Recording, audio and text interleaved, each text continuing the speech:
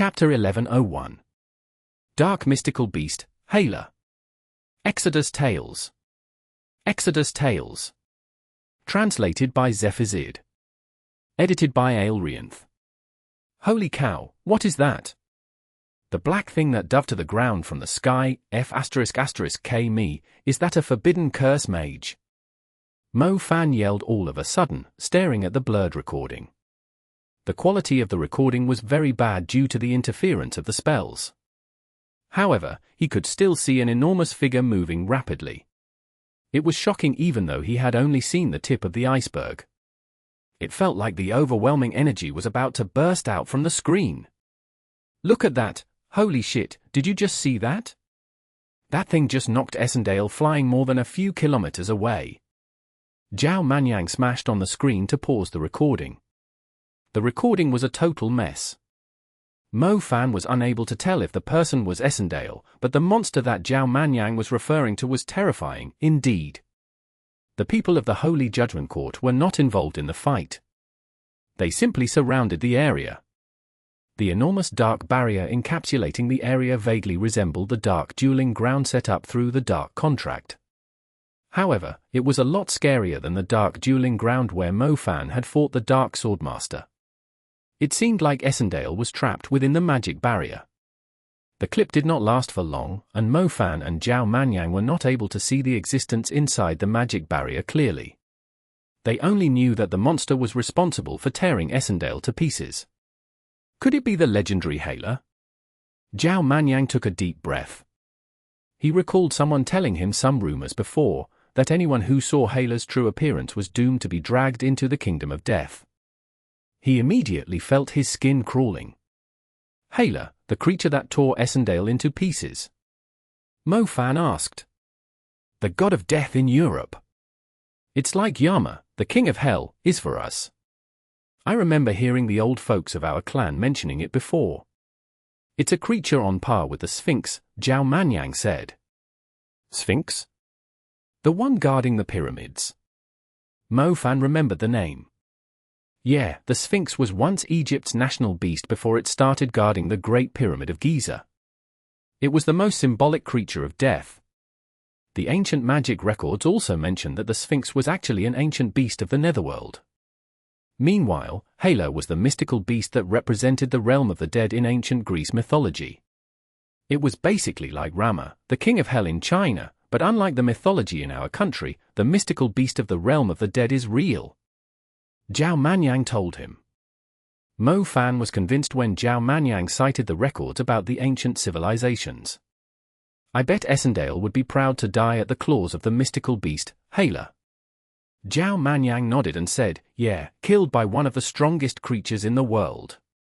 He didn't bring disgrace to his reputation as the master of the shadow element.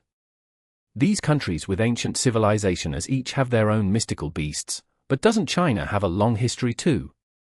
Don't we have any mystical beasts on par with those creatures? Mo Fan asked. Of course there are. The totem beasts were the ancient mystical beasts of our country, but they were all eliminated. Oh, that giant snake in Hangzhou is the only ancient mystical beast that we have left. I used to hear my grandfather mention that China once had the 4 great totems, which were the azure dragon, the vermilion bird, the white tiger, and the black tortoise, the 4 legendary mystical beasts that everyone knows about. I wasn't sure if my grandfather was being boastful, but he did say that if the 4 great totems are still around, even the weakest among them, the black tortoise, could still end up in a draw against the Sphinx or Hayla, Zhao Manyan replied. But they are no longer around, so it's meaningless to say that now. I bet they were killed by the people of our country, since most of them believed it was not safe to keep them around, Mo Fan scoffed. But I think he wasn't lying. I believe you know better than me how strong that giant snake in Hangzhou is. Zhao Manyan asked. Of course, Mo Fan said. The black totem snake was a real totem beast. The black tortoise had 2 offspring, one is the black snake, and the other is Bishi. The black snake is obviously the black totem snake, and it's already so powerful, so I find my grandfather's words rather convincing, Zhao Manyan said. Mo Fan glanced at Zhao Manyan and asked, since when do you know so much? Well, I just checked the information out of curiosity, Zhao Manyan said nervously, and seemed to be hiding something. He immediately switched the topic. By the way, your Xinxia has already become a saintess, why don't you seem concerned at all? What saintess? She has always been a saintess to me, Mo Fan replied instantly. Bro, haven't you read the news? They have announced the final 4 candidates, who are referred to as the saintesses. The goddess will be elected from them. Now that Andy is dead, there are only 3 candidates left, meaning that the odds of Xinxia being elected as the goddess is 1 in 3. Zhao Manyan exclaimed. Mo Fan was dumbfounded. He had just come out from seclusion and had not had time to contact Xinxia yet. He was utterly clueless that something so serious had happened. What is it? Why do you look so gloomy? Zhao Manyan said. I don't really think that's good news. I know her situation better than anyone else. It's already a surprise that she joined the Hall of the Goddess, but it simply did not make sense going this far. Mo Fan said grimly. The Parthenon Temple's election isn't just about influence. Maybe her temperament and her character suits the role of the goddess perfectly, or maybe the soul of the goddess is fond of her. Who knows, but I think Xinxia is a worthy candidate, at least her heart is the purest that I have ever seen, Zhao Manyan said. What the hell is the Parthenon Temple up to? Mo Fan was even more confused about what the Parthenon Temple was trying to achieve. Forget about it, the finals are starting tomorrow. Are you ready? Zhao Manyan asked. Zhao Manyan was obviously trying to ask if Mo Fan had fully refined the good stuff that he had acquired from the treasure hunt. Mo Fan was easily the biggest winner out of everyone on the team. The man was already so strong before the treasure hunt, and with the awesome loot, his strength was surely going to reach another height. Do you know about the levels of mental strength? Mo Fan asked. Yeah? I'm at the 4th level now. Mo Fan grinned. Holy crap, you're basically unbeatable. The format of the duels was different than the knockout round. Even though it consisted of team battles, the teams were allowed to substitute members in the middle of a match. The number of participants in a match was still 10, but if a student was knocked out, the team could immediately send another student onto the stage. A team could only substitute members 3 times, meaning that 8 people could represent their team in a match during the finals. It was a test of the entire team's strength, since 8 out of the 10 representatives of a national team were expected to fight in a match. It was the simplest way to test the strength of each country, allowing them to implement different combinations of the members and strategies based on their elements. As the finals of the World College Tournament were about to start, the people soon forgot about Andy's death. The bars and pubs in Venice were hung with the portraits of the students of different national teams. The students were ranked based on their strength. The ranking was based on the performance of the students during the knockout round and the treasure hunt. Without surprise, Mo Fan was ranked 5th. Mo Fan did have some words to say to the person that came up with the ranking. Are you F*** king blind or what? How am I only ranked 5th when I took out 6 people by myself during the treasure hunt? Mo Fan found it hard to accept. In his opinion, no one around his age could possibly stand a chance against him. If he really needed to pick someone that could defeat him, it was going to be Mu Ningxue with her bow. Mo Fan was not pleased with the ranking. He swore to beat the crap out of the 4 participants that were ranked higher than him. Rank 1 is the captain of the English team, Zorro. He has green hair and dark green eyes. Even now, no one knows what his primary element is, since he has only used his summoning element so far in both the knockout round and the treasure hunt. His summoned beast and contracted beast have simply crushed all his opponents. Rumors say he is a lightning mage, with a remarkable innate talent. Jiangtu had gathered the information and revealed it to the rest of the team. Lightning element, he's managed to get my attention. Mo Fan harumphed coldly. Rank 2 is from the American team. She's closely related to the Sacred Hall of Liberty. Her name is Jessie.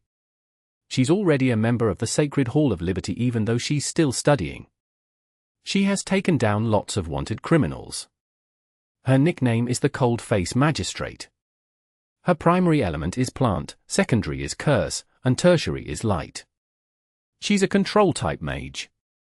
Apparently, she was on her own throughout the treasure hunt and ended up with resources summing up to 1.3 billion, Jiangtu said. Jiangtu showed Jess's picture to the team.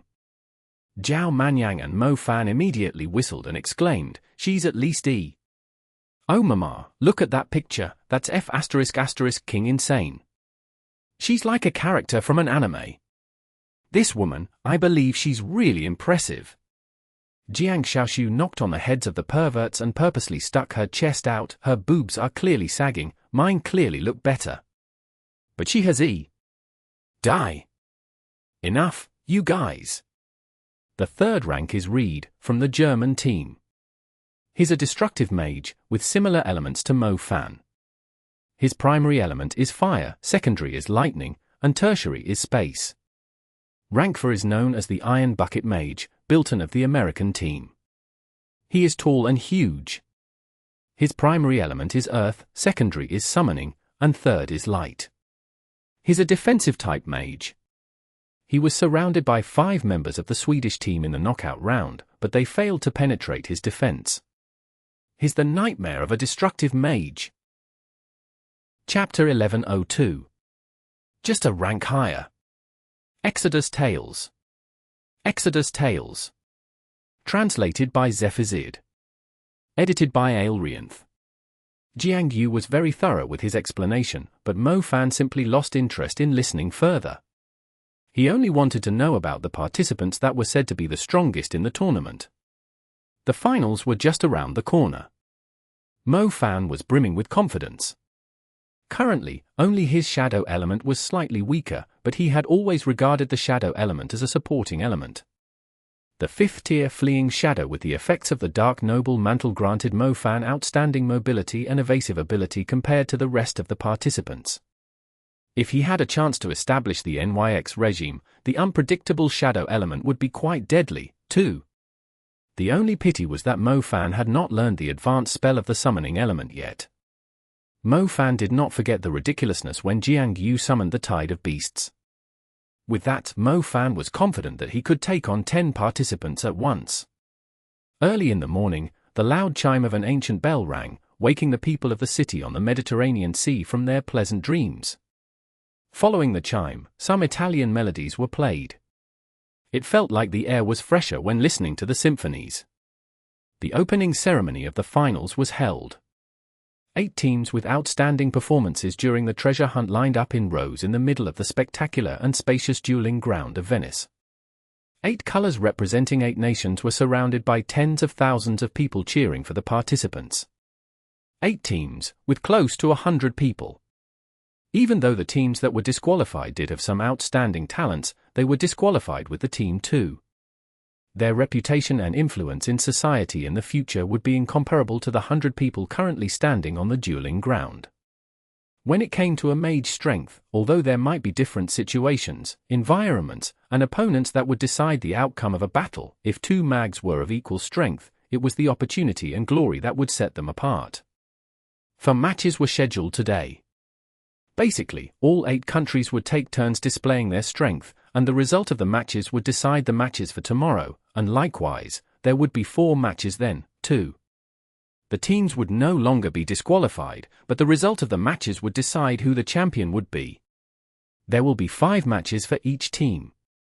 Basically, we'll be fighting most of the teams, and it's quite obvious that we'll have to give our best when we're up against the top 4 countries. If we can keep our winning rate at 50% against those countries, we'll have a chance to be ranked in the top 3 in the tournament. There are only prizes for the teams in the top 3, and even though I don't want to add more pressure, there's something you should know too, Feng Li said to the team sternly. What is it? Mo Fan asked. Everyone knew Mo Fan was as ignorant as an illiterate, so even Zhu Jiming, Mu Tinjing, Guan Yu, and the other assholes were too lazy to mock him whenever he asked a foolish question. Coming from renowned clans, it went without saying that they would know a lot more information than the others. The World College Tournament was the biggest magic tournament in the world, as it was usually how the countries split the scarce resources in a fair manner. With demon creatures on the rampage, and humans being forced to stay within their cities, there were only limited resources left for the humans. As for the scarce, yet extremely important resources, it was unreasonable for the great powers of the world to simply claim them. They needed a fair, civilized way to decide which country would be getting resources. The way they came up with was to let students of each country compete against one another. It was why the first World College Tournament was held. The final ranking of the tournament was extremely important, as it would decide how the scarce resources were going to be distributed among the countries. If a country ended up with an A-grade magic ore vein, the energy was enough for the country to build a new city, a great fortress, or an abundant supply of magic ores to awaken new mags. The supply of magic ores each year would allow the country to train tens of thousands of mags, and regardless of the height that these mags could reach, they would still greatly improve the strength of a country. The way the countries decided on the distribution of the resources was not disclosed to the public, yet it was the most reasonable way to do it. Mo Fan realized something after hearing the explanation. No wonder the country is treating this tournament so seriously, and is so willing to invest in us. It turns out that the countries are the ones that benefit the most from the World College Tournament, based on the ranking. Speaking of which, I've been fairly outstanding so far in the tournament, allowing our team to reach the finals without any risk. Isn't the country going to reward me somehow? What if Japan attempts to persuade me to be their citizen by promising me 2 glamorous women, or if England offers me a mansion that is worth tens of billions, full of maids that don't wear their panties in exchange for my loyalty to the Queen, or... The rest of the team pretended they never knew Mo Fan when he was uttering nonsense. Only a grassroots mage like Mo Fan, who did not really take any resources from the country, could be so wanton and unrestrained in a situation like this. He was not under any clan or association, nor was obliged to anyone in particular. He could embarrass himself as he pleased, yet it was not the case for the others. They were obliged to follow the compass and go with the set square.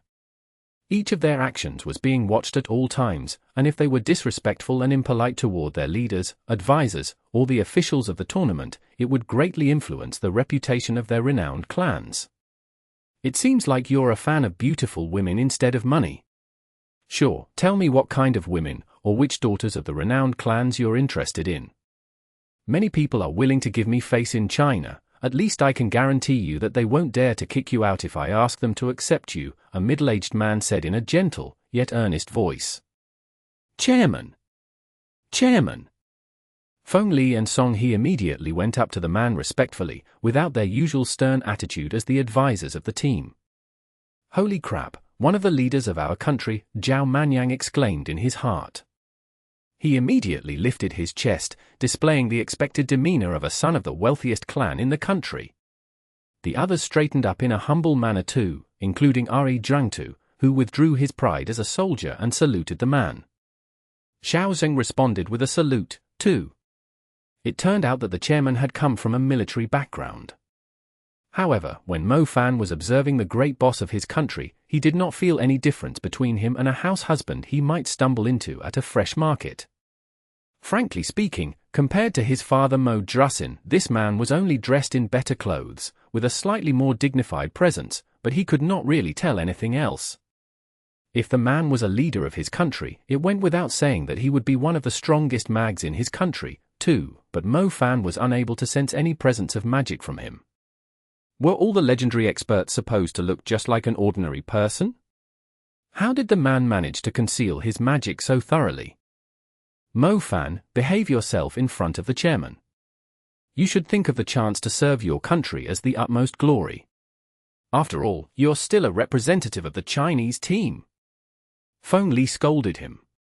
He proceeded to whisper into Mo Fan's ear with his psychic voice, if you dare betray the country by joining other countries, I swear I'm going to break your legs. I was just saying, why so serious? I'm honored to serve the country, and I'm not asking for a reward, but of course I will gladly accept it if there's any. Forget about pulling strings for me, I can pick up chicks myself. Besides, I believe there are not many mags that I can't handle who aren't married yet, Mo Fan smiled. Mo Fan, are you going to die before becoming more humble? Feng Li's mustache started to rise in anger. Ha ha, you're being very honest. I did beat the crap out of the man who tried to compete with me for my wife. Initially, my wife preferred men that are good-looking, but she realized that I'm pretty cool whenever I'm beating someone up, so we ended up together. Xiaozhong burst out laughing. Chairman, isn't it inappropriate to say that now? An old secretary coughed. I'm here to encourage you verbally, but I'm afraid I didn't have any substantial rewards with me, Xiaozhong said. Chairman, your encouragement is the best reward for us. Zhu Jiming took the opportunity to fawn on the man. Very well. Apart from the encouragement, there are a few things I would like to say. Regardless of the factions you're representing, I'm hoping you will understand that due to the complicated terrain of our country, we are constantly under the threat of the demon creatures. Our country is actually ranked 5th in terms of the level of the danger we are under, but we've managed to attain resources granted to a country that is merely ranked in the top 20 to hold off the danger. It's not because the mags of our country are stronger, but the fact that we have a higher population. It simply means more people are sacrificing their lives to protect their country, and I'm sorry to say that China has the highest number of deaths of mags in the world. You've done a great job coming so far, but I have a greater hope for you, to secure a higher ranking and earn more resources for the country. I hope that you'll think about the people that are struggling at the boundary of the safe zone right when you're thinking of giving up, and ask yourself, have you really reached your limit? Can you go beyond that, and just try to get another rank higher? The little resource you earn for the country might prevent tens of thousands of soldiers from dying. Please? Xiao Zheng's tone went from calm to solemn, to sincere, and finally with a hint of pleading, despite his identity. Xiaozheng had clearly brought his hope for the team in the World College Tournament. The leader of a country always had his focus on the well-being of a country that was occasionally under the threat of the demon creatures roaming all over. The nests, the hordes, the kingdoms, the vast lands, the mountain ranges, the boundless oceans, the complicated lakes, the dry deserts, the icy northern valley, too many demon creatures were eyeing the cities covetously. The citizens living in the cities might be unaware, but as mags, they had to keep the threat in mind at all times. Hearing Xiao Zheng's words, Mo Fan recalled the words that Headmaster Zhu had spoken to the students at the opening ceremony of the high school, prior to the awakening of their magic. From the weakest students who were only basic mags, to the highly respected advanced mags participating in the World College Tournament, they should always set their eyes on the demon creatures that never had once given up on the thought of invading their territory. Chapter 1103. Malevolent. Exodus Tales. Exodus Tales. Translated by Zephazid. Edited by Aelrianth. As usual, our chairman has a high notion of our duty as mags. Mo Fan, did you hear that? Don't you feel ashamed of yourself? You even said that you're going to consider the invitation of other countries. Zhu Jiming really knew how to grab hold of the opportunity. He immediately used it to humiliate Mo Fan. There were things that could be harmless if he was to say it at some other times. However, in certain occasions, especially when great authorities were around, he could easily twist the truth behind Mo Fan's words. I suddenly realized that my temper has seriously improved a lot compared to how I was before. The fact is I've allowed an idiot like you to be an eyesore for a whole year. Mo Fan did not restrain himself either. He proceeded to scold Zhu Jiming as he pleased. Who did you just call an idiot? Zhu Jiming snapped furiously. Don't think you can act recklessly just because you're stronger than us. I might be weaker than you, but at least I won't commit treason, nor would I ask our superior for a reward shamelessly. It's necessary for a piece of trash to know their worth. Mo Fan replied mercilessly. Zhu Jiming's face darkened after being told that he was a piece of trash, not to mention that it happened right in front of the chairman. If he allowed Mo Fan the Mad Hound to humiliate him, how could he possibly face the people of his clan? That being said, Zhu Jiming was smart enough to know that it was unwise to provoke Mo Fan any further. Even if he wanted to, he would have to pretend that he had a high notion of his duty, too. If you think you're so good, just go on and help the team place in the top 3. As a matter of fact, I'll be damn impressed if you can help the team defeat any of the 4 great nations. I don't need to impress you. You just have to admit that you're a piece of trash, and stop oinking like a pig around my ears. To be honest, I'm already being very respectful to the country by behaving myself, or else, I would have long ago beat the crap out of you so you could just lie and rest on a sickbed. What renowned clan is it that raised a retard like you and managed to put you on the national team to annoy other people and sow dissension among the members? Mo Fan's rebuttal was like a machine gun. Excuse me, did I hear that you have an opinion on the person that I recommended join the team? A woman behind Xiaozheng suddenly said. She sounded quite stern and cold. Zhu Jiming was overjoyed when he heard his paternal aunt speaking up. He knew Mo Fan was a powder keg that would explode with the slightest spark. Even though the woman behind Xiaozheng was only a secretary under the chairman, her status was basically comparable to a councilman, and it was she that recommended Zhu Jiming join the national team. Secretary Zhu Huiyin had a displeased look when Mo Fan kept scolding, and she finally ran out of patience. So this pig is one of yours? You should really teach him some manners, so he can stop being a troublemaker. The chairman already said that a single rank could make a difference to the lives of tens of thousands of soldiers. Let's be honest, as long as he stops sowing discord between the members, we won't have any trouble being placed in the top 3, Mo Fan replied. He had no intention to go easy on the secretary. Zhu Huiyin's face darkened after hearing his words. Where exactly did this disrespectful student come from to say such a thing to the chairman's secretary? Did he seriously think no one could teach him a lesson? Chairman, I seriously don't understand. I know strength is important, but isn't attitude the most important? Look at how disrespectful this student is. I bet he might actually accept the invitation of the other countries after the tournament. It's meaningless for us to waste our resources on a person like him. I suggest we let him give away the resources he acquired from the treasure hunt and distribute them evenly to the rest of the team. Secretary Zhu Huiyin was at the end of her patience. She even demanded Mo Fan give up on the resources he earned from the treasure hunt. Xiaozheng did not stop the quarrel between Mo Fan and Zhu Jiming. He even stopped Feng Li from interfering with a thoughtful look. He had allowed the quarrel to happen as he believed it was better to deal with the conflict than hiding it. The finals consisted of team battles, and each team would have to send out 8 members in every match. The teamwork and synergy between the members were extremely important. Without enough trust between the members, the team would soon be crushed by their opponents. Xiaozheng did not want the members to pretend to be harmonious on the surface, but scheme against one another during the matches, as it would simply ruin the whole team. It was obvious that the members of the team were not on peaceful terms with one another. Xiaozheng had noticed it during the treasure hunt. Zhu Jiming, Mu Tinjing, Nanrong Ni, and Li Kaifeng had basically formed their own group within the team, and they did not even try to lend Mo Fan and Mu Ningxue a hand when they were in a pinch. It was definitely not something that Xiaozheng wanted to see. He knew it was impossible to resolve the conflict between the members, since the conflict was not just child's play, nor was it as simple as envy or jealousy. After all, prior to representing the country, everyone was competing against each other, so the conflict had lasted for a long time. Xiaozheng was planning to turn the conflict into a motivation, so the members would be holding one another accountable. He wanted to use the conflict to secure a higher rank for the team. Mo Fan did utter some rash comments, but Zhu Huiyin, your suggestion isn't appropriate either.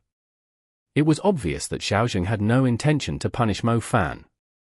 I just think that a malevolent student like him might actually commit treason. Zhu Huiyin totally lost her calm. Zhu Huiyin felt like Mo Fan was basically scolding her when he called Zhu Jiming a retard and a piece of trash, since she was the one that recommended Zhu Jiming, not to mention that he was saying it right in front of the chairman. He was basically asking for death. Since he was asking for trouble, she would make sure that he would never recover from it. No one had dared to challenge her like that. Wouldn't it be a piece of cake if she wanted to play the kid like a fiddle? Zhu Huiyin, I don't agree with what you said. I might be unfamiliar with other students, but I can guarantee you that Mo Fan will never do anything like that. I'm not too pleased with your suspicion and accusation. I'm asking you to apologize to Mo Fan. Han Ji could not stand it any longer. Han Ji, did I just mishear it? Zhu Huiyin was startled. Was the man serious? Did he just ask a secretary to apologize to a student? Was this Han Ji out of his mind? You heard it right, I'm asking you to apologize to Mo Fan. Han Ji stepped forward, implying that he was not joking at all, displaying his stance. Hanji, Zhu Huiyin is just teaching the younger generation a lesson. You shouldn't take it so seriously, the leader of the Mu clan, Mu Gong, said. I was wondering why this kid is so reckless, to even dare murder the successor of my Lu clan. It looks like Hanji here has got his back. Hanji, are you that obsessed with your disciple, to even demand that the chairman's secretary to apologize to a mere student? Councilman Lu Xin, who had been silent all this time, finally spoke up. The moment Lu Xin came into the room, he had been watching Mo Fan closely, as if he had the urge to burn him into ashes. We've confirmed the reason behind Lu Yilin's death. It was Lu Yilin who tried to murder his teammate first, Song He intervened. Even so, they should have handed him to the enforcement union. What right did he have to murder Lu Yilin? Besides, they could say whatever they wanted after the man was dead. How can I be sure that the members of the team weren't crowding out my nephew? Councilman Lu Xin lost his calm too. He would never forgive Mo Fan for what he had done. I already said it, we'll discuss it after the World College Tournament. Lu Xin, that's enough. Feng Li snapped. Fine, I'll be waiting for the enforcement union to give me a fair explanation. Otherwise, I'll be taking the matter into my own hands instead. Lu Xin replied threateningly. Han Ji did not argue further on the topic, yet it did not mean he was done with Zhu Huiyin, who tried to abuse her identity to defame Mo Fan. Old Han, we'll just let Zhu Jiming apologize to Mo Fan.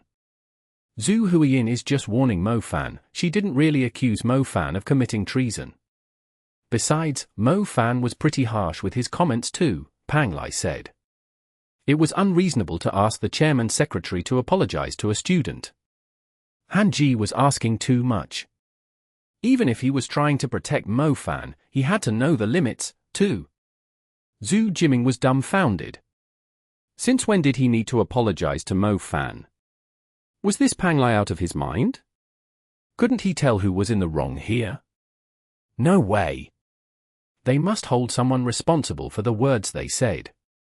We all know that Mo Fan is just joking, yet someone purposely twisted the truth of his words and accused him of treason. Considering how young Zhu Jiming is, he might be doing it out of jealousy, since he hasn't been particularly outstanding on the team. However, as the chairman's secretary, what were you thinking, to accuse the student in front of everyone else? Don't you know how great an influence it would be on him? Han Ji was extremely stubborn, and he sounded quite serious, too. What was I thinking? I'm just teaching him a lesson.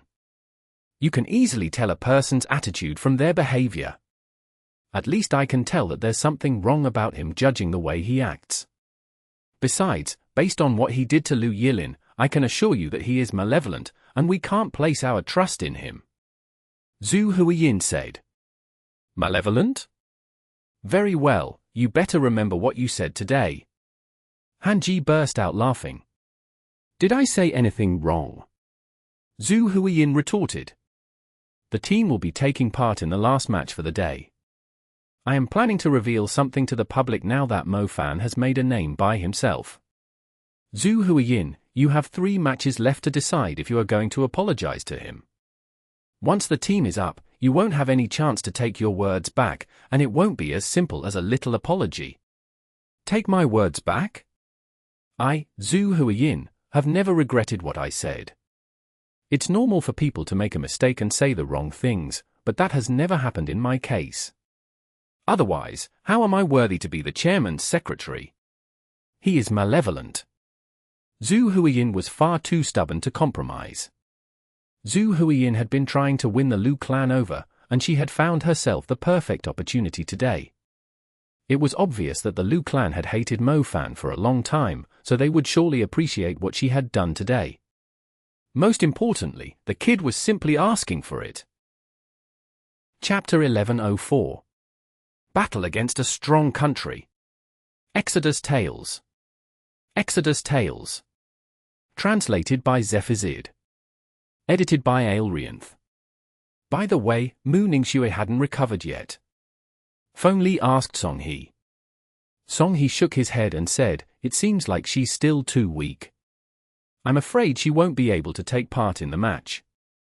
Without her, the overall strength of our team will drop significantly, Pharaoh sighed. What does it matter? Mu Tinjiang's ice magic isn't any weaker than hers. Besides, Mu Tinjiang also has a soul-grade ice seed. Mu Gong immediately spoke up. Pharaoh was left utterly speechless by Mu Gong's words. Even someone as dumb as a pig could tell the great difference between Mu Tinjiang and Mu Ningxue. It was unnecessary for the man to try and bring attention to the person he was supporting. The finals had begun. The first, second, and third matches had been spectacular. The teams would no longer conserve their strength in the finals, since they were up against strong opponents now. The students were clearly stronger than their performances in the knockout round and the treasure hunt. The resources that the students had acquired during the treasure hunt played an important role too, as those with outstanding loot could easily distance themselves from the rest of the participants. America was going up against Greece. Greece was an ancient country of magic, and was also a country that had a sacred organization, the Parthenon Temple. Greece had always been a strong country, and was one of the few countries that could take on America. The match went on for quite a long time. Even the three members that were substituted into the match had outstanding performances that left the spectators across the world in awe. The students that were around the same age as the participants were left in shame, as most of them were still stuck in the basic and intermediate levels. In the end, the Greece team beat the American team and was placed in the winner bracket. Following that was a match between England and France. There was quite an obvious gap between the strength of the two European countries. England had a great advantage, and the captain of the English team, Zorro, started applying great pressure to the French team with only his summoning element. Many people were totally impressed by Zorro after watching the match. In addition to that, some members of the English team even teased that the summoning element was not Zorro's strongest element. He still had two other elements that he was still keeping a secret. The man was full of mysteries. England went into the winner bracket, while France was placed in the loser bracket. The third match was a showdown between Canada and Egypt. The two countries were not particularly strong, but the Egyptian team was abused their undead element as part of their strategy to wear their opponents out. After a long match, to everyone's utter surprise, they managed to defeat Canada. Many people thought Egypt was only lucky to make it to the second round, since they were not up against any of the strong countries in the first round. However, their result in the treasure hunt was not bad, either. The people thought the Egyptian team would be crushed during the finals, yet they had surprisingly defeated their first opponent and made it to the winner bracket.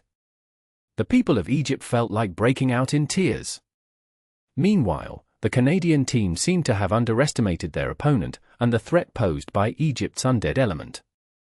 They did not try and end the match as quickly as they could, allowing the Egyptian team to stack up their armies of undead and secure the victory. A team battle was not just a test to the participants' strength, but required synergy between the members, and their ability to react according to the situation into account too. The fact that the Egyptian team was able to defeat the Canadian team that was believed to be stronger highlighted the importance of teamwork and strategy. To be honest, we aren't really confident in fighting Germany. We would rather fight Canada or Greece. It feels like we know nothing about the German team. They have really done a great job of keeping their information a secret. The tournament has been going on for quite a while, yet they didn't really expose much about their team, Jiangtu said. Going up against an unknown enemy was the trickiest, since the key members of the Chinese team had basically exposed their strength in the previous matches, allowing their opponents to learn more about them. On the other hand, the German team did not really have any member that was outstanding in particular, during the knockout round or the treasure hunt. That was the reason why the German team was scary, as they had managed to come so far without exposing much information about themselves. Mo Fan, you'll be on standby first, watch the match closely, Pharaoh said to Mo Fan. Sure, I'm happy to show up in the end. Mo Fan did not seem too bothered by the arrangement. It simply meant he was the ace on the team. That being said, Mo Fan was aware that he had shown too much of his strength during the treasure hunt. He was also ranked 5th among all the participants, so the enemy team must have done their homework. If he was among the starting members, they would surely pick on him. Jiangtu, you will take charge of the match, Pharaoh said. Jiangtu nodded. The Chinese team could not afford to keep Jiangtu on the bench. Without him, the team would be crushed in an instant, and it was unlikely that he could turn the tables by joining the match late. Mu Tingying, you'll be manipulating the environment, Feng Li said. Mu Tingying's eyes glittered. She was finally given a chance to perform. Her Thistle's ice had improved recently too, and it was surely going to bring her some attention. Zhao Manyan, you'll start first too. Feng Li hesitated for a moment, before choosing Zhao Manyan as one of the starting members. Zhao Manyan was fairly shocked. After all, many people simply assumed he was the weakest on the team. Sure, advisor.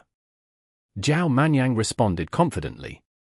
Their team has a strong destructive mage, be prepared, Feng Li said. The only information they had on the German team was about the destructive mage Reed, who was included in the ranking. His primary element was fire, secondary was lightning, and tertiary was space.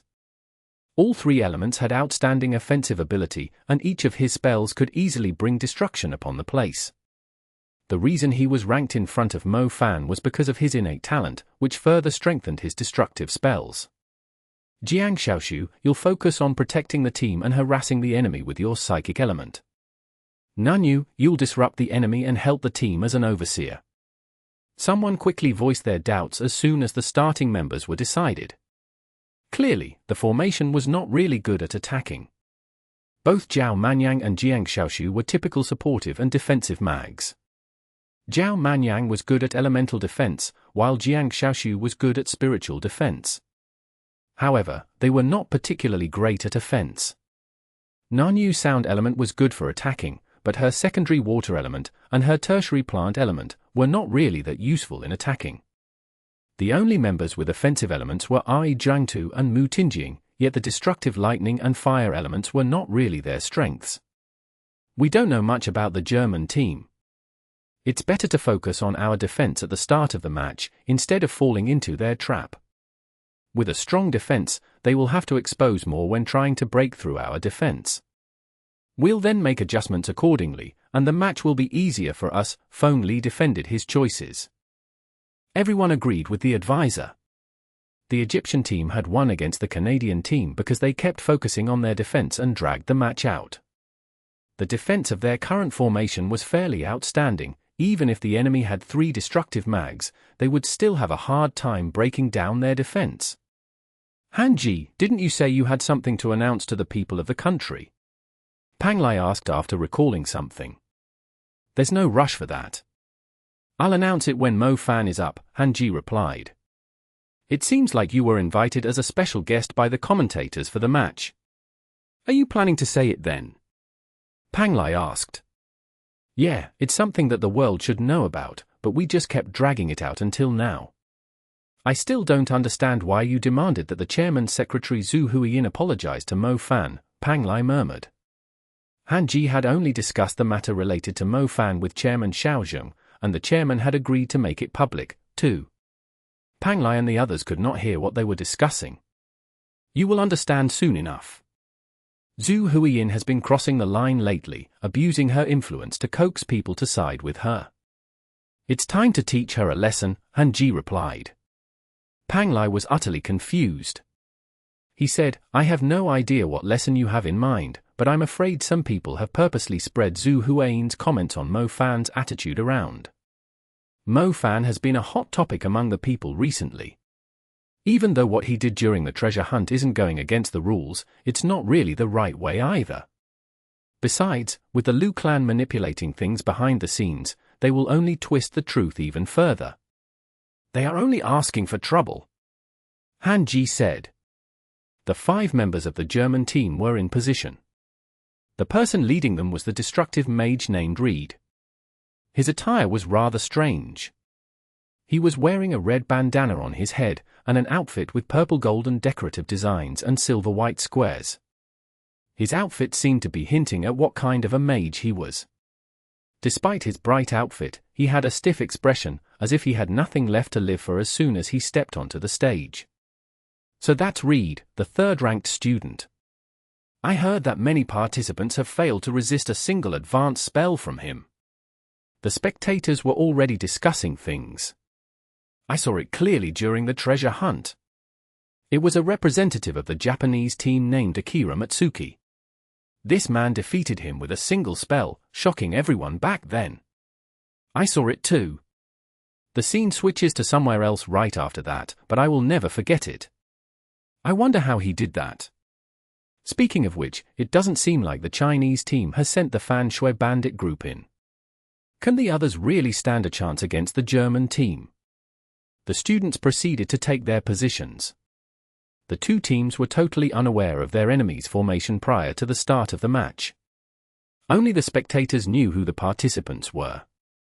The stage of every match in the finals was different. The stage of the current match was covered in golden sand, with an abnormal wind blowing the sand into the air at times. Chapter 1105. The Offense That Ignores Defense. Exodus Tales. Exodus Tales. Translated by Zephazid. Edited by Aelrianth.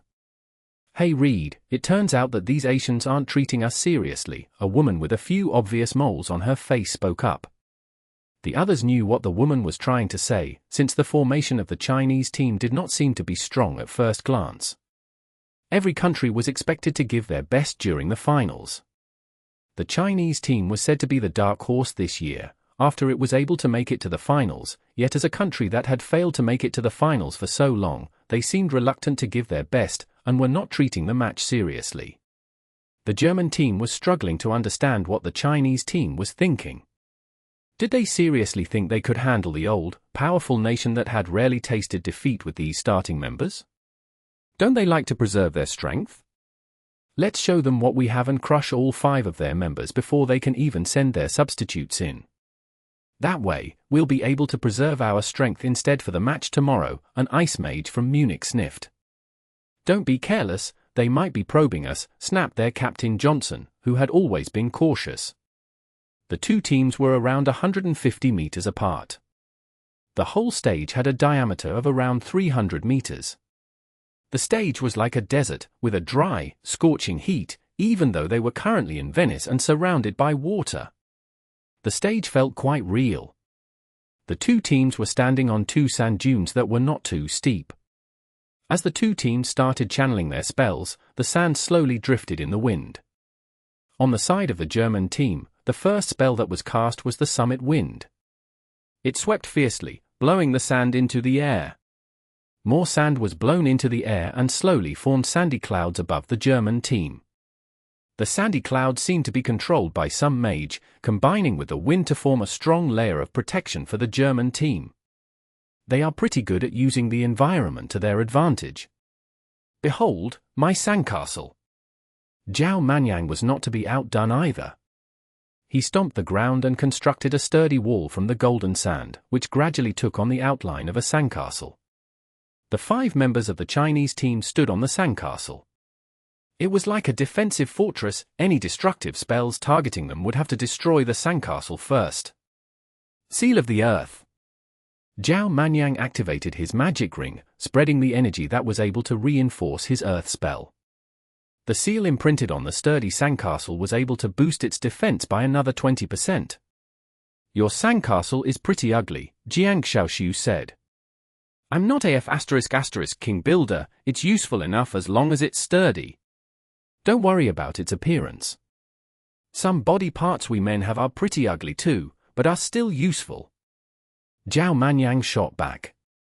Jiangtu stuck her tongue out, not willing to waste any more of her time talking to the pervert. Jiangtu strongly believed that the reason why Mo Fan and Zhao Manyan were able to become best buddies was that they greatly appreciated how equally perverted they both were. It's the second-tier Skyflame funeral, hellish flames.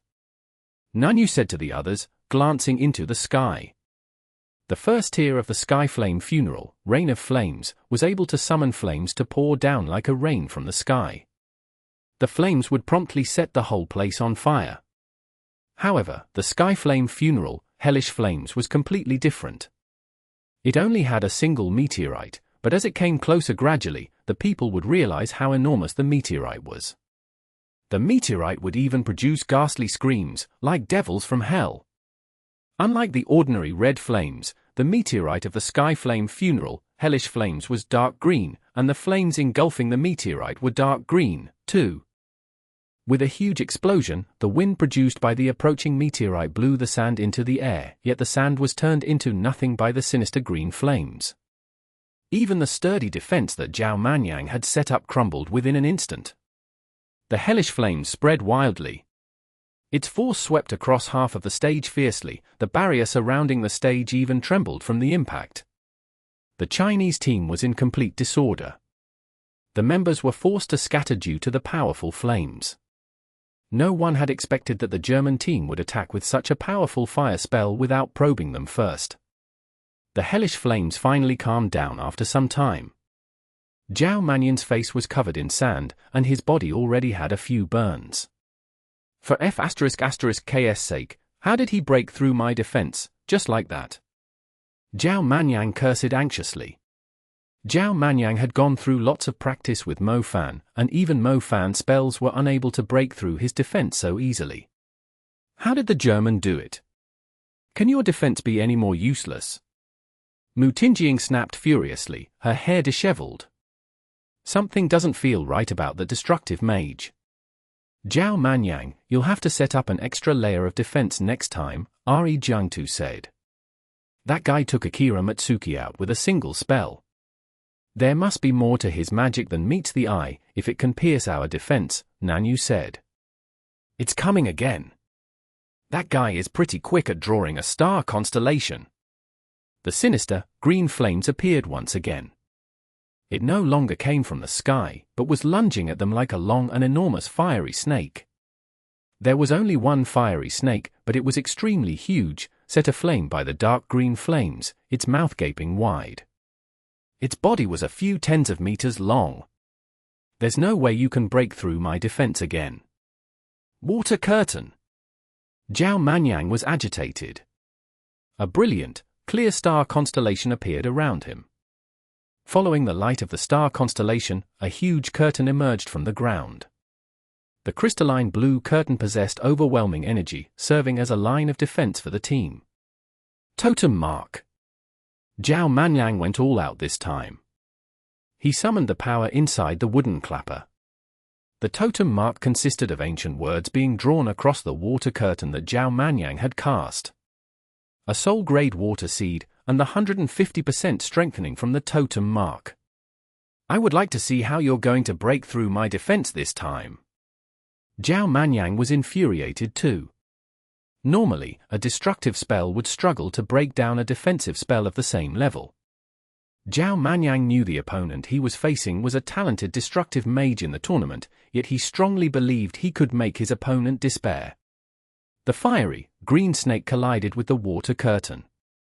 The defensive barrier shook vigorously, yet when Zhao Manyan assumed that the snake was surely going to dissipate, it simply went past the barrier and lunged at them. Zhao Manyan, what the heck are you doing? Mu Tingying screamed. The fiery snake scorched the whole area. The formation of the Chinese team collapsed entirely as the members were forced to back away from the wild flames.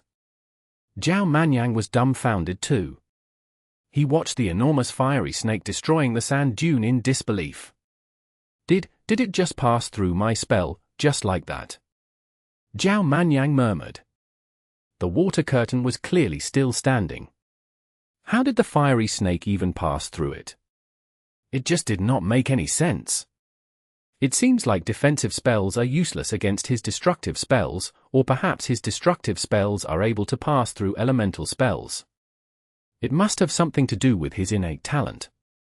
It explains why Akira Matsuki was defeated by a single spell. The man obviously did not expect his defensive spell to be entirely useless against his opponent's attack. Jiangtu said. The same thing had happened twice. The others were confused about why Zhao Manyan had failed to stop him. The second time, the fiery snake had simply passed through the barrier. It was not because Zhao Manyan's defense was too weak, but the unique attributes that their opponent's magic had. They had never seen anything like it. It had to be something to do with the man's innate talent. If all our defensive spells are useless against him, is there any point for us to fighting this match? Won't we just be target practice for him once we use all our defensive equipment? Zhao Manyan said in low spirits. The two spells had already forced the members to use 4 pieces of their defensive equipment. They were meant to use their defensive equipment as a last resort, yet they had already paid such a great price after the match had only just begun. Jiangtu and I will keep him busy. Old Ari, you better apply enough pressure to the other members of their team, Nanyu immediately said. Jiangtu was a psychic mage, an archenemy of all destructive mags. However, Nanyu believed the man would have a way to defend himself from the psychic element. That being said, if Jiangtu kept applying pressure with the psychic element while Nanyu tried her best to disrupt the man's channeling with the sound element, they would be able to stop Reed from casting advanced spells. It simply meant they would have to send 2 members just to keep a single member of the enemy team busy. Ari Jiangtu, Zhao Manyan, and Mu Tingjing would have to take on the rest of the enemy team. However, their team had no other choice. The destructive mage could easily crush their whole team with his terrifying innate talent. They would lose before they could send in the substitutes. There should be some other way. It doesn't make sense that the guy is able to ignore all our defense. There must be something we're missing. Zhao Manyan said. You can take your time to figure it out. Mu Tingjing harumphed coldly, before following Ari Jiangtu to engage the rest of the enemy. Zhao Manyan was unwilling to accept the truth, yet he could not afford to waste further time. Even if he could not stop that guy's destructive spells, there was no way he could not handle the rest of the enemy. They just needed to find a chance to eliminate the others on the enemy team, before dealing with the scary destructive mage. Chapter 1106. The Turtle Shell Mage of the Zhao Clan. Exodus Tales. Exodus Tales. Translated by Zephazid. Edited by Aelrianth. 3 on 4? Have these Asians spent too much time in their small barbarian Yelan kingdom for too long? Did they seriously think they can challenge us just because they had a fairly impressive performance in the first round and the treasure hunt? Don't forget that their country has been in danger lately just because of how far behind the magic of their country is, the woman with Mole's snort, with an arrogant and mocking grin. She soon locked her gaze on Mu Tingjing, who was also a female representative, and said, I'll take that ice mager out in 10 minutes. Be careful of her, Captain, Johnson warned her. Johnson had faint, blue eyes. He was dressed in simple clothing, with a calm and steady demeanor, like a sturdy mountain with distinct edges. His eyes were fixed on Ari Jiangtu as he walked forward at a steady pace. In the previous matches, Johnson had seen the firm demeanor of a soldier in the Space Mage. The students of a military academy were clearly different than the students from ordinary schools. Students with a military background were neither undisciplined nor had the pride of a young adult, as if their bones would always emit a stern aura, regardless of what they were facing. In their eyes, the place was not just a stage, it was no different than a battlefield. Johnson had long noticed Ari Jiangtu, and similarly, the man had long caught Ari Jiangtu's attention. After all, the captain of the German team was not the destructive mage Reed, but the tall and sturdy man that was firm as a mountain, Johnson. Johnson was in an offensive stance. He gradually approached the Chinese team, using a few basic and intermediate spells as a signal, implying that he was challenging Ari Jiangtu to a duel. Ari Jiangtu did not leave the team. He stood within the range of Zhao Manyan's defensive spells, and while keeping his eyes on Johnson, he was also keeping an eye out for another member of the enemy team. It doesn't seem like he's interested in dueling me. If that's the case, attack at will. Johnson waved his hand and gave the order. Johnson's words served as an absolute order to the team. As his voice was still echoing across the stage, various magical glows appeared as space trembled when the energy of the spells gathered. A sand dune suddenly emerged from the ground, followed by a deafening roar. The yellow sand poured down from the beast's back like a waterfall. The creature lifted its head and uttered another roar, turning the sand into a fierce storm. The crowd eventually realized that the creature was a granite inferior dragon. Its sturdy skin was made of granite, and it looked like a giant statue had come alive.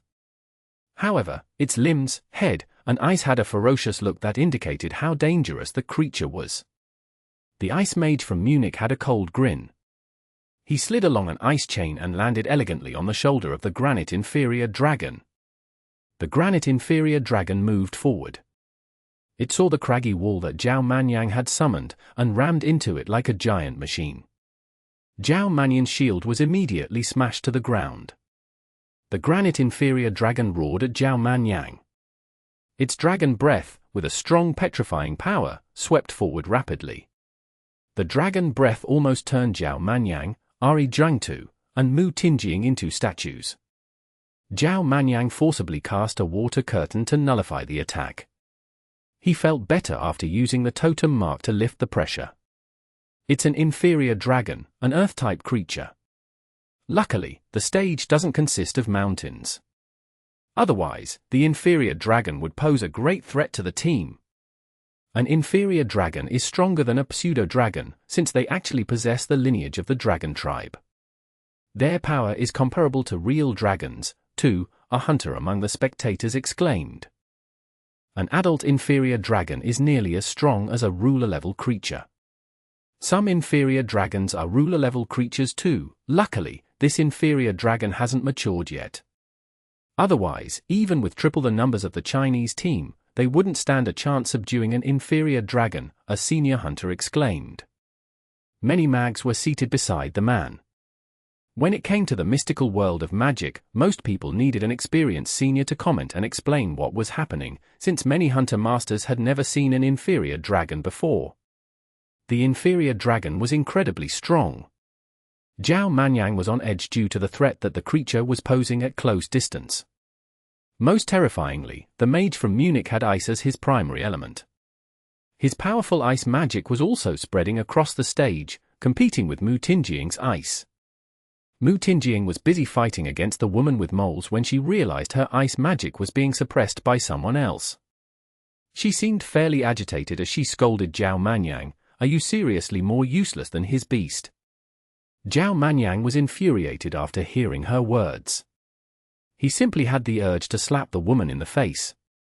It was obvious that her ice magic was on par with the tanned ice mage, while her two other elements were inferior to the other woman's spells. To his surprise, she immediately placed the blame on him instead. It was true that Zhao Manyan was focusing on stopping the granite inferior dragon from getting any closer, yet he was also enduring the spells of different elements that were targeting the team. Damn it, forcing me to use all three elements. Plummeting rays. Zhao Manyan did not preserve his strength further, knowing that the team was under great pressure. Zhao Manyan had used his strongest light element. He attached the light spell in the form of glowing scales to every member of the team. The scales formed a golden armor, serving as a defensive measure for the team. As long as the armor is still active, you can basically ignore every spell under the advanced level. If you're being attacked by an advanced spell, you can easily resist it with a simple defensive spell. Zhao Manyan yelled at the others on the team. Zhao Manyan proceeded to summon the wooden clapper and applied its totem mark on each of the glowing armors to reinforce them further. That's more like it, Jiangtu said, feeling a lot safer under the protection of the armor. Zhao Manyan's control had improved significantly. He used to only be able to form a single golden armor with plummeting rays, but he was now able to cast it on the entire team. Clearly, the man had not been goofing off lately. Zhao Manyan's defensive spell was quite handy. It was not heavy like the earth element, nor was it immovable, like some magic barriers or shields. The glowing scales of the plummeting rays were attached directly to the mags, allowing them to move freely. Even when Jiangtu was moving around with Blink, the scales would follow after him like feathers. As long as Jiangtu did not cast Blink consecutively, the armor would still serve its purpose. The light spell allowed the team to slowly catch their breath amid the fierce attacks from the German team. There goes the turtle shell mage. Old Zhao, well done. Mo Fan burst out laughing. They finally got the situation under control. Advisor Feng Li let out a relieved sigh. Anyone could tell that he was very nervous, too. It was very risky to not send out their strongest members at the start of the match. If the whole team was crushed by the opposing team, leaving the members injured, even sending the strongest members out had no chance of turning the tables. As long as they could keep the fight under control and slowly wear out the enemy with their defense, they would eventually secure an advantageous position. Once they sent Mo Fan out to blast the German team, it would be their chance to win the match. Speaking of which, the German team is stronger than expected. Apart from the destructive Mage Reed, their captain Johnson can take on Re Jiangtu face-on, the tanned Mage summoned the Inferior Dragon with his secondary summoning element, and the woman with moles are all pretty strong too. Luckily, Zhao Manyan was able to defend the team with all his elements. Otherwise, the team would surely be in a pinch by now. Song He observed. What a surprise! The Zhao clan that is known for their talent at making money has given birth to such a talented mage. Chairman Xiao Zheng said to Zhao Yuqian, who was sitting behind him. Zhao Yuqian chuckled. It was his first time watching his little brother taking part in a magic battle, as he was busy earning money most of the time. To his surprise, his little brother, who only knew how to spend money, pick up chicks, and enjoy luxurious food, was actually so impressive that even the chairman had given his compliments. Zhao Yuqian was utterly clueless about magic, yet even he could tell that the Chinese team was no longer under great pressure after Zhao Manyan cast his light spell. Strange, even though Zhao Manyan has a soul-grade light seed, it seems like his light spell is a lot stronger than normal light spells. What kind of rare equipment did the Zhao clan spend a fortune on for him? Mu Gong asked. The Mu clan and Zhao clan had been rivals for many years. The Mu clan was jealous that the Zhao clan had as much money as they had rice, while Zhao clan was annoyed that the Mu clan was able to raise powerful mags like they were breeding dogs. That's a misunderstanding, Zhao Yuqian shook his head. The others might be unaware, but old super mags like them could easily tell that Zhao Manyan was holding some powerful artifact that could further strengthen his defensive spells by stacking its power on top of the soul grade seed. Something like that was clearly not just a piece of ordinary equipment. If it was useful for strengthening higher level spells and higher grade seeds, even super mags would be drooling over it. Stop being so modest. Is there anything that you guys can't buy in the world? Besides, how many years has it been since your clan has had someone that could learn magic? Not to mention that he's your blood-related brother, I can easily imagine how willing that old fox is to spend a few billion on him, right? Mu Gong pressed. Zhao Yuqian remained silent with a smile. The German team is changing its approach. They are planning to take out the two girls that are suppressing their ace, Han Ji noticed. That doesn't sound good. Chapter 1107. Hallucination. Exodus Tales. Exodus Tales. Translated by Zephizid. Edited by Aelrianth. Why haven't I heard any information about this defensive mage? Johnson said coldly, glaring at his teammates. The woman with moles said in an awkward voice, I did check on him, he's the second son of the Zhao clan. The information stated that the Zhao clan spent a fortune just so he could join the national team. Besides, he didn't really show any outstanding performance in the previous matches. We didn't think he was actually preserving his strength. The Zhao financial group must have spent hundreds of billions on him. The defensive ability that Zhao Manyan had displayed would easily make him one of the best defensive mags in the tournament. It was something that the German team had not expected at all. They did not like to be taken by surprise. They had gotten used to having everything under their control, but because of the turtle shell mage, they were forced to change their strategy. The German team was fairly good at reacting according to the situation. As soon as they decided on a new strategy, the members immediately proceeded to carry it out.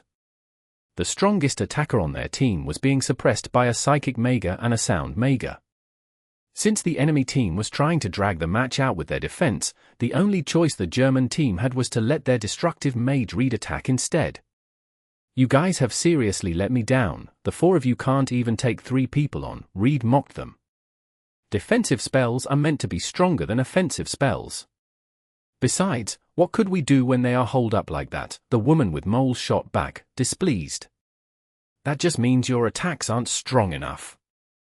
Reed snapped. His eyes flickered with a hint of madness. What are you even proud of? You're having trouble casting a useful spell too, the tanned ice mage said. Sound element and psychic element. It's obvious that the Chinese team is well prepared. They have sent out 2 mags to deal with me, Reed huffed. Isn't that because you exposed too much of your strength before this? That's enough. Go take those 2 mags out to free Reed from their suppression. It's time to destroy them. Johnson stopped the quarrel. Using the psychic element against the enemy's psychic element, the handsome mage that had not done anything much on the German team finally made his move. He first targeted Jiang Shaoxu's spiritual world. Jiang Shaoxu had to focus to suppress Reed's destructive spells. As soon as she saw the man drawing a star constellation, she had to react immediately. However, an enormous monster had suddenly intruded into her spiritual world. If she did not focus on dealing with the monster, her spiritual world would crumble within an instant. Mind control, hallucination. The psychic mage of the German team turned out to be an expert in putting his target in hallucination. There were different specialties when it came to the psychic element. One of them was the beastmasters that were quite common in the army. They mainly used their psychic element to tame the heavenly eagles. These psychic mags were usually trained by the military. The second kind was battle-type psychic mags, who focused on suppressing the enemy by preventing them from casting powerful spells. Psychic mags of this kind was fairly common, and were easily found in the enforcement union and the disciplinary teams of renowned clans, since they were particularly useful at taking down mags. The third kind was those that were good at using illusions or placing people in a hallucination. They were able to intrude into the minds of their target and dig up their precious memories. They could manipulate sorrow, joy, fear, and panic by affecting their target. It was quite similar to the curse element, as the hallucination was like a nightmare aiming to defeat their opponent by crushing their mind. Jiang Shaoxu was currently facing a psychic mage of this kind. Her spiritual world was in great disorder, as she slowly entered an illusionary world. To place a person in hallucination, the psychic mage would have to numb the senses of the target and manipulate the person's memory, just so the person would have no clue that they were hallucinating. Jiang Shaoxu felt like her head was about to explode after the intrusion. After a tremendous pain, Jiang Shaoxu woke up in a room that she was extremely familiar with. She captured the pleasant scent of flowers coming from outside the window, and the smell of blanket being dried under the sun. Her blurred vision gradually became clear. She glanced at the familiar, soothing decorations in the room and started to calm down. Her head was still hurting a little. She rubbed her temple and said, "So I was dreaming, such a long dream. Why would I dream that I'm in the middle of a match in Venice, knowing how lazy I am?" Even though she could recall the training she went through, and the matches she participated in at Venice, the images started to fade away, like she had just woken up from a dream. The room and the sound of kids playing outside the window felt incredibly real to her. Many people would have a blank mind after waking up from a long dream, as if they had just lived a different life in their dreams. They would slowly recall who they were after their brains rearranged the memory fragments, allowing them to recall what day it was, and what they had done over the past few days. The images of the battles in Venice gradually faded away. Jiang Shaoxu stood beside her bed and glanced at the grassy land under the sunlight through the window. She saw a person with a gentle smile slowly approaching her. "Lazybones, are you going to sleep until the sun is high up in the sky? How are you going to become a mage that can help Dad out at this rate?" the person said with a smile, even though he happened to be condemning Jiang Shaoxu. He reached out his hand and patted Jiang Shaoxu's head. The woman responded with a displeased glare. "I'm going somewhere far away tomorrow. Pick up your slack when I'm away, understand?" the man said. "Brother, where are you going this time?" Jiang Shaoxu asked. "Where else would I go? Don't tell me you're going to look for some ancient ruins again. Our country has been around for over 5,000 years. We used to have an advanced magic civilization that other countries could not compare to. If only we had managed to inherit it from our ancestors, we wouldn't be falling behind now. The result of our national team a few days ago was pretty disappointing. They were knocked out in the treasure hunt. A few decades ago, the countries that we were up against didn't even know what magic is. You should work harder so that during the next World College Tournament, you will only be 19 by then, you should try and join the national team after the next World College Tournament and win some glory for our country. I'll be very proud of you, the man said patiently. I'm too lazy to go. Besides, there are so many people in our country, why does it have to be me? Cultivating is so tiring, and I don't really have the talent, either. Besides, who cares if you're proud of me or not? Is it really worth it for me to train diligently like a monk just so I can make you proud? Jiangtu said unwillingly, with the temper of a young girl. Fine, do whatever you want, you're the little princess anyway. All right, it's time for me to go and prepare for the trip. The place we're going to this time is quite complicated. Hopefully, we can find the ancient entrance at Jiangtu. Our operation might actually be recorded in history. Jiangtu said. Do you really enjoy going on expeditions? Isn't it fine just staying in the cities? What could a little girl like you possibly know? Brother, can't you think of some other lines? Jiangtu rolled her eyes. Jiangtu smiled awkwardly. He patted the girl on the head before turning around and left. Jiangtu stared at the man's back. For some reason, his figure started to fade away under the sunlight. When Jiangtu took a closer look, the man had already disappeared. There were still some kids playing in the garden, and the birds were still chirping. The flowers had blossomed too, but in Jiangtu's eyes, the garden felt empty, sorrowful, with a sense of loss. On the dueling ground of Venice, the sand was sweeping the soulless body of a woman with curly hair in a light red blouse who was standing still like a statue. Her eyes were staring straight ahead, and her dark pupils suddenly shuddering before tears started to pour out. Lines of tears ran down her cheeks, and fell onto the dry sand. Jiangtu, wake up now. Nunyu shook the tearing Jiangtu vigorously. She seemed anxious and worried. The enormous silhouette of the granite inferior dragon was approaching with great pressure. The granite inferior dragon was right before the two girls, and Nunyu was struggling to keep the situation under control on her own. If Jiangtu did not wake up soon, she would surely be knocked out. Nunyu, leave now. Jiangtu said to Nunyu. Jiangtu had no chance of waking up, as she was completely trapped in the hallucination. The match was extremely important for their country, it was necessary to abandon their teammate for the greater good.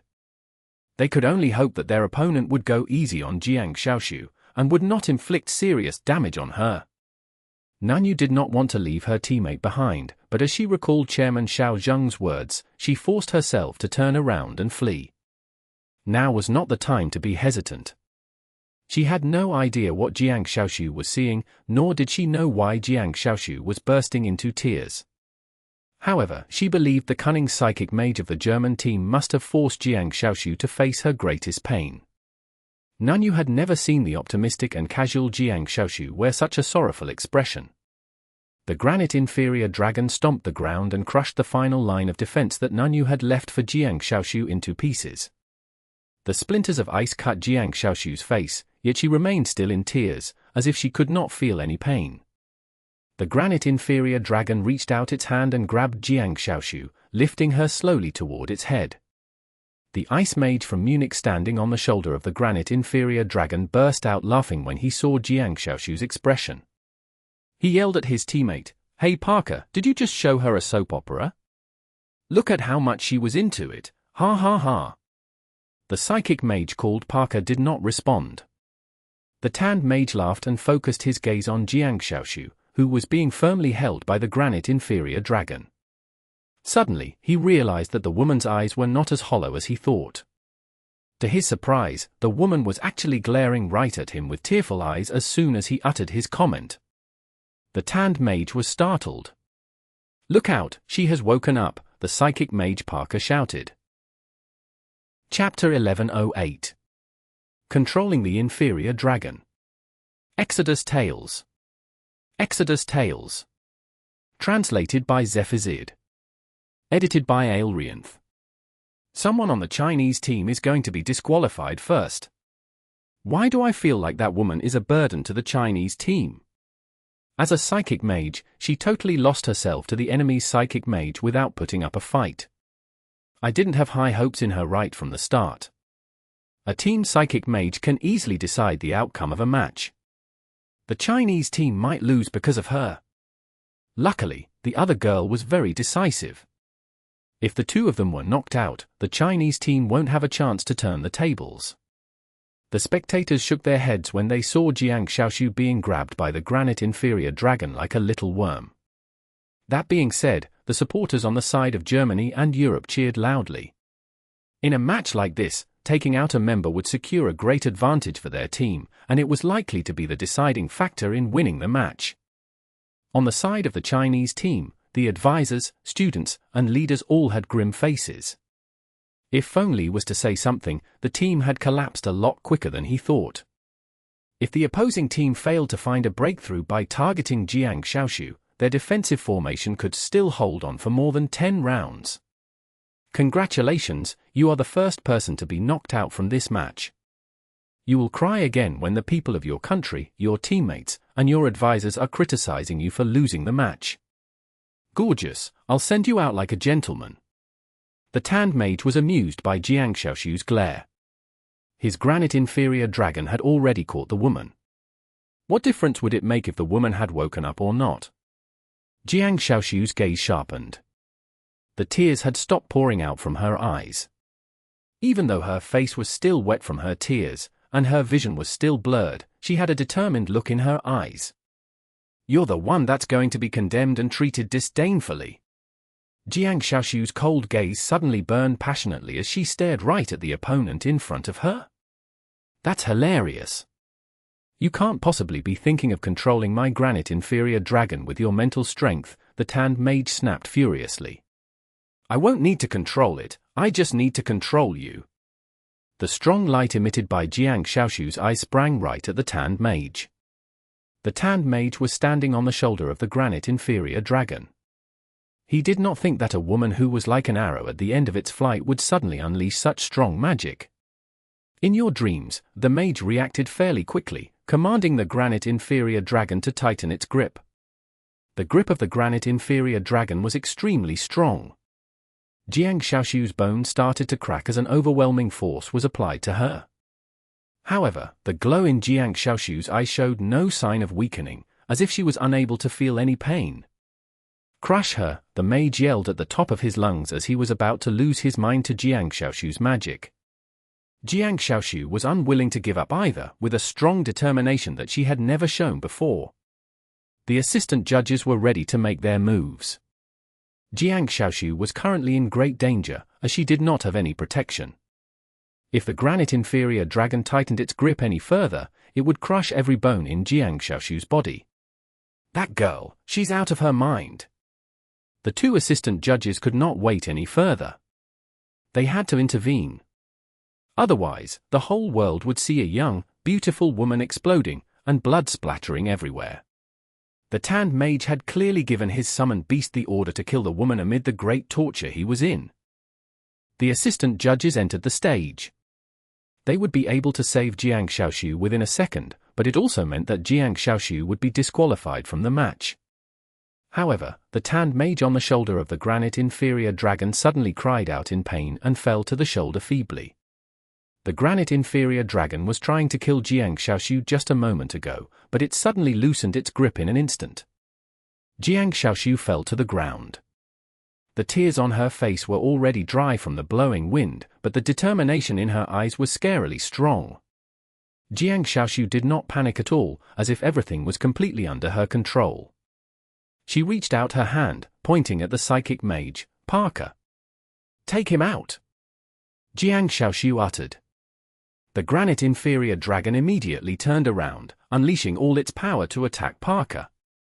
Parker's face paled. He did not expect his opponent would be able to control the tanned mage, and even worse, she had managed to control the granite inferior dragon, too. Splendid, that was absolutely impressive. She managed to control the summoner, and used him to command the summoned beast. That was brilliant. Pharaoh yelled out in excitement. The tables had turned suddenly. The ice mage of the German team had broken down mentally, making him unfit for battle. Furthermore, the powerful granite inferior dragon had suddenly become the Chinese team's helper, posing a great threat to the Germans. A great uproar took place in the stadium. The people could feel their hearts racing just watching the sequence. The counterattack from Jiangtu took everyone by surprise. The way she stood against the enormous inferior dragon and the tanned mage unyieldingly had touched the hearts of the crowd. They immediately felt their blood boiling. The weak woman that was initially crying in tears had transformed into a firm and unyielding fighter. The crowd could not find any words to describe the excitement they were feeling. However, it was obvious that the transformation did not just happen instantly. The weak girl that was tearing up was Jiangtu 8 years ago. But now, she was no longer lazy or unambitious. She was here just so the man that had passed away would be proud of her. I promised you that I would be standing on this stage, and here I am. But you promised me that you were going to come back safely. Why didn't you keep your promise? Bang! The granite inferior dragon fully unleashed its might and attacked the psychic mage Parker with rocks and sand. Parker fled ignominiously. He was not only under the attack of the ferocious granite inferior dragon, but he was also suffering the wrath of Jiangtu. No one had ever dared touch the deepest secret inside her heart. The man could easily attack her with other illusions, yet he had decided to use the cruelest method. He initially thought he could crush Jiangtu's mind, but little did he know, it was both the most fragile and sturdiest place in her mind. Her tears had fallen, yet her heart had grown even stronger. Chapter 1109. A full set of defensive equipment. Exodus Tales. Exodus Tales. Translated by Zephazid. Edited by Aelrianth. How can they afford to be so careless? Johnson cursed. The granite inferior dragon was chasing after Parker fiercely. The magic armor that Parker was wearing was torn into pieces by the dragon, fresh blood pouring out of it. The woman with moles had the healing element as her tertiary element. She quickly cast a healing spirit to treat Parker's injuries when she saw the man running toward her. The inferior dragon is out of control, I suggest we take it out first. Reed said coldly. The captain, Johnson, nodded. The tanned mage had suffered a mental breakdown, so he was basically out of the match. If they had to fight the inferior dragon while they were down one member, it was the same as the 4 of them going against 6 enemies. It was too much of a disadvantage for them. Johnson suddenly vanished with a flicker. The inferior dragon continued to chase after Parker. As it was about to attack Parker again, dark shadow orbits suddenly emerged below its feet. The shadow orbits quietly constructed a formation. Following that, countless dark pikes were fired, nailing into the enormous inferior dragon. The inferior dragon tried to move forward, yet it realized that it could no longer move its body. Darkness erosion. Johnson said callously. The dark pikes that stabbed the inferior dragon started to corrode its sturdy skin. Its skin was the main reason that the inferior dragon was unafraid of magic. Even advanced spells were unable to inflict any damage on the creature. However, its skin was corroded severely under Johnson's dark magic, and it even started to fall off piece by piece. Reed took hold of the opportunity. He raised his hands, his arms covered by lightning in the shape of springs. 2 silent deadly bolts collided in front of the granite inferior dragon. The impact immediately formed a destructive lightning storm, with lightning arcs soaring into the sky like dragons. The lightning spread further into the distance. The granite inferior dragon was right in the middle of the storm and blasted by the lightning strikes. The strong lightning current knocked the enormous creature to the ground. Don't let it get back up again. Johnson strengthened the control and erosion of his dark magic. Reed summoned the fiery snake again. The snake, engulfed in green flames, rammed into the granite inferior dragon before it could rise to its feet, leaving a scorched hole on its chest. The granite inferior dragon could no longer get up. The quick teamwork between Reed and Johnson had allowed them to take out the granite inferior dragon in just a few moments. The German team requests a substitution, the main judge announced in a loud voice. 2 assistant judges immediately carried the tanned mage down the stage, and the half-dead granite inferior dragon was withdrawn into his contracted space. The member being substituted into the match had to enter the stage from the boundary. After the tanned mage was carried down the stage, a skinny wind mage came in and swiftly grouped up with the rest of the team. He said with a faint smile, "It's a surprise that our team has sent in a substitute first, but it isn't really a surprise how disappointing you guys are. Fendi, enough talk, do you see that sound, Mega? Your job is to take her out in the shortest time possible. She has been quite a nuisance in stopping Reed's spells," Johnson pointed out. "What about that psychic mage? Her mental strength isn't weak, either," the man called Fendi asked. "Parker will handle her." Johnson turned around and glanced at Parker. The man's hair was disheveled, and he seemed to be in bad shape. Luckily, he was pretty good at running away. The granite inferior dragon was unable to inflict any serious damage to him. Fendi was a wind mage, his speed was outstanding. The wind scattered in his surroundings were like fast-traveling tunnels for him. He was so quick that his moves were basically unpredictable. Fendi was soon keeping Nanyu busy. Nanyu had good hearing, allowing her to tell where her enemy was attacking from. However, when the enemy was so quick that he could mix in a few feints before his attempts, it no longer mattered, even if she knew where he was attacking from. Parker continued to have a showdown of the psychic element with Jiangtu, while Fendi continued to harass Nanyu. The destructive mage, Reed, burst out laughing and said, "No one can possibly stop me now. Take that defensive mage out, he's annoying to deal with," Johnson ordered. The German team was having quite a headache trying to break through Zhao Manyan's defense. The best way to take him out was by going all out at him. Otherwise, if his defensive spells regenerated and were off cooldown, all their efforts would be in vain. Down you go. Reed's destructive spells returned to the stage. He blasted the Chinese team wildly by combining his lightning and fire elements. The man's magic was able to penetrate defensive spells.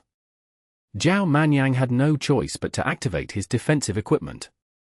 To the team's relief, he had brought quite a lot of magic equipment to the match. The enemy spells were able to ignore his defensive spells, yet were unable to penetrate the defense of magic equipment. The magic equipment allowed Zhao Manyan to hold his ground temporarily. This guy!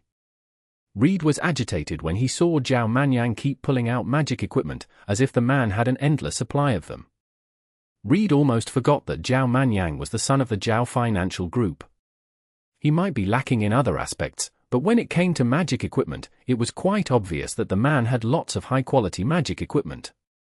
Zhao Manyan had a wooden shield ring on his left hand, and a rockwall bracelet on his right hand. His magic armor was fairly tough, and even his wing magical equipment could produce a golden barrier to protect him. Normally, Reed could easily take out his opponents, since he was able to surprise them with his innate talent. However, he was quite enraged when facing the pay-to-win turtle shell mage with a full set of defensive equipment. You might have a lot of defensive equipment, but I wonder if your teammates have enough defensive equipment to protect them.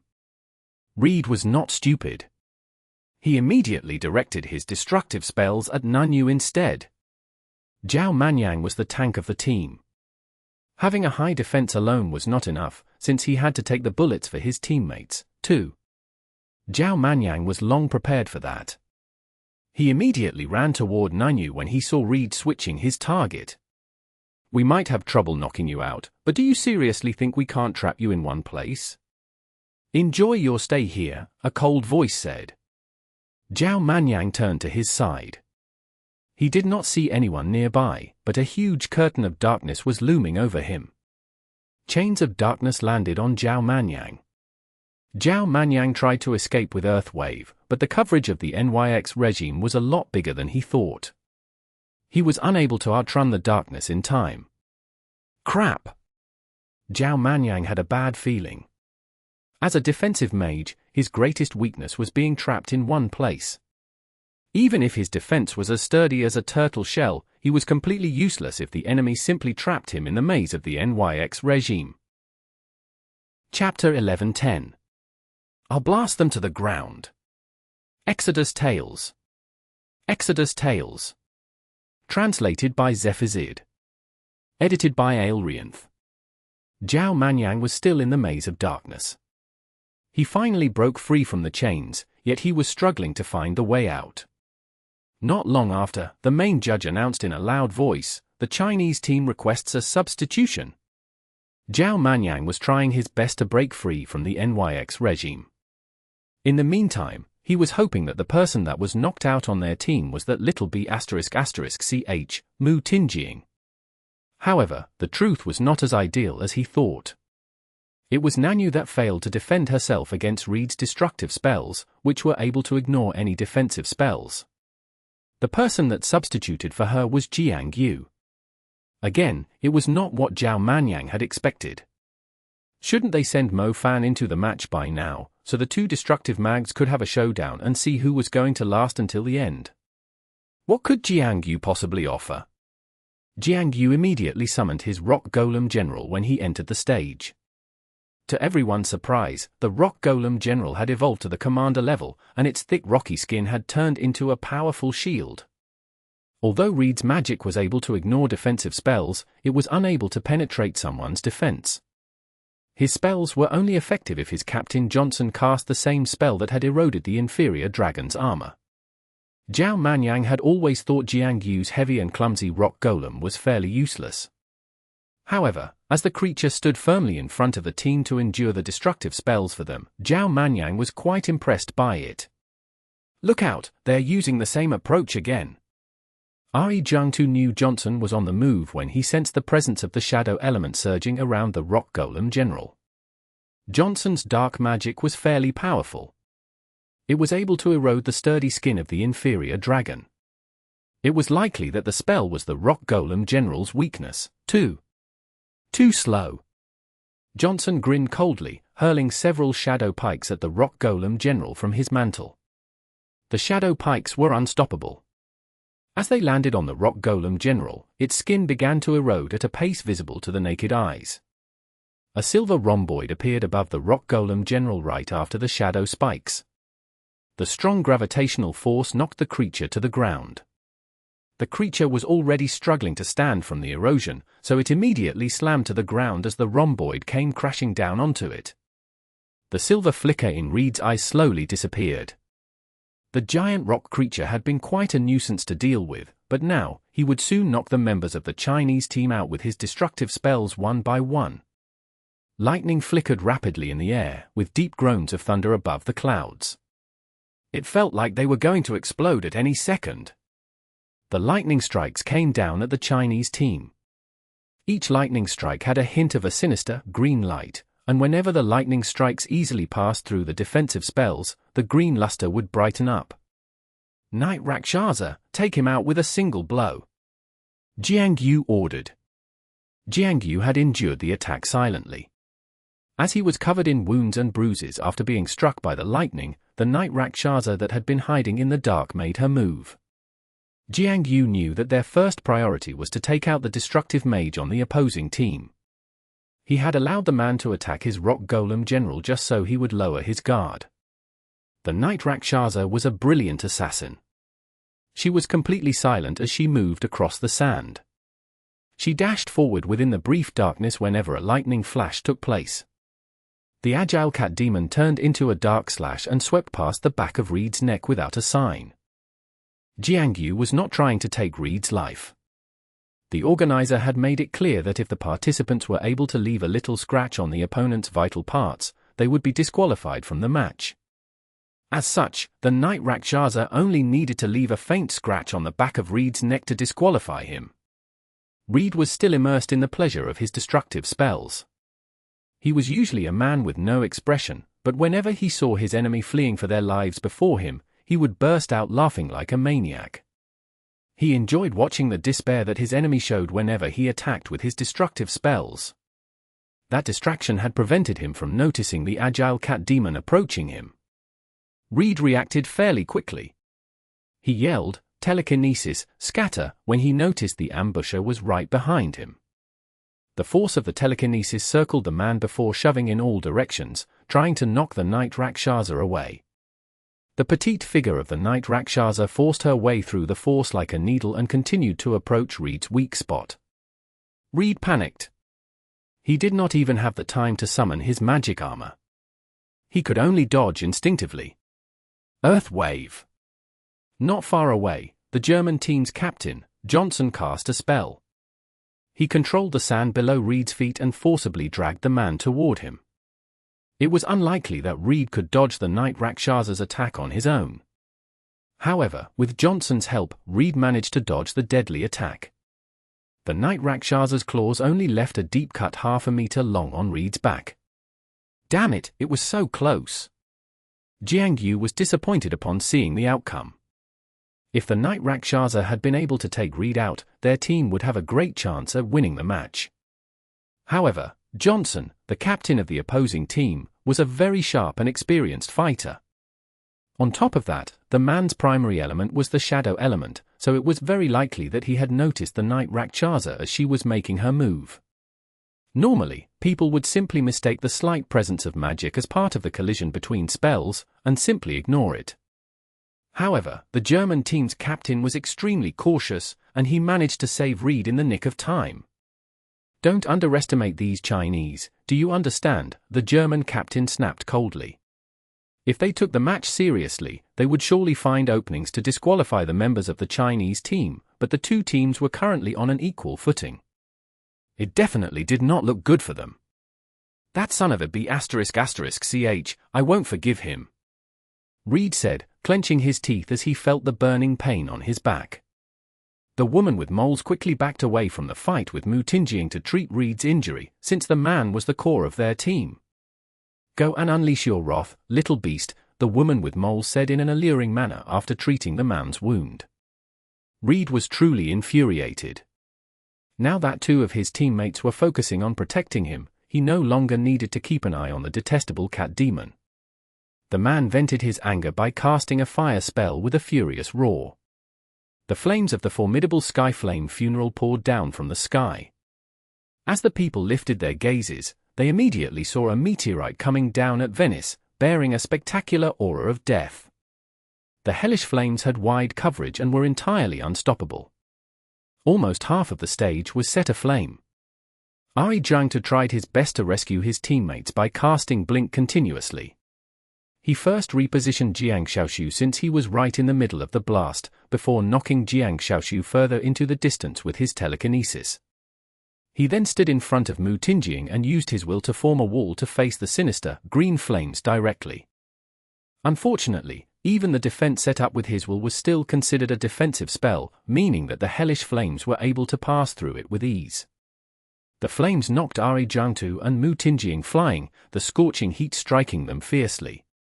The two had already used some of their defensive equipment. They were struggling to stand against the incredible force. Mutinjiang was devoured by the hellish flames. She slammed into the barrier and almost lost consciousness. An assistant judge quickly came and carried her down the stage. Mutinjiang soon regained consciousness. When she realized she had been carried down the stage by the assistant judge, she snapped furiously, "I'm fine, put me down, I still have equipment that I haven't used." "You have been disqualified from the match," the assistant judge declared firmly. The assistant judges would save the participants based on their judgment.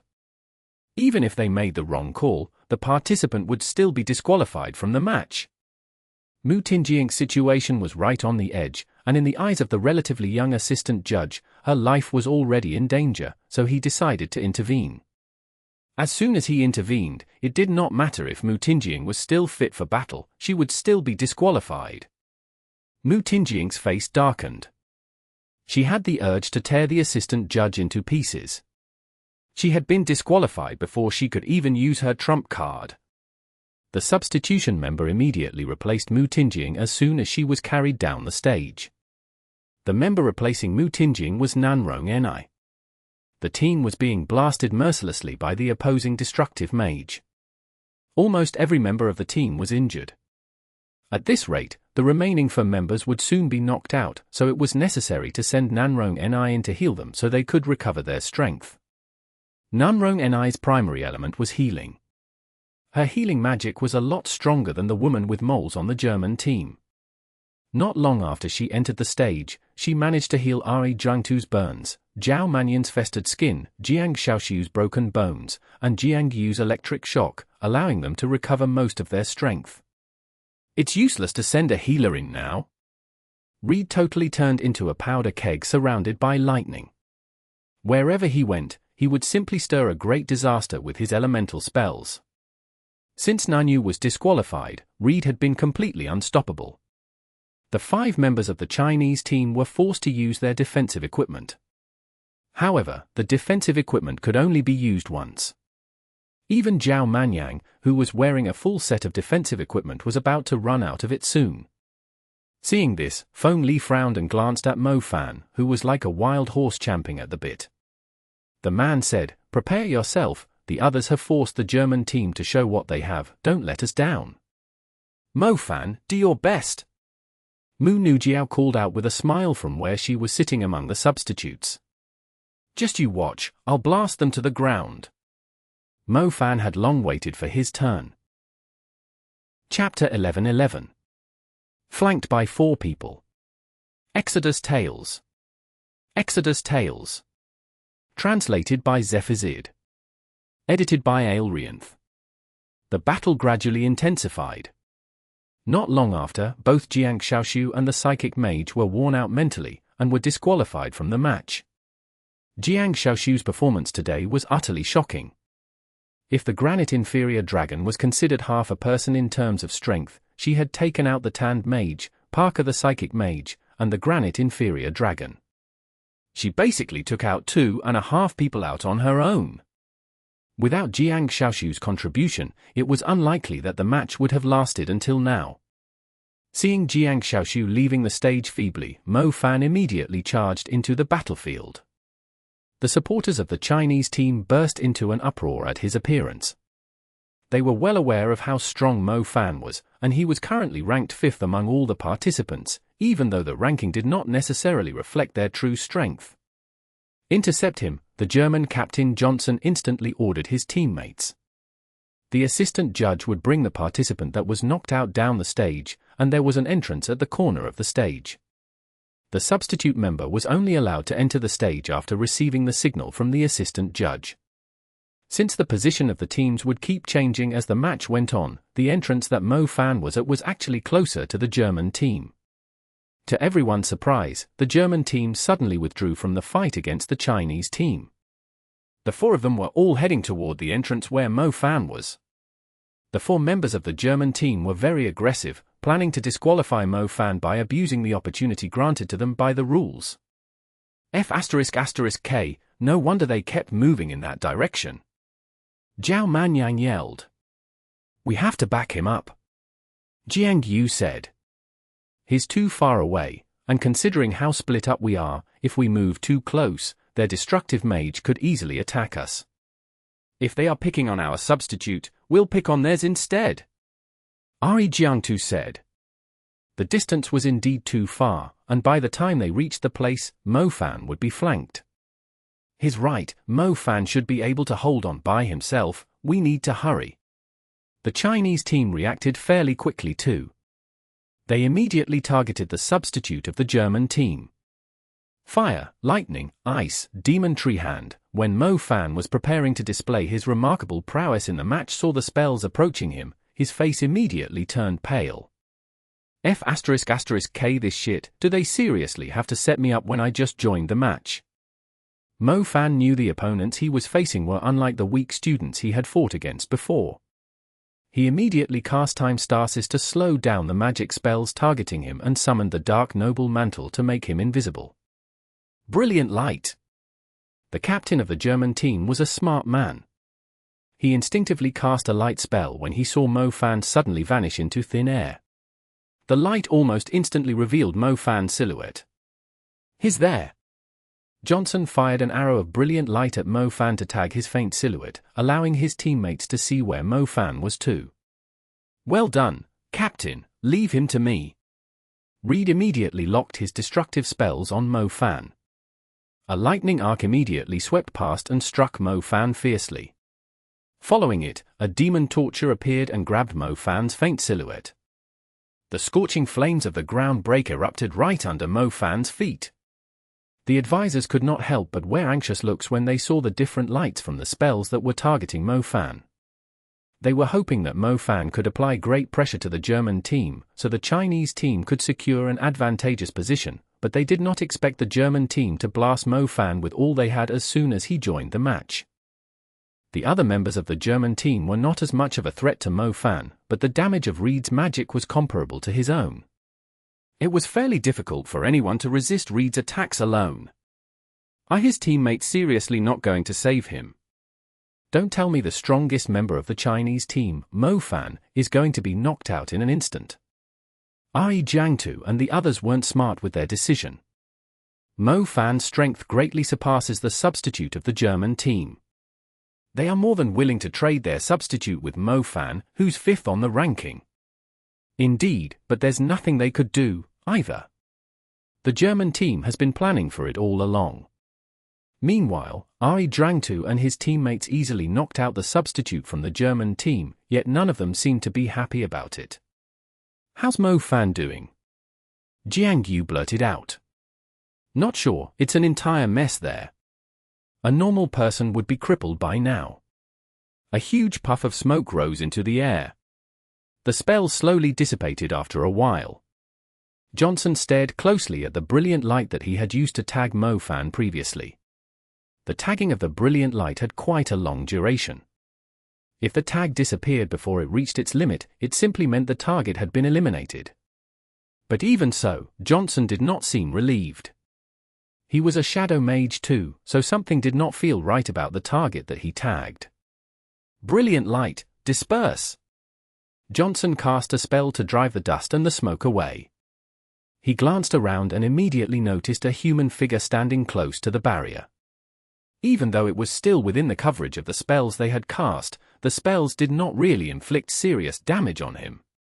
What just happened? The eyes of the woman with moles widened. She could not believe that Mo Fan was perfectly fine after the continuous blasts. Even a commander-level creature would be covered in wounds and bruises after enduring the attacks from the 4 of them, let alone a mage. How did the guy manage to dodge their attacks? They had clearly landed their spells on him, and their captain had clearly tagged him with the brilliant light too. It's a shadow clone. Johnson's face darkened. He immediately realized that the target they had attacked was not actually Mo Fan. It's possible to summon a clone with the shadow element. The woman with moles sounded quite surprised. The level of his fleeing shadow is very high, we didn't know he was an expert of the shadow element too. Johnson's gaze sharpened. Don't let him run away, Fendi. Don't worry, there's no way he can outrun me. It went without saying that Mo Fan had no intention to fight the 4 members of the opposing team on his own. He immediately went to regroup with his team after tricking his opponents. Mo Fan did not have any defensive spells, and he had already used the shadow clone. He would be in great trouble if he was caught again. He ran along the boundary of the stage. The ground spikes emerging behind him made his heart race even faster. He began to regret how he had failed to keep a low profile during the treasure hunt and the knockout round. Otherwise, the opposing team would not be so keen to take him out of the match, making him as miserable as a dog running with its tail between its legs. Still trying to run away? Realm of the Wind. Fendi was flying in the air with wind wings. He glanced down at the desperately fleeing Mo Fan from above. A few winds blew simultaneously, gathering the yellow sand into the wind and constructing a barrier of wind and sand to prevent Mo Fan from regrouping with his team. You're pretty bold to come after me on your own. Mo Fan harumphed coldly while glancing in the direction of the German team. Without wasting any time, Mo Fan threw a fiery fist at Fendi. Fendi was pretty nimble, and quite adept at controlling the wind wings. With a flap of his wings, he dashed sideways and dodged Mo Fan's attack. Gravity space! Mo Fan spread his palm and used his will to form a gravitational force field around Fendi. The man started falling from the air as if numerous iron balls were hanging on him. Chains of darkness! Mo Fan was fairly quick at chain casting his spells. After the gravitational space, he immediately constructed the formation of giant shadow spikes, firing several shadow swords at Fendi. Fendi tried to dodge the shadow swords, but he was still struck by a few of them. Fendi was immediately paralyzed under the effects of the gravitational force and the chains of darkness. An advanced star constellation appeared around Mo Fan. However, as he was halfway through the process, a thick lightning bolt came down from the sky, a sinister green flame inside it. Mo Fan subconsciously used his will to form a wall to defend himself, yet he was shocked when he saw the lightning passing through his defense easily and landing on him. Sand was swept in the air. The little sand dune turned into a giant sandpit, and the ground nearby was scorched black. Mo Fan lay in the middle of the pit. His entire back was blistered. He could even smell his skin burning. Mo Fan rose to his feet. His eyes were bloodshot as he glared at Reed, who had attacked him sneakily. The other 3 members showed up and surrounded Mo Fan. He knew now was not the time to act recklessly, but he was determined to get his revenge on Reed. That imbecile, he swore he would show the man his lightning tyrant soon. Mo Fan, come with me. Jiangtu's voice appeared. Mo Fan realized that Jiangtu had suddenly appeared in front of him. He was overjoyed, and anxious at the same time. If he could master the advanced spell of the space element, Blink, he would not have found himself in such a pinch now. With the shadow element and Blink, any opposing team would have trouble doing any harm to him, even if they had twice their numbers. Jiangtu cast Blink twice in a row to drag Mo Fan out of his dangerous situation. The German team was absolutely enraged after seeing this. Even with the 4 of them, they had failed to defeat the man. Even worse, they had sacrificed a substitute member on their side. That's just like Mo Fan, able to escape even though he was completely surrounded. I wonder if the wound on his back is anything serious. Let's hope it doesn't affect his performance. We still have a healer on our team. He can soon recover from it. Unfortunately, the German team still has a substitute left. The advantage that Mo Fan has given the team by putting his life at stake will be gone soon, as the 2 teams will be back on an equal footing. Fengli said. That's the best we could hope for. It simply means Mo Fan has helped the team to take out a member of the opposing team even though he has just joined the match. Song he was quite optimistic. Chapter 11-12. Mo Fan's Destructiveness. Exodus Tales. Exodus Tales. Translated by Zephazid. Edited by Aelrianth. Zhao Manyan, protect me, I'm about to go all out. Mo Fan stood close to Zhao Manyan. Zhao Manyan still had some defensive equipment left, allowing him to take the hits for Mo Fan. Zhao Manyan was extremely frustrated by having to flee ignominiously when the opposing destructive mage kept blasting them with his spells. Now that Mo Fan had arrived, it was time to show these Germans the true definition of a magic cannon. Little Flame Bell. Mo Fan summoned the Little Flame Bell and let her possess him right away. After being granted control of the Calamity Fire, Mo Fan immediately drew a fire constellation. The brilliant constellation constructed with flames revolved him, setting off his imperiousness. Rain of Burning Fists. Mo Fan had practiced the attack Frank had displayed. Huge fiery fists started pouring down like rain, each leaving a giant, burning pit on the ground. The sky above the German team was full of the burning fists. The rain of burning fists lasted for quite a while. Mo Fan's fiery fist was remarkably strong, so the German team did not dare to lower their guard now that the fiery fists were pouring down like a rain. Both the woman with moles and Johnson immediately set up their defenses. To their surprise, the fiery fists were still pouring down even when their defensive spells had reached their limit. A destructive spell that can be blocked isn't worthy to be called destructive. Reed scorned Mo Fan's flames. His destructive spells were the truly unstoppable ones. The star patterns connected with one another. It was obvious that Reed was planning to have a showdown with Mo Fan using destructive spells. He too was engulfed in flames, but it was a sinister, green flame that gradually spread into the surroundings. Still trying to attack. Mo Fan chuckled when he saw his opponent drawing a star constellation. Fire Phoenix. Mo Fan was extremely quick at casting fire spells, and his ability to attack without drawing the star constellation came from Little Flame Bell's outstanding control of the Calamity Fire. Feathers of flames combined into a magnificent, fiery phoenix. As the green snake that Reed had summoned lunged at Mo Fan, the fiery phoenix beat its wings and rammed fiercely into the green snake. The flames of two different colors collided. It was obvious that the fiery phoenix made of 1,000 burning feathers had the upper hand. The green snake dissipated in the air and scattered across the ground in the form of small sprouts of green flames. The fiery phoenix was weakened slightly, yet it continued to dive at the German team. The German team members had barely managed to catch their breaths after being attacked by the rain of burning fists when they saw the fiery phoenix diving at them. They were forced to split up. Lightning explosion! As the flames were burning fiercely, Mo Fan finished channeling another spell. The psychic mage on the German team had been taken out by Jiangtu, thus as long as Mo Fan was in a safe spot, no one could possibly stop him from casting. Following the two fire spells with huge area of effects was the silent deadly ray.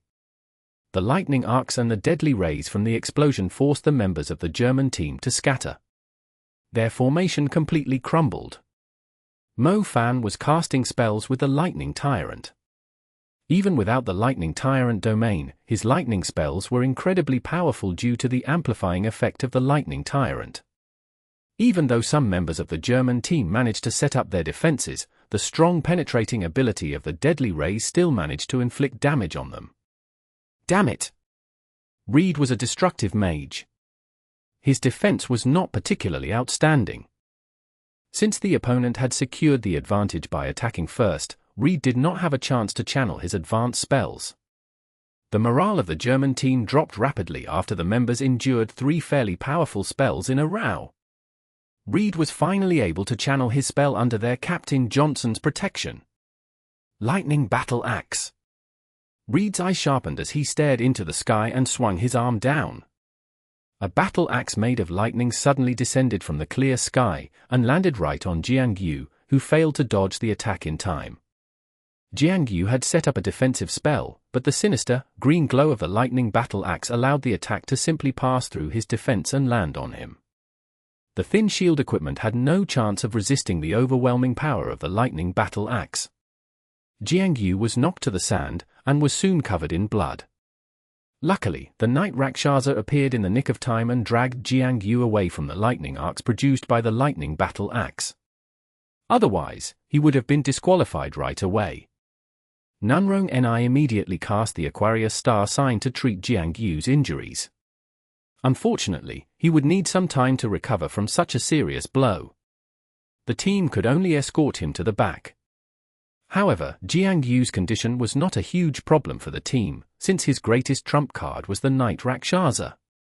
The creature had played an important role in the match, and the reason why the team was able to last for so long in the match was that the Knight Rakshasa had been keeping Reed busy, preventing him from casting his spells. Mo Fan, Zhao Manyan, look out! Jiangtu yelled.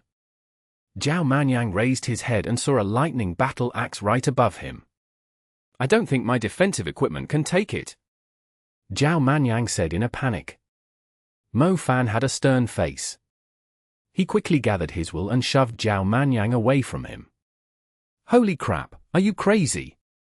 Zhao Manyan watched the lightning battle axe coming down at Mo Fan fiercely as he was knocked flying. Mo Fan stomped the ground.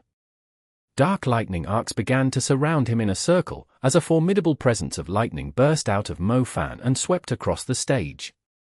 Lightning Tyrant Domain. With the domain in place, it felt like Mo Fan had put on an armor of lightning. The sinister, green lightning battle axe struck down, producing a great blast.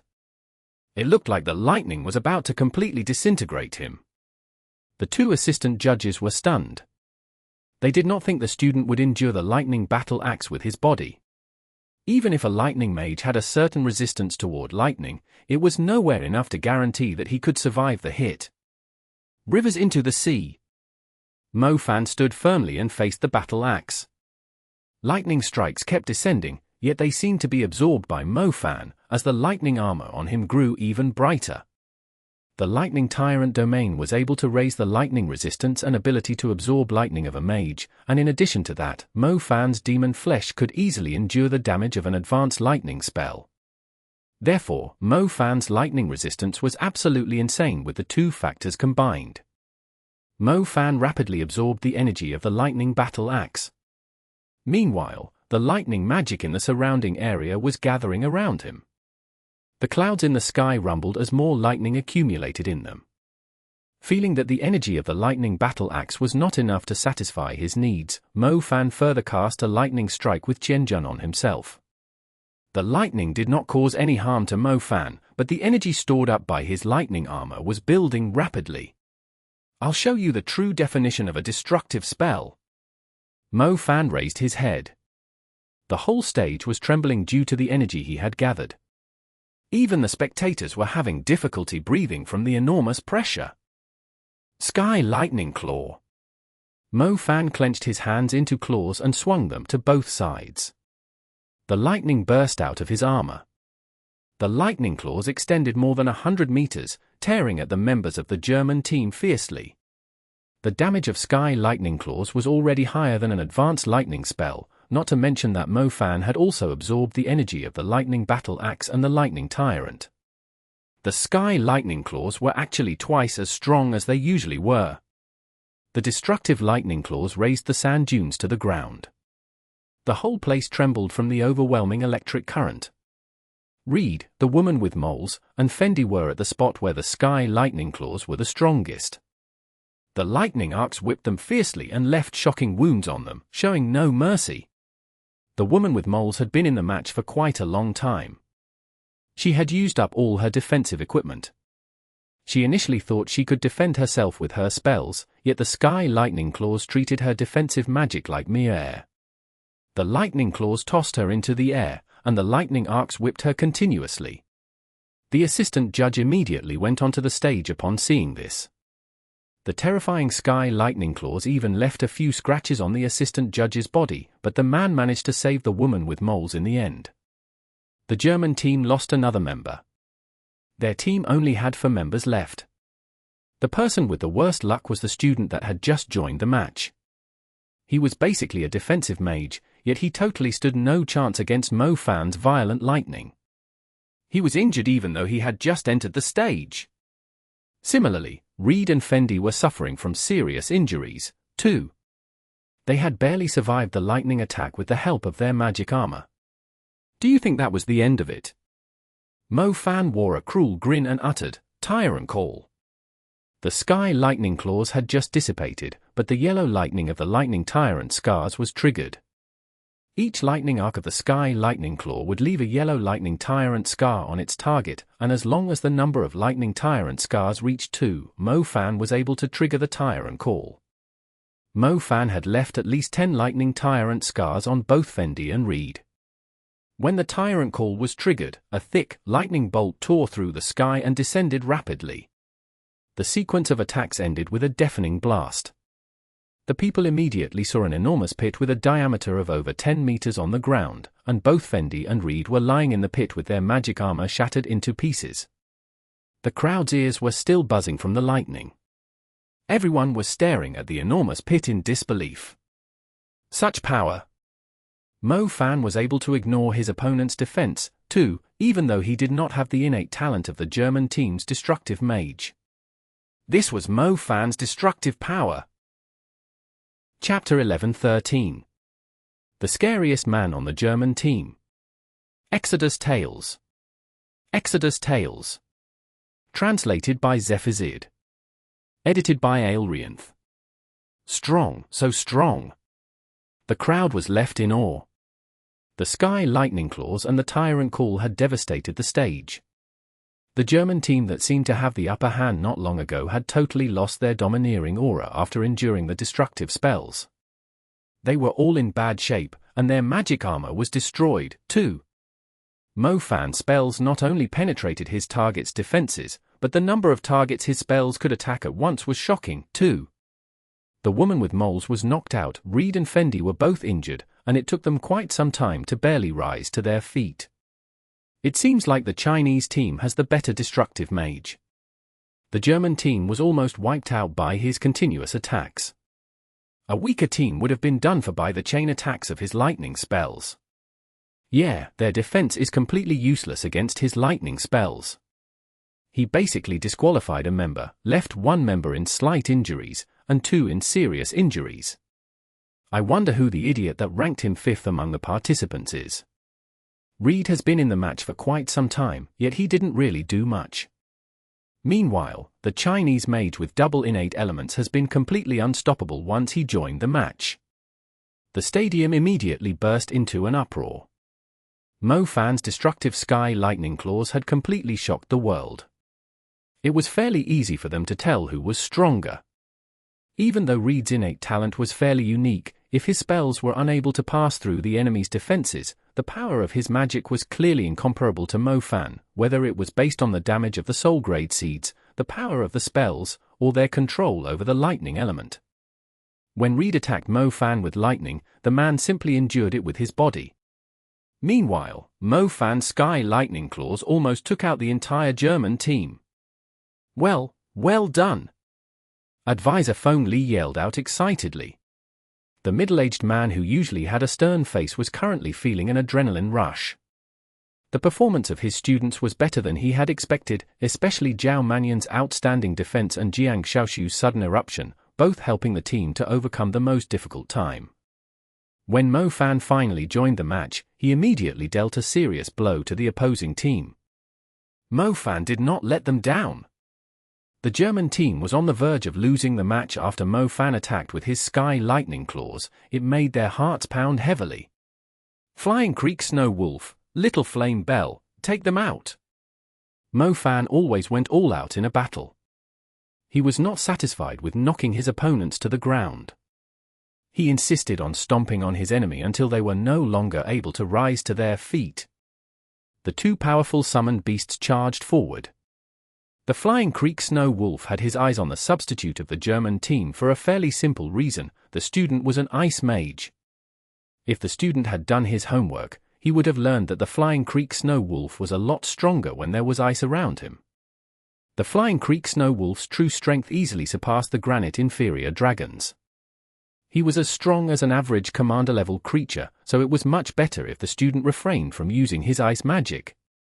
However, if he was unlucky in a way that he did not learn everything that had happened during the treasure hunt, he would soon find himself with a great surprise. On the other hand, Little Flame Bell had picked the injured Reed as her opponent.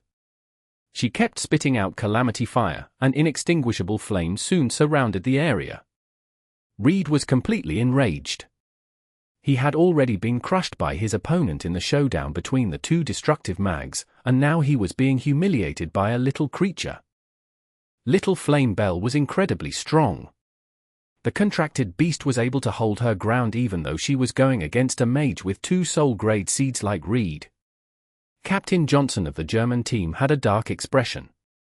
He was utterly regretful that the team had failed to take Mo Fan out when the man first joined the match, which eventually placed the team in such a pinch. A member had been disqualified, while the rest were injured. Most importantly, Mo Fan still had two powerful summoned beasts, and even though the two creatures were not strong enough to fight any of the members of the German team in a duel, they could easily keep two of their injured members busy with their commander-level strength. Johnson had to admit that the Chinese team's ace was incredibly strong. The man was able to match the attacking power of an entire team. Trying to take me out first. As Johnson was observing his surroundings, he quickly realized that the members of the Chinese team were surrounding him. Johnson was in a very bad spot. It was unlikely that his teammates could back him up. Imprisoning space. Jiangtu used his will to construct a space made up of 6 faces, trapping Johnson within it. Johnson was trapped before he could cast the fleeing shadow. Johnson knew he had no chance of escaping. He simply stood in a limited space and faced Jiangtu and Jiangyu directly. Jiangyu had finally recovered after being treated by Nunrong Ni. Both Jiangtu and he moved out at once, trying to take an important member of the German team out with the huge advantage that Mo Fan had secured for the team. The truth was, in Jiangtu's opinion, the trickiest person to deal with on the German team was not necessarily their defensive mage, Reed. The man had quite an obvious weakness. He was totally outmatched by Mo Fan's destructive spells, and the only thing that posed a threat to the team was his innate talent. However, with the right approach, the team did not have much trouble against him. Meanwhile, their captain Johnson had been roaming around the stage like a phantom. The man was actually the main reason that the German team was able to take a few of the Chinese team members out. Most importantly, the captain of the German team did not have a single scratch on him, even though he had been in the battle for a long time. Despite the chaotic and intense battle, he had not been caught by any of the attacks. He even managed to dodge Mo Fan's Sky Lightning Claws with his outstanding awareness. As long as Johnson was still in the match, the German team would still be able to take them on. After all, they had basically used all their defensive equipment. If they gave the opposing destructive mags a chance to cast their spells, they would be eliminated, too. Johnson was the person that created the opportunities for Reed. If they managed to keep Johnson at bay, it would simply magnify Reed's weaknesses. "Captain, this guy is pretty strong. Be careful, he has at least 2 soul-grade seeds," Jiangtu said alertedly. Jiangtu nodded. He did not lower his guard just because he had trapped Johnson with his space element. The man could easily break free from his spell at any second. Jiangtu and Jiangtu were fairly cautious, yet they still underestimated Johnson's explosive power. The man was able to take advantage of a mistake that the Night Rakshasa that Jiangtu had sent into the space committed. He cast a powerful light spell to burn the little creature. The Night Rakshasa was a dark-type creature, thus any light spell would inflict multiples of damage to her. The little creature cried out in pain as her black fur was burned away and her skin blistered from the scorching light. Jiangtu immediately withdrew the Night Rakshasa into the contracted space. His face was filled with pain and anger. They had been extremely cautious, yet Johnson had still managed to counterattack them. The man was very good at keeping his composure, even though he was struggling to breathe from the enormous pressure applied by Jiangtu's space magic. Despite that, he was still able to keep an eye on the Night Rakshasa and set up the light trap. Jiangtu had lost both his summoned beasts, so he had basically lost half his strength. Luckily, he still had the advanced summoning spell and 2 other elements to assist Jiangtu. "He's running away with the fleeing shadow." Jiangtu immediately followed the man with his senses when he saw Johnson leaving a shadow behind and running away. Jiangtu had no intention to let Johnson escape, since he was basically an arrow at the end of its flight. Seeing that Johnson had moved 80 meters into the distance, Jiangtu used Blink and showed up in the path that Johnson was escaping into. "You've lost." Jiangtu reached out his hand and cast the Demon Torture on Johnson's shadow. A huge, ghastly figure sinisterly showed up behind Johnson's shadow. It grabbed Johnson firmly and proceeded to drag Johnson's soul out.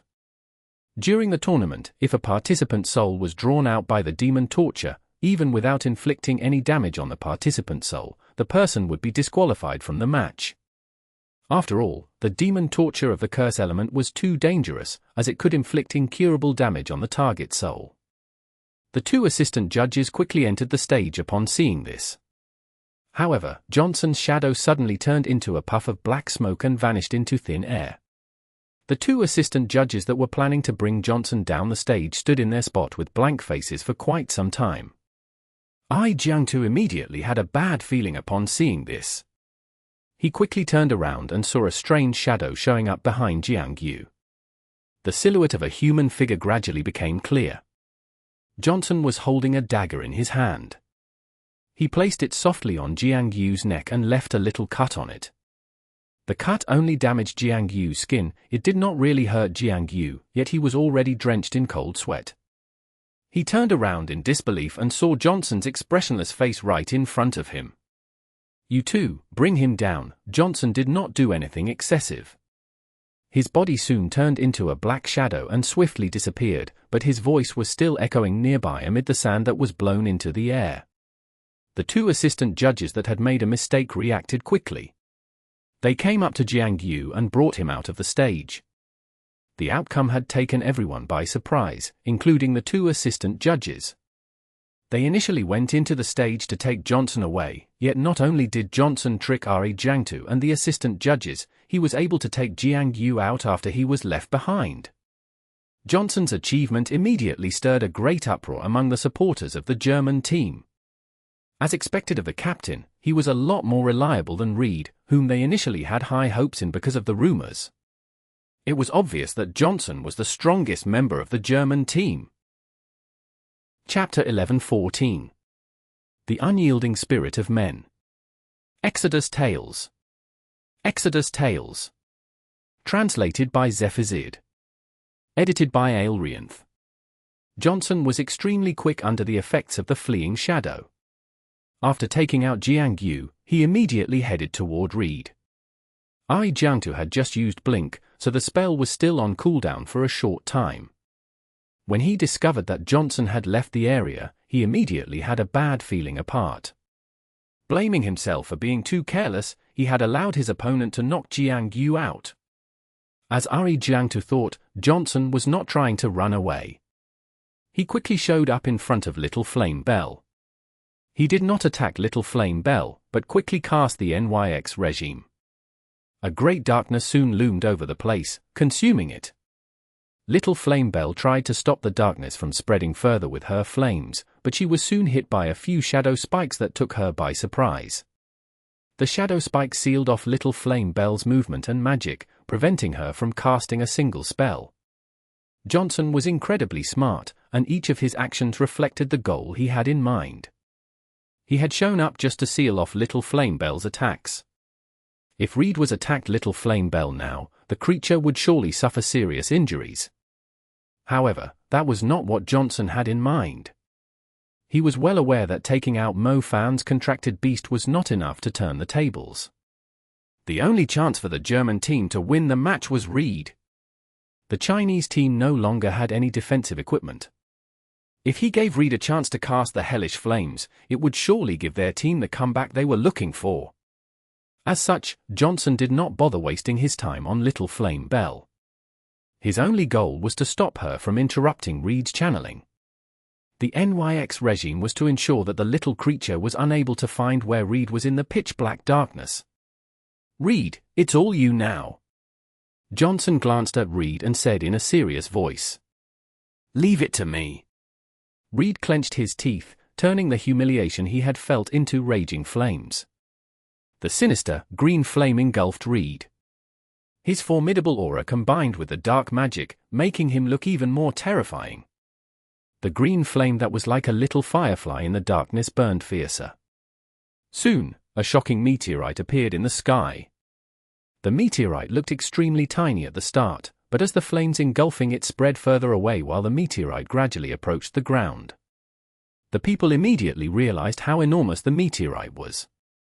It felt like it was going to smash the entire city into a huge hole. "We're done for." The supporters of the Chinese team inhaled deeply upon seeing the meteorite. They could not help but imagine the terrible fate that would befall the Chinese team. The area of effect of the hellish flames was incredibly huge. Even the healer Nanrong Ni would struggle to dodge it, and Mo Fan and Zhao Manyan were right in the middle of it. Reed's intention was very obvious. He was aiming to disqualify both Mo Fan and Zhao Manyan with the spell. Mo Fan had already used his armor when he was flanked by the German team. Even if he was to cast the fleeing shadow now, he had no hope of escaping the area of the hellish flames either. If Mo Fan had learned Blink, he would be able to dodge the attack and even counterattack Reed, but unfortunately, he had not learned it yet. What's even worse was, Little Flame Bell was currently trapped in the darkness. If Little Flame Bell possessed him, Mo Fan's fire resistance would not be any weaker than his lightning resistance. He would at most suffer a slight injury even if the meteorite landed right on him. However, Mo Fan was unsure if he could endure the attack without Little Flame Bell's help. The hellish flames seemed to be stronger than before. It was obvious that Reed had given his all by strengthening the spell with his magic equipment. Without the protection of magic equipment, Mo Fan, Zhao Manyan, and Nanrong Ni stood no chance against it. Jiangtu was still pretty far away. He tried his best to regroup with his team, yet when he realized that he had no chance of making it, he immediately switched his focus to Fendi. Jiangtu was unable to stop the hellish flames. He could only take hold of the opportunity to eliminate the wind mage of the opposing team. "I don't have any magic equipment left," Nanrong Ni said. Zhao Manyan glanced at Mo Fan and saw the man was already accumulating his energy. He was unwilling to sit and wait for his defeat. It seemed like he was planning to fend off the incoming attack with violence. He was planning to attack the meteorite with his spell. However, the meteorite was less than 100 meters away. Even if Mo Fan attacked now, the impact would still inflict serious damage on them, thus it would not make much of a difference. "Old Zhao, back off now, I'm going to smash it into pieces." Mo Fan had finished accumulating his energy. He was about to soar into the sky like a bolt of lightning. It was Mo Fan's usual approach. He did not have any defensive spells to protect himself. If he could not dodge the attack, he would simply try and overcome the attack in a violent manner, regardless of the damage he would receive. Anything was better than standing there and watching the spell land on them like that. "Back off my ass, if you trust me, just aim your attack at those two Germans." Zhao Manyan had no intention of running away. He glared at the green meteorite that was rapidly approaching from the sky and said in a manly voice, "Damn it, with Zhao Manyan here, how could I let you take the hit for us? If even a single spout of flame lands on your head, my surname won't be Zhao anymore." "You don't have any magic equipment left," Mo Fan said. "Stop talking. The first sentence I want to hear from you when I wake up in the hospital is that you've beaten the crap out of those Germans," Zhao Manyan declared, as the golden wings on his back spread apart. The wings flapped and launched Zhao Manyan into the air. His figure was shrouded by a golden glow as he went straight at the meteorite. Mo Fan was startled. He could not believe it was the same Zhao Manyan that he knew. The Zhao Manyan he knew was extremely scared of death. He was the last person that would sacrifice himself for the greater good. Even though they were currently in the middle of a match, and the assistant judges would intervene to save their lives, if their opponent's spells were simply too powerful, there was a chance that they might die, too. "Old Zhao, your spirit is so ****King touching." Mo Fan felt a wild surge of emotions as he watched Zhao Manyan flying straight at the hellish flames. As the saying went, one takes the behavior of one's company. Mo Fan strongly believed that Zhao Manyan had been influenced by him, resulting in such a great transformation. If that was the case, there was no way Mo Fan was going to let him down. Zhao Manyan sprang up to a height of around 80 meters. Even the fire tongues of the green meteorite were bigger than him. However, in Zhao Manyan's eyes, the sinister, green glow around the destructive spell was an utter humiliation. He had finally found the path that was meant for him, and it had allowed him to make a name for himself in the tournament. How was it acceptable that this asshole's innate talent could simply disregard the effort he had put into to learn his defensive spells? "I would like to see how many layers of defense you can pass through. Water barrier, circulation. Water curtain. Light protection, sacred shield. Plummeting rays, sacred armor. Rock iron skin. Totem mark." Zhao Manyan cast all the defensive spells that stacked up as layers of defense on him as he rose into the sky. The magic glows of different colors combined into one, while the mark of the special container further strengthened the defense. He also had 2 elemental rings that were able to boost the potency of his light and water elements by 20%. Finally, Zhao Manyan used the broken golden wings to wrap himself, turning him into a golden bullet flying at the terrifying meteorite with great momentum. The hellish flames made contact with Zhao Manyan. The scorching heat almost set the man on fire. Luckily, the rock iron skin prevented his skin from burning.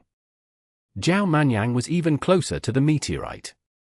The layers of defense on him were being peeled off continuously, as if they were mere pieces of paper. Water barrier. Zhao Manyan did not give up.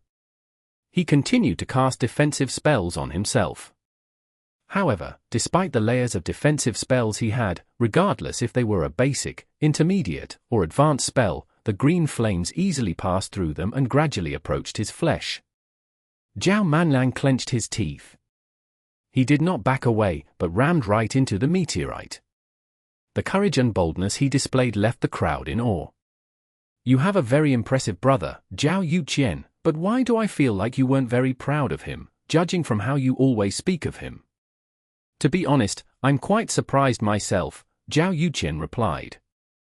Aren't you worried about him? His defense is nothing but air to the flames.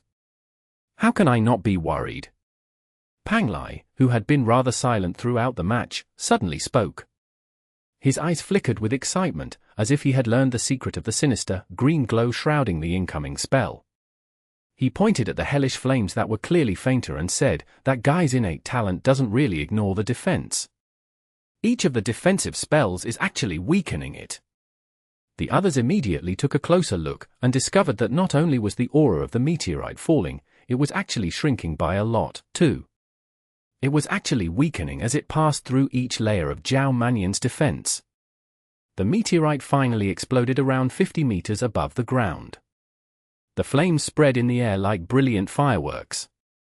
The stage trembled, and among the pieces of the meteorite, a man engulfed in flames slammed into the ground close to the magic barrier. An assistant judge immediately went up to the man and put out the flames burning him. He discovered that the man's face was burned beyond recognition. Mo Fan glanced over and saw the assistant judge carrying Zhao Manyan down the stage. He could not help but let out a sigh. The two of them initially said they were only going to mess around on the national team. Their actual goal was to spread their seed across the world, to let the women of different countries experience the love and gentleness of a Chinese man. However, they had simply lost their minds and treated the match as a battle of pride. Mo Fan could not tell whether it was the challenges that Zhao Manyan had overcome during the training that changed his mind, or the speech that Chairman Shaozhen gave that awakened his blood. Either way, to fight in a battle like this actually felt a lot more pleasant than sharing their love with women of different countries. After all, they were basically going up against a few of the strongest countries in the world. Chapter 11-15. Defeating the German Team. Exodus Tales. Exodus Tales. Translated by Zephazid. Edited by Aelrianth. Little Flame Bell. Mo Fan called loudly. The little creature that had lost her ways in the darkness slammed her way out of the maze of darkness and rammed into Mo Fan's chest like a burning, red heart. The strong flames rolled fiercely, the burning feathers formed a shocking vortex circling Mo Fan. The combination of the brown red and blazing red flames generated a heat so strong that the sand blown into the air was burned away instantly. Apart from the flames that occupied the stage with a diameter of over 300 meters, countless lightning arcs were surging too, each sweeping the ground like a snake more than 10 meters long, forming the lightning tyrant domain that encapsulated the German team. Its members were struggling to breathe properly. The domain of lightning and fire. Mo Fan unleashed the two magics simultaneously. The fire element was the most aggressive and active among the elements, while the lightning element was the most violent. The presence of the two elements kept building up under Mo Fan's command in the stage within a diameter of 300 meters. Even without drawing a star orbit, a star pattern, or a star constellation, flaring lights from the colliding energies of the two different elements were igniting across the stage. Double domain, that guy has combined two domains into one. Panglai exclaimed in surprise. Each domain was supposed to be isolated, as each element was isolated from the other elements. When two different elements were being combined, the energy of the two elements would either cancel one another out, or turn into an elemental storm as the energy went haywire. As such, even if a mage had several soul-grade seeds, allowing the mage to establish different domains, it was impossible to set up two domains at the same time. But now, Mo Fan had unleashed his two domains simultaneously. The lightning and fire clashed fiercely, filling the whole stage with a strong, disturbing aura of destruction.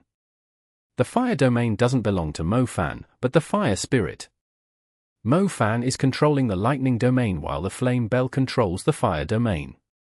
If the two domains are able to reach an equilibrium state, it is actually possible for the two domains to coexist, but it's simply shocking how daring Mo Fan was to even attempt it. No one could possibly tell what would happen when the two most aggressive elements were accumulated in a tiny space. Your turn is done. It's time for you to have a taste of lightning and fire that you will never forget for the rest of your life. Mo Fan curled a finger on his left hand. A lightning claw immediately attached to his arm, radiating power that could tear anything into pieces. On his right hand, flames were rolling fiercely. Mo Fan clenched his right hand into a fist. The flames immediately soared up and spread into his surroundings, as if they were about to explode at any second. The lightning tyrant struck first. An enormous sky lightning claw descended from the sky and struck the German team fiercely. A single finger of the sky lightning claw contained a few dozen lightning arcs, and as the 5 fingers of the claw reached the ground, it looked like a giant hand of a demon was collapsing onto the tiny humans. The members of the German team were as tiny as mere puppets. The lightning claw covered a huge area. The lightning arc slowly moved closer to the palm, like a hand that was clenching. The 3 members of the German team were forced to run to the middle. They quickly took out all their defensive equipment and cast their defensive spells to resist the terrifying claw of the lightning tyrant. While the lightning claw was still moving, a brown-red light suddenly ignited above the German team. Reed and Johnson raised their heads and saw the outline of an enormous fist amid the dancing lightning arcs. The combination of brown-red and blazing red flames was pouring down on them like an apocalypse. Their minds immediately went blank. The burning fist was so huge that it basically covered the entire sky above the stage, having a diameter of over 300 meters. Many of the spectators were so terrified that they immediately ran for the exit. The giant fist erupted in flames and landed right in the middle of the lightning claw. The final line of defense protecting the German team crumbled instantly. The yellow sand evaporated and the ground sank. The impact caused by the burning fist and the lightning arc struck the barrier surrounding the stage with tremendous force. The whole place fell silent. The only sound left was the cracking sounds of the fire and lightning. Some time later, the people finally realized that half of the stage was sunken. The 3 members of the German team lying in the pit had completely lost consciousness. Fendi was lucky enough not to be caught by the attack, and stared at the scene with a blank face. The tenacity and resistance in his heart collapsed together with the destructive, burning fist. Reed coughed heavily as he regained consciousness. He wanted to rise to his feet and continue the match, but with a quick glance, he soon realized he was lying in a deep pit with overwhelming fatigue. His destructive spell could only eliminate 1 person, but his opponent's destructive spell was strong enough to eliminate an entire team. That was the difference between them. The people could easily see the damage that had been done. It was fairly obvious that the strength of Mo Fan's fire and lightning had exceeded the threshold of the barrier set up by the organizer. The stage had turned into a huge pit. If the spell was slightly stronger, it might have even injured the spectators close by. He was only a student in his 20s, yet to think that he possessed such remarkable strength. That student is out of his mind. If he failed to control the 2 elements, a lot of the spectators would be injured for sure. How could he possibly be thinking of combining the fire and lightning elements? But he did control them, didn't he? Otherwise, we wouldn't even find the remains of the German team. Xiaojing seemed very calm, but his eyes were glittering. It simply shows how confident Mo Fan is in his control over the lightning and fire elements. Speaking of which, doesn't that mean we've won the match? Song, he said.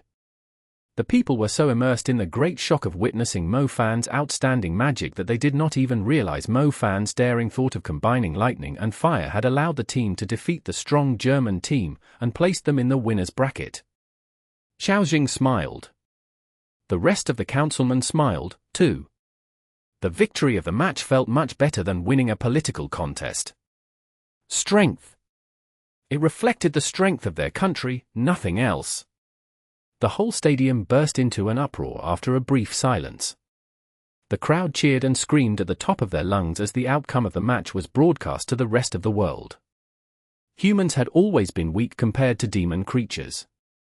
They were desperately trying to escape the fate of being butchered like livestock, and wasn't a young mage with incredible strength like him the spiritual prop that brought hope to the survival of mankind. So what if the demon creatures had strong flesh? Could they possibly stand a chance against such a powerful destructive spell?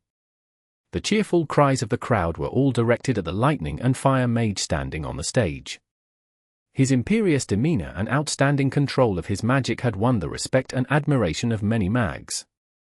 Standing on the stage, feeling the gaze of the crowd, Mo Fan closed his eyes and enjoyed the surge of emotions feeling through him. It was impossible for him to be highly respected after beating someone half dead in the previous world that he came from. Of course, Mo Fan did not forget to say something to the man that had sacrificed the most in the match. "Old Zhao, recover in peace. He's truly the strongest destructive mage. In terms of destructive power, Mo Fan of the Chinese team is the only person that impressed me. What kind of training did he even do to become so strong?" It took the people a long time to recover from their astonishment. Meanwhile, Han Ji was invited as a special guest to join the Chinese commentators in the live broadcast. He took hold of the opportunity to announce a piece of shocking news. The joy brought by the victory of the Chinese team had spread from the north to the south like a contagious disease, yet Han Ji's announcement simply shocked the whole country like a ferocious tide. Considering that the people who greatly contributed during the calamity of the ancient capital were still too young back then, the Clock Tower Magic Association decided not to declare them to the public, but that doesn't mean we've forgotten their kindness. Even when the Blue Sea has turned into mulberry fields, even if the ancient capital did not survive the calamity, the people of the ancient capital will never forget these people. Everyone, take a close look at this young man who has just eliminated the German team with his outstanding strength. He's the reason that the ancient capital is still standing today, despite what happened during that cold autumn. It was he and his buddy that jumped into the dark abyss and brought hope to the millions of people of the ancient capital.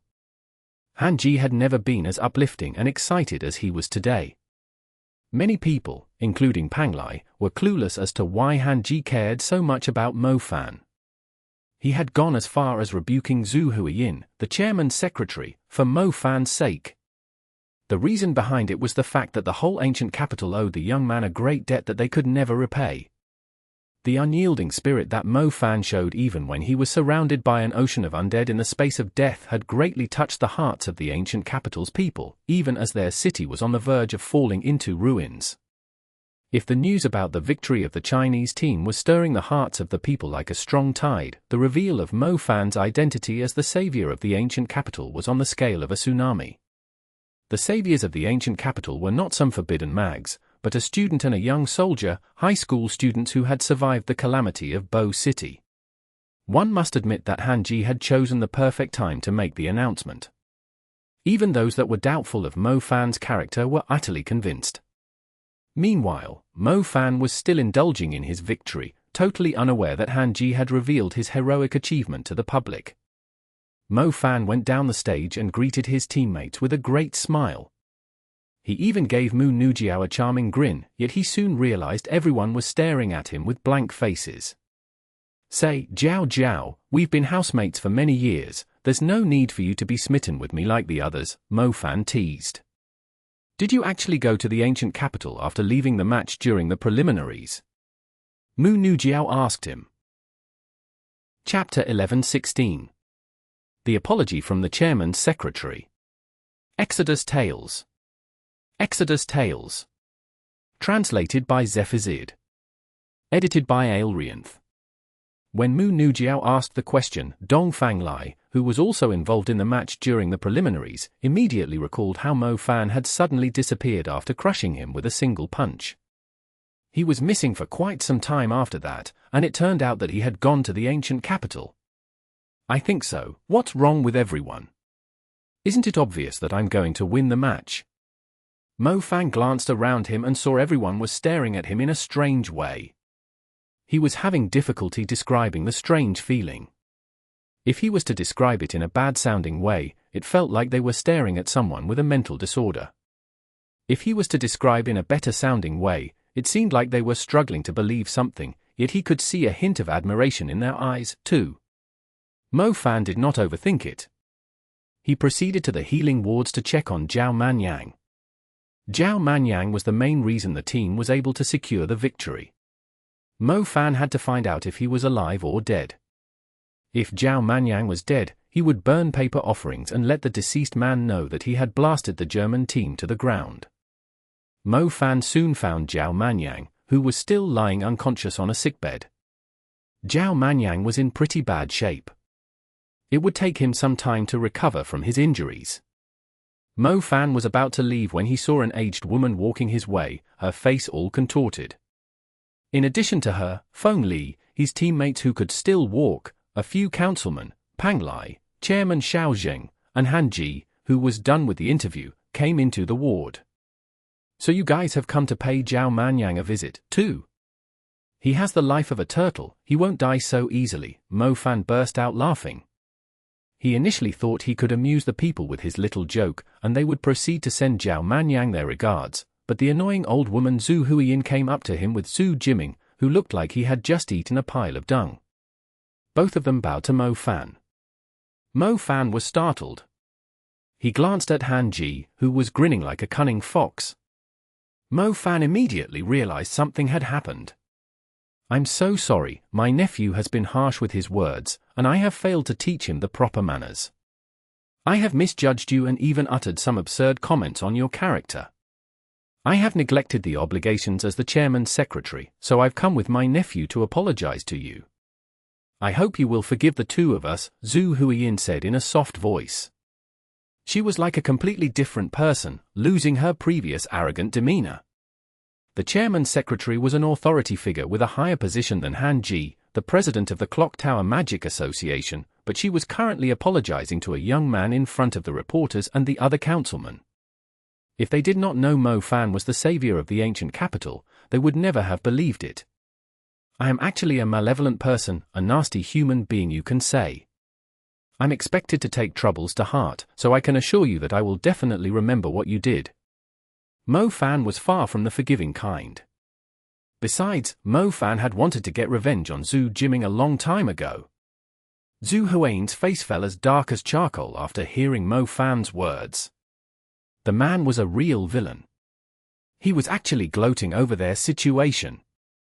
Mo Fan was unwilling to show any mercy. Zhu Huiyin was struggling to find a way out of the embarrassing situation. The woman had almost lost her mind when Han Ji revealed who the savior of the ancient capital was. Rumors of Zhu Huiyin, the chairman's secretary, accusing Mo Fan of being a malevolent person had long spread among the public. The whole world had set their eyes on the World College Tournament, so a comment like that was surely going to attract the attention of the reporters. In addition to that, the Liu clan was pretty keen at setting Mo Fan up, so they had wantonly spread the news around to defame Mo Fan before he could make a name for himself through the World College Tournament. However, after Han Ji announced the news, the conspiracy that the Liu clan and Zhu Huiyin were organizing against Mo Fan suddenly collapsed, as the people immediately turned against them. The people who had survived the calamity of the ancient capital were particularly enraged by the rumors. Their respect for Mo Fan and Zhong Xiaohu was simply off the charts. Others were allowed to scold their parents, but they were not allowed to scold the two saviors of their city. After Han Ji revealed the truth, any negative news about Mo Fan immediately infuriated the people, forcing the chairman's secretary into such an awkward situation. Zhu Huiyin never thought it would come down to this when she was uttering her words so arrogantly. She was still able to recover from the situation even if Mo Fan was an emperor, but the calamity of the ancient capital was no longer something that she could twist with her power, as the people would not allow her to manipulate the truth. So what if she was the chairman's secretary? Did she kill a single undead, save anyone, or ferret out the members of the Black Vatican during the calamity of the ancient capital? She had not done a single thing. She was only an authority figure who pointed her fingers around. In less than an hour, the people were demanding Zhu Huiyin be punished. The woman had never thought the people would get so crazy over such a petty matter. It was the reason why Zhu Huiyin had brought Zhu Jiming along and apologized to Mo Fan in front of everyone. If she did not do so, she would be done for. The authorities higher up would not allow someone that was condemned by the people to be the chairman's secretary. She had crossed a line, and even the higher-ups did not dare to speak on her behalf. The other authorities immediately drew a clear line between them and the chairman's secretary. Even the Liu clan that had insisted on setting Mo Fan up quickly joined the other side and condemned Zhu Huiyin for her inappropriate comment, since they had not really said anything harsh about Mo Fan. Zhu Huiyin had the urge to tear apart the people of the Lu clan. She was actually speaking on behalf of the Lu clan, yet they dared to destroy the bridge after crossing the river. Zhu Huiyin was still bowing, and did not even dare to look at Mo Fan's shoes. She was extremely regretful of what she had done. Why would she bother speaking on behalf of Zhu Jiming? Her nephew had always been clever in trivial matters, but he always failed to grasp the bigger picture. Why did she bother trying to fawn upon the Lu clan? It had nothing to do with her in the first place. Chairman, you do know that it was just a misunderstanding. Zhu Huiyin felt the urge to cry. The whole situation had changed in just an hour. She did not dare imagine what was going to happen to her next. As the chairman's secretary, you must take responsibility for everything you said. If Mo Fan isn't willing to accept your apology, I hope that you can find a way to calm the hatred of the people, Xiaozheng replied calmly. Xiaozheng already knew it would come down to this, even though he was quite shocked by the punitive response that the people had sent against the woman. The people might even ask him to step down if he said a single bad comment about Mo Fan. Xiaozheng had no intention of lending Zhu Huiyin a hand. The woman had been pulling political tricks to form cliques and factions in the party. As a matter of fact, Xiaozheng had long wanted to get rid of her. Even though the woman was his assistant on the surface, she was actually a spy that his political enemies had planted beside him. Xiaozheng was planning to put a lot of policies into practice, yet his enemies kept intervening.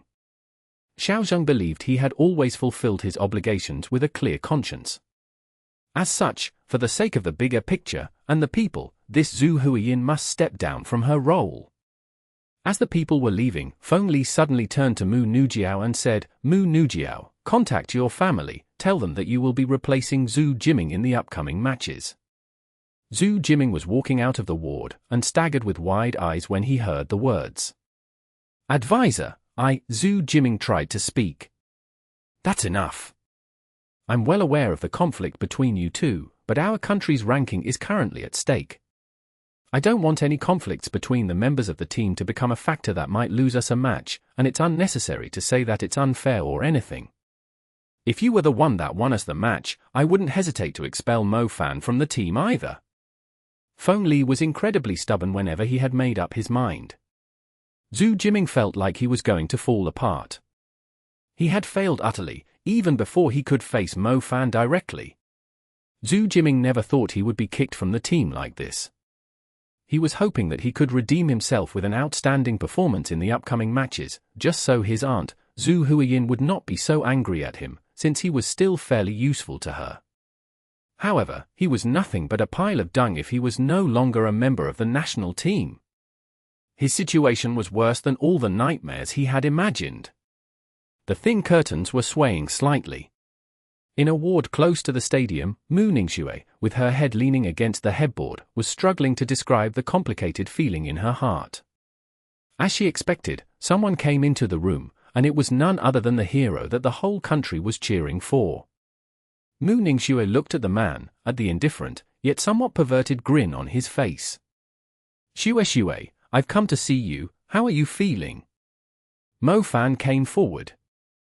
He still had some obvious injuries on his body, yet he seemed to be as energetic as an ox, as if there was nothing that could knock him to the ground. Mu Ningxue lifted her gaze. She was about to respond when she saw obvious lip marks on the side of Mo Fan's cheek.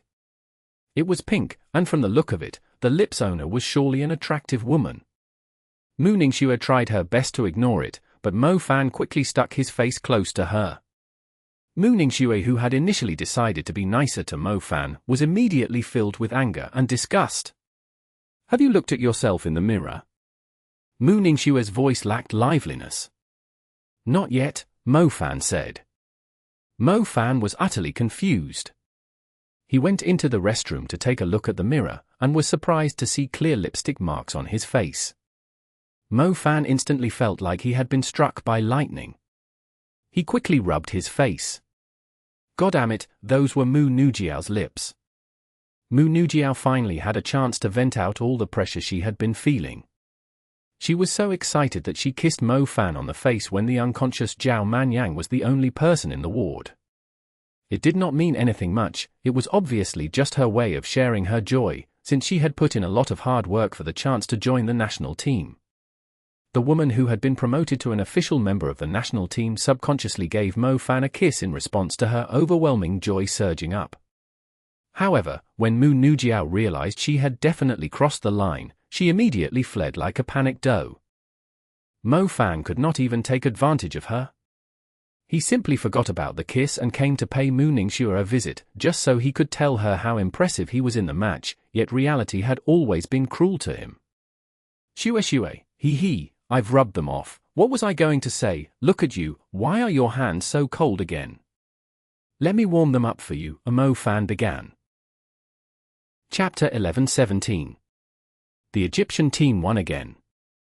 Exodus Tales. Exodus Tales. Translated by Zephazid. Edited by Aelrianth.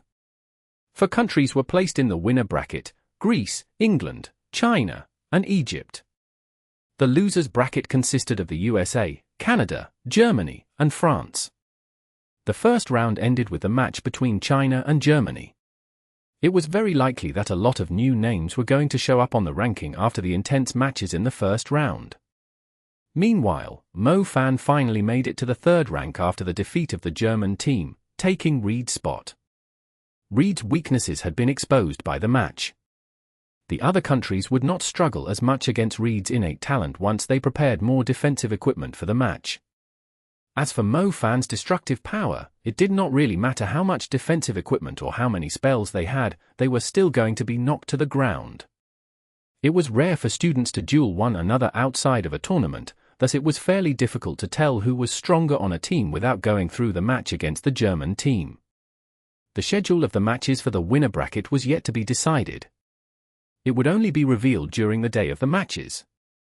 The participants had 2 days to rest up. However, those who had suffered great injuries, like Zhao Manyan, were unlikely to participate in the next match.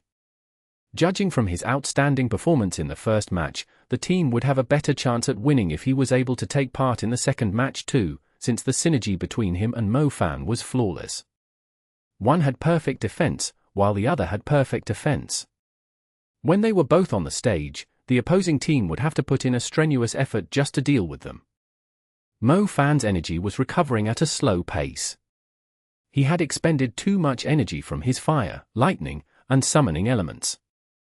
Mo Fan could not guarantee that he would fully recover in just 2 days. That being said, the energy of his shadow and space elements was plentiful.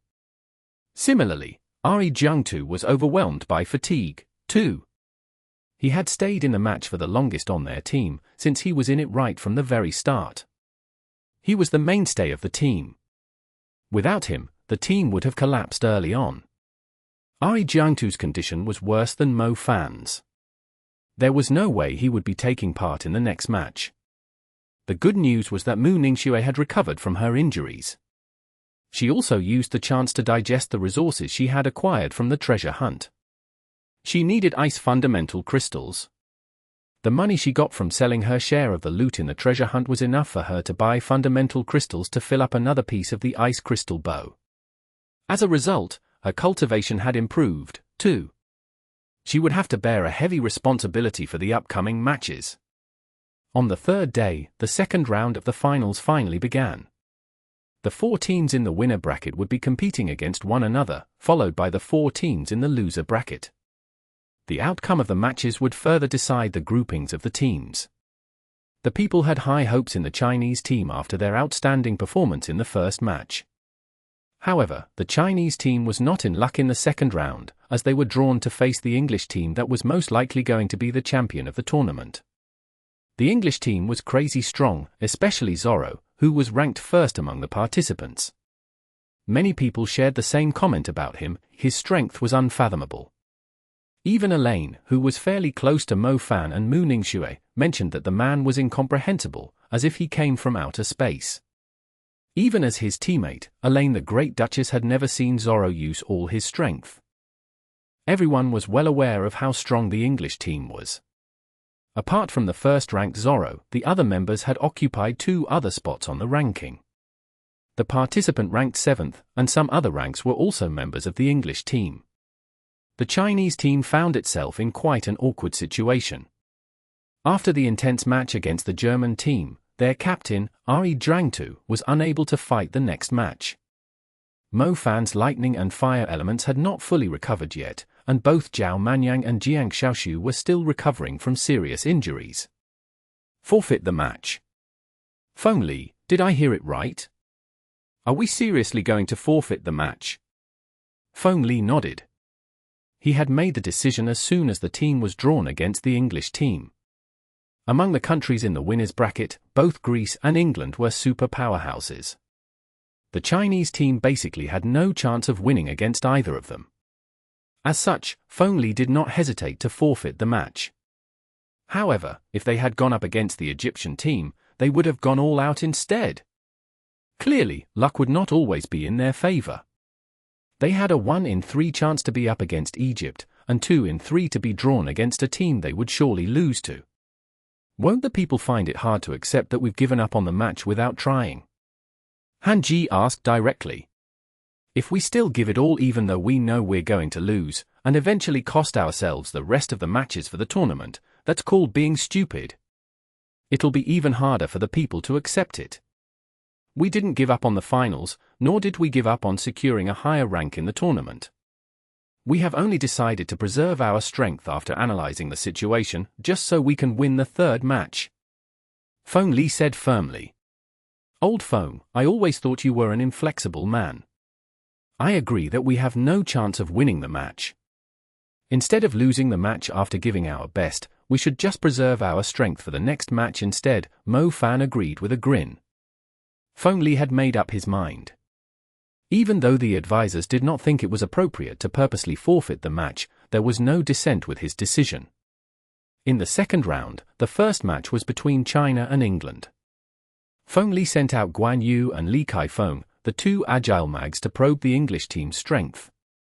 The remaining members only joined the match as a mere formality.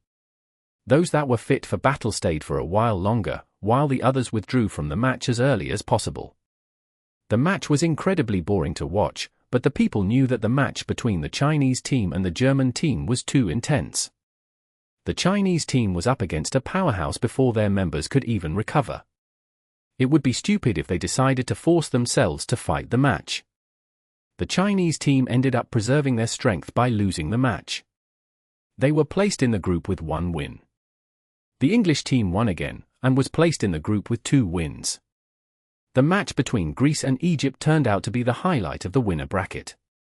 Everyone totally expected the Egyptian team to be crushed by Greece, yet they somehow came up with a dirty strategy against the Greek team and dragged the match out, allowing them to fill the stage with undead once again. The Chinese team was regarded as a black horse, but the performance of the Egyptian team in the tournament had been shocking, too.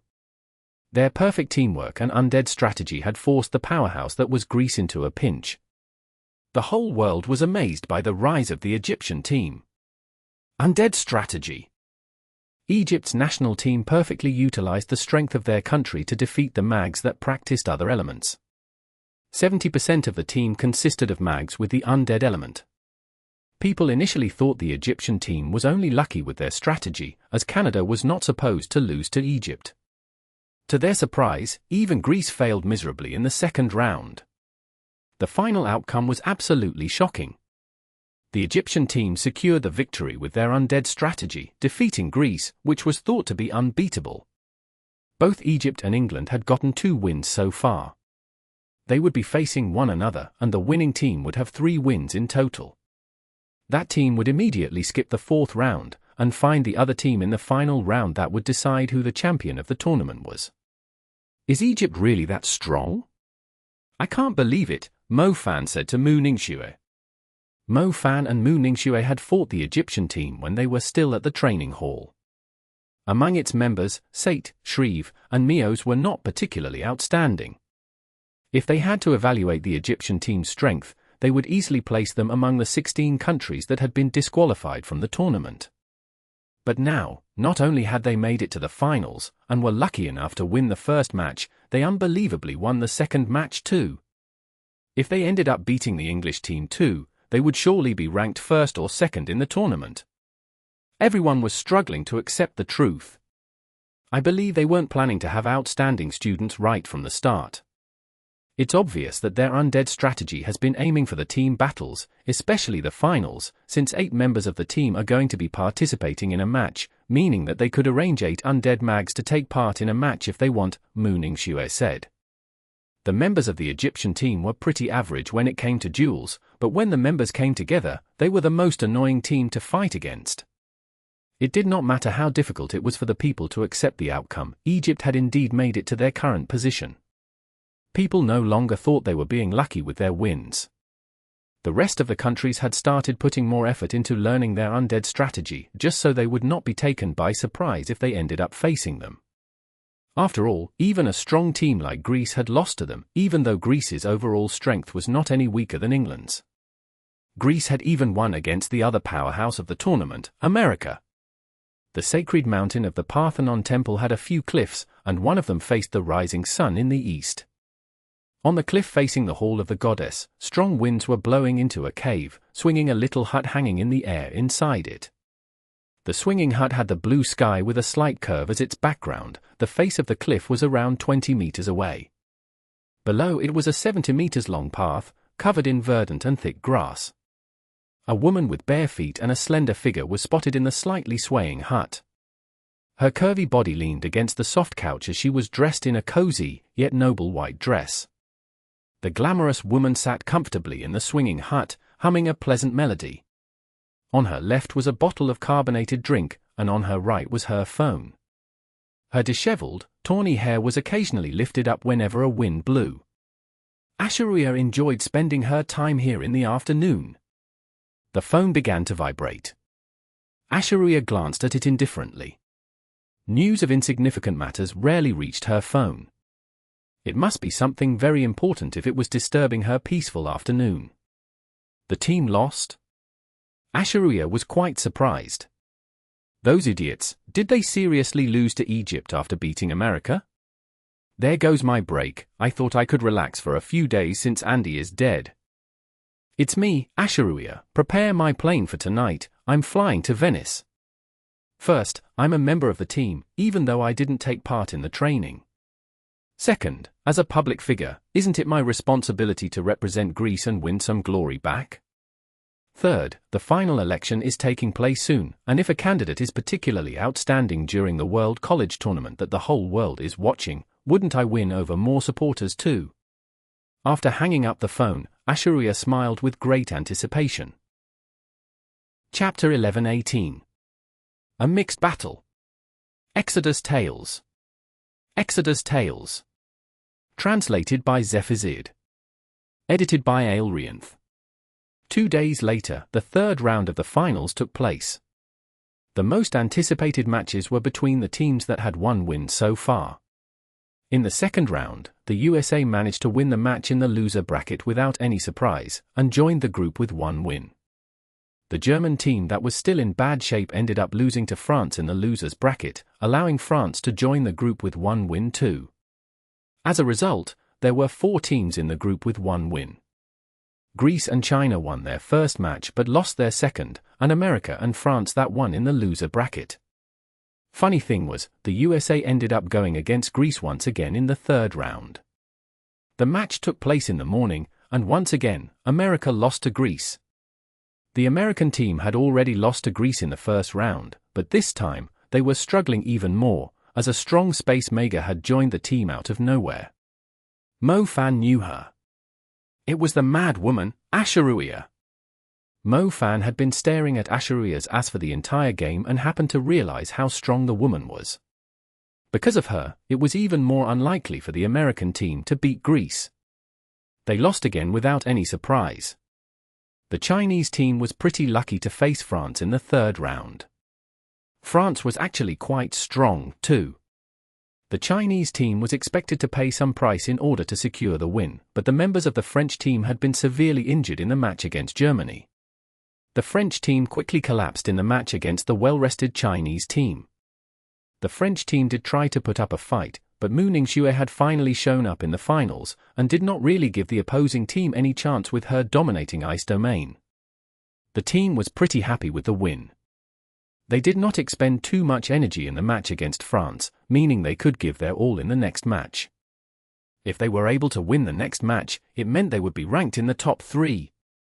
Mo Fan was slightly injured in the match against France, so he was asked to rest up in the healing ward. He ended up missing the match between England and Egypt. The two teams were said to have the greatest disparity in terms of strength. The healing ward was not too close nor too far away from the stadium, but Mo Fan could easily hear the explosive uproar of the crowd. For some reason, Mo Fan was having a bad feeling about it. England lost. Are you sure you aren't trying to fool me? I'm not. England lost the match. They lost to Egypt. Holy crap, I feel like I'm going nuts. Is Egypt using some evil, forbidden magic? They are able to summon endless undead, and each undead was even stronger than the one summoned before. You have no idea, the strongest guy on the English team, when I saw his magic, I was already convinced that he's the strongest participant in the tournament. Even with his 3rd-tier advanced spell, he still couldn't handle the undead strategy. Zhao Manyan said on the phone. Zhao Manyan went straight to the stadium to watch the match as soon as he recovered, while Mo Fan was left in the healing ward. The French team had desperately focused their attacks on Mo Fan during the match, allowing Mu Ningxue to stack her ice as she pleased. The French team naively thought they could win the match by taking out Mo Fan, but Mu Ningxue's ice domain was like a heavy slap to their face.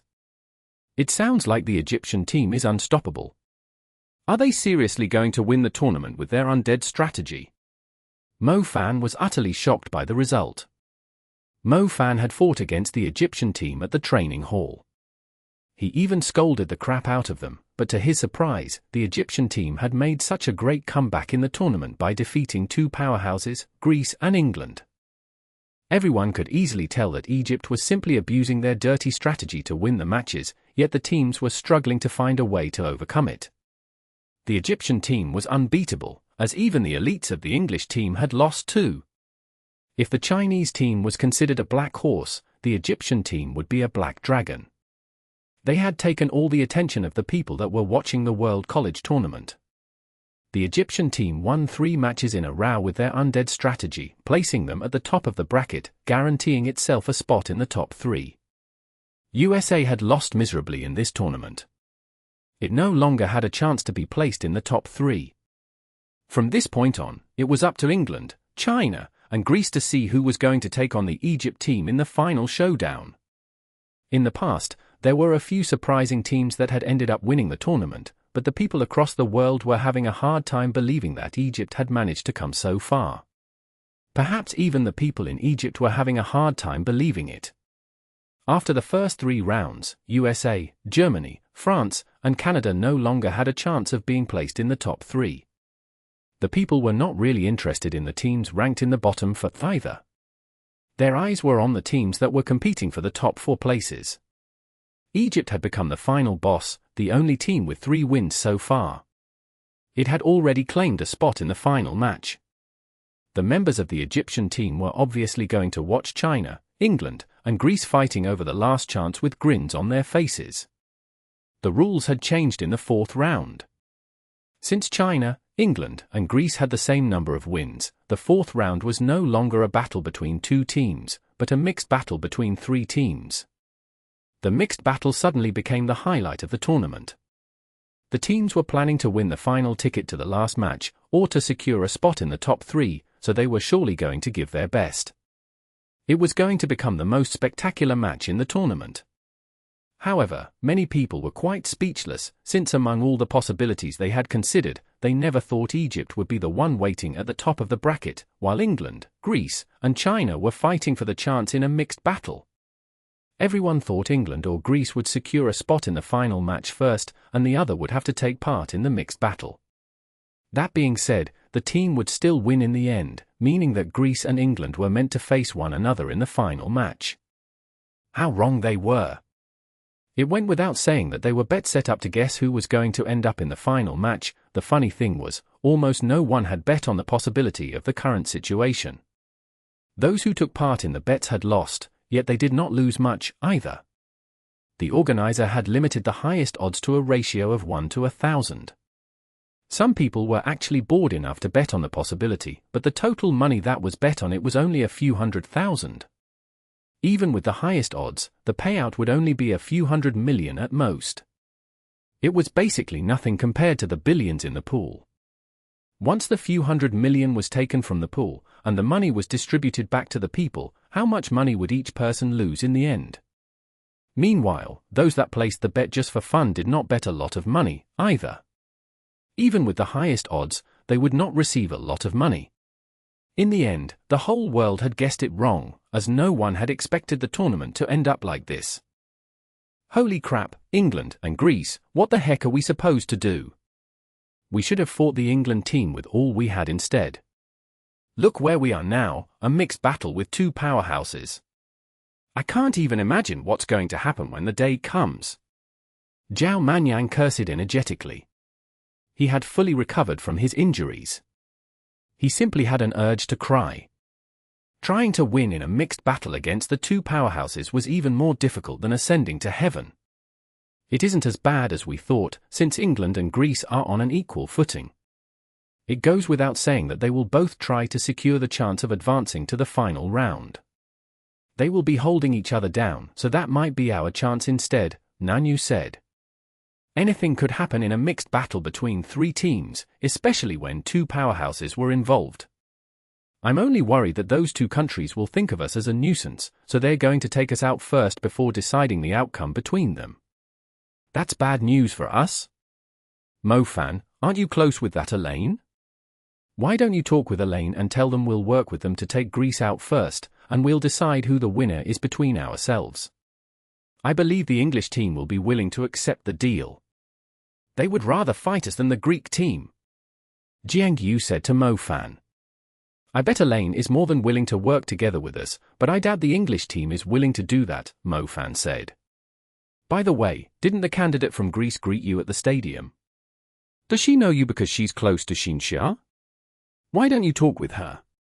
We can work together and take England out first. Zhao Manyan said as the thought crossed his mind. Each country is trying to set one another up. If any of the teams believe bullshit like that, that team is going to be knocked out first, Jiangtu, who had been silent all this time, stated firmly. It was quite pointless to discuss the match, since anything could happen when the time came. They could only react according to the situation on the day. After the meeting came to an end, Mofan initially wanted to eat a romantic Italian dinner with Ningsue, but she went back to her room to cultivate, leaving Mofan alone to enjoy the breeze under the dim streetlights in Venice. Mofan had no choice but to settle his dinner somewhere. He was still thinking about the Egyptian team as he made his way to the restaurant with fairly impressive pizzas. As soon as he sat down, he saw a beautiful woman wearing a black veil sit down across him. She was wearing a faint smile, her temperament was unfathomable. He could not tell if she was alluring or sacred. Such a coincidence. Mofan raised his head and pulled down the veil on the woman's face. It's so dark here, no one is going to recognize you. There's no need to hide your pretty face. The day after tomorrow, we'll work together and take out the English team first, Asha'ruiya said. Sure, Mofan nodded. I'm being serious, Asha'ruiya said. I'm being serious too, Mofan replied. Pleasant working with you then. After finishing the sentence, Asha'ruiya rose to her feet. Not going to eat some? Mofan picked up a piece of savory pizza and asked politely. Pizzas in Italy were the best. I'm on a diet. Chapter 11-19. Cunning Vixen. Exodus Tales. Exodus Tales. Translated by Zephazid. Edited by Aelrianth. The day of the mixed battle finally arrived. The black horse of the tournament, the Chinese team had lost its brilliance under the sacred light of the other two countries, England and Greece. The match was not held in the same stadium as the previous rounds, but a confined space similar to the treasure hunt. The confined space was a battlefield, constructed by an artist with the space and earth elements a long time ago. The battlefield had a length of 1 kilometer and a width of half a kilometer. It was divided by a river with a rapid current, with aged trees on both sides of the river. The trees were taller than 50 meters on average, and the dense canopy was basically another terrain in the air. After the forest was a mountainous area with steeper slopes further away, with perfectly straight, tall cliffs at the end, as if the whole place was surrounded by a circle of dams. There were seats set up on the cliffs for the audience, allowing them to look down at the battlefield from a great height. As a matter of fact, the battlefield was the same as the wild. Even those that managed to get themselves a seat with the best vision were unlikely to be able to watch the match clearly. The authority figures of different countries were long seated in their allocated seats, while the people that entered with the tickets they had purchased had prepared all kinds of devices to help them see further into the distance. The people were all excited, waiting for the mixed battle to begin. The students were in their reserved areas. The teams were allocated to observation decks extending out from the cliffs. The participants and their advisors were arranged to stay on the observation decks, and when the time came, the assistant judges would signal to them. The observation decks were set up in different corners. The members were able to see where the other two teams were by glancing into the distance. The battlefield was quite huge, and it was unnecessary to set up a magic barrier for the match. The battlefield and the spectator seats were 90 meters apart in terms of height. The magnificent cliffs surrounding the battlefield were already a solid barrier.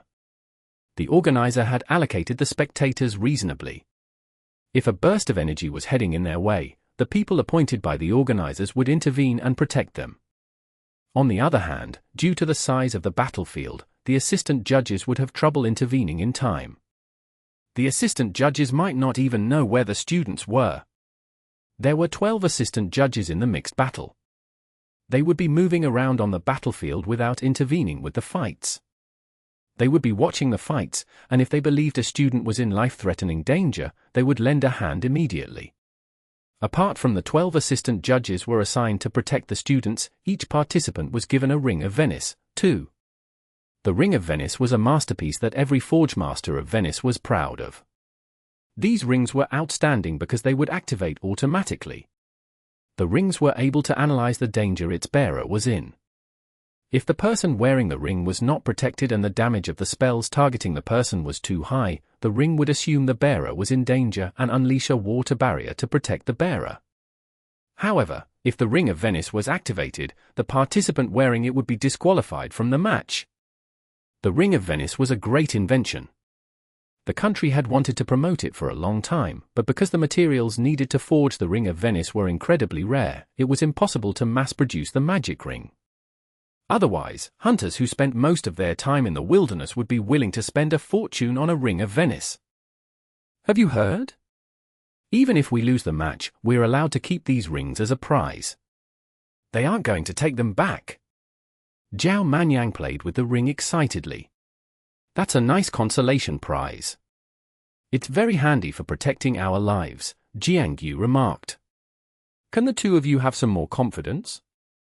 This ring is garbage compared to the prizes for the top 3 teams. Mo Fan snapped.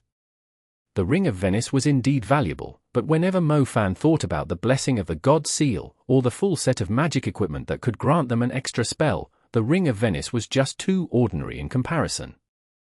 You guys, just react according to the situation. I have nothing much to say, try your best, Phonely said. The other advisors agreed to let the students decide on their own approach for the match, seeing that Phonely did not bother discussing some kind of meaningless strategy with them. Participants, in your positions. The match begins now. A brilliant light spell was fired into the sky above the battlefield as the signal. The light sprinkled onto the river, the canopy, and the mountainous area. This time, the Chinese team had sent out their strongest formation. Both Mo Fan and Jiangtu were among the starting members, while Mu Ningxue was assigned as the 6th member, allowing her to provide backup when needed. The starting members consisted of Mo Fan, Jiangtu, Guan Yu, Mu Tinjing, and Zhao Manyan. The 5 of them were actually very strong. The 5 were close to the boundary of the mountainous area and the forest. They headed into the forest while Guan Yu stayed in the canopy and watched the other 2 teams. Both England and Greece are between the river and the forest. We'll be stumbling into them soon if we continue to move at this rate, Guan Yu called down. Let's head over then. It's unnecessary to hide, we'll face them directly, Mo Fan said. The five made their way toward the river. All three teams were from strong nations, so it was unreasonable for the team to show a sign of weakness. They had to retain their momentum in order to win in the mixed battle. They soon arrived at the river. The first team they stumbled into was not the English team, but the Greek team. The Greek team was less than 100 meters away from the Chinese team. They did not attack right away, and seemed rather collected. Fan immediately saw Asha'ruiya among the Greek team. Even in the tournament, the woman was still dressed in a sacred, yet alluring outfit. If Fan had not witnessed how insane Asha'ruiya could be in person, he would believe that she was a sacred candidate for the role of the goddess, just like everyone else. Fan exchanged glances with Asha'ruiya. The woman kept winking at him, as if she was flirting with him and teasing his impenetrable heart. The English team arrived soon, led by their captain, Zorro, the man with dark green hair and eyes. Fan could feel a dangerous presence under the man's gentle appearance. Fan saw Elaine, too. She was as calm and elegant as usual. She nodded when she noticed Fan's gaze. For some reason, Fan felt a sense of helplessness under Elaine's conservative gaze. What should we do now? Zhao Manyan glanced to his left, then to his right. He seemed to be under great pressure. We'll target the English team, Jiangtu said. For sure. Yes. The team placed their attention on the English team as they prepared to attack. However, to their surprise, the Greek team immediately engaged them, too. It was not like a member of the Greek team had attacked the Chinese team directly, but a summoned beast shrouded by a deathly aura of darkness, wearing black armor and holding a giant, black sword was charging right at them from the direction of the Greek team. Zhao Manyan almost felt like his head was about to explode as soon as he saw the creature. Wasn't this Death Knight riding on the dark horse the dark sword master that was guarding the pyramid in Egypt? Why the heck would it show up here? The horse galloped forward, leaving a trail of wilted plants and fallen leaves behind it. The dark sword master raised the giant sword and slashed at Guan Yu, who was observing the surroundings from the high ground. The black aura unleashed by the sword slashed through an entire row of the trees. Guan Yu agilely hopped between the trunks that were falling slowly. The dark sword master continued to swing its sword wildly at Guan Yu. The formidable attacks shattered the ancient trees into pieces before they even landed on the ground. Attack! Meanwhile, the English team made its move too, seeing that the Greek team had already engaged the enemy. The person that attacked first was Herbert, who held a grudge against Fan. He cast the plummeting rays, firing light arrows down at the Chinese team, forcing its members to either split up or stick closely together. F***me, the two teams have teamed up to take us out first. Zhao Manyan cursed while setting up his defense. We're done for, they actually teamed up against us. They initially decided to face the two powerhouses in a fair fight, but the two teams ended up joining forces instead to pick on them. It felt like the Chinese team was surely going to be disqualified at the start of the match. The supporters of the Chinese team cursed at the two powerhouses while worrying about the Chinese team's situation. Were you surprised? Little Fan. Asha'ruiya stood on a branch and glanced down at Fan with a pair of glittering eyes. Do you really think I would believe the words of a cunning vixen like you? Fan grinned coldly. He seemed rather calm. What can you do even if you don't believe me? You're about to run away from here with your tail between your legs. Asha'ruiya had a great smile. It looked pure and innocent. It totally did not look like she was trying to get her revenge on Fan for taking advantage of her before. Do you really think I don't have a brain? Even though Fan knew the situation was not in favor of the team, and they might even lose a member or two within a short period of time, it was nowhere enough to disqualify the Chinese team immediately. Look behind you. Asha'ruiya remained calm. She was not in a rush to attack. Fan turned around and saw a man with dark green hair and eyes approaching. It was obvious that he was planning to flank him together with Asha'ruiya. I believe I can take you out myself, but I've asked him to come just in case. Asha'ruiya sounded very languid, like a woman speaking coquettishly to her boyfriend after just waking up. Any man would be flushed with embarrassment hearing it. However, Mo Fan was not willing to fall for the trap of the cunning Vixen. He turned around and glanced at Zorro, the participant ranked first in the tournament. Chapter 11:20. The Way of Survival by Fighting with All They Had. Exodus Tales. Exodus Tales. Translated by Zephizid. Edited by Aelrianth. Did you all remember what I said? Mo Fan was pretty calm even though he was flanked by two strong opponents. Mo Fan was obviously not talking to the cunning Vixen, Asha'ruiya. He was talking to his teammates. Jiangtu, Zhao Manyan, Mu Tingjing, Guan Yu, and the others still remembered Mo Fan mention that if they found themselves in the worst situation possible, they had no choice but to fight with all they had. The 5 members of the English team were clearly more aggressive than the Greek team. They kept blasting Zhao Manyan's defense with their destructive spells. Zhao Manyan did not preserve his strength either, using all his magic equipment and spells to defend the team from the attacks. While resisting the attacks from the English team, Jiangtu, Mu Tingjing, Guan Yu immediately attacked the members of the Greek team. They immediately cast their strongest spells and focused on the same target. They were not hoping to win the match, but aiming to injure the enemy. Mo Fan did the same thing too. Even though Zorro, who was said to be the strongest in the tournament, he was not actually a pure destructive mage. It was unlikely that he could knock Mo Fan out in a short period. Mo Fan aggressively attacked Asha'ruiya like a mad hound, as if he was completely disregarding Zorro's existence. At the start, the Greek team could still hold their ground, they were a powerhouse, after all. However, they immediately realized that something was not right after a few rounds. Even though both the English team and the Greek team were picking on the Chinese team, the members of the Chinese team were fighting the Greek team recklessly. They were willing to take the risk of being disqualified just to inflict serious damage on the Greek team. The Chinese team was using their magic equipment at will, thus the Greek team was forced to use their magic equipment, too. Magic equipment was like a consumable in a match, as they would no longer be available for the rest of the match once they were used. Despite the two teams agreeing to take the Chinese team out, the Greek team was the only one that was paying the price, to the extent that someone on their team was at risk of being disqualified, too. Not long after, the Greek team realized that the situation was unfavorable to them. Asha'ruiya panted heavily. She briefly freed herself from Mo Fan's aggressive attacks and glared at Zorro. Keep him busy. I'm planning to, but he's ignoring me completely. Zorro said helplessly. Why do I feel like you're letting us fight instead?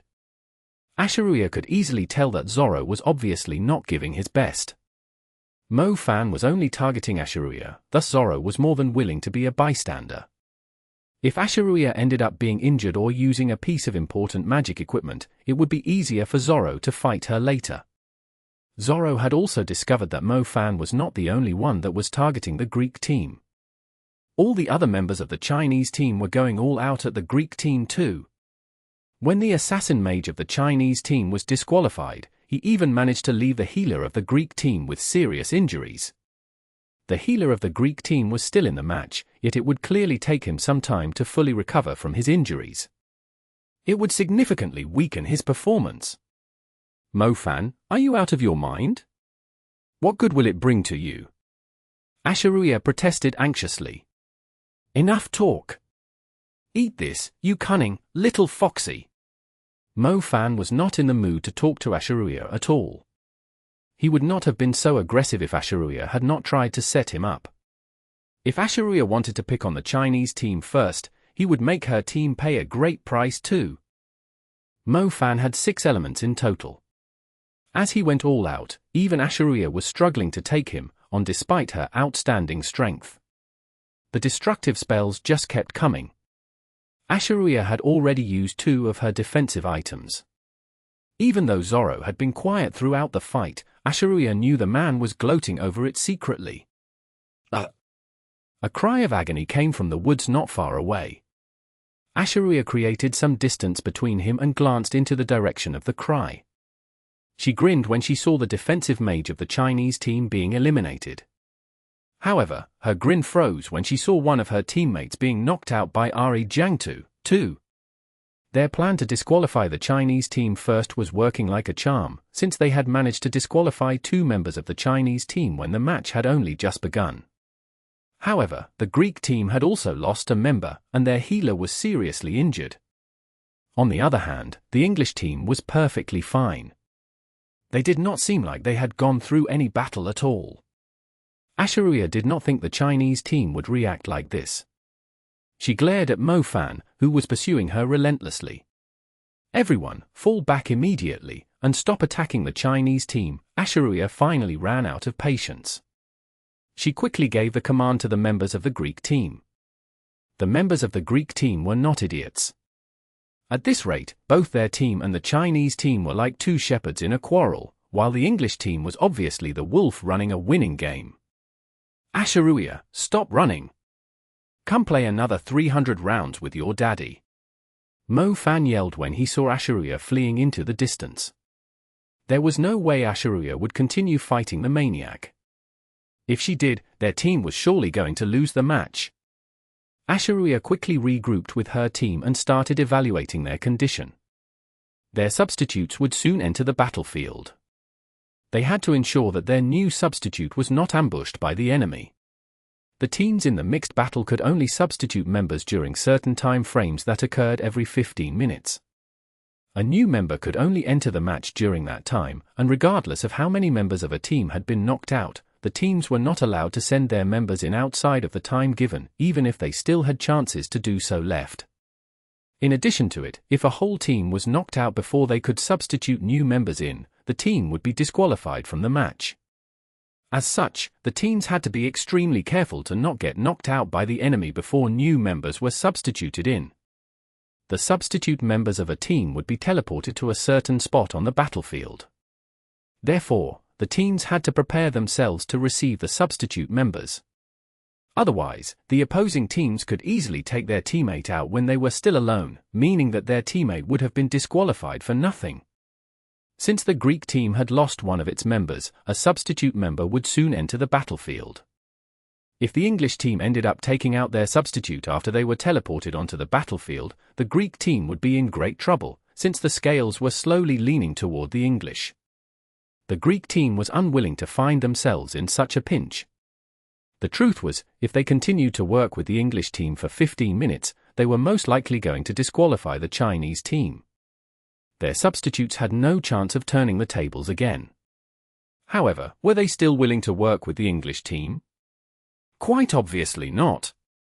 "We should just ask the English team to keep targeting the Chinese team while we are recovering," Carolina, a member of the Greek team, proposed. Carolina was a student of the Parthenon temple, a destructive mage with the plant element as her primary element. "They wouldn't agree to it, since they are currently in an advantageous position," Asha'ruiya replied. It was exactly as Asha'ruiya had thought. Since the Greek team had stopped attacking the Chinese team, the English team had also stopped pressuring the Chinese team. They had to be cautious too. If they pressured the Chinese team too much, the Chinese team might target them instead, meaning that they would be throwing their advantage away. At this rate, they only needed to be slow and steady. With the advantage they currently had, they could easily secure the win. They really had to thank China for weakening the Greek team for them. "Those Chinese, why are they insisting on fighting us?" Carolina complained anxiously. The English team was not going easy on the Chinese team either, yet it felt like the Chinese team held a huge grudge against their team. They are only trying to protect themselves. If they tried fighting both teams at once, or just focused on defense, their whole team would surely be wiped out in no time, and they would no longer stand a chance in the match. However, if they only focus on one of us and fight with all they have, the alliance between us and the English team will surely crumble, allowing them to overcome the pinch they were in, Asha'ruiya explained. Asha'ruiya was fairly impressed with Mo Fan's strategy. She was planning to disqualify the Chinese team first, eager to get her revenge. The Greek team would then take on the English team once the Chinese team was knocked out. In terms of strength, she was confident that she could take on Zorro on her own. However, the madhound Mo Fan had disrupted her plan, placing the Greek team in a disadvantageous position. "Then what are we supposed to do now?" Are we still going to attack the Chinese team? Or should we turn on the English team instead? Carolina asked. Let's probe the English team, Asha'ruiya said. What about the Chinese team? Asha'ruiya bit her lips and replied, leave them be. The three teams called a truce when it was almost time for the substitute members to enter the battlefield. It went without saying that only China and Greece were waiting for substitute members. The English team was actually looking for any substitute member separated from their team. Unfortunately, they were not in luck and did not find any free pickings. Meanwhile, Mu Ningxue and Nanyu successfully rendezvoused with the team. Nanyu frowned when she realized that the three remaining members of the team were injured. She knew their team was going to struggle in the mixed battle, yet to her surprise, it felt like their team was on the verge of losing the match only 15 minutes into the fight. We're in pretty bad shape. We can't really tell how long we can last still. Jiangtu sat on the ground, Nanyu treating his injuries. Nanyu was not a true healer. She was only giving Jiangtu some basic treatment to prevent his injuries from worsening. Mu Ningxue was inspecting Mo Fan's injuries, too. Mo Fan's condition was pretty bad. Both Zorro and Asha'ruiya were incredibly strong. It was impressive that Mo Fan had managed to stay in the match when he had to face both of them at the same time. Luckily, Mo Fan was surprisingly tough. He was still able to fight as long as his injuries did not worsen. What should we do? Jiangtu was just about to discuss strategy with the team when Nanyu suddenly signaled him to keep quiet. Everyone immediately focused their attention on her. Nanyu transmitted her voice into the ears of her teammates. I just tracked down the Greek team's substitute member. He's pretty close to us. Everyone's eyes glittered immediately. F***K, let's take him out. Mo Fan was the first to rise to his feet. The others were nursing a strong grievance after what the Greek team did to them. They immediately directed their hatred onto the new member that had not linked up with the Greek team. Chapter 11:21. The tables have turned. Exodus Tales. Exodus Tales. Translated by Zephizid. Edited by Aelrianth. The trees were huge and majestic.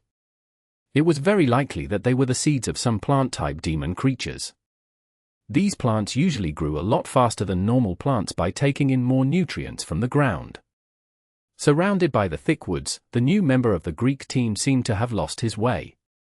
After he arrived on the battlefield, he purposely went into the thick woods to hide from the English team, while he waited for his teammates to regroup with him. You guys are finally here, the Greek member let out a relieved sigh when he heard a group of people approaching him. It did not take long for his teammates to find him after he sent out the signal. Yeah, we are here to send you out. Mo Fan's voice appeared beside the Greek. The man reacted fairly quickly, immediately summoning a circle of light to protect himself. The light spread further and revealed the silhouette of a man behind a tree. If the man had not spoken, the Greek would have had no chance of noticing his presence.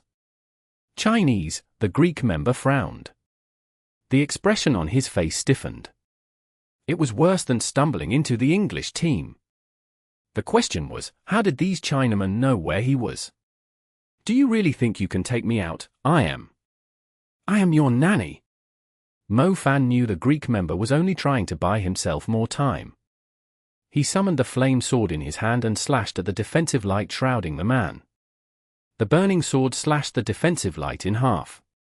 The Greek member's face paled, and he quickly activated his magic boots and fled. The magic boots were quite high quality, and seemed to contain the power of the space element. The Greek member was able to travel a great distance with just a little step. He was 100 meters away within the blink of an eye. Gravity space, a stern voice uttered. The Greek member suddenly felt like his legs were being tied down by a huge iron ball.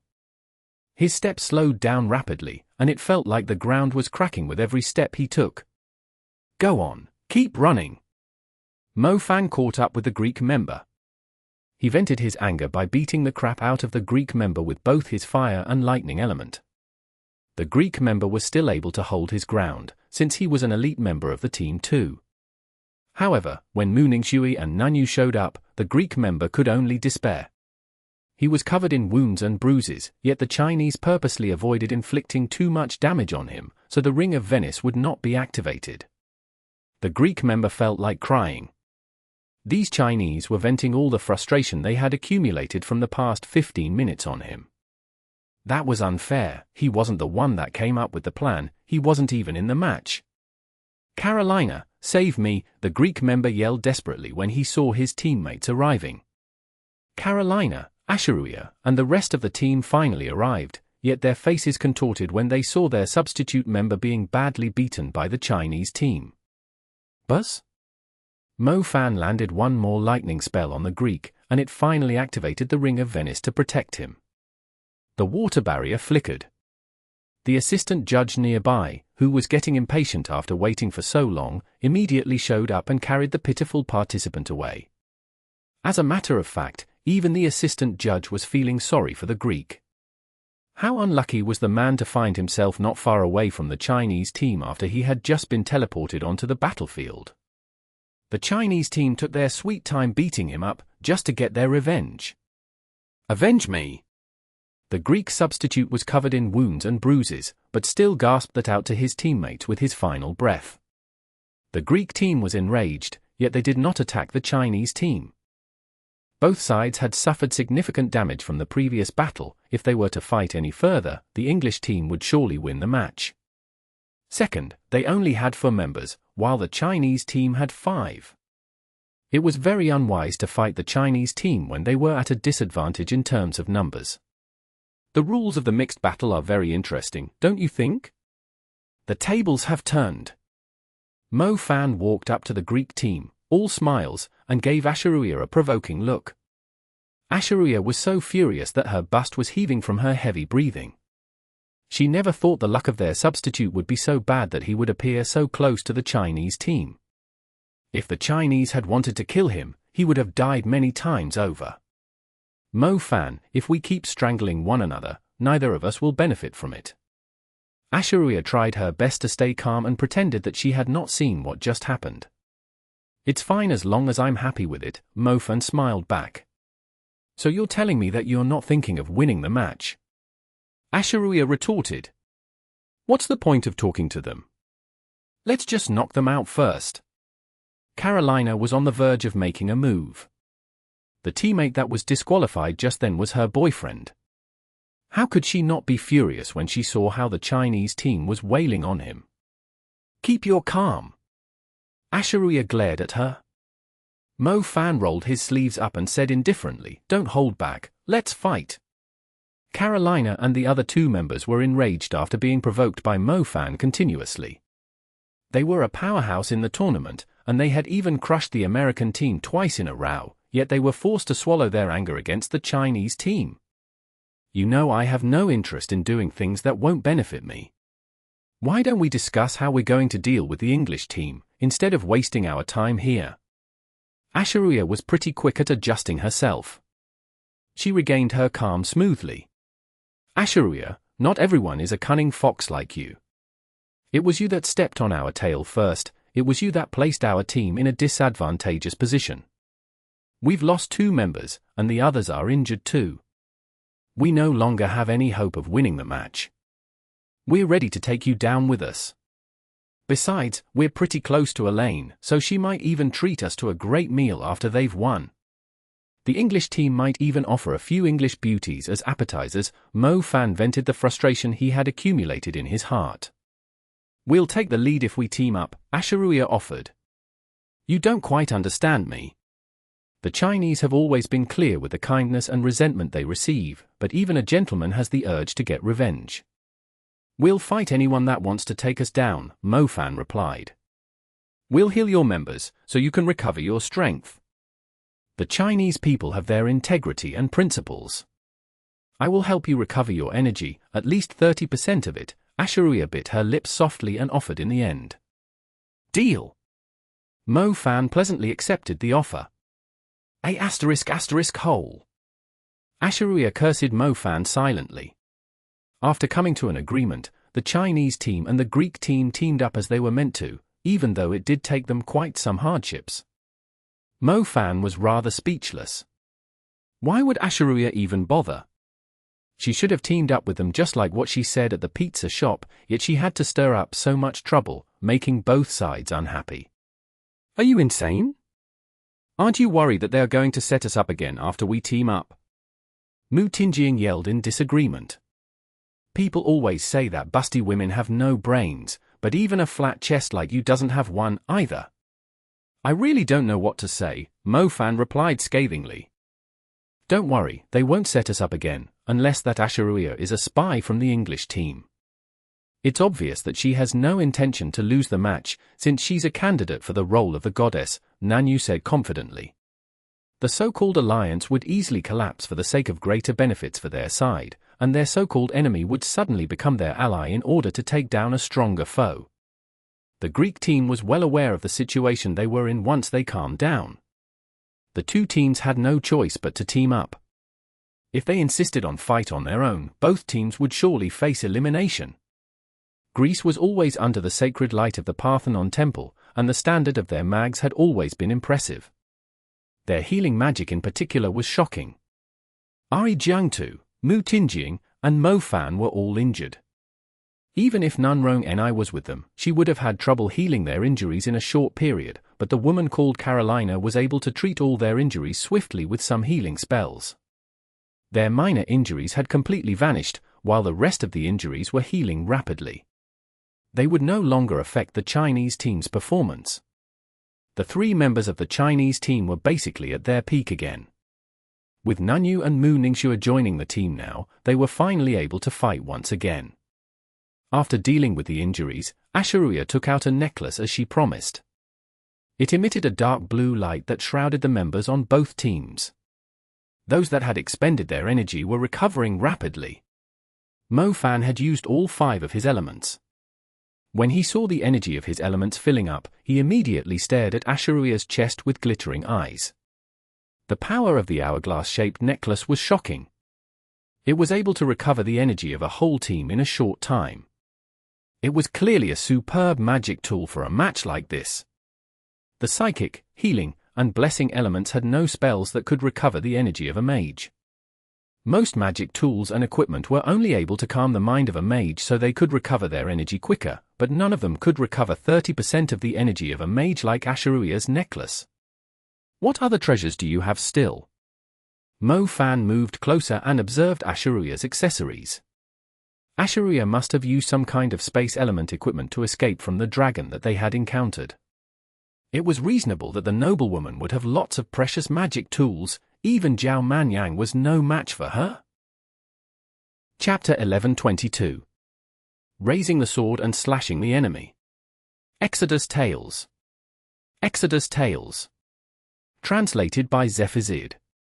Edited by Aelrianth. This is a space bracelet. I believe you've tasted Zorro's strength firsthand. If he fights with his full strength, we won't be able to take out his 4 teammates in the 10 minutes we have.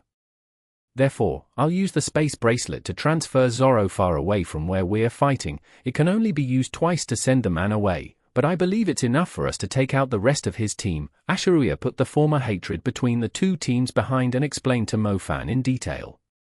If we have a magic tool like that, why don't we just separate Zorro from his team and take him out? Wouldn't it be easier to defeat the English team? Nanyu said. Asha'ruiya shook her head and said, I'm more familiar with Zorro than you guys. Zorro is very good at reacting according to the situation. If we can keep him at bay and surround him, we do have a hope of taking him out, but if we don't, even the 9 of us have no chance of taking out that genius. Is he really that strong? Mu Tingying asked doubtfully. He's only stronger than you imagine. It's safer to just transfer him away and focus on his teammates first. Mo Fan finally agreed with the plan. Zorro was indeed very strong. Most of the injuries that Mo Fan had suffered were inflicted by the man. Mo Fan also had the feeling that the man was not even using his full strength. You're a sound mage, right?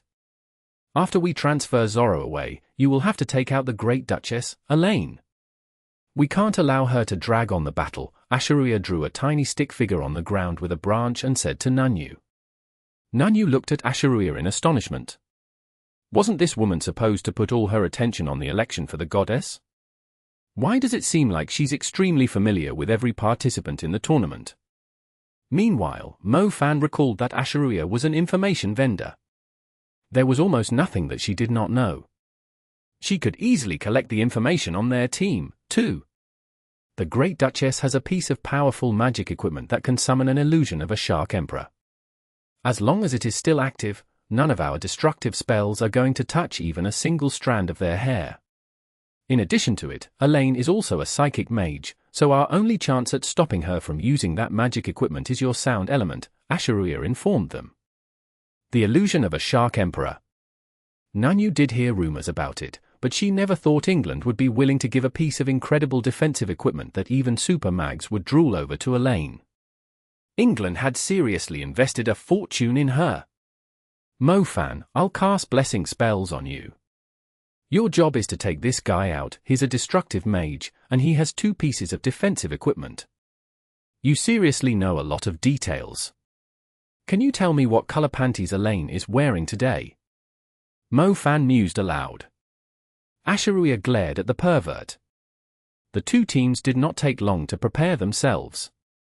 The alliance of the Chinese team and Greek team swiftly made their way toward the English team. The English team was aware that the Greek team and Chinese team had stumbled into one another in the woods. They did not join the party as they believed the 2 teams were surely going to fight due to the unresolvable conflict between them. However, they soon realized that something did not seem right. The 2 teams that were meant to be enemies were coming out from the woods like they were holding hands. Zorro stuck his finger into his green hair as if he was having a headache. They did team up, as we suspected. No wonder there wasn't a single spell being cast, Herbert said. I have a bad feeling about this, Zorro said. I doubt it, the Chinese team isn't that strong, and the Greek team is lacking firepower too, Hilton, the vice-captain of the English team, countered. Hilton was ranked 7th among the participants. He did not think the alliance of the 2 teams was a threat to their team. Let's fight. Zorro knew a battle was inevitable. His eyes were fixed on Asha'ruiya and Mo Fan. Previously, it was him and Asha'ruiya flanking Mo Fan, but now, he was about to be flanked by them instead.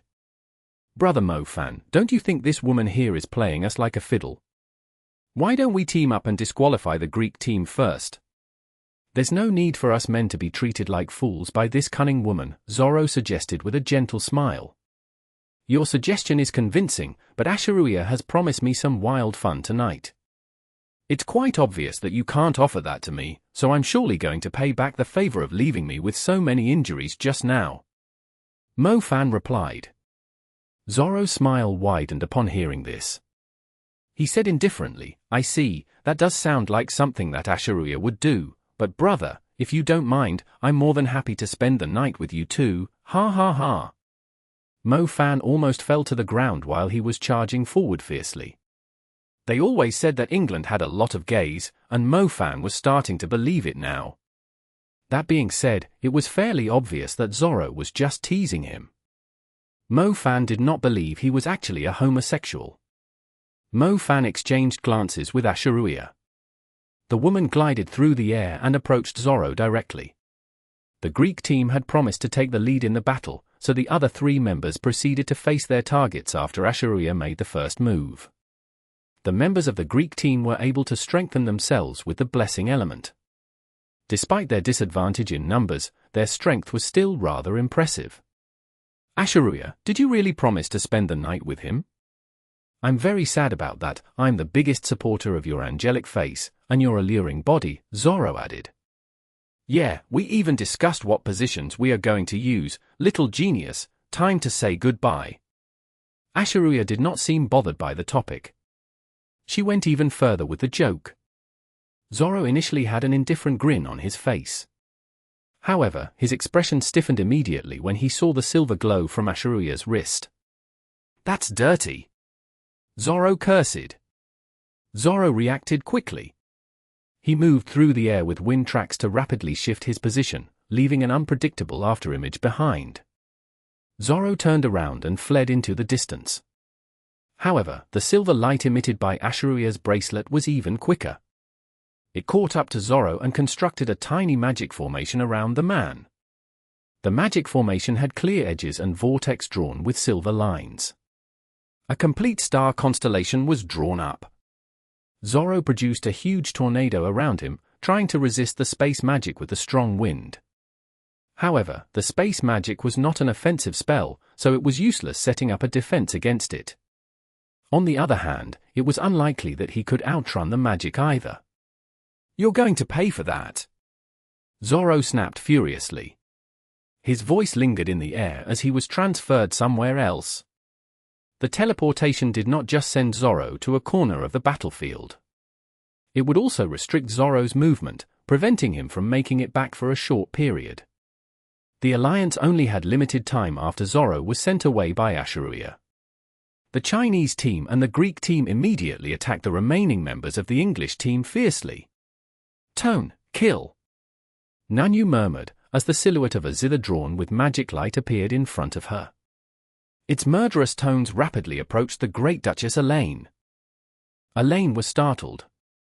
She quickly set up a water curtain to defend against Nanyu's sound element. Unfortunately, the defense of the water element was not very effective against the attack of the sound element. Elaine soon found herself in a pinch. Sound disturbance! Nanyu continued to apply pressure, murmuring chants to cast spells on Elaine. Elaine's psychic element failed to stop the magical tones from penetrating her defense. Her brain was ringing so loud that she was struggling to use her magic equipment. "Protect Elaine!" Herbert yelled. "Impossible, we can't stop the sound element," another member replied. "Damn it, why does it feel like they are very familiar with us?" Elaine knew they were in trouble when Zorro was sent away. The alliance of the Chinese team and the Greek team was not planning to suppress them. They were trying to knock them out in the 10 minutes remaining, so their substitute members could not even join the match. They were much more aggressive than the previous alliance formed to pick on the Chinese team. "Mo-Fan, we'll fight Hilton together," Asha'ruiya said. A brilliant and colorful glow circled her body. Mo-Fan immediately saw light pouring down on him from above. He felt that he could accumulate more magic when casting his spells, similar to the effects of a domain, even though he had yet to unleash one. Lightning explosion! Mo-Fan cast the advanced lightning spell, firing 2 deadly beams at the English student named Hilton. The lightning beams crossed paths and exploded into crawling lightning arcs surging across the area within a few hundred meters. Hilton was a destructive mage too, yet he had no choice but to flee miserably from Mo-Fan. "Not bad, your blessing element is a lot stronger than our team's," Mo-Fan said in satisfaction after seeing the damage of his lightning explosion. "Your teammate didn't learn it properly, mine is the real power of the blessing element." "Use your fire, I can raise its potency by 50%, Asha'ruiya said. "Sure." Mo-Fan asked Little Flame Bell to possess him so he could control the calamity fire. He summoned a burning greatsword in his hands. Asha'ruiya's blessing came fairly quickly. The burning sword that was around 10 meters long suddenly grew to a length of 20 meters, and its flames were even fiercer. The arrogant destructive mage of the English team, Hilton, was completely dumbfounded when he saw the fiery sword. Is this really the World College Tournament still? Who would even slash at their enemy with a burning sword as tall as a 6-story building? Chapter 1123. The Strongest Participant, Part 1. Exodus Tales. Exodus Tales. Translated by Zephizid. Edited by Aelrianth. Mo-Fan slashed, and a burning scar over 100 meters long was left behind, as if it was trying to intercept the river at the center of the battlefield. Hilton was right beside it with a blank face. He was lucky and used his magic boots in the nick of time to dodge the slash. Otherwise, he could not tell how he would have ended up. However, Hilton was not relieved for long, as he saw the giant, burning sword had not disappeared. Mo-Fan was still holding it in his hands. Hilton had an urge to burst out in tears, and fled instantly. He did not dare face Mo-Fan at all. Mo-Fan glanced at the fiery sword in his hands in astonishment. It turned out that Asha'ruiya's blessing not only improved the fiery sword's damage by 50%, it also increased the sword's duration. The fiery sword was made of energy. Mo Fan slashed horizontally when he saw Hilton trying to run away. The tongues of fire sweeping across the place as the 20 meters long fiery sword was swung horizontally were absolutely shocking. No matter how fast Hilton ran, he had no chance of escaping from the flames. He was devoured by the flames and knocked flying by the force. Blink! Asha'ruiya was seriously going to extremes. Her eyes emitted a sacred silver light as she directed the energy toward where Hilton was falling in the distance. Hilton fell to the ground with the remaining flames. His armor was heavily damaged. He rose to his feet quickly, and seemed to be in fairly good condition still. He was planning to adjust himself to face his opponents when he realized Mo Fan was standing right in front of him. Hilton saw that he had been surrounded by a silver aura. His slightly swollen face contorted instantly. Mo Fan was grinning like a devil. He clenched his left hand into a claw, seething lightning crackling between his fingers wildly. Hilton had been teleported back here right after he was knocked flying. He suddenly felt like he was a human punching bag swinging back to its original position. He was ranked 7th among the participants, yet Mo Fan and Asha'ruiya were about to drive him nuts. Sky Lightning Claw. Blessing, strengthen. The Sky Lightning Claw already had outstanding damage, yet Asha'ruiya did not hesitate to strengthen it even further. Even though it had only raised the spell's damage by 30%, it was currently 8 times the damage of a normal lightning spell. The lightning danced wildly. Hilton used all the defensive equipment he had to protect himself, yet he was soon covered in wounds and bruises. The lightning was too capable of penetrating his defense. Zorro, hurry up and save me. Hilton struggled in the lightning. He was pretty strong among the participants. Any other so-called all-star participant would have been blasted beyond recognition by now. Hilton was screaming in a certain direction. Mo Fan and Asha'ruiya noticed that Zorro was flying toward them with 4 white wind wings on his back. For some reason, his speed was rather slow. He only sped up significantly as he was approaching them. I'll handle him. Asha'ruiya quickly flew into the air. The illusionary wings on her back allowed her to fly nimbly. Asha'ruiya and Zorro met in the air. Zorro glanced at his teammates that were struggling to hold their grounds and snapped furiously, "You cunning little b****ch. Bye." Asha'ruiya's bracelet emitted a silver glow once again. It quickly turned into tiny strings flying at Zorro. Zorro immediately panicked. He beat his wings and flew away, not daring to waste his time talking to Asha'ruiya. The silver strings intertwined around Zorro and formed a space formation once again. Zorro's strength was indeed shocking. He almost escaped from Asha'ruiya's inescapable magic formation. Unfortunately, he had come all the way back to save the day, but he was once again teleported to some corner of the battlefield. The strong time stasis was even slowing down him and delaying his return. Zorro, the hope on Hilton's face turned into despair once again. Mo Fan the Violent came up to him once again. Hilton did not even bother struggling. The Greek team was clearly more aggressive when fighting them than when they fought the Chinese team. In the end, a blue glow appeared and formed a barrier around Hilton to protect him. Hilton had a blank face. Even when the assistant judge was escorting him away, he seemed like he no longer had nothing left to live for.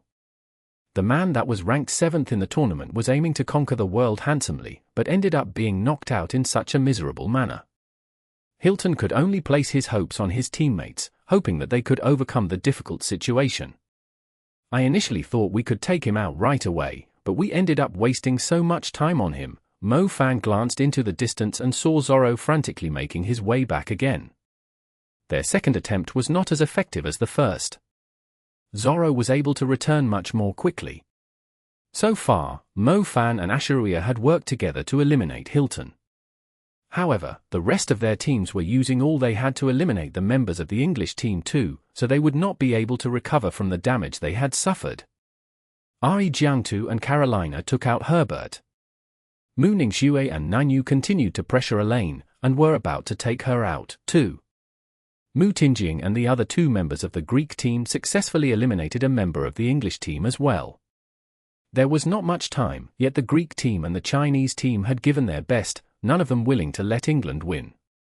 The Chinese team had to admit that the Greek team's blessing element was very effective in a team battle. If the Greek and English teams had insisted on knocking out the Chinese team, it was very likely that the Chinese team would not have had any chance to turn the tables. The members of the Chinese team were quite relieved that the English team did not give their best at the start of the match, as they were planning to benefit from the situation as a third party. To their surprise, the 2 weaker teams had decided to team up and inflict serious damage on the English team. There isn't enough time for us to eliminate Elaine. Nunyu glanced at the Great Duchess and was quite impressed by the fact that she could still hold her ground under the circumstances. Zorro is back. Only 2 of them are left, we can easily crush them. There are still 2 minutes until their substitute members can join the match.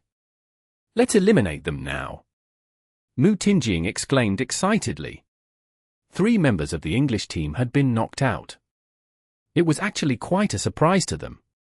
Wouldn't it be very easy for the 9 of them to take out Elaine, who was almost at her limit, and the so-called strongest participant of the tournament, Zorro? The others shared the same thought as Mutijing. The group of 9 swiftly surrounded Elaine. Elaine glanced at the approaching Zorro and said helplessly, "Zorro, don't bother. You can easily drag the match further with your wind element and wait for our substitute members." Zorro glanced down from the air. He did not run even when there were 9 people waiting for him. He landed in front of Elaine. The look in his eyes was no longer as indifferent as it was before. He had a stern face, and the strong winds blowing around him had formed a domain. "Elaine, just keep an eye on their psychic attacks, leave the rest to me," Zorro said calmly, like the lull before a great storm. "Zorro, you're too full of yourself," Gamenon of the Greek team shouted. Gamenon used to be the captain of the Greek team. He had kept a low profile throughout the tournament and did not expose much of his strength, yet every time he clashed with Zorro, he seemed to be very aggressive and discontented with the man. It turned out that Gamenon and Zorro had been rivals for a long time. "Enough, let's take them out as quickly as possible." Asha'ruiya reminded Nunyu, "Remember, don't let Asha'ruiya use her equipment." Nunyu still remembered her role. She continued to watch Elaine closely. Activating a piece of powerful magic equipment required a certain amount of time to prepare it. As such, as long as Nunyu was there to interrupt the process, she had no chance of summoning the illusion of the Shark Emperor without her teammates providing cover for her. Zorro was obviously the greatest threat in the match. The 2 teams insisted on taking him out first. The impatient Mutijing and Carolina were the first to attack Zorro. As soon as they made their moves, 2 summoned beasts dashed out from the woods. One was the beast that Zorro had summoned with dimensional summoning, a noble eagle. It flew out from the canopy and lunged at Mutijing as she was about to finish her spell. It lifted Mutijing into the air and held her with its beak like she was a little chick before the others could react. Mutijing reacted quickly, protecting herself with ice. However, the creature continued to lift her higher into the air. The enraged woman immediately focused her attacks on the noble eagle instead. The other summoned beast was an enormous underground demonic worm. It turned out that Zorro had arranged for the beast to hide under the ground long ago. As soon as Carolina started using her magic, the ground she was standing on immediately cracked open as the beast dragged her deep into the hole. Both the noble eagle and the underground demonic worm were Zorro's trump cards. He had used the 2 summoned beasts to defeat all his opponents during the tournament. The noble eagle was no weaker than Teenage Flame Belle, and the underground demonic worm was even stronger. It was most likely an average commander-level creature. "Carolina!" Gamenon panicked when he saw his teammate being dragged into the ground. "Don't worry, she can look after herself. We have to eliminate Zorro first," Asha'ruiya warned him. Time was of the essence. If they allowed Zorro to drag on the battle, their substitute members would soon enter the match. Once the English team sent in their elites, all their efforts so far would be in vain. Zorro did not stand down even when he was surrounded by 7 people. The will to fight in his eyes was like that of a savage beast. He was nothing other than a battle maniac. Chapter 1124.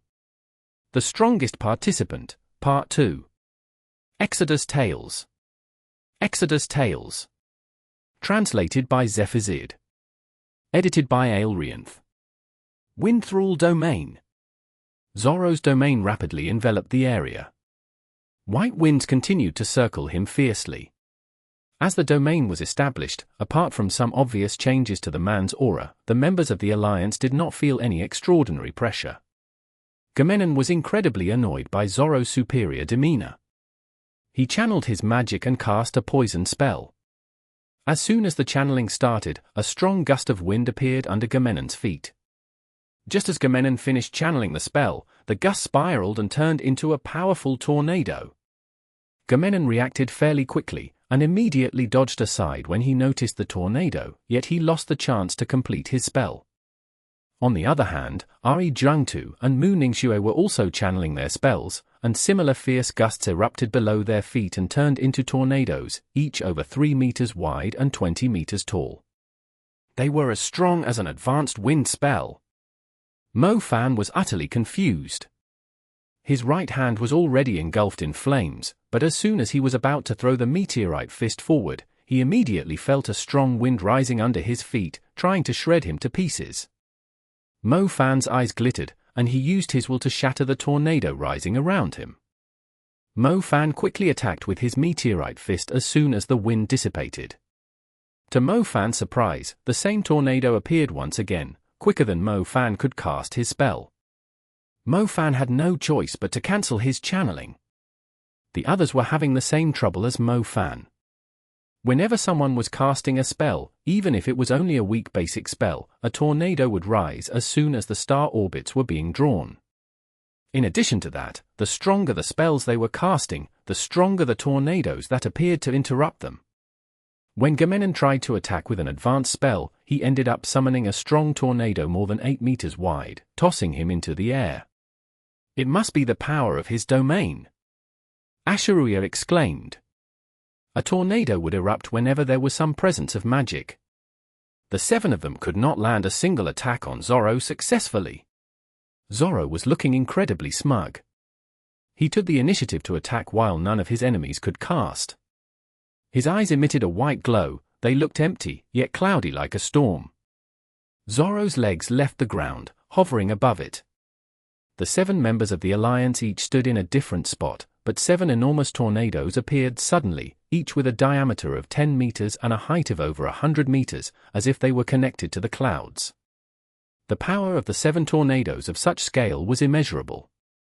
The group was forced to defend themselves with defensive spells. You're just trying to fool us with your tricks. Do you really think you can fight 7 of us at the same time? Still in the air, the infuriated Manyan was engulfed in scorching flames. The blazing fire tore through the wind and lunged at Zorro. Zorro still had wind wings on his back, so his speed was shocking.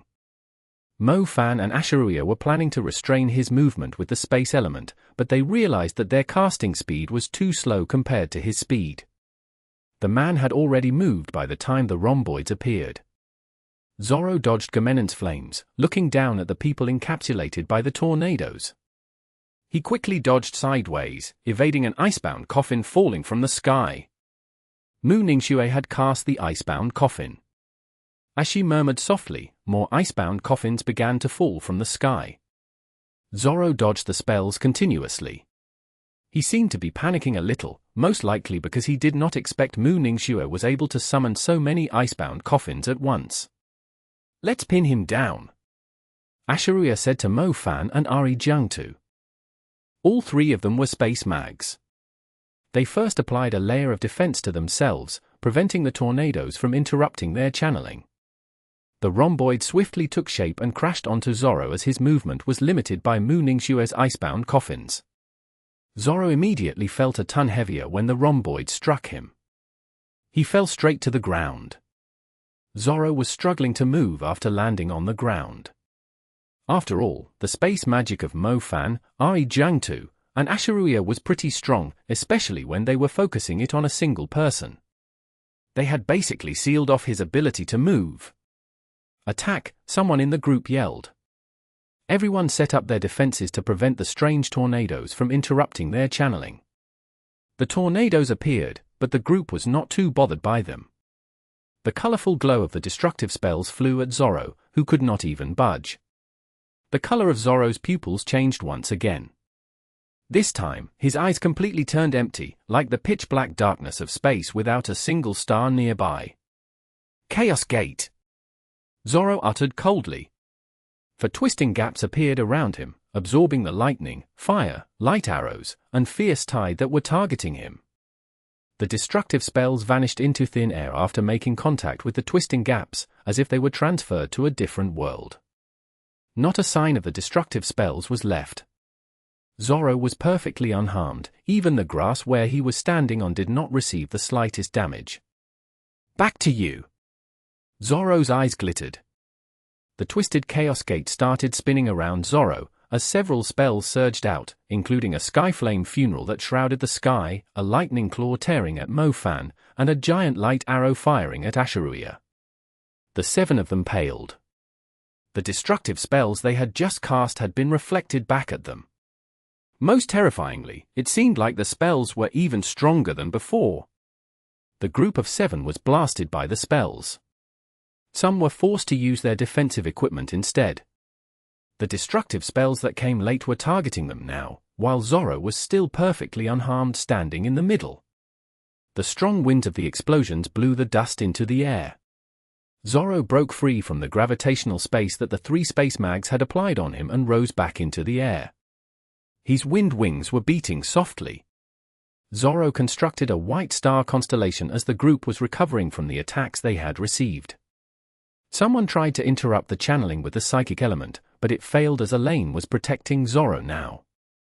Elaine used all she had to stop Nanyu sound magic, too. "Gate to the plane of the kingdom of insects, open." The lunar white star constellation was completed rapidly. Zorro did not cast a destructive spell, but the advanced summoning spell. The star constellation of the summoning element fired a perpendicular ray into the ground. A bottomless hole 10 meters wide suddenly appeared on the ground. It looked like a hole that light could not enter, a dark gate to another plane. As everyone was confused by what the spell was trying to achieve, the cries of bugs as piercing as the screeching of lightning were heard. A demonic pitch-black insect with bloody pincers climbed out of the hole. Its feelers rose into the air and wavered in the wind. Soon, the second insect appeared. They went enraged after capturing the scent of humans, and charged right at Mu Ningxue, who was the closest to them. Before Mu Ningxue could slaughter the 2 insects, several more insects of the same kind climbed out of the hole. Mofan, who was standing on higher ground, gasped as he looked into the hole. The bottomless hole was crawling with the black insects. They were pouring out from the hole like a black tide, and within the blink of an eye, hundreds of insects had reached the surface. It was obvious that these insects were only just the beginning. The whole place was crawling with insects. The underground demonic worm that had dragged Carolina into the ground appeared too. It stopped pursuing Carolina endlessly and screeched to command the insects. The sight of the insects was so terrifying that the spectators did not dare to look at them further. Floating above the army of insects, Zorro said with a mocking grin, "If those goddamned undead of the Egypt team had not suppressed my underground demonic worm, I wouldn't even have had to fight you guys in this mixed battle." Zorro clearly held a grudge against the Egyptian team, since his team had lost because of the Egyptian team's dirty strategy. Zorro's primary element was wind, his secondary was summoning, and his tertiary was chaos. His 3 elements were completely useless against the sturdy defense of the undead. His wind thrall domain was utterly useless, since the Egypt team was only using their undead element. Furthermore, his demonic insects were rulers of the underground too, yet they were surprisingly afraid of the filthy undead. He could not even summon them during the match against the Egypt team. Otherwise, how could he possibly have lost against them? All 3 of his elements were ineffective against the Egypt team, yet when facing normal mags, he was easily dominating.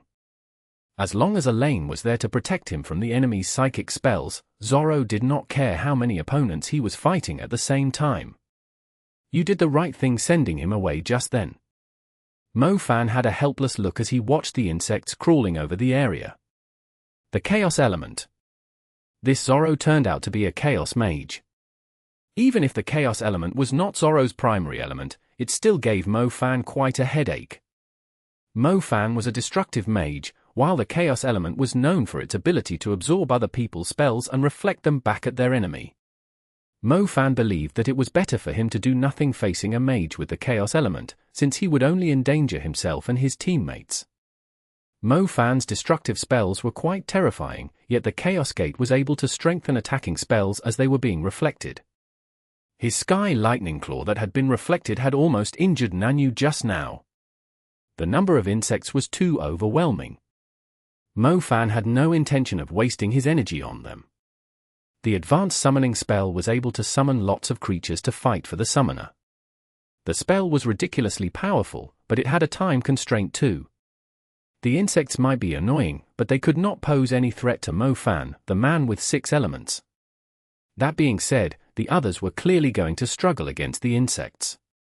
This Zorro was indeed the strongest participant in the tournament. He still had the upper hand, even when he was fighting 9 people at once. However, Mo Fan believed having more people around would actually give Zorro an advantage. The guy wanted more people to attack him, just so he could fully utilize the advantage of his domain and his Chaos Element. Chapter 1125. Jiangtu vs. Zorro. Exodus Tales. Exodus Tales. Translated by Zephazid. Edited by Aelrianth. Zorro smiled when he heard the chime of a bell in the distance. The English team had lost 3 members, yet Zorro did not seem to be bothered at all. After all, apart from Elaine and him, the other 3 were only average on the team. The 3 substitute members were the real core members of the English team. Such a pity, you have failed to take me out even after giving your best. Zorro mocked them. The black insects crawled along the ground and continued to attack anyone nearby. The insects and the tornadoes of Zorro's domain were not particularly troublesome to deal with, but when the two combined, things immediately got a lot more complicated. The members of the Alliance had to cast their spells a lot more often to fend the insects off. However, every time they cast a spell, Zorro's domain would immediately target them with the tornadoes. As a result, they still received damage from their tornadoes as they were killing the insects, wearing out their defense. This Zorro is very good at using his magic to his advantage. We need to send someone to take care of him, Nanyu said. She had noticed the trick to handling Zorro too. It was unwise for a bunch of people to fight Zorro at the same time. The man was clearly the strongest among them in terms of cultivation. His Chaos Element seemed to be much stronger than the primary elements of the others, even though it was only his tertiary element. It had even managed to reflect Mo Fan's destructive spells. I'll do it, Jiangtu said. I'll fight him alone, he won't be able to defeat me so easily. Jiangtu volunteered. They could not afford to send too many people after Zorro, since it would only worsen the situation. They only needed a strong mage with outstanding self-defense to keep Zorro busy. It turned out that Asha'ruiya had made the right choice by focusing on his teammates in the first place. Old Ari, don't push yourself, our alliance with the Greek team is as fragile as a piece of paper. They will turn against us at any second. If that woman is so familiar with the English team, she must be familiar with us, too. We have to be very careful, Nanyu reminded Jiangtu quietly. I understand, Jiangtu nodded. From what Jiangtu had observed, his best bet to take Zorro on was the space element. Seeing that Zorro was immersed in the pleasure of bringing chaos upon the place with his insects, Jiangtu cast Blink and instantly appeared behind Zorro. Zorro's cultivation was outstanding, which meant he also keen senses. He instantly noticed Jiangtu's action. A small vortex appeared behind him. If Jiangtu tried to attack him, it would immediately trigger the Chaos Gate to reflect the attack back at him. However, Jiangtu had no intention of attacking Zorro. He knew it was unnecessary to try attacking Zorro if even Fan spells were unable to inflict any damage on him. A silver star constellation appeared around Jiangtu. The space it contained shuddered as the star constellation was completed, tearing a silver gap in the air. Zorro was startled, and immediately looked anxious again. It's the same trick again. Zorro was getting utterly annoyed by the space element. When Asha'ruiya sent him away twice in a row, his team was almost wiped out as a result.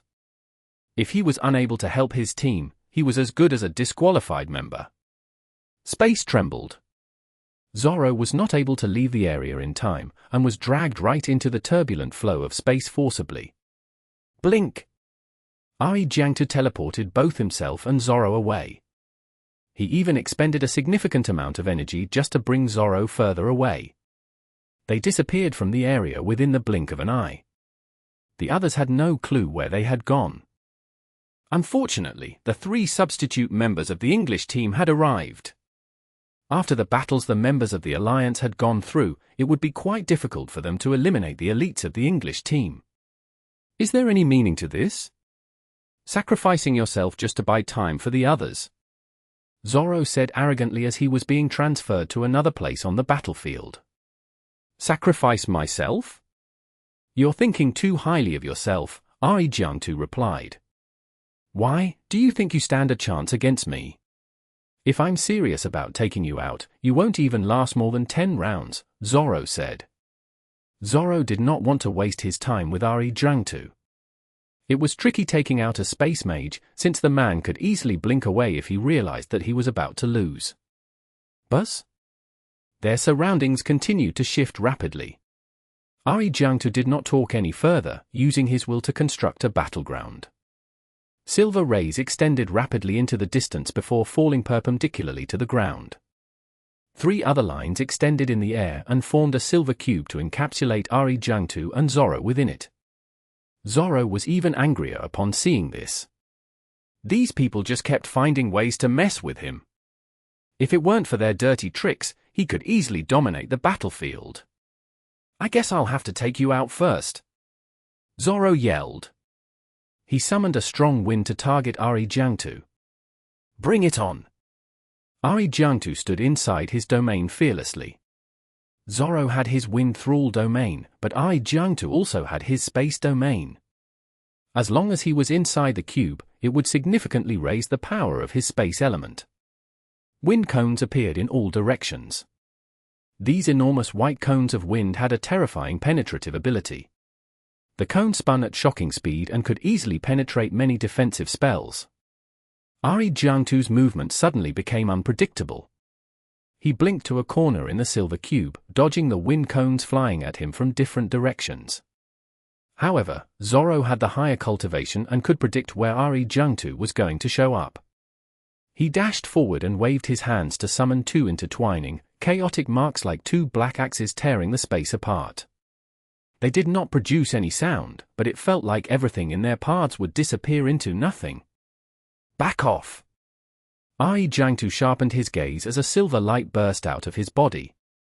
Zorro immediately felt a strong resistance, preventing him from advancing any further. The chaos axes swept at Jiangtu from both sides. Jiangtu knew it would be difficult to stop the attacks of the chaos element with only his will. He decisively activated his magic boots and dodged the chaos axes.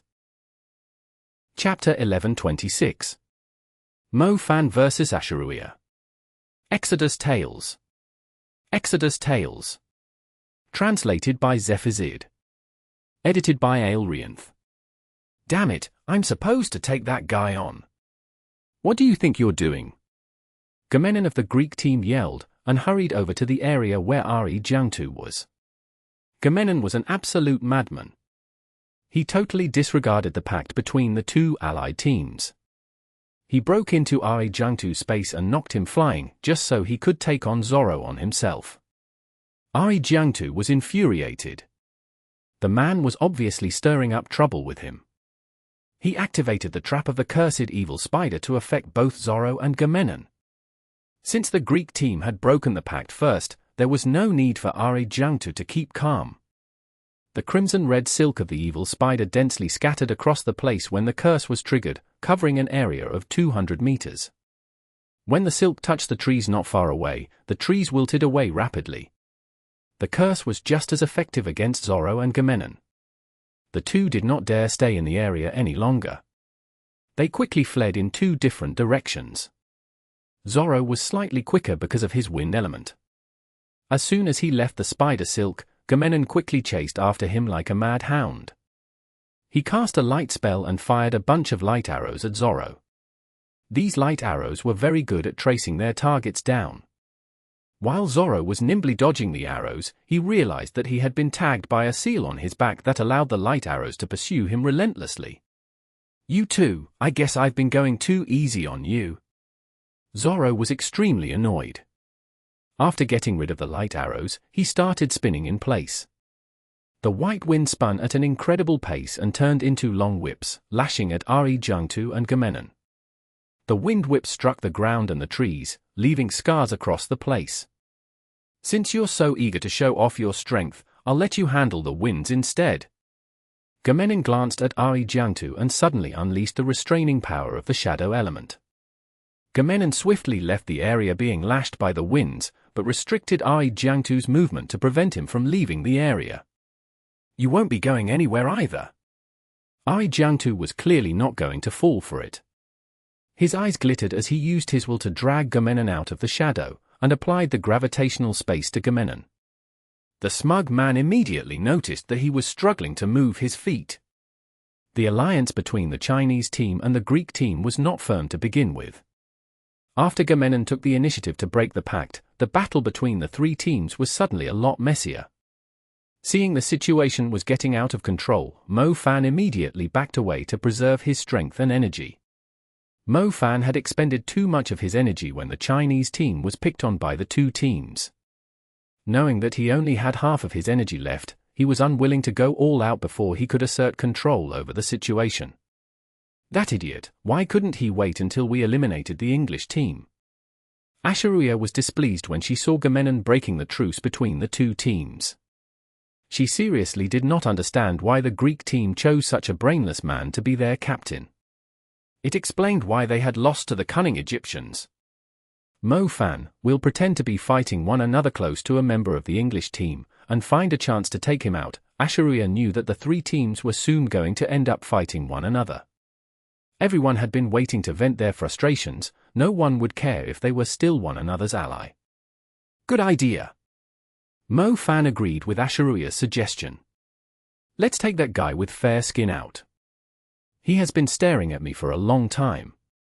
I bet he wants to take me out to make a name for himself." "Sure."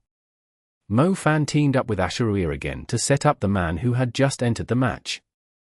It was true that the man was planning to take Mo Fan out to earn himself some fame. Even an obstinate man could tell the two were putting up an act from the expressions and the looks in their eyes. Mo Fan had pretended to provoke the man when Asha'ruiya suddenly came and attacked him. "You little B*****ch, didn't you promise you won't hurt our team? Look at what Gamenon is doing. That's nothing like what you've promised me in bed last night." Mo Fan yelled when he saw Asha'ruiya playing along with the act. The English mage with a pale face was startled. He looked at Mo Fan and Asha'ruiya in disbelief. These two had actually made a deal with their flesh. Such a disgrace, so infuriating. Why didn't Asha'ruiya choose me instead? "Shut up, or I will cut your tongue off." Asha'ruiya snapped furiously. Pieces of black armor appeared and covered her body. Even her glamorous face was covered by a silver mask, while her hair was tied up in a ponytail, reaching her waist like a waterfall. Black energy erupted from Asha'ruiya's body. Mo Fan suddenly felt like the woman had turned into a completely different person, like she was possessed by some black energy. A long sword engraved with patterns appeared in her hand. The black aura silhouetted a black unicorn approaching from the distance, at a speed comparable to a flash of lightning. "What the hell, you can transform too?" Mo Fan was stunned. Asha'ruiya was fully covered in black armor while holding a dark sword. If it wasn't for her alluring body, Mo Fan would have thought a female dark sword master had appeared out of nowhere. It seems like you are completely clueless about what dark magic can do. Asha'ruiya's voice appeared from the silver mask. The black unicorn was approaching rapidly. Mo Fan suddenly felt the light in the surroundings was being accumulated on the tip of the sword that Asha'ruiya was holding. The tip was emitting a deadly beam. The sword stabbed forward, followed by multiple afterimages. After Asha'ruiya put on the black armor, it was like she had transformed from a mage to a female dark swordmaster. Her speed, strength, and power were comparable to the dark swordmaster that Mo Fan had fought against. Mo Fan was very quick at dodging the stab, yet the sword glow still pierced his shoulder. The blood only started pouring out of the cut after a few seconds, just when the pain came. It felt burning first, before it felt like his shoulder had just exploded. Are you for real? Mo Fan grinned. The injury was barely anything serious. I thought we were putting up a realistic act. Asha'ruiya smiled. I bet you're the most cunning and dangerous person here, Mo Fan replied seriously. I can't help it if that's what you think of me, Asha'ruiya responded lightly. Actually, I was quite bothered by one thing. It really hurts my ego, Mo Fan said. Tell me about it. Asha'ruiya lifted her sword as she straightened her upper body. Her slender body was extremely alluring when wrapped tightly by the black armor. Her skinny ankles formed a great contrast with her muscular thighs. You said I was no match for you on Mount Tyrant, so I'm pretty interested to see how strong you are. Mo Fan stomped the ground, engulfing himself in both the calamity fire and rose flame. The fierce flames attached to Mo Fan like a blazing red robe, and the scorching heat clashed with Asha'ruiya's dark energy. The bright flames and the pitch-black darkness formed a clear boundary. A strong aura of destruction rose as the two types of energy clashed. Their appearance were unlike any ordinary mags. Mo Fan was engulfed in flames after he was possessed by Little Flame Bell. The exploding flames had transformed him into a fiery figure. Meanwhile, Asha'ruiya had obtained the power of the Dark Swordmaster through the Dark Contract, turning herself into a Dark Sword Mistress. The English mage suddenly found himself in an awkward situation, as he did not have any way to transform himself. The English mage, Muwan by name, decided to attack both Mo Fan and Asha'ruiya simultaneously. The only way for him to make a name was to boldly challenge the strongest destructive mage, Mo Fan, and the candidate for the role of the goddess. A petrifying power burst out of Muwan's eyes. The trees, soil, and river were turned into a hard rocky substance quickly. The energy rapidly approached Mo Fan and Asha'ruiya. Go away! Piss off! Both Mo Fan and Asha'ruiya fought back as Muwan attacked. Mo Fan summoned the flame sword and slashed forward. The flame surged at the English mage like a fierce tide. Asha'ruiya's black sword moved at lightning speed and swept past Muwan in the blink of an eye. The fiery tide and the sword shadow both landed on Muwan. The man stood no chance against their attacks. He was instantly covered in wounds and bruises as he fell to the scorched ground, shrouded by two different auras. The difference in strength was way too ridiculous. Muwan was clearly not on the same level as either of them. He would have struggled fighting either of them, let alone facing both of them. The assistant judge had recognized Muwan. He grumbled as he dragged the severely injured away. Why would you even bother intervening in their fight? Muwan felt an urge to cry too. He knew those two were strong, but he did not expect their strength to be this ridiculous. He was bullied like a dog when he was already an elite on the English team. He began to doubt the meaning of his life. How was their ability in close combat so remarkable when they were mags, just like everyone else? Asha'ruiya was incredibly fast. Even though her strength was not as overwhelming as the Dark Swordmaster that was able to destroy an entire troop of battle mages with a single slash, Mo Fan was having a hard time defending against the woman's rapid slashes. To make it worse, she was also an expert of the space element. When the woman utilized the sword shadow strikes of the Dark Swordmaster and the space elements blink at the same time, Mo Fan felt like she was everywhere around him, making it impossible for him to trace her down. Try to run from this. Volcano Fist! Mo Fan slammed his fist on the ground. The ground cracked open as scorching lava poured out fiercely. It started with 9 burning pillars, but more pillars began to show up and connect in the pattern of the 9 palaces. It eventually turned into a huge, roaring volcanic crater. Chapter 1127. Nothing is too deceitful in war. Exodus Tales. Exodus Tales. Translated by Zephizid. Edited by Aelrianth. As the fiery pillars emerged from the ground, a curvy, black silhouette slid across the ground strangely.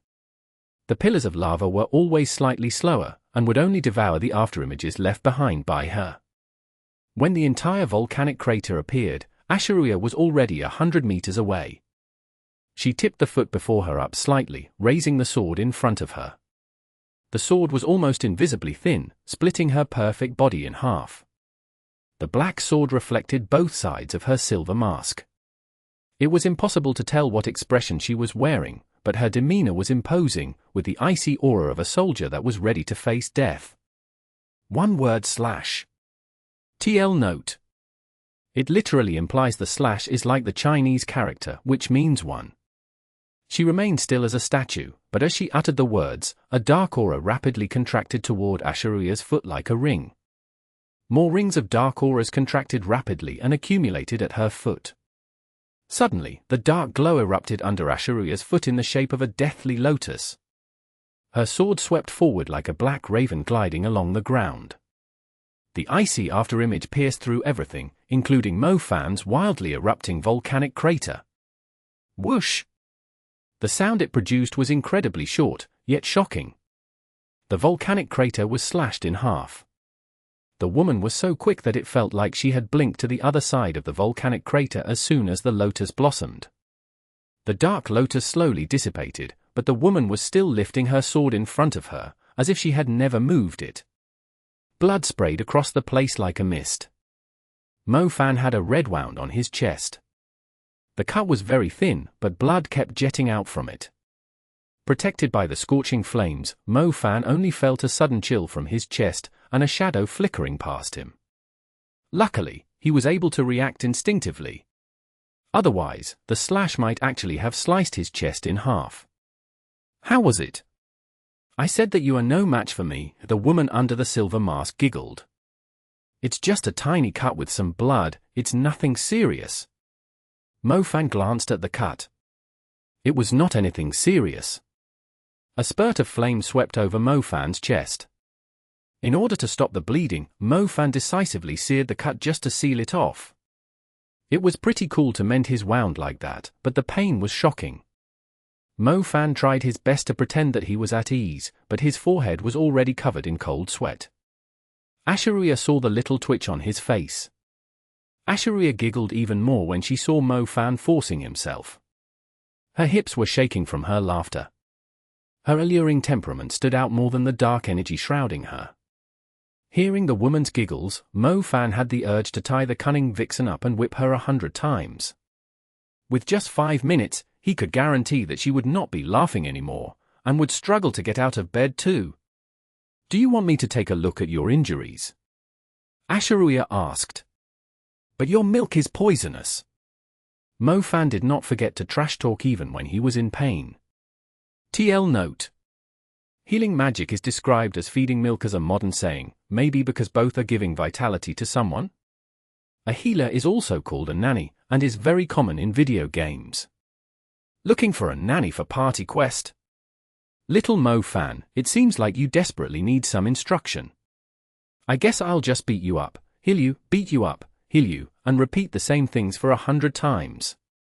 That way, you'll learn how you should talk to a noble saintess of the Parthenon temple, Asha'ruiya replied, her voice all smiles. But that wasn't something you said in bed last night, Mofan deferred. Asha'ruiya's chest heaved. It was not the first time that the arsehole had vilified her with filthy words. She did not lose her calm, as she did not want others to know that it was actually getting on her nerves. However, Mofan seemed to be enjoying it. He acted as if he wanted to let the whole world know the candidate for the role of the goddess was actually very passionate when it came to having sexual intercourse. I have decided to take you out first. Asha'ruiya was serious this time. The strength of the Chinese team would decline significantly after she took Mofan out. She would worry about Zorro later. Even though it was not as ideal, anyone that dared to piss her off had to scram right away. Bring it on! Mo Fan straightened his face and prepared himself for Asha'ruiya's attack. Asha'ruiya executed the tiptoe death lotus once again. It was a kind of footwork, allowing her to dance lightly and gracefully like a black butterfly, making her movements unpredictable. Mo Fan stood still, waiting for his chance patiently. His eyes were following Asha'ruiya's movement with a grim expression. Now! Mo Fan yelled all of a sudden. A gravitational space suddenly came crashing down. Asha'ruiya giggled in amusement. She was a space mage, so she was clearly not afraid of Mo Fan's spell. Strictly speaking, her space element was actually stronger than Mo Fan's. Asha'ruiya quickly summoned a gravitational space in the opposite direction to cancel out Mo Fan's spell. Asha'ruiya, I now believe that you're a naive saintess, Mo Fan grinned. Asha'ruiya was startled. She was about to attack with her sword when she sensed the temperature dropping rapidly. Ice lock formation. In an instant, ice chains filled the air as the ground was covered in frost. The thick chains immediately formed an enormous formation encapsulating Asha'ruiya and Mo Fan in a spectacular manner. On Mo Fan's side, the ice chains did not bind him down, but on Asha'ruiya's side, the ice chains stacked up in layers and rapidly sealed off Asha'ruiya's escape routes. Asha'ruiya completely lost her cool. She tried to escape with Blink, but the ice chains were being flung at her fiercely. She did not have any chance to construct the star constellation. The ice lock formation completely sealed off Asha'ruiya's movement. She was soon trapped in the middle, her waist, arms, and legs were tied down by the ice chains. Asshole, you asshole! Asha'ruiya blushed with anger. This asshole Mo Fan had set her up when it was meant to be a duel. He had been buying time for Mu Ningxue to set up the huge trap. Unless Asha'ruiya was able to blink away as soon as the trap was triggered, she would have no chance of escaping from the ice lock formation because of its ridiculous coverage area and the chains that were restricting her movements. Ha ha ha ha, you dare scold me, asshole? Aren't you a great fan of pulling your dirty tricks on us? Mo Fan burst out laughing. You cunning little vixen, how are you going to escape this time? As for the pride of a man? Mo Fan obviously did not have any sense of integrity. If he could eliminate Asha'ruiya in an easy way, why would he bother fighting her in a duel? Mo Fan, you shameless prick! Asha'ruiya cursed. She had not expected that she was being set up. Mo Fan had not intended to fight her alone from the beginning, since it was obvious that Mu Ningxue had spent quite some time setting up her ice lock formation. Xiao Mengyi, you should really go and revise what it means by nothing is too deceitful in war. Mo Fan chuckled. The lightning tyrant was already glowing in his hand. With how the situation was, he could easily disqualify Asha'ruiya with a sky lightning claw. Mo Fan, with a rather perverted grin on his face, was so pleased that he totally lost his sense of measure and raised his brows at Mu Ningxue. However, the grin on his face disappeared when he saw Mu Ningxue's stern eyes. Sky lightning claw! Mo Fan did not show any mercy. They were currently in the middle of a match. Even though he had been flirting with Asha'ruiya throughout the match, he had never said that he was not going to set her up too, had he? Asha'ruiya had been responsible for provoking the English team to team up with the Greek team to take out the Chinese team first. She was also the reason why the Chinese team had teamed up with the Greek team. Mo Fan agreed that Zorro was a great threat, but the resourceful Asha'ruiya was a great threat, too. If he could take her out, it would be easier for their team to control the situation, since they only had to worry about the English team instead of worrying that the Greek team would backstab them. The lightning tore through Asha'ruiya's armor and penetrated her defense before landing on her. Asha'ruiya! Seeing that Asha'ruiya was in danger, Carolina immediately flew into the air and dove at the ice lock formation that Mu Ningxue had set up. She's crazy! Mo Fan stared at the reckless woman in astonishment. There was no way Mu Ningxue would let anyone destroy her ice lock formation. She leapt into the air by dancing on the ice chains and engaged Carolina. Carolina completely ignored Mu Ningxue's attacks. She used the power of her sacred light to break the ice chains that were trapping Asha'ruiya. Asha'ruiya regained her freedom.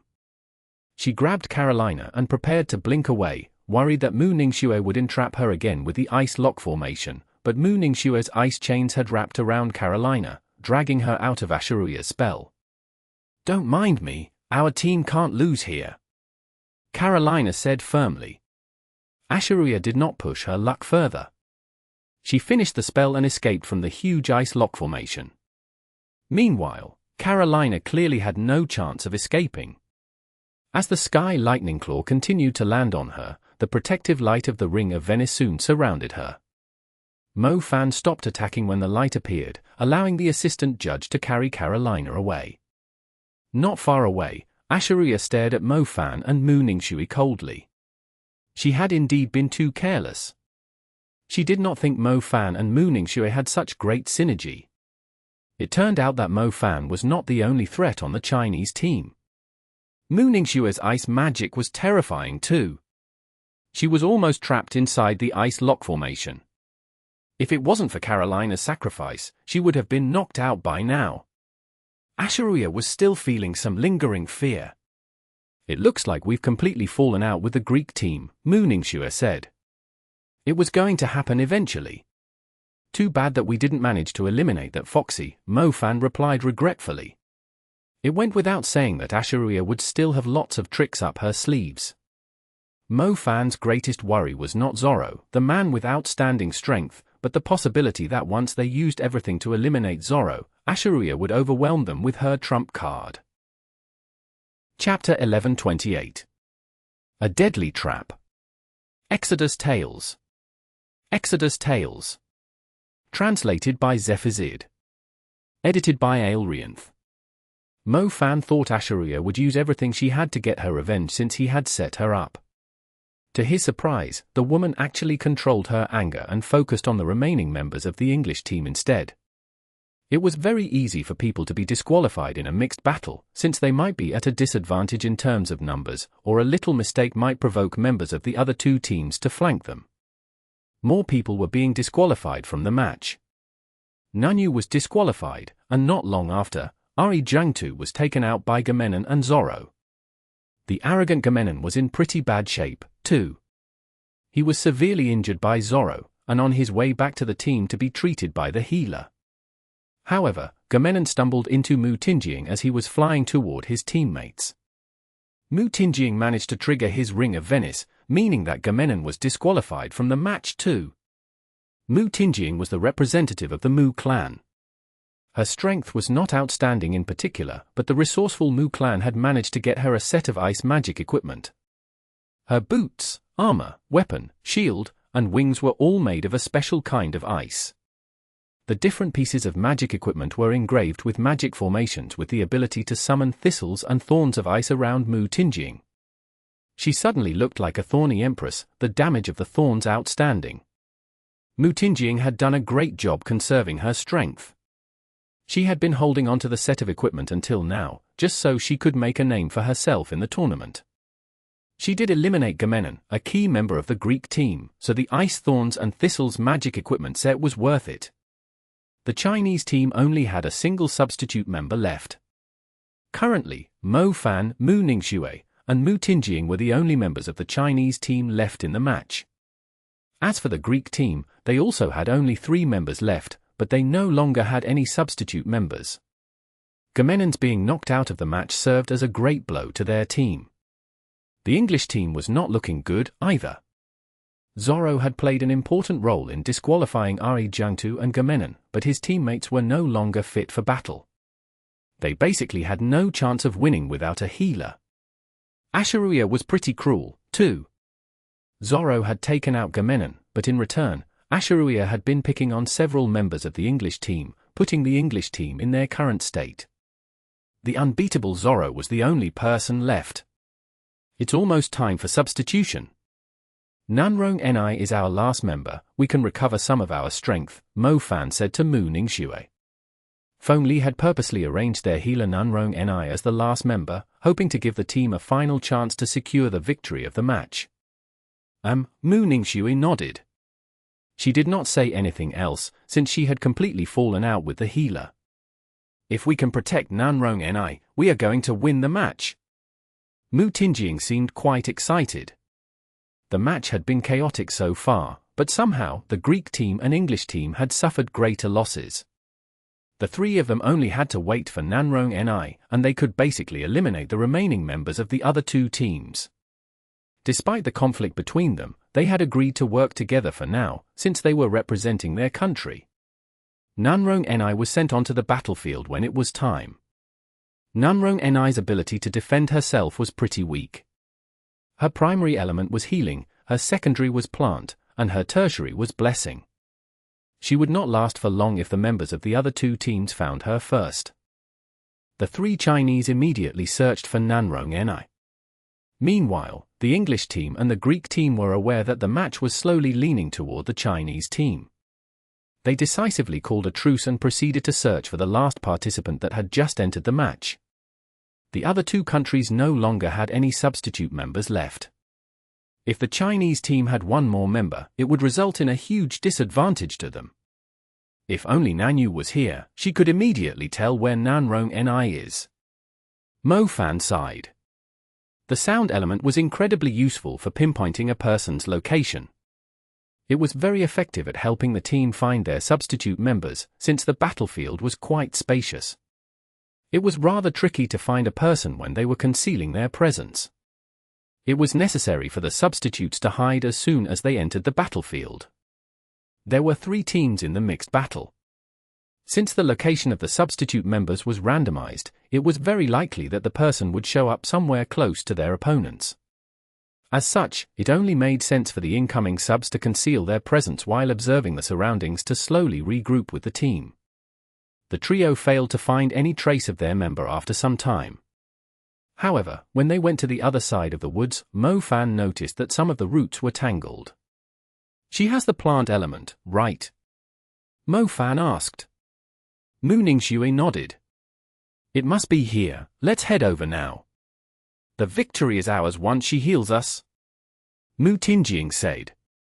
The three followed the clues left by the tangled vines and saw Nanrong Ni close to the river. Mu Tinjing was overjoyed. She quickened her pace and walked toward Nanrong Ni. Wait, Mu Ningxue stopped Mu Tinjing, signaling her to not move any closer. What are we waiting for? There are four of us now. Mu Tinjing said. It might be a trap, Mu Ningxue said. A trap? Are you being serious? Do you really think she's going to hurt us?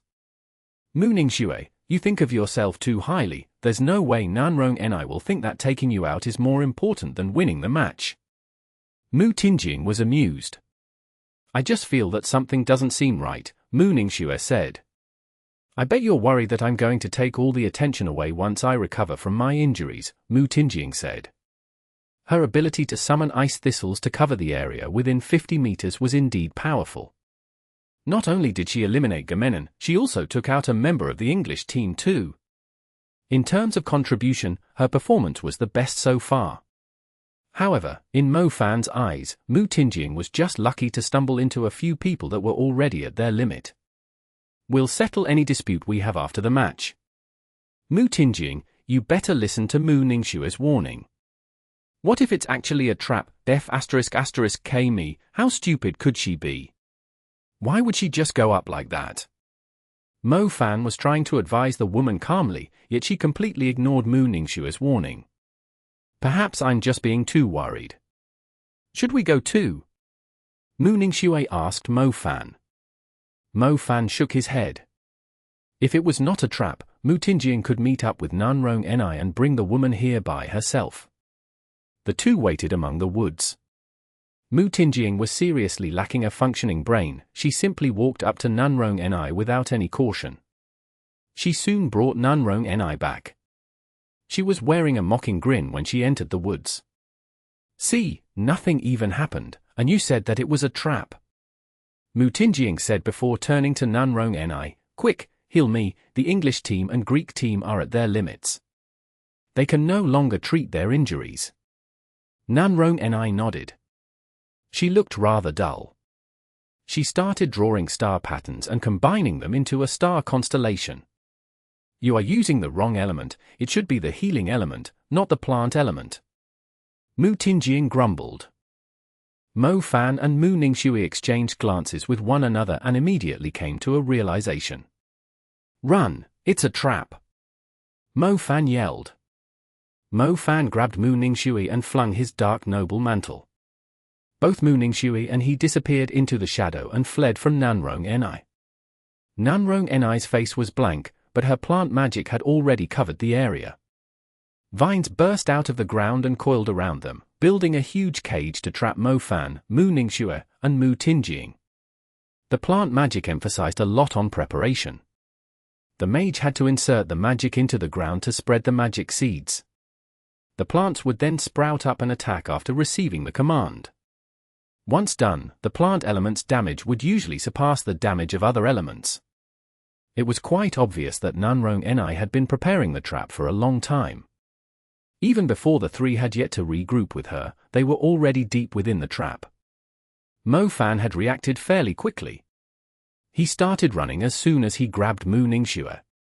He could only bring one other person with him while using the fleeing shadow and dark noble mantle. Mu Tingying was very close to him, but he did not have enough time to bring the stupid woman along too. The vines grew even taller than the trees nearby, turning the whole place into a demon forest that was going to eat them all with a single bite. Mu Tingying stood in the middle of the vines, her face filled with disbelief. She never thought Nanrong Ni would attack her teammates. They were currently in the middle of a match. She was supposed to put any personal conflicts aside. She was surely going to be in huge trouble for this. The light above Mu Tingying was blocked off by the vines. Mu Tingying realized she could no longer escape. She stared at Nanrong Ni standing in front of her. She finally recognized the strange look in Nanrong Ni's eyes. They looked hollow, as if they were covered by a cloudy, grey substance. She finally realized someone was controlling Nanrong Ni's mind. It was obvious that the other two teams had found Nanrong Ni first. They did not disqualify her straight away. Instead, they controlled her mind and set up a huge trap, waiting for the Chinese team to walk right into it. Seeing the vine surrounding her, resigned flames erupted inside her heart. You two were pretty quick at running, you didn't even trust your teammate, a flattering giggle came down from the canopy. Mo Fan already knew Asha'ruiya was behind it without needing to guess who the person was. However, Mo Fan was confused. How was she able to control Nanrong Ni's mind? He did not remember Asha'ruiya being a psychic mage. Could it be that the Greek team still had a psychic mage on their side? Let's leave this place first. We don't know if she has prepared another trap for us. Mo Fan did not hesitate and brought Mu Ningxue further away from the place. As he thought, the ground was indeed filled with deadly plants. Huge flowers that were completely still suddenly came alive. Some were hiding among the trees, tearing at anything nearby, while others were buried underground, and would drag anything that passed by into the ground. Chapter 1129. Receiving his own lightning. Exodus Tales. Exodus Tales. Translated by Zephazid. Edited by Aelrianth. Fire. Mo Fan set himself on fire. It blew out around him in a ring. The deadly flowers scattered across the place were burned into ashes after the flames touched them. Mo Fan quickly left the woods with Mu Ningxue, but he soon realized she had been cut a few times. The vines must have hurt her while they were fleeing. They were both injured from their battles before, and their injuries continued to increase. It went without saying that their injuries would weaken them significantly, and as they bled, they would become feebler, and would eventually lose consciousness if they did not rest up soon. A strong wind started blowing. White gusts like terrifying whips attacked both of them fiercely. Mu Ningxue quickly managed to set up some ice chains to defend them from the wind whips. Mo Fan raised his head and saw Zorro standing on higher ground with his arms folded across front of his chest, a smug look on his face. He quickly glanced behind and saw Asha'ruiya catching up to them. He was convinced that the two had decided to disqualify him and Mu Ningxue first. It's the man with green seaweed hair. I'll deal with him while you take Asha'ruiya on. Mo Fan knew the final battle had arrived. There was no running away now. All right, Mu Ningxue glanced at Asha'ruiya and began to spread her ice into her surroundings. She is a summoner too. My Flying Creek Snow Wolf will lend you a hand, Mo Fan stated. The Flying Creek Snow Wolf was only able to unleash his full strength in Mu Ningxue's ice domain. Mo Fan was worried that Mu Ningxue would be unable to handle the cunning Asha'ruiya by herself. What about you? Mu Ningxue was worried about Mo Fan's safety after he allocated the Flying Creek Snow Wolf to her. Everyone was well aware of how strong Zorro was. They had failed to eliminate him when everyone was taking him on. How could Mo Fan possibly stand a chance against the man without the help of the Flying Creek Snow Wolf? Don't worry, I have an idea, Mo Fan said. Mo Fan did not waste his time talking to Zorro. He used the remaining calamity fire from Little Flame Bell to form a pair of burning wings on his back. The fiery feathers exploded, propelling Mo Fan into the air like a bullet engulfed in flames.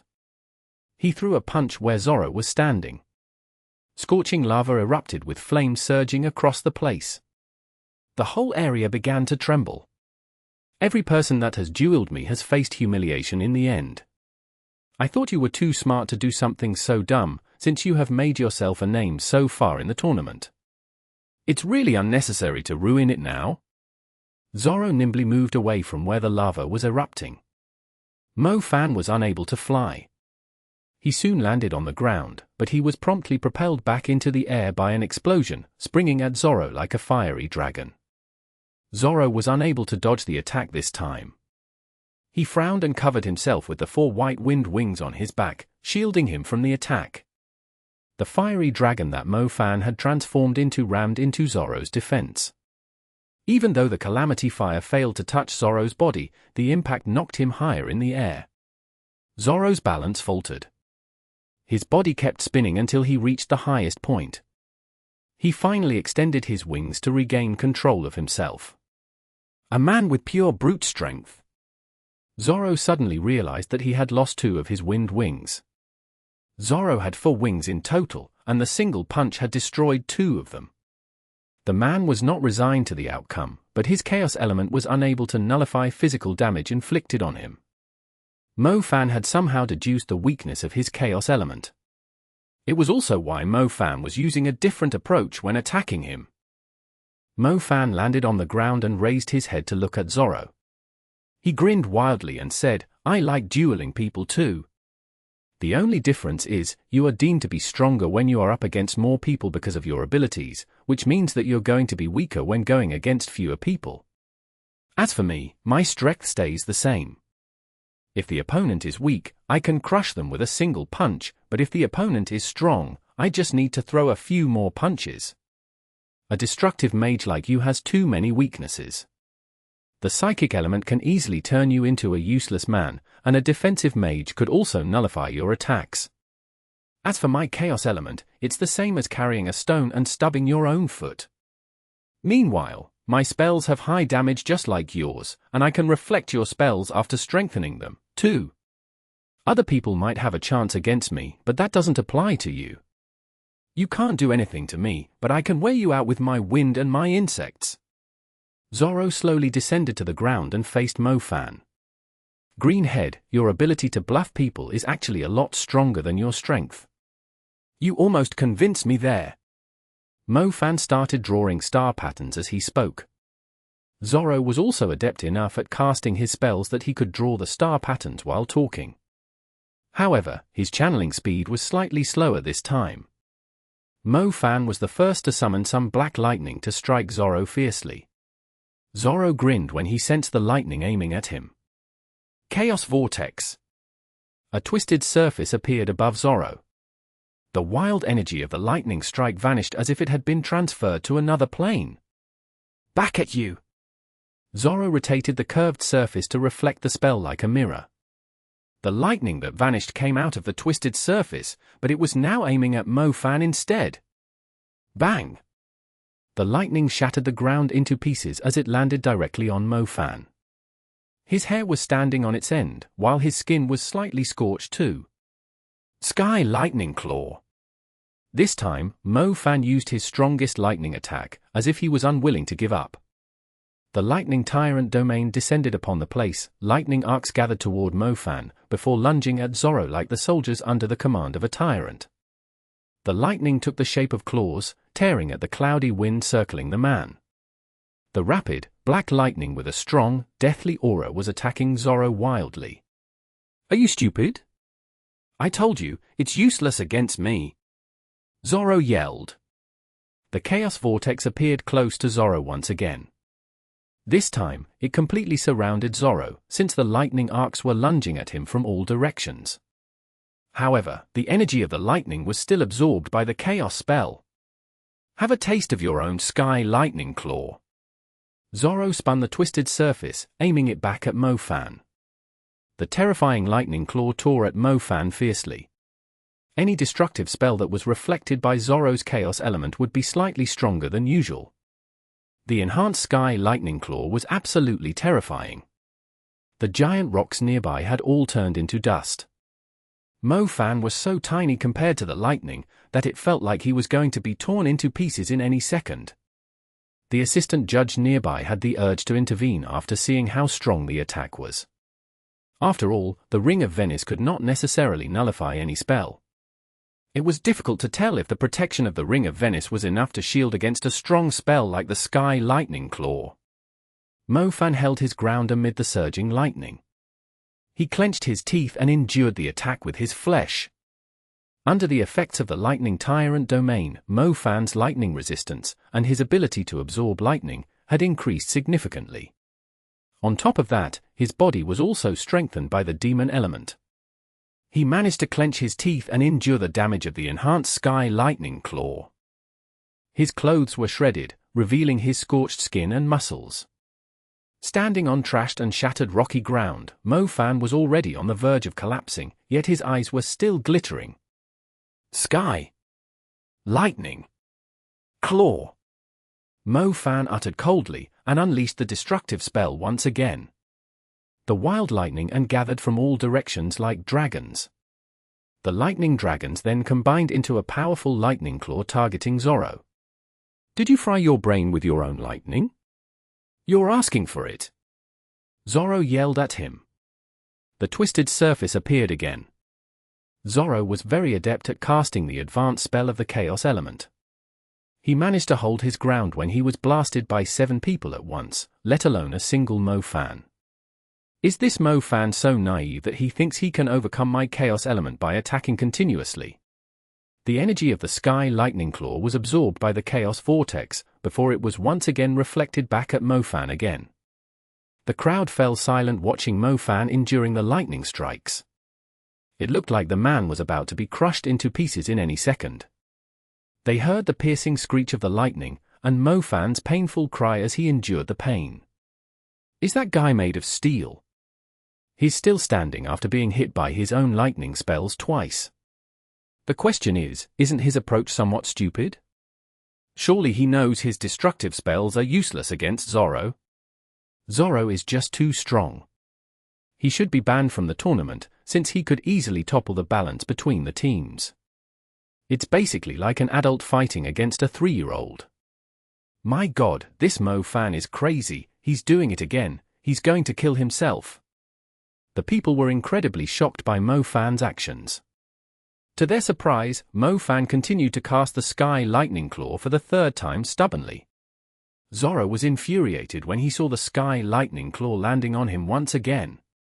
Somehow, Zorro felt that Mo Fan was looking down on his chaos element after seeing his self-destructive approach.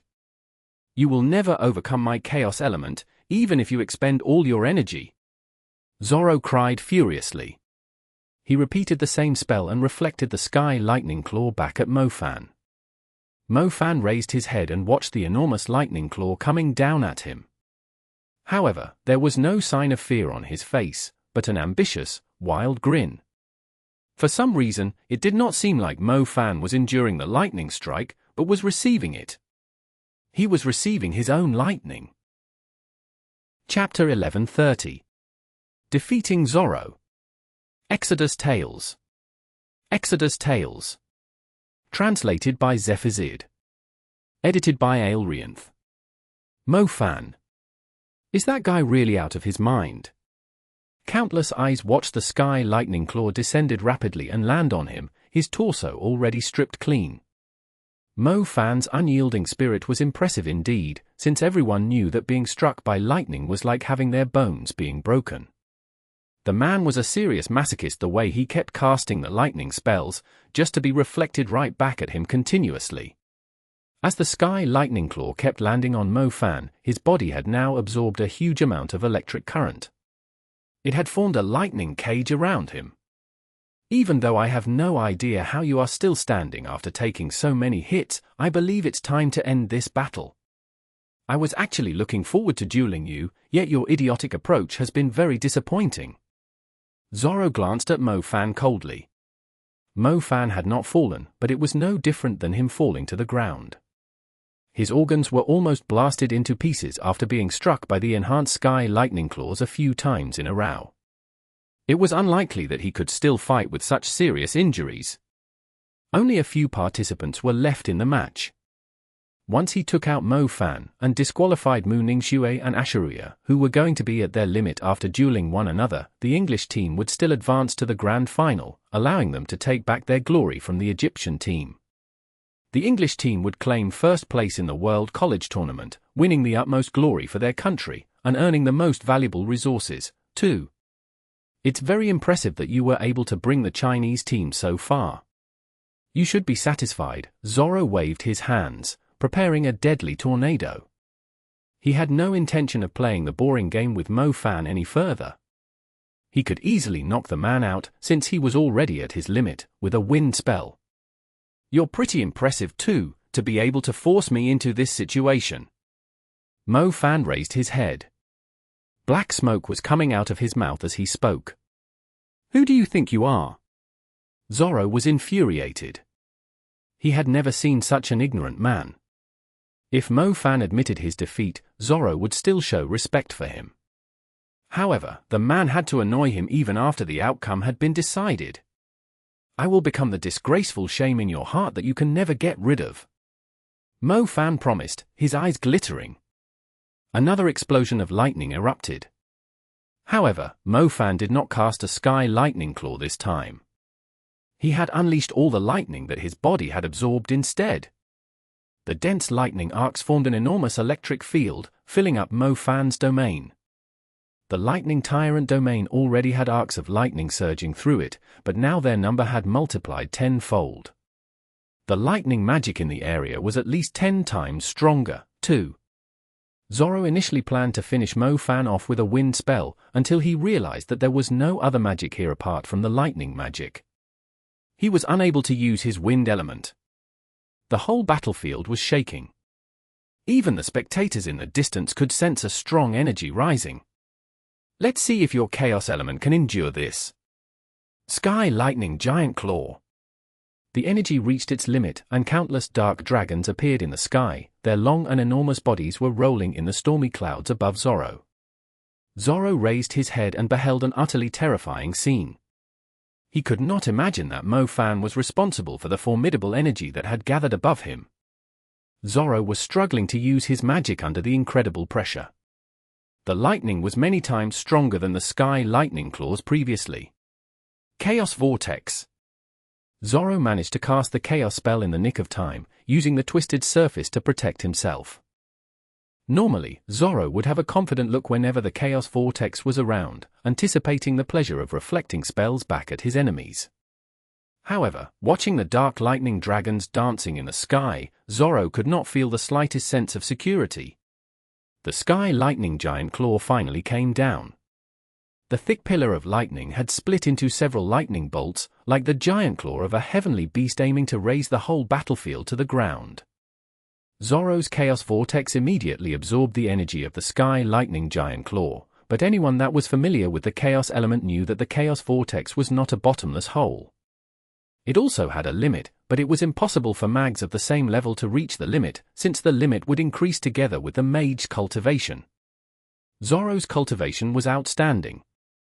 As such, even when he was being attacked by 7 people at once, he still managed to reflect their spells.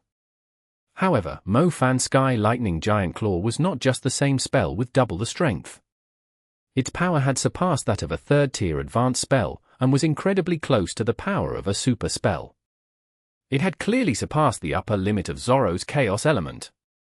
After the Chaos Vortex was shattered, the magic armor that Zorro was wearing was completely useless too. The destructive energy easily broke the armor into pieces. The wind wings protecting Zorro were like mere decoration too, as they too broke within an instant. Zorro still had a ring on his finger that would trigger automatically to protect the bearer. It was similar to the Ring of Venice. However, the light barrier that the ring summoned also collapsed instantly after it was hit by the Sky Lightning Giant Claw. In the end, the water barrier of the Ring of Venice appeared, too. It was Zorro's final hope.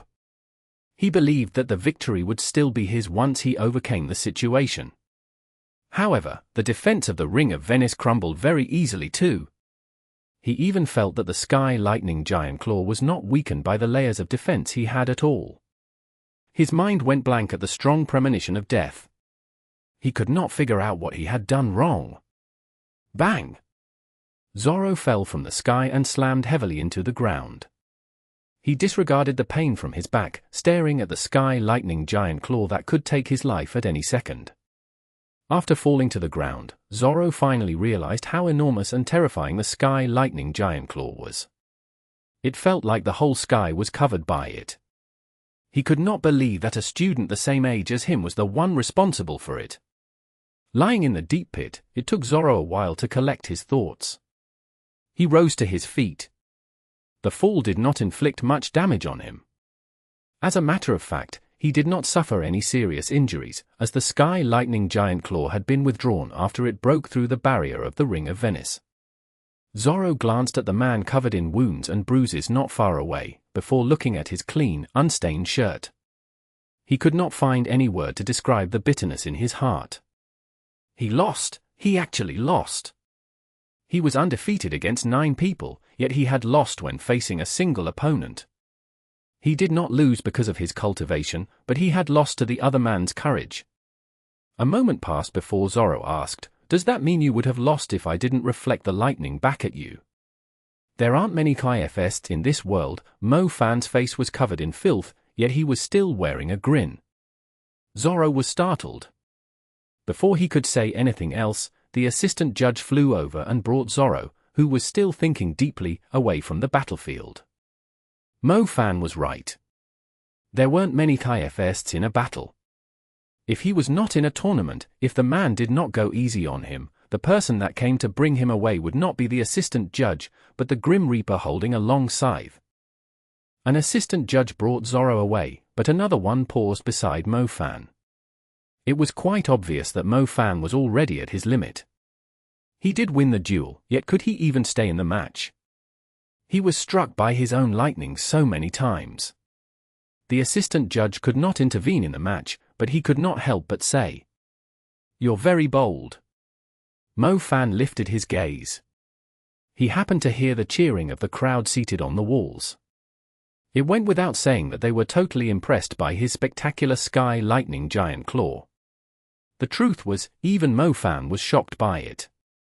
The fact that he was bold enough to keep attacking Zorro, just so he could absorb the lightning reflected back at him in order to overwhelm Zorro's unbeatable chaos element. TSK, he was even more impressed at himself. Mo Fan fell to his back and lay on the dusty ground, panting heavily. The assistant judge came over and knelt down to pick him up. "Hey, what are you doing?" Mo Fan yelled. "You're finished," the assistant judge said. "Nonsense, I can still fight. Don't touch me, I'm still in good condition." Mo Fan yelled, but he immediately clenched his teeth from the enormous pain. "Are you sure you can still fight?" The assistant judge was a woman, and a mature and alluring one. She was amused by Mo Fan's reaction. "I sure can, just don't touch me. The rules state that if a participant hasn't fainted, or their lives are not in danger since the Ring of Venice wasn't triggered, they aren't disqualified from the match. But if you touch me, I will be disqualified for sure." Mo Fan exclaimed. All right, you can lie on the ground as you wish, but the assistant judge was helpless before the rascally Mo Fan, even though anyone could easily tell that Mo Fan could not lift a finger. You have already earned yourself the utmost glory by taking out Zorro. Why do you still have to force yourself? Once your injuries worsen, it might take ages for you to recover. We should always pursue more. It took Mo Fan a great effort to place his scorched hands behind his head. You want to win the tournament? You're damn right. Chapter 1131. Counterattack with Will. Exodus Tales. Exodus Tales. Translated by Zephazid. Edited by Aelrianth. Mo Fan was breathing heavily. He had clearly surpassed the limit of his lightning resistance once again. It was surprising how resilient and tough he was because of the useless demon element. Covered in serious injuries, Mo Fan did feel like he was having trouble just moving a single finger. However, the demon blood in him was a lot more active. It was circulating quicker than usual, and even his heartbeat was faster than an ordinary person. It felt like his heart was on the verge of exploding, yet his recovery was multiple times faster than usual right now. It was the main reason why Mo Fan insisted on staying in the match. He could sense a strong self-recovery power coming from the demon blood. It was reasonable when he thought about it. The demon blood did not come from the demon element, but the first time he demonized, he somehow resembled a demon wolf. The demon wolf was well known for its outstanding recuperative abilities. A demon wolf with a higher lineage could even recover quickly in the middle of a fight. After lying on the ground for some time, Mo Fan could feel his strength recovering. His limbs were no longer feeble. Mo Fan struggled to his feet. His hands waved about, trying to grab onto something to support himself. Even though I really don't want to take advantage of your precarious position, you're putting me in quite a tricky position, since you insist on staying in the match. I have no choice but to eliminate you. A man suddenly showed up. His appearance was pretty bad, it looked like his eyes were about to pop out of their sockets. I don't think I have met you before, friend. Mo Fan took a closer look at the man, and was quite surprised that he was totally unaware that the man was still in the match. While Mo Fan was dueling Zorro, the remaining members of the Greek team and the English team had been knocked out, too. Those that were still in the match barely had any energy left. As such, Mo Fan was confused about where the man had come from. I am a psychic mage. Who did you think the person that controlled the mind of your teammate was? The man with bulging eyes chuckled. It was obvious that he was a member of the Greek team. The cunning man had been hiding all along. Your cultivation is just average, I doubt you can control the mind of my teammate. Mo Fan said. The Saint's blessing was able to strengthen my psychic spell, the fish-eyed man said with a grin. Saintus, so that's what you call that little b*******ch, Mo Fan chuckled. Don't you dare insult her, the fish-eyed man exclaimed hotly. Calm down, don't tell me you're a knight or something too. The Parthenon temple is really amusing, Mo Fan said. A man with no belief like you will never understand the honor of the mags that fight for the glory for the Parthenon temple. You better not say anything sordid. Otherwise, I'll make sure you suffer greatly before you are disqualified from the match, the fish-eyed man stated in a serious voice. You're such a hypocrite. It's obvious that your soul has been hooked away by that woman, yet you're acting like you're so righteous here. Just say it if you are secretly in love with her, it's nothing embarrassing. A toad that doesn't lust for a swan's meat isn't a good Greek. Mo Fan stabbed the man right through the heart with his words. Any man had their own desires. Mo Fan believed that the man had an ambitious goal in mind, since he had been hiding all along. The fact that he referred to Asha'ruiya as the Saintess clearly implied that she was the goddess in his heart. Mita snapped coldly after hearing Mo Fan's accusation. It's called admiration and respect. Seriously, why does every man of the Parthenon temple have to pretend that you're the noblest saint in the world? I wouldn't believe that you would still utter such respectful words instead of lunging at Asha'ruiya like a mad hound if she was fully naked right in front of you, Mo Fan said. The assistant judge frowned after hearing Mo Fan's disrespectful words. Why is this man's character a complete opposite of his capabilities? His words are something that a street punk would say. I warned you, the fish-eyed meter hissed darkly. He said word by word, if you dare say it again, you are soon going to beg for your death. The man's eye suddenly emitted an icy ray, aiming at Mo Fan's head. It was the spiritual sword able to target a person's spiritual world, and even stab the person's soul. Mita was completely infuriated by Mo Fan's words, so he was incredibly harsh with his attack. He was aiming to inflict incurable damage on Mo Fan's soul. The assistant judge was hesitant, unsure if she should intervene. Strictly speaking, she was not allowed to intervene, yet if she did not put a stop to it, Mo Fan's soul would receive serious damage. This idiot, why did he bother provoking the man? Most Greeks cared more about the goddess and the saintesses of the Parthenon temple than their own integrity. An angry person is more likely going to make a mistake. Focus! Mo Fan immediately activated the focus necklace on his neck. A dark blue glow covered him, protecting him from the spiritual sword. Telekinesis! The activation of the focus necklace not only protected Mo Fan, but it also strengthened Mo Fan's spiritual will. Mo Fan's eyes emitted a silver glow, mysterious yet dangerous. Even though there was no sign of energy nearby, it felt like a strong tide had just rammed into Mita. Mita was stunned. He could sense the overwhelming force summoned by his opponent's will, and it was even stronger than his own. The force knocked Mita flying. The man was already at his limit, and stood no chance against Mo Fan's counterattack. The fish-eyed Mita flew through the air and slammed into a cliff heavily, leaving a human-shaped dent on the sturdy wall. His chest was sunken in. The barrier of the Ring of Venice was protecting him, yet he could feel that his organs had been jarred out of place from the impact. It felt like his bulging eyes were about to fall out at any second. He glanced at Mo Fan.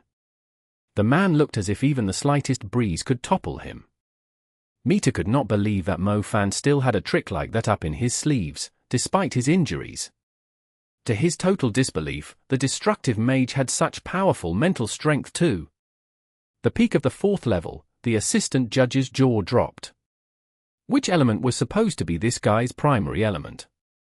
How was it possible that his space element was so strong too? Sorry for keeping you waiting for so long, it seems like you ended up having to carry someone else instead, Mo Fan grinned at the beautiful assistant judge. The tables had turned once again, leaving the crowd in a great uproar. At the seats allocated to the Chinese team, Han Ji, Pang Lai, Feng Li, and the others almost broke out in tears of joy. Watching Mo Fan was like riding a roller coaster. The ride was supposed to be rising slowly, but it suddenly fell into a deep abyss, and before they could recover from the shock, it suddenly rose into the sky again. That guy, he has the vitality of a cockroach, but the heart of a wolf. Chairman Xiaojing slowly sat back down. He was covered in cold sweat, yet he was incredibly pleased with the outcome. Against a strong opponent like Zorro, Mo Fan had given all he had, even though the chance of him winning was so slim. Meanwhile, when he was facing a weak opponent like Mita, he still managed to remain calm and provoke his opponent before executing his counterattack. He held on to his space element until the very last moment. Han Ji was utterly relieved, too. He was confused why Mo Fan was not using his space element much despite the recent upgrade. It turned out that Mo Fan had made the right choice by keeping it as a trump card. In the previous fight, even if Mo Fan had used his space element, it would not have made any difference, since the battle was too messy. Both Jiangtu and Asha'ruiya's space elements were not any weaker than Mo Fan's. If Mo Fan exposed it too early, the others would only be cautious of it. As such, Mo Fan had preserved his space element just to use it as a trump card to turn the tables. It was brilliant. Mo Fan's mental strength is outstanding, yet his space element is still too low level. He can't even use blink. As such, the others simply assumed that the space element was only a supportive element for him. Perhaps the Greek team, who's known for their ability to collect information, isn't aware of his mental strength right now, Han Ji exclaimed. Marvelous, Mo Fan's decision to keep the space element as a trump card was utterly brilliant. After taking out the psychic mage that was hiding in the dark, Asha'ruiya was the only opponent left. That idiot! Asha'ruiya almost had an urge to vomit blood. She purposely sent the man whom she did not even know the name of to eliminate Mo Fan, since he was already at his limit. She did not really care who won the duel in the end, since the psychic mage could easily take either of them out. Mo Fan was afraid of psychic mage, and so was Zorro. She would still win the match once the psychic mage took out the winner of the duel. To her surprise, the man she did not know the name of was knocked out by the seriously injured Mo Fan instead. A psychic mage had lost to a destructive mage. How did such an idiot end up as a member of the national team? The Flying Creek Snow Wolf gradually grew stronger in the ice domain. He swung his claw and knocked the dark horse that the Dark Swordmaster was riding on flying. The dark horse slammed heavily into the wall nearby and vanished in a puff of black smoke. Asha'ruiya's Dark Swordmaster was incredibly strong, yet he had been fighting in the match for quite a long time. Meanwhile, Mo Fan had only summoned the Flying Creek Snow Wolf recently. Not only was he full of energy, he was further strengthened by Mu Ningxue's ice domain. The Dark Swordmaster stood no chance against the Flying Creek Snow Wolf's fierce attacks. Contract, descend! Asha'ruiya knew her summoned beast would soon be eliminated by the Flying Creek Snow Wolf. She decisively retrieved the dark energy of the summoned creature. The dark energy flowed out of the Dark Swordmaster's armor like a gaseous substance. The swordsman in black armor soon vanished. The empty armor fell to the ground and dissolved into a puddle of black liquid. The formidable, dark energy shrouded Asha'ruiya, shielding her from the icy storm. The dark aura slowly turned into armor wrapping around Asha'ruiya's figure. A long, thin sword appeared out of nowhere, and Asha'ruiya grabbed it with her right hand.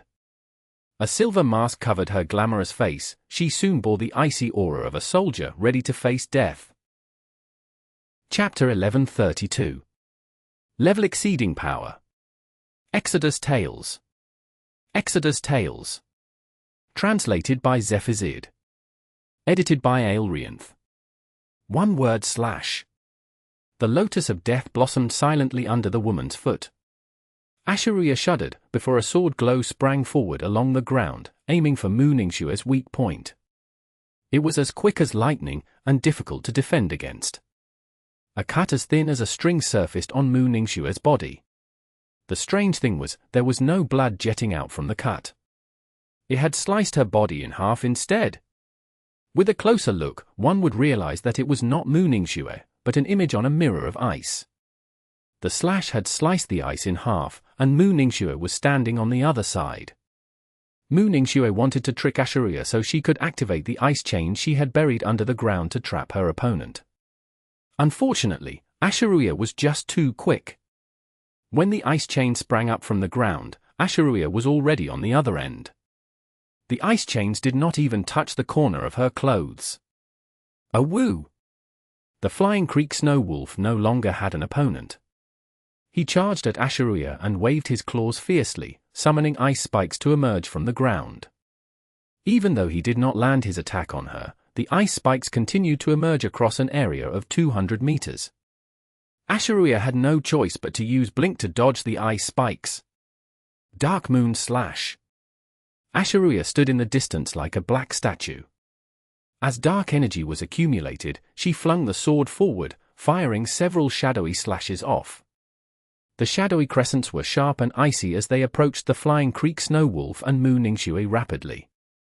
The Flying Creek Snow Wolf smartly stood in front of Mu Ningxue, using his body to resist the attacks, just so Mu Ningxue did not need to bother with defending herself. The Flying Creek Snow Wolf was knocked flying by the energy waves, leaving a few cuts on him. A second after the slashes dissipated, the trees near the range of the attack fell to the ground simultaneously, opening up a spacious area. Telekinesis. Asha'ruiya continued to attack. Her eyes were fixed on the fallen trees, grabbing the thick trunks with her will. The trunks hovered in front of Asha'ruiya. With a soft groan, the trunks immediately flew at Mu Ningxue and the Flying Creek Snow Wolf at a shocking pace. Wind cut. Mu Ningxue formed a wind formation, slicing and dicing in front of her. The trunks were shredded into pieces by the winds and scattered in the air like white sand. Space rhythm, sword scars. Asha'ruiya stabbed the ground heavily with the sword. She glowed silver. Invisible swords started falling rapidly from the sky. It was impossible to see the swords with the naked eye. They could only determine where the swords were falling by the energy ripples emitted by the swords. Muningshue agilely dodged the rain of swords. Deep pits kept appearing inches away from her feet as the swords plunged a few meters deep into the ground. More holes appeared along the surface. The area close to Muningshue was full of holes were produced by the swords, yet it was impossible to see the swords as they were falling, since they were summoned with the space element. The Flying Creek Snow Wolf was not attacked by the space swords. He sprinted along the ice at incredible speed. A bridge of ice extended in the air. The Flying Creek Snow Wolf sprinted across the bridge. He raised his head and let out a loud howl. Ice cones formed a ring of ice spears. Initially, the ice spears only appeared around 50 meters away from where Asha'ruiya was standing. However, the blades kept poking out from the ground, and soon filled up the ice-covered area. The spears grew rapidly and spread further away. If there were demon creatures inside the ring of spears, they would surely be impaled and killed. Asha'ruiya had finally secured a slight advantage in the fight, yet it was ruined by the Flying Creek Snow Wolf. Sensing that she was surrounded by the ice spears, Asha'ruiya cast Blink once again to escape from the ring of sharp points. Asha'ruiya appeared on the other side, staring at the Flying Creek Snow Wolf that was sprinting along the razor-sharp ice. It was meaningless for her to direct her hatred at a summoned beast. However, it was obvious that Asha'ruiya was treating the Flying Creek Snow Wolf like the arsehole, Mo-fan. "Little Foxy, did you miss me?" An annoying voice came from the woods. Asha'ruiya immediately looked at the voice and saw Mo-fan, his upper body bare, standing there. His face was scorched black like an African, yet he was wearing a grin that was urging Asha'ruiya to kick him in the face. "Why can't you just die?" Asha'ruiya was enraged as soon as she saw Mo-fan. Most importantly, the situation was unfavorable to Asha'ruiya. Muningshue was a strong opponent. Even after so long, Asha'ruiya was unable to knock her out. Mo-fan's Flying Creek Snow Wolf was incredibly strong too, and the wolf demon was like a tiger with wings in Muningshue's ice domain. The beast was as strong as an average commander-level creature. And now, even Mo-fan had shown up. Asha'ruiya couldn't help but have a bad feeling. "I've always been hard to kill. Shue, you can fight her at will. I will handle her space element." Mo-fan stood a great distance away. He was not in a rush to join the battle. He no longer had any way to defend himself. He could only harass Asha'ruiya with his will. Asha'ruiya had an advantage in the fight because of her outstanding space element. Muningshue would surely have struggled against the combination of her space element and the Dark Contract's power without the Flying Creek Snow Wolf's help. However, the undying cockroach Mo-fan had arrived. He was covered in wounds and injuries, and surely could not face Asha'ruiya directly. However, that did not stop him from standing at the side and harassing Asha'ruiya with his space element, keeping her own space element at bay. If Mo-fan's mental strength had not received an upgrade recently, it would only be strong enough to scratch Asha'ruiya's itch. However, his mental strength had reached the 4th level with the Stone of Will, allowing him to challenge Asha'ruiya's space element. "I'll kill you, son of a b***** ***ch first." Asha'ruiya cast Blink rapidly. Her hatred of Mo-fan was off the charts. Seeing the woman approaching him so fiercely, Mo-fan yelled, "Old wolf, protect your master." Mo-fan was standing quite far away, so he immediately snuck into the woods with his 5th-tier fleeing shadow. Asha'ruiya soon lost trace of him. When Asha'ruiya finally noticed where Mo-fan was riding, the Flying Creek Snow Wolf was already lunging at her, followed by Muningshue's ice chains, forcing her to back away. Telekinesis! Asha'ruiya unleashed her will to crush the ice chain surrounding her. Telekinesis! At the same time, a pair of silver eyes glittered somewhere in the woods. The two forces clashed in the air, and nullified Asha'ruiya's will. Asha'ruiya took a deep breath. It felt like her eyes were about to spit fire. Goddamned Mo-Fan, that jerk, shameless asshole, why can't he show himself and fight me like a man instead of hiding in the woods? Dark Moon Slash. Asha'ruiya completely lost her calm. She raised her sword and slashed at the woods. The trees fell to the ground, as if hundreds of lumbermen had just finished their work. However, the black shadow was not sliced in half like the rest of the trees. It was still hiding in the distance, and even though it was not making any sound, Asha'ruiya could imagine his annoying laughter ringing in her mind. Mo-Fan, come out here.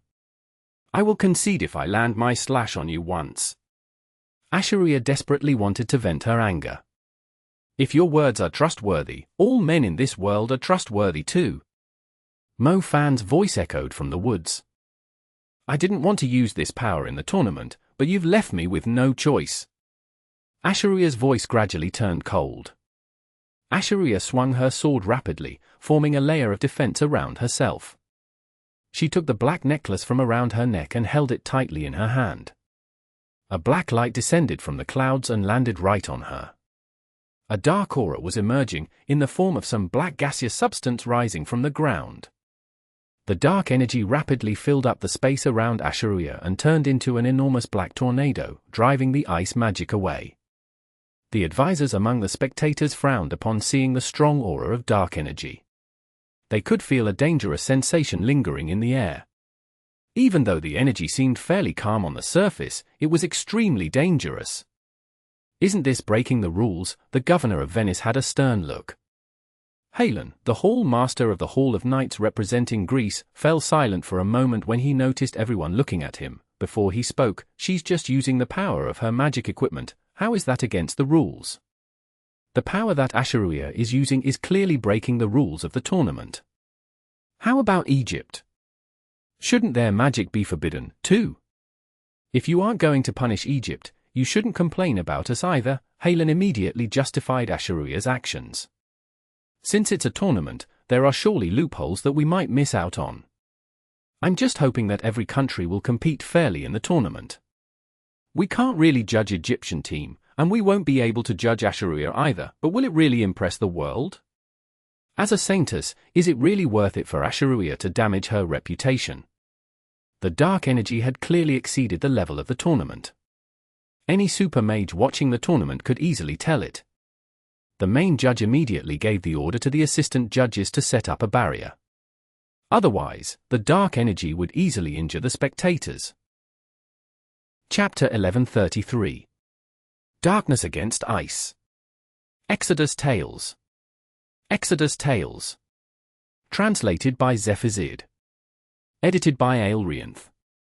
Just forfeit the match. I must say that I still can't fully control my power. Asha'ruiya stared at Mu Ningxue.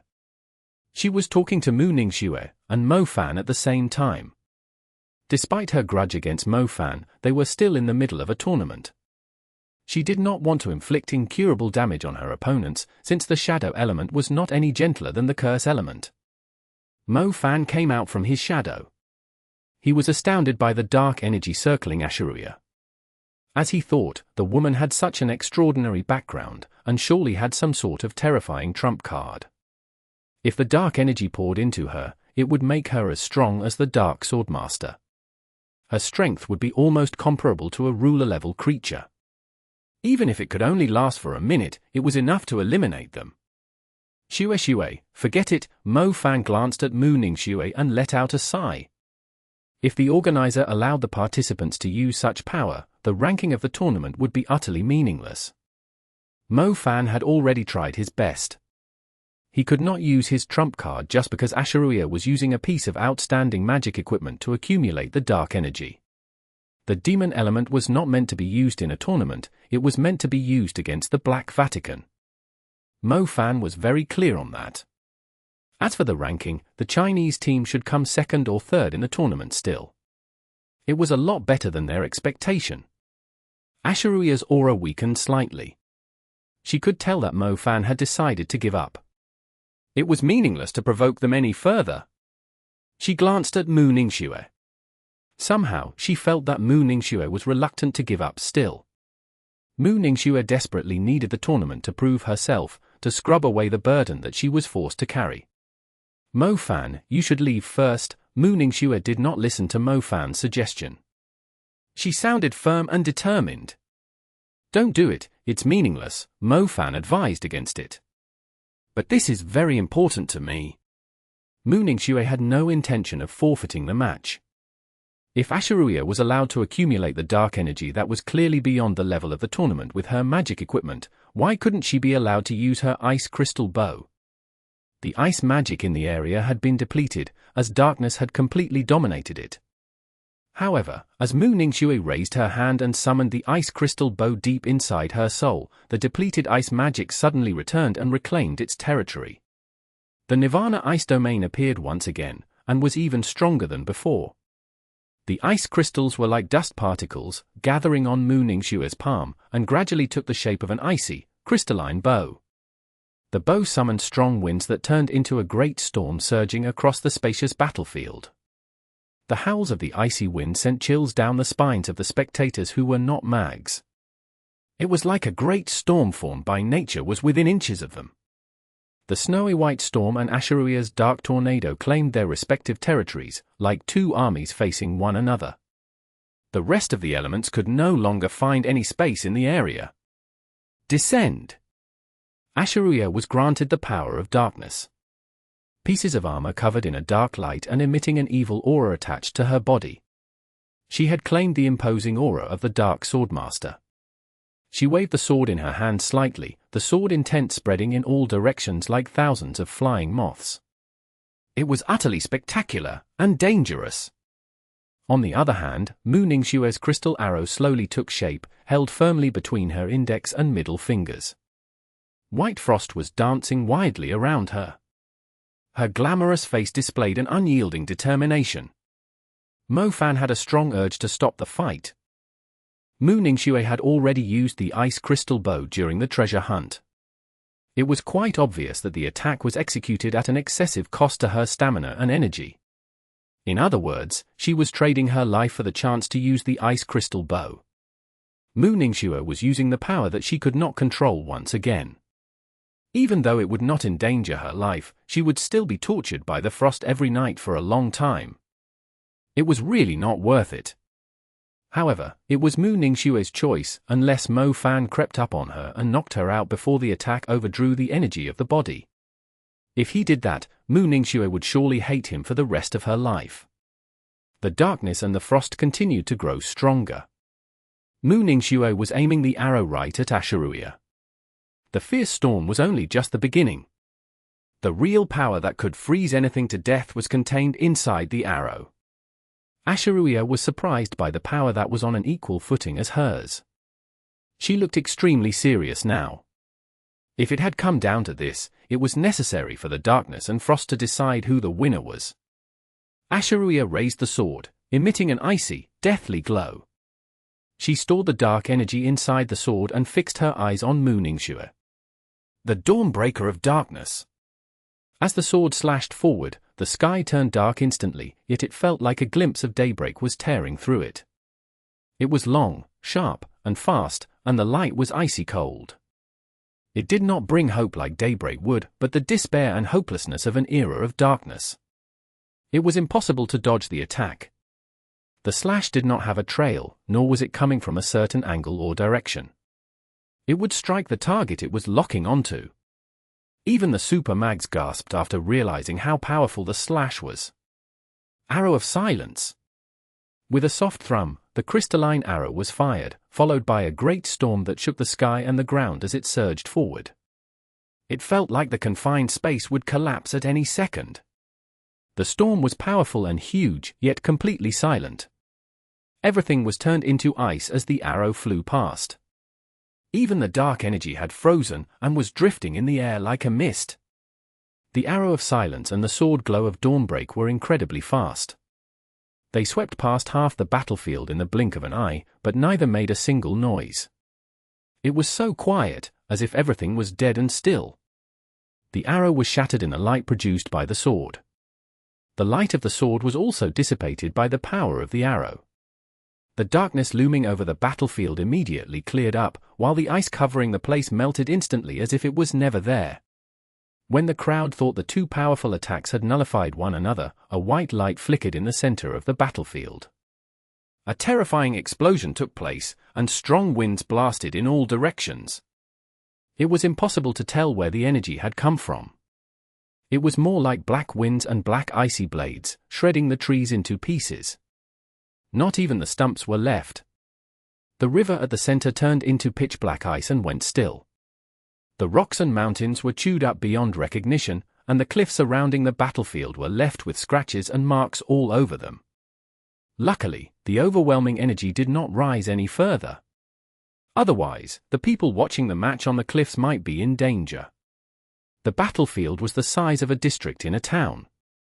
If the two powers had collided in a city, every structure in it would be razed to the ground. To think that such destructive powers were produced by two beautiful women. It was absolutely unbelievable. The place remained silent for a long time, as if everything was frozen by the ice and darkness. On the destroyed battlefield, Asha'ruiya was still standing firmly in her black armor. She had taken off the silver mask, revealing her stern face. It was nothing like the alluring expression she usually had. A few snowflakes were circling Mu Ningxue, setting off her unique icy charm. She looked at Asha'ruiya, who was perfectly unharmed. Her face was incredibly pale. She was still holding the ice crystal bow. If she needed to fire another arrow to win the match, she had no idea what would happen to her. This saintess of the Parthenon temple also possessed a power that was beyond her cultivation. As she thought, she was not the only special person in this world. You win. Asha'ruiya suddenly conceded. Mu Ningxue was stunned. She was wondering if she had heard it wrong. Asha'ruiya did not repeat her words. She put her sword away and headed toward the exit. Her steps were light, and the cold, black armor on her slowly disappeared as a puff of black smoke. She threw the silver mask onto the ground too, and it soon melted. Asha'ruiya reached the edge of the battlefield and walked past Mo Fan. She finally lifted her gaze and glanced at Mo Fan, who was utterly confused too. Mo Fan had no clue what was going on. It was obvious that the two were on an equal footing. If Asha'ruiya chose to fight further, the outcome was still unpredictable, unless Asha'ruiya could not use her power any longer, meaning that the slash was already her limit. The truth was, it was unlikely that Mu Ningxue could fire the arrow a second time. Mo Fan noticed Asha'ruiya staring at him coldly. Her eye still had the imposing aura of the Dark Swordmaster. Any other person might be panicking by now, but Mo Fan, who had slain a Dark Swordmaster before, was not intimidated by the aura. You owe me one. Asha'ruiya's icy expression was suddenly replaced by a naughty grin, as if the girl next door he had offended had suddenly come up with an evil plan to get her revenge, making him feel uneasy. What do you mean by that? Mo Fan asked. If I don't lower my sword, she won't lower her bow, either, but if she doesn't lower her bow, she will lose her life. She's not willing to give up, so I was left with no choice, but you owe me one, understand? Asha'ruiya smiled, reclaiming her Vixen temperament. You're at your limit, too, Mo Fan said. Then I'll go back there and continue the fight, and see who's going to be the last person standing. Asha'ruiya pretended she was going back. She had yet to leave the match officially, as she was only disqualified after crossing the line. You win, I owe you one, Mo Fan said helplessly. You seem to care a lot about her. Asha'ruiya asked, intrigued. She's my first wife. Asha'ruiya had never seen anyone so straightforward and shameless. Chapter 1134. Victory. Exodus Tales. Exodus Tales. Translated by Zephazid. Edited by Aelrianth. The Chinese team wins. After the announcement from the main judge, the Chinese among the spectators hugged one another to share their overflowing joy. It had been years since the Chinese team had such an impressive result in the World College Tournament. Most importantly, they had advanced to the grand final. They only needed to defeat the Egyptian team to be crowned the champions. Many had been waiting for this day for too long. The victory was finally theirs. It was likely that Mu Ningxue was going to enter the limelight after taking out Asha'ruiya in the match. She would no longer be pressured by her renowned clan. After all, how could a person that was related to the Black Vatican go so far just to win glory for their country? Mu Ningxue was clearly innocent, but she desperately needed an opportunity to prove it to the people. She had also proved that she could become stronger without relying on her ridiculous clan. Mu Gong, I remember that you've recently clarified that she is no longer related to your clan. I really don't understand. Who is the person that made such an amusing decision? Councilman Xiaozheng asked. Mu Gong had a twisted look, yet he still had to force a smile. Mu Gong had sworn to scold the crap out of the idiots that made that decision after he went back to the Mu clan.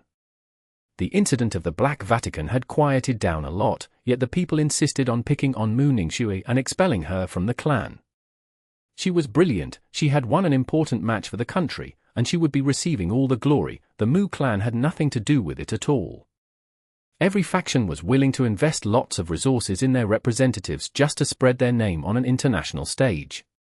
With enough reputation, more mags would be interested in joining their factions, allowing them to grow continuously. Most importantly, the glory that the Chinese team had earned was not ordinary. They had made it to the grand finals, meaning that they would still come second, even if they lost the final match. It meant a lot to China, and if Mu Ningxue was still a member of the Mu clan, Mu Gong could easily take hold of the opportunity to make the Mu clan the strongest powerhouse among the factions. Mu Tingying wasn't too bad either, she's just a little too dumb, someone among the group said, which was stabbed Mu Gong's heart like a knife. Mu Gong seemed calm on the surface, yet he had already made up his mind. It was not Mu Gong that had decided to expel Mu Ningxue from the clan. Mu Gong was the leader, but it did not necessarily mean he was in charge of everything. He only knew that the clan had sent disciplinary mags out to cripple Mu Ningxue's cultivation. After it happened, Mo Fan walked onto the battlefield and helped Mu Ningxue toward the exit. Mu Ningxue was wearing a smile despite her extremely pale face. It was very faint, but she did smile. Mo Fan was left speechless after seeing the relieved smile on the woman's face. She had put in a lot of hard work, endured the pain of the frost, experienced the coldness of people, and suffered greatly just for victory in this match, for a chance to display her brilliance to the people.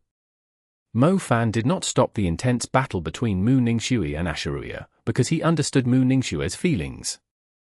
However, when he saw how feeble she was, and the proud tears in her eyes, Mo Fan felt incredibly sorry for her. "It's over, you shouldn't use it anymore. It's going to kill you eventually." Mo Fan helped Mu Ningxue stand properly. It was the only time that Mu Ningxue did not stop Mo Fan from being so close to her. She allowed him to hug her. First of all, she was really worn out from the match, and second, she was well aware that she had no chance of making it so far without Mo Fan's help. She felt ill at ease when she was leaning on his shoulder, to the extent that she could forget everything and just fall asleep. Zhao Manyan, Nanyu, Jiang Shaoshu, Mu Nujiao, and the others showed up. "How is she?" they asked worriedly, after seeing how feeble Mu Ningxue was. "I don't know either." Mo Fan was not a healer. He was clueless about the damage that Mu Ningxue had suffered. However, judging from what Asha'ruiya said, if Mu Ningxue used the ice crystal bow frequently, she would be killing herself slowly. It was fine for now, since she was young, but as she got older, more problems would arise. Han Ji inspected Mu Ningxue's condition and said with a sigh, "I'm afraid we can't really do anything about it. It's an injury inflicted on the soul, the source of life, and the things that can cure the damage dealt to a person's soul are very difficult to find." Pang Lian Fengli could not provide any help either. Mo Fan helped Mu Ningxue back to her room to rest up.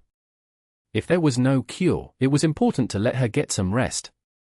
A pleasant melody was coming from outside the window.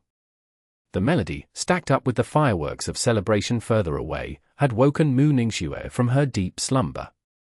She opened her eyes and realized she was lying on a familiar bed. It had the smell that she liked. There were people talking downstairs outside the window. They seemed to be having loud discussions about the duel between the sword and bow, and had repeated her name many times. A few other girls were chatting too, sharing that their favorite participant in the tournament was her. Mu Ningxue knew she had not been asleep for long. The fireworks were still going on, meaning that the Chinese team was still being congratulated for their victory. It was a grand ceremony that every mage would want to be at. Mu Ningxue remembered her mother kept mentioning it to her when she was young. The woman was once just a step away from fulfilling her dream, so it was bothering her constantly. "You're awake?" Mo Fan was sitting on a chair with a piece of pizza on his hand. She could see some oil stains around his mouth. "Why aren't you at the ceremony?" Mu Ningxue looked at Mo Fan in astonishment.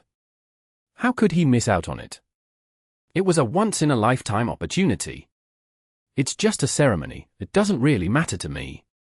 I would rather rest up and enjoy myself an Italian pie." Mo Fan leaned against the chair and continued to feast on his Italian pie. "Why are you eating this every day?" Mu Ningxue rolled her eyes. "It's delicious, you want some?" "I'll get a piece for you," Mo Fan said. "How are your injuries?" Mu Ningxue glanced up and down at Mo Fan. She was confused. Is Mo Fan really an ox? How can he still eat pizza like he is perfectly fine when he was so seriously injured in the match? Any other person would be lying on a bed and treated by a few healers simultaneously. "I recover pretty quickly. I felt a lot better after Han Ji cast a few healing spells on me. You know, I can't stand the boredom of just lying down on my bed. So, I decided to keep you company instead. Here, try a piece, trust me, it's very good," Mo Fan offered. "Can't you wear gloves? We've been husband and wife for so long, why the fuss?" "All right, I'll take another piece for you." Mu Ningxue was hungry too. She ate a piece, but she could not really taste anything. Her mind was not on the food, she had only eaten it to fill up her empty stomach. "I don't think I can take part in the grand final," Mu Ningxue said gloomily. The standoff between her and Asha'ruiya had taken all her strength. She could not fight, even if she was not using the ice crystal bow. Her brain would hurt like it was pierced by needles if she needed to draw a star orbit. "Leave it to me. I haven't told you my nickname, the Terminator of the Undead. The Egyptian team might be using some dirty tricks, but I will surely beat the crap out of them once I learn what it is," Mo Fan said. "Aren't you injured, too? Can you still fight with your full strength?" Mu Ningxue was worried. Mo Fan had barely beaten Zorro in the mixed battle. "I will be fine after resting for a few days, unlike you, since it's your soul that has been damaged. It might even affect your path of cultivation in the future," Mo Fan said.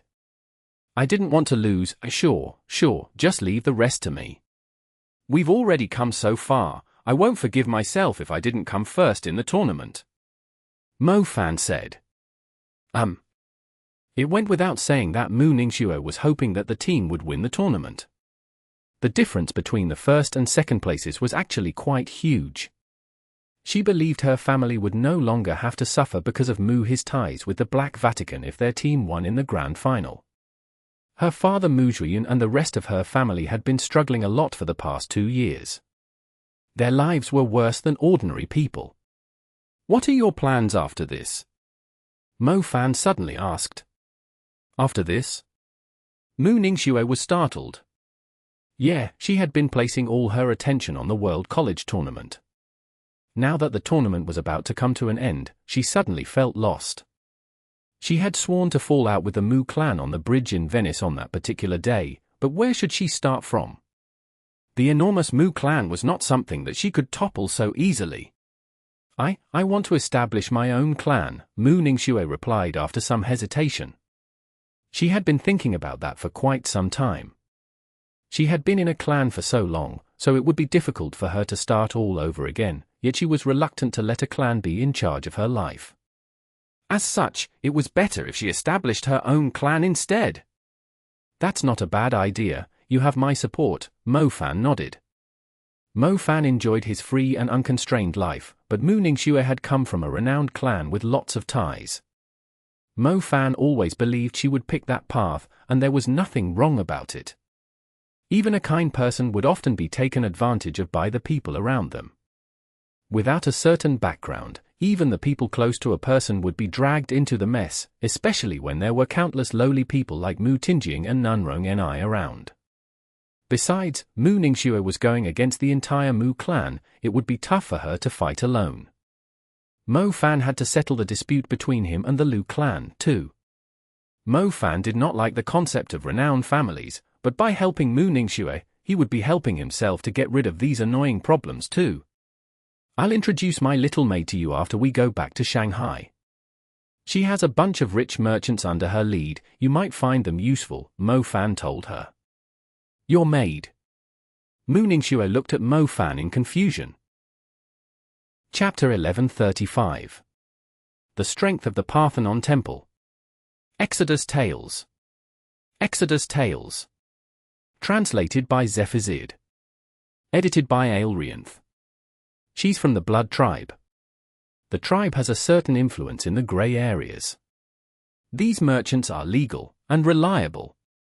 I have no clue how the businesses, society, or gatherings of upper-class people work.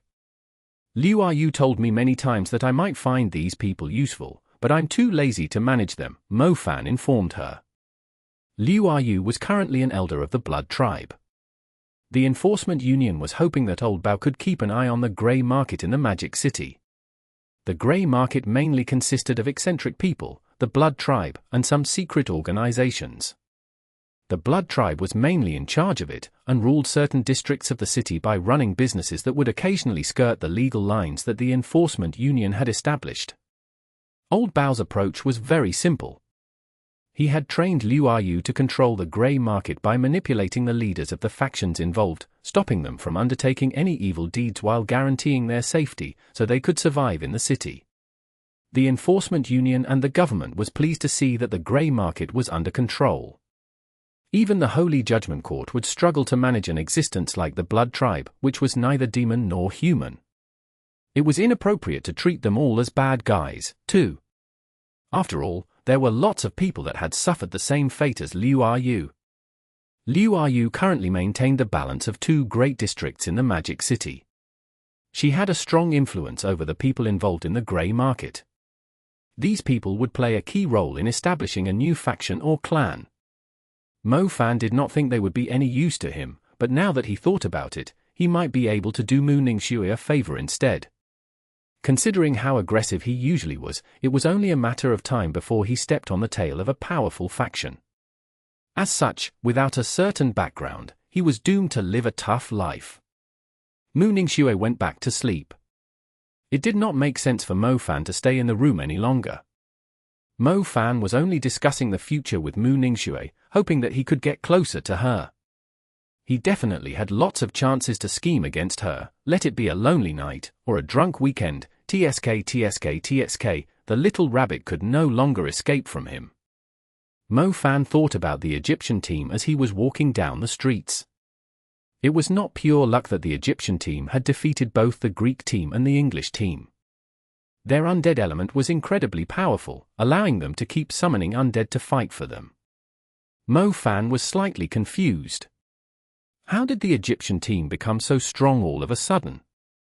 Weren't their undead fairly useless when they were up against stronger opponents? Why was their team suddenly unbeatable? Mo Fan, a pleasant voice called out from the alleyway nearby while he was still preoccupied with his thoughts. He turned at the voice and saw a woman with a black veil standing there.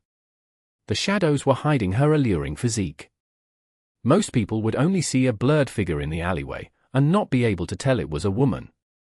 Mo Fan looked at the woman and chuckled. How much for a night, pretty girl? How much are you willing to pay? Asha'ruiya asked in return. You're so pretty, I'm willing to go bankrupt just to sleep with you, Mo Fan said. Pervert! Asha'ruiya glared at Mo Fan. What is it this time? Why do I feel like you've been seeing me a lot lately? I do admit that I'm very charming, like an addictive poison that many women are struggling to control themselves from taking, but I believe as a candidate, your self-control should be a lot better than ordinary women, Mo Fan shot back. I'm flying back to Greece tomorrow morning. A person happened to cross my mind, so I've come to ask you about her. Asha'ruiya pointed at a dim lilith in nearby, signaling Mo Fan to continue the conversation there. Leaving already? We should really cherish our time tonight, and have a few. What were you saying? A few sincere conversations. I believe we should be more sincere to one another, and less setting one another up. Asha'ruiya was too lazy to argue with his filthy mouth. She went straight to the inn. She seemed to be familiar with the place. She ordered a fruit wine for herself while Mo Fan ordered a bottle of Sprite, before asking with a confused expression, "So you want to ask about Mu Ningxue? The bow that defeated you?" "The bow that defeated me? Since when did I lose to it?" Asha'ruiya asked in return. "You conceded, doesn't that mean you've lost?" Mo Fan said. "It's hard to say who was going to win in the end, but I did feel that I shouldn't be using that power in a tournament, which is why I chose to forfeit in the end. Besides, why are you so confident that I'm asking about Mu Ningxue?" Asha'ruiya said. "Isn't that the case?" Mo Fan said. Mo Fan already knew the answer when he saw the look on Asha'ruiya's face. He asked curiously, "Then who do you want to ask me about?" "The woman who's also a candidate at the Parthenon temple, just like me. Judging from your words today, she must be your second wife, then." Asha'ruiya said. "You must be referring to Xinxia." "Oh, I almost forgot that you two are colleagues," Mo Fan said. "Colleagues? Don't you have a better word than that?" Asha'ruiya rolled her eyes. "Why are you asking about her?" Mo Fan said. "Nothing really, just want to have a casual chat with you about her. I'm actually quite curious about her, and you too. I didn't think you two are step-siblings," Asha'ruiya said. She was actually adopted into the family as a future daughter-in-law. Asha'ruiya's tone sounded strange to Mo Fan. "Okay, tell me about your past." "I'm pretty intrigued. My adoptive father used to tell me lots of stories about his childhood friends when I was young," Asha'ruiya said.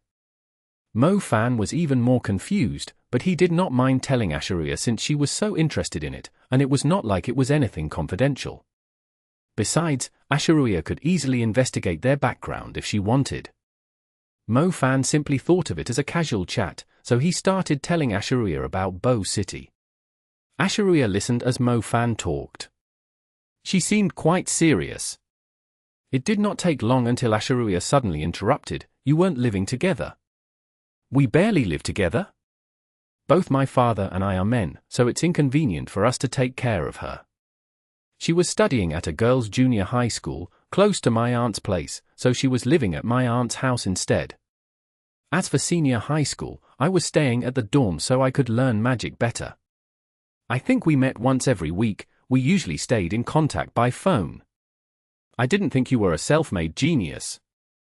Aren't you proud of yourself, considering how you've come from a little city to a big stage that the whole world was watching in Venice?" Asha'ruiya exclaimed. "Since when are you a post-game reporter now?" Mo Fan was left speechless. However, Mo Fan assumed Asha'ruiya was just trying to find a topic to talk to him. He said, "I've told you many things, so tell me about yourself instead, the noble, highly respected, and glamorous candidate for the role of the goddess, Asha'ruiya." Asha'ruiya was well aware of Mo Fan's mocking tone, but she did not seem too bothered by it. She said casually, "There's really nothing special about me. I'm just an orphan that was adopted by an amazing person. He gave me my name, and my noble status. Even after he passed away, I'm still respected like a princess in the kingdom that he established." "And who was this person?" Mo Fan inquired. "Holy Saint Wen Tai, the most brilliant great muse that the Parthenon temple ever had in the last few hundred years," Asha'ruiya said. "Oh, it's him." Mo Fan recognized the name. Mo Fan had actually heard the name Wen Tai before, but the man was somewhat contradictory. The contributions he made to the world were worthy enough to be recorded in history, and the people greatly respected him. However, Mo Fan discovered that most of his information was not disclosed to the public. He could not even find how the man had died, as if the news was completely sealed off. "Isn't his name quite sensitive?" Mo Fan said. "Yeah, his name is well known across the world, and he's one of the main reasons that the Parthenon temple is where it is at today. Unfortunately, he's still no match for jealousy. Asha'ruiya finished her fruit wine in a single gulp. What happened? Was he set up by someone? Mo Fan asked curiously. Asha'ruiya shook her head. If it wasn't set up, why do you still grieve for him? It's fine if the old man passed away because of his age, Mo Fan said. He was executed. Asha'ruiya's gaze sharpened. Mo Fan's jaw dropped. He could not find any words. Why is my past so relaxing and pleasant to talk about, and yours is so gloomy and serious? Let's not talk about the past, I have something to ask you too. Mo Fan decisively changed the topic. He did not ask about Holy Saint Wen Tai any further. What do you want to ask? Asha'ruiya soon collected her thoughts. She was not immersed in the sorrow of the past. Parthenon, how strong is it? Mo Fan asked. Asha'ruiya was stunned. She did not expect that question from Mo Fan. Why are you asking that? I'm just curious. An organization with the strongest influence in the world, I'm just wondering how strong it can be, Mo Fan said. The sacred mountain of Parthenon is divided into 4 halls. The Hall of the Goddess, the Hall of Knights, the Hall of Faith, and the Hall of Judgment. The Hall of the Goddess is the leader among the halls, and the Hall of Knights is the armed force of the Hall of the Goddess. The Hall of Faith is open to all believers, and the Hall of Judgment is responsible for setting up rules and delivering punishment. The Hall of the Goddess is located on the tallest mountain, followed by the Hall of the Knights, and the Hall of Judgment, with the Hall of Faith closest to the foothill. The mags that are appointed as personnel are at least intermediate mags. The number of mags depends on the number of visitors that have come to be blessed. If there's a festival, its scale would be comparable to an army of 10,000 intermediate mags. Asha'ruiya giggled and said, therefore, if we're both at the Hall of Faith, you will be overrun by 10,000 intermediate mags as soon as I scream for help. They might even tear you to pieces. They aren't paid like soldiers, since it's actually part of their beliefs, so their firepower is only going to be stronger than a troop of battle mages. Mo Fan twisted his lips and asked, how about the Hall of Judgment? The Hall of Judgment consists of adjudicators, 1,000 of them in total, and they are all in the advanced level or above. Chapter 1136. Dark Red Mummies. Exodus Tales. Exodus Tales. Translated by Zephazid. Edited by Aelrianth. The Hall of Knights has 365 Guardian Knights. When the probationary servants, muses, or great muses are sent to other places to provide aid, these Guardian Knights are in charge of their safety. The Knights also train to improve their strength, but the number of Guardian Knights on standby in the Hall of Knights is usually around 200. They are all outstanding talents that are specifically chosen. A Guardian Knight can easily take on a student in the top 8 teams, Asha'ruiya said. The number of advanced mags that you guys have is pretty shocking, Mo Fan exclaimed. In his country, every advanced mage had an outstanding status. In a city like Bo City, the person in charge was only an advanced mage, but a single Hall of Judgment of the Parthenon Temple had 1,000 adjudicators, all advanced mags. Meanwhile, the Hall of Knights another 365 Guardian Knights, and these knights were the most talented ones chosen from the advanced mags. The armed force of a single mountain was comparable to that of a country, not to mention that the Hall of the Goddess was the actual core of the Parthenon Temple. Colleges are still colleges, after all, you only realize how many experts there are after coming into the real world. Mo Fan exclaimed. Of course you would feel tiny when you're comparing yourself with the Parthenon Temple, but you should be content too. You're basically the strongest student in the world. No one would dare trouble you, Asha'ruiya said. Mo Fan shook his head. No one would dare trouble him? Lots of people were waiting for their chance to trouble him. Besides, he was a fan of stirring up troubles too. If he was not strong enough, how could he satisfy the needs of his ruthless heart? Be careful when you're up against the Egyptian team, their undead isn't really theirs. Asha'ruiya switched the topic back to the tournament. What do you know? Mo Fan furrowed his brows. I believe they must have found some ancient magic from a pyramid. These ancient magics aren't forbidden. So a power that doesn't belong to them, alright, I'll try my best. The final match finally took place on an island after a few days. Venice purposely arranged the important match to be held on an island surrounded by the sea. The island looked like a floating stage in the middle of the waters from afar, surrounded by an ocean blue, transparent barrier. The spectators were on boats this time. For luxurious cruise ships were situated on 4 sides of the stage. The people could easily see the match through the barrier on the liners. Fireworks were launched into the sky in Venice, making a spectacular bridge extending across the ocean to the stage where the match was being held.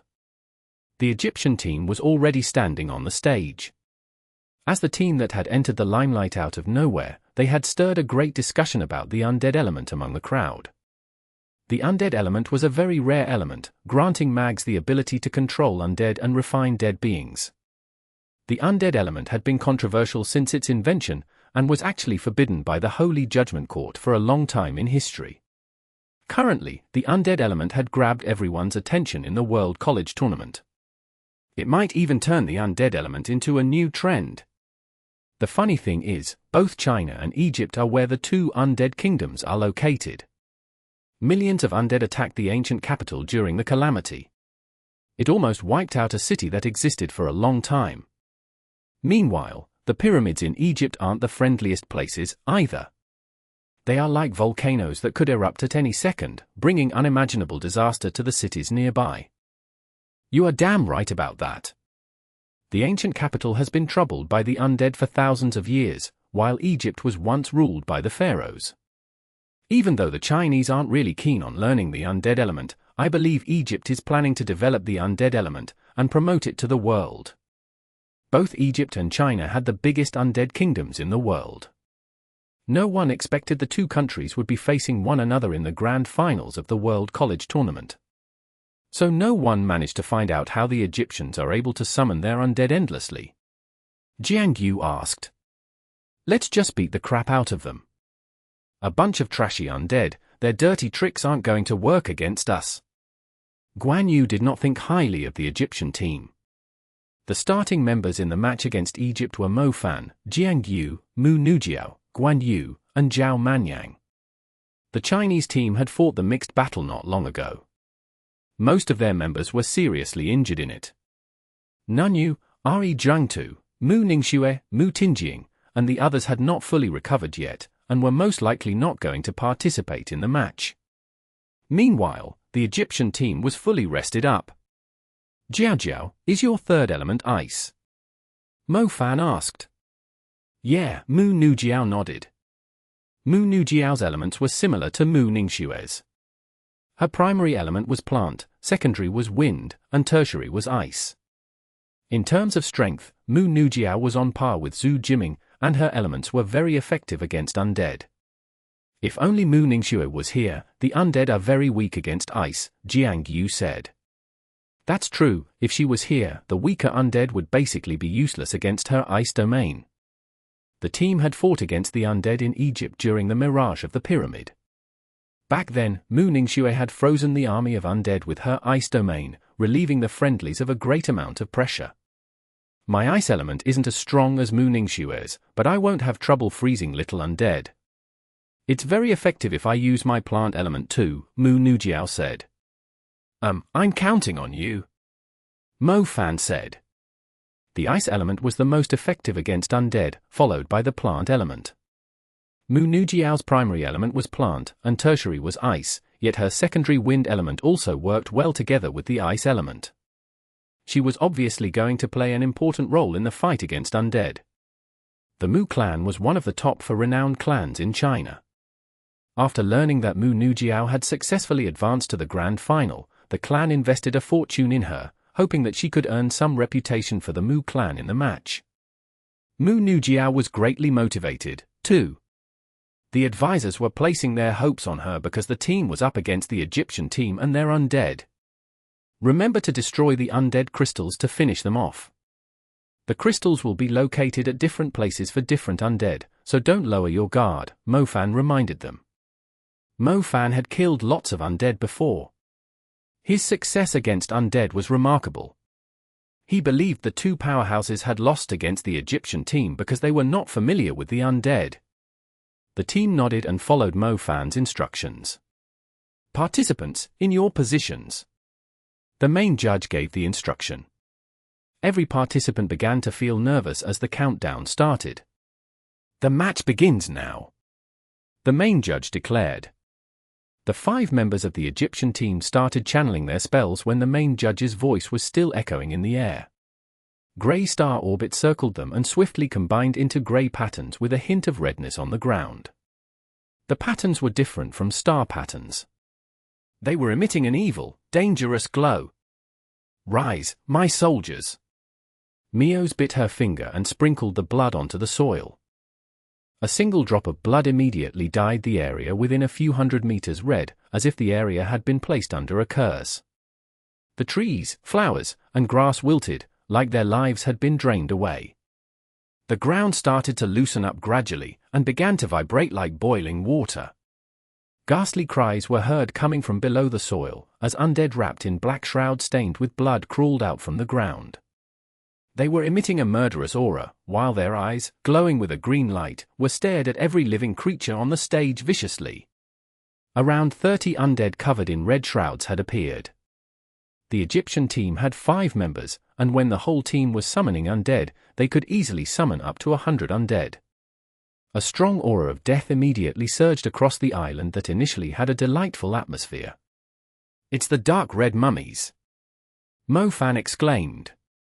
During the conversation with Asha'ruiya, the woman was willing to forget the conflict between them and share the information she had gathered about the Egyptian team's undead with Mo Fan.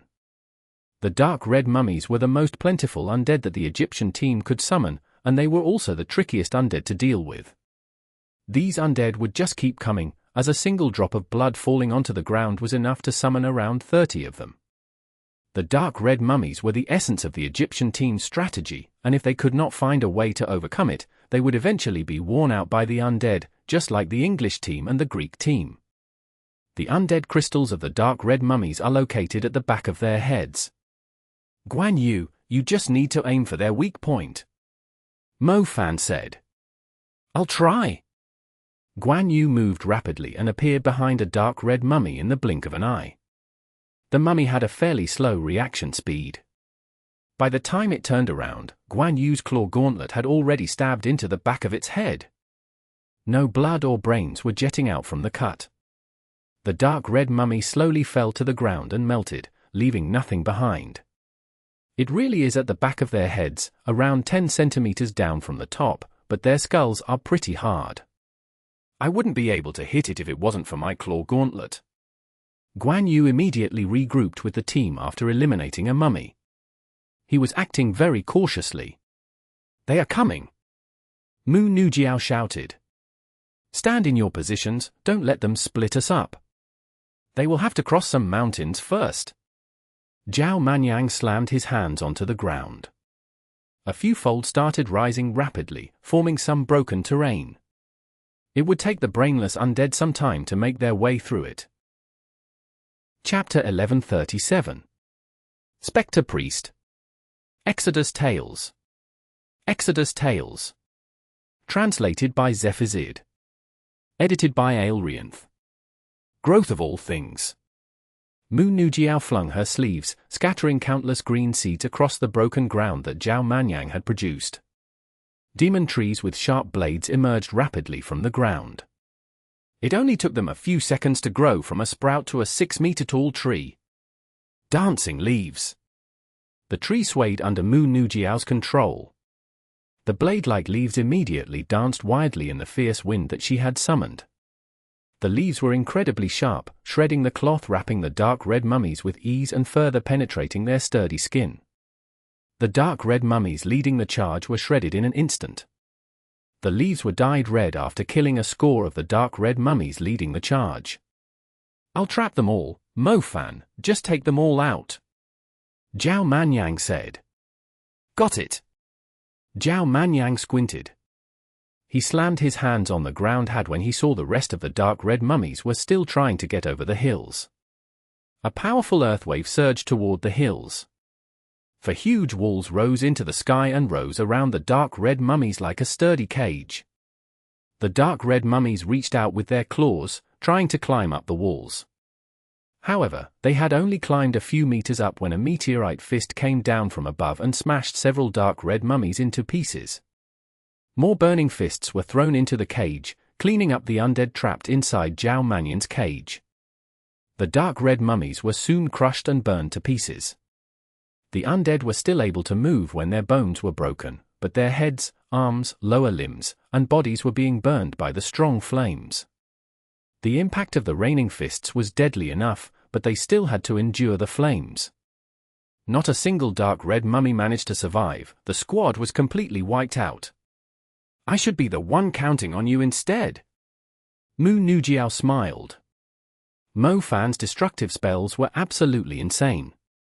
She had eliminated around 20 undead when she had using both her wind element and plant element, and yet a single rain of burning fists from Mo Fan had wiped out the whole army of dark red mummies. The dust slowly cleared up. The team was relieved, as the dark red mummies were not as tricky to deal with as they initially thought. It did not take them much effort to kill them. However, green eyes like glowing stars vaguely appeared amid the flying dust, as rows of the same mummies showed up once again. The smiles on the Chinese team's faces soon disappeared. "No F***King Wei." Zhao Manyan started cursing. When the team was busy eliminating the first batch of dark red mummies, the 5 members of the Egyptian team had summoned an even bigger army of undead. There were a lot more of them this time, around 200. A giant mummy as tall as a 3-story building stood out among the bobbing heads of the dark red mummies. It was also wrapped in dark red shrouds, but its arms were replaced with 2 huge axes. Its deathly aura reached a height of 100 meters in the air. "Death Axe's mummy, that guy is going to be a pain," Mo Fan said. "Take care of the little shrimps, I'll deal with the big one," Guan Yu said. More than 200 dark red mummies were charging at the Chinese team. They were starving and ferocious, just like demon creatures in the wilderness. What if the students were overwhelmed by the undead, and the assistant judges were unable to lend a hand in time? Would the students be eaten alive by the undead then? Rock Golem General, crush them! Jiangtu summoned his summoned beast. The Rock Golem General was incredibly huge. It stomped its foot and killed a few clueless dark red mummies. The dark red mummies were not slow. They immediately pounced on the Rock Golem General after realizing that it was stopping them from pushing ahead. Many of the dark red mummies were hanging onto the Rock Golem General. Their claws and teeth were extraordinarily sharp, enough to tear the Rock Golem General's rock-solid armor apart. "Rock Impale!" Jiangtu ordered. The Rock Golem General let out a roar. Long rock spikes suddenly burst out from its body and impaled the dark red mummies that were hanging on it. Blood splattered through the air. The impaled mummies were still able to move. They could not feel pain at all. They continued to tear and scratch at the Rock Golem General. Realizing the danger it was in, the Rock Golem General tried to shake the dark red mummies off it. "Set up the area with your ice and plant," Mo Fan told Mu Nujiao. "Sure." Mu Nujiao knew how important it was to secure the area. They had to hold their ground when the tide of undead came. It would be troublesome if the members of the team were split up. Damn it, the World College Tournament has suddenly turned into a tower defense game. We're forced to defend ourselves passively, just like the English team and the Greek team. Zhao Manyan cursed in displeasure. The undead just kept coming. The Chinese team had no choice but to defend themselves in order to stay in formation. However, the undead would just keep coming if they stayed in one spot, and they would eventually be overwhelmed. Mo Fan had to admit that the Egyptian team's strategy was pretty shameless. It was supposed to be a showdown between the students representing their countries. "I'll find a way to take them out," Mo Fan said. "Mo Fan, they are summoning more undead, holy crap, can such a small place really fit so many undead?" Jiangtu screamed. It went without saying that the undead were not underground to begin with. It was similar to summoning magic, as the undead were summoned to the battle from the land of the undead. The Egyptian team continued to cast spells, summoning endless undead from the ground. The numbers were shocking.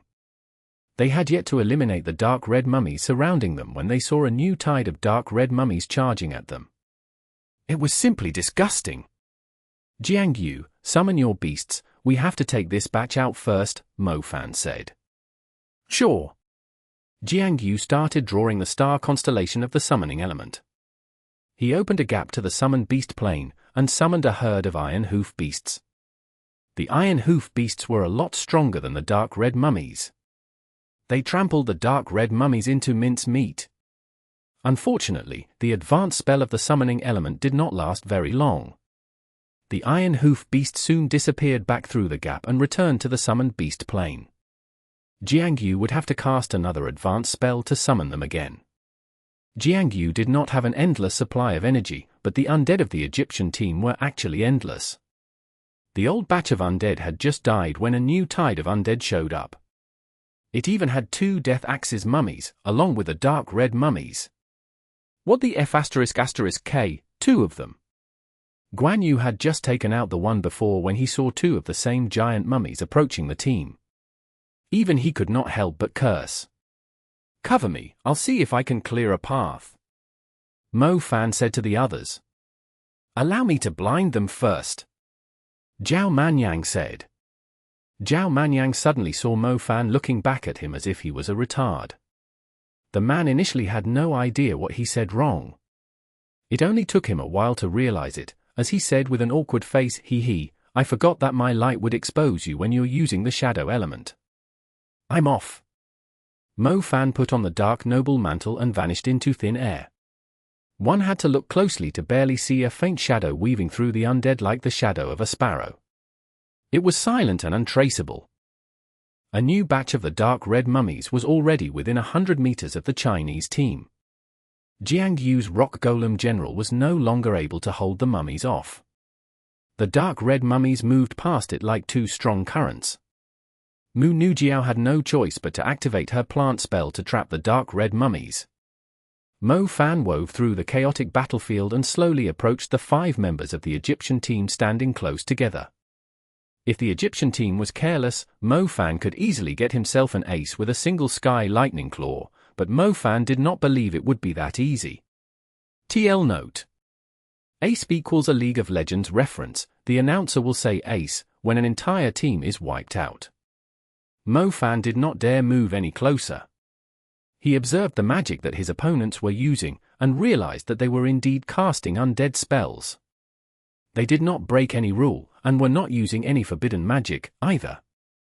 The only strange thing was they kept dripping their blood to conduct some kind of ritual. How do they summon the undead so endlessly? Fan was curious. If they could promote the ability to summon endless undead to the world, wouldn't the undead element be unbeatable? They no longer had to worry about the overwhelming numbers of the demon creatures in the wilderness, as they could simply summon hundreds of thousands of undead to raise the kingdom of demon creatures to the ground. If they were summoning the undead at the cost of their blood, they just needed to recruit more people. Besides, didn't the experts say donating blood was actually good for people? What is that magic curse? Fan took a closer look and realized that a magic curse would appear whenever the members of the Egyptian team were offering their blood, but it also disappeared very quickly. If Fan could learn more about the magic curse, perhaps he could find a way to overcome the situation. Fan was busy observing the ritual when he felt a great chill ran down his spine. A sinister white claw was reaching for the back of his neck, as if it was aiming to take his life. Fan broke out in cold sweat. He immediately ran for his life. He turned around and saw a long robe floating within inches of him. There were no legs under the cloth, but he could see a ghastly pair of long, rotten claws 1/2 meter long.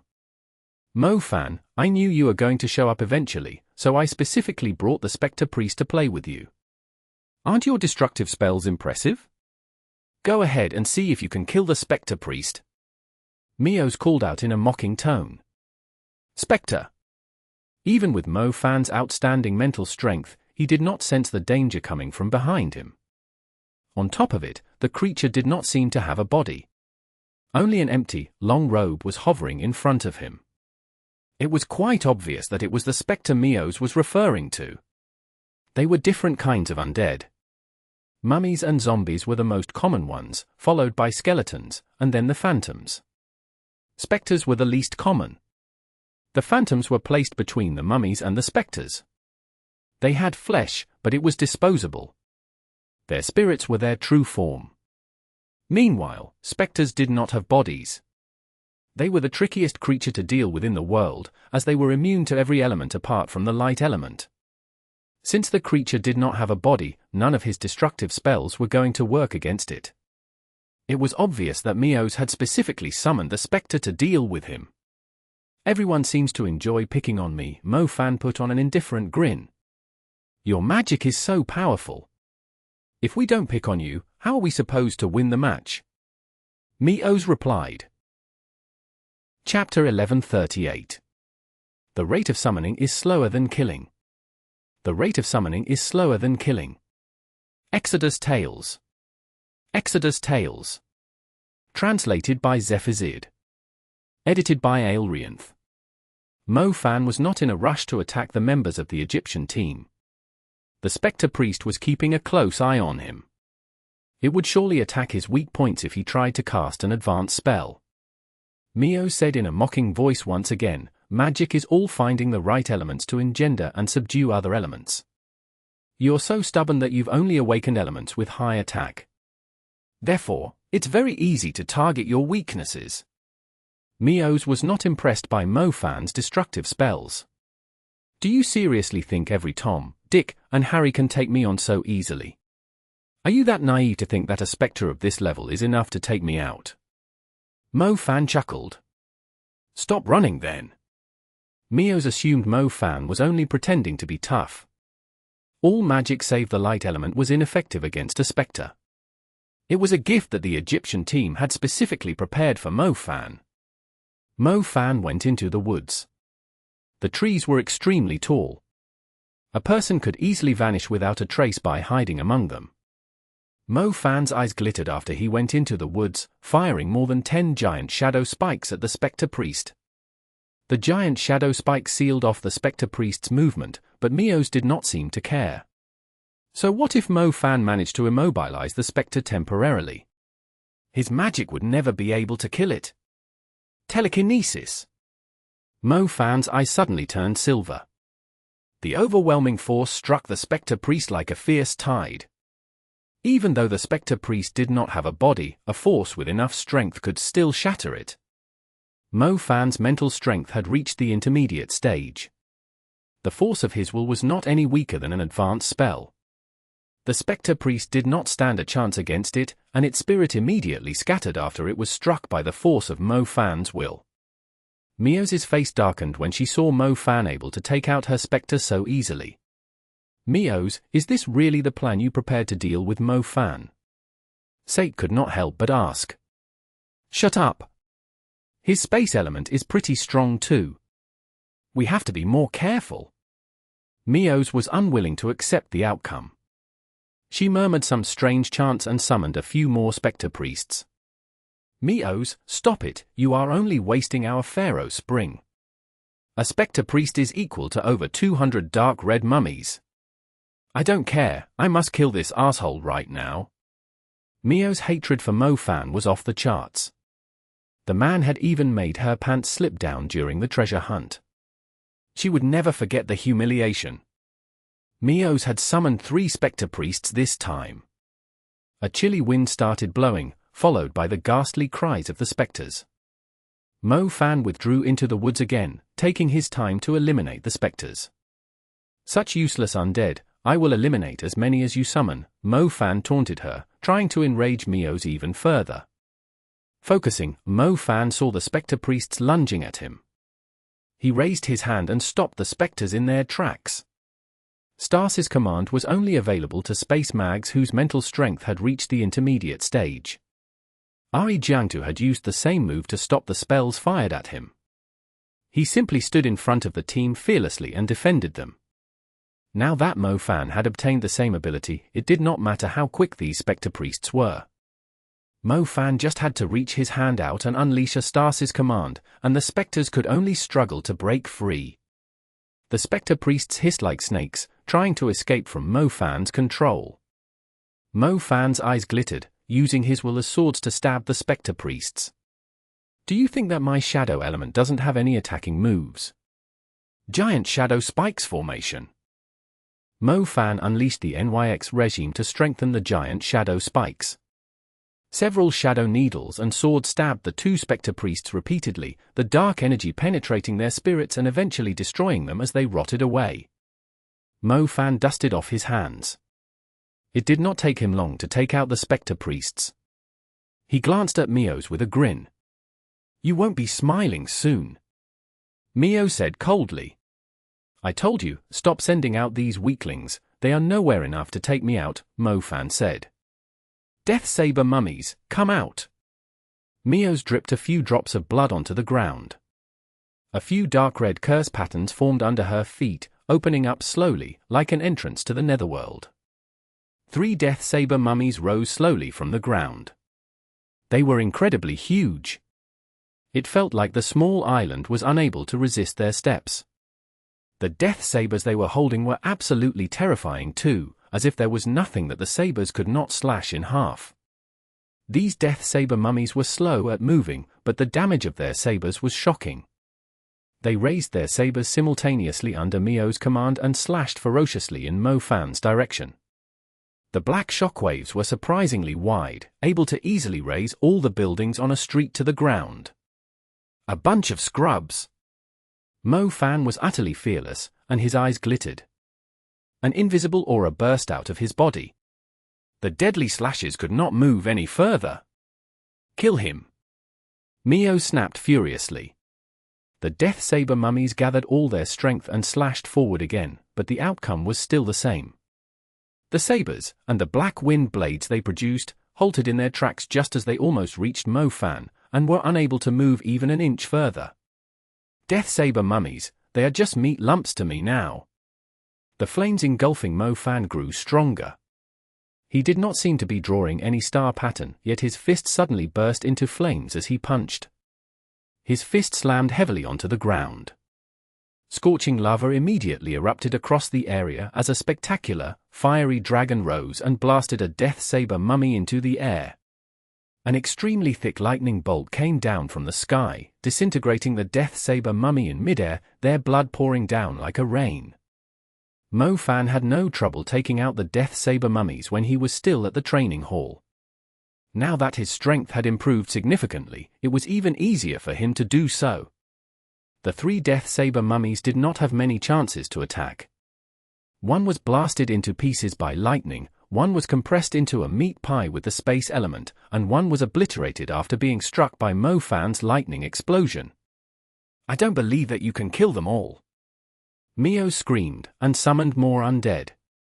Mo Fan was not stupid enough to just stand there and watch her summon the undead. He dashed forward with the fleeing shadow. Mo Fan did not give Mios another chance to summon undead. He fired the giant shadow spikes to immobilize Mios and seal off her mind. Mios was not willing to give up, either. She quickly ran behind a bunch of dark red mummies and raised her hand, ordering the undead to pounce at Mo Fan. Seeing that the giant shadow spikes had failed to land on Mios in time, Mo Fan fired the giant shadow spikes at the dark red mummies instead, turning them into a bunch of statues, unable to move. "Die!" Mo Fan compressed the area using his will again. The outline of a giant rhomboid landed on the area. The ground immediately sank a few meters, and the dark red mummies were crushed into pieces, their blood mixed with the soil. Again! Mios did not seem to care about the loss of the undead. She summoned another bunch of them, this time around 100 mummies. Ocean of Flames. Mo Fan cast the Skyflame Funeral. Each fireball that landed on the ground immediately set the area on fire, turning the place into a burning sea. The brainless dark red mummies continued to push forward recklessly, even though the whole place was set on fire. The heat was overwhelming, and the mummies were burned into ashes before they could reach Mo Fan. Again! More! Mios continued to summon more undead. The dark red mummies pushed forward in waves. This time, a Death Axe's mummy was among the few hundred dark red mummies that had appeared. Its size was similar to the Death Saber mummy, but its body was not fleshy but sturdy as rocks. It doesn't matter how many there are, they are still going to die. Every time Mo Fan cast a destructive spell, it would kill hundreds of undead. This time, Mo Fan used the Sky Lightning Claw, eliminating over 200 dark red mummies and the Death Axe's mummy. Soon, a pile of corpses had stacked up in front of Mo Fan. Many spectators that were not mags were disgusted by the sight. To their relief, they were quite a distance away, so the corpses were basically just a little patch in their eyes. "Mios, take a rest, I'll handle him," Shriv advised her. "We'll take him out together." Mios swore. Mios was very quick at summoning the undead. She had summoned at least 500 dark red mummies so far, yet Mo Fan had killed every single one of them. Mios' speed at summoning the undead turned out to be slower than the speed of Mo Fan killing them. If Mios failed to keep Mo Fan busy, the 5 of them would be in great trouble. Once Mo Fan reached them, the whole team would be in disarray, and their undead strategy would collapse. All right, there's no way he can kill them all. It's only a matter of time until he's swallowed by our undead. Shriv nodded. The 2 of them would work together to take Mo Fan out. The undead summoned by the other 3 members of the team were enough to keep the Chinese team at bay. Their priority was to suppress Mo Fan the maniac first. Mo Fan continued to push forward. The undead came in waves, so he was able to advance slowly since he was faster at killing them. Mo Fan was confident that he could take Mios out when he got close enough, and stop the woman from summoning the undead. There's seriously no end to this. Mo Fan only took a few steps forward when he felt the ground shaking. More dark red mummies crawled out of it, like maggots coming out to look for food. Their heads poked out from different spots, and soon surrounded Mo Fan. Mags were afraid of fighting at close distances and being surrounded. Mo Fan assumed the Greek team and English team had lost because of this. However, Mo Fan had survived the ocean of undead at the ancient capital. He was too experienced in dealing with undead. The undead would never be able to trap him. Chapter 1139. An Experienced Man of War. Exodus Tales. Exodus Tales. Translated by Zephazid. Edited by Aelrianth. Endless zombies? Nothing was ever endless in this world. Zorro's chaos element was thought to be unbeatable, since it was able to bear up against the strength of every destructive spell, but didn't Mo Fan still defeat him with a single Sky Lightning Claw? At the Nazca lines, the creatures seemed to be endless, but it turned out that most of them were just illusions. Similarly, the undead of the Egyptian team was not endless, either. It was just that the Greek team and the English team were unable to hold it together, and were eventually worn out in the long battle. Even after Shriv joined the fight, Mo Fan was able to eliminate the undead at a remarkable pace. He was just too experienced in dealing with the undead, he was completely unafraid of them, and well aware of their weaknesses. He knew what spell would be the most effective to eliminate or suppress them. Mo Fan's basics were extremely solid, too. He was able to cast basic spells by just waving his hands. When trapped by the undead, a higher-level spell was not necessarily the most effective way to clear a path, since mags would not have many chances to cast them. If a star constellation was interrupted in the process, the mage would still lose the energy needed to cast it. Therefore, basic and intermediate spells were the key to fighting the undead. Lightning Strike. Mo Fan established an electric field.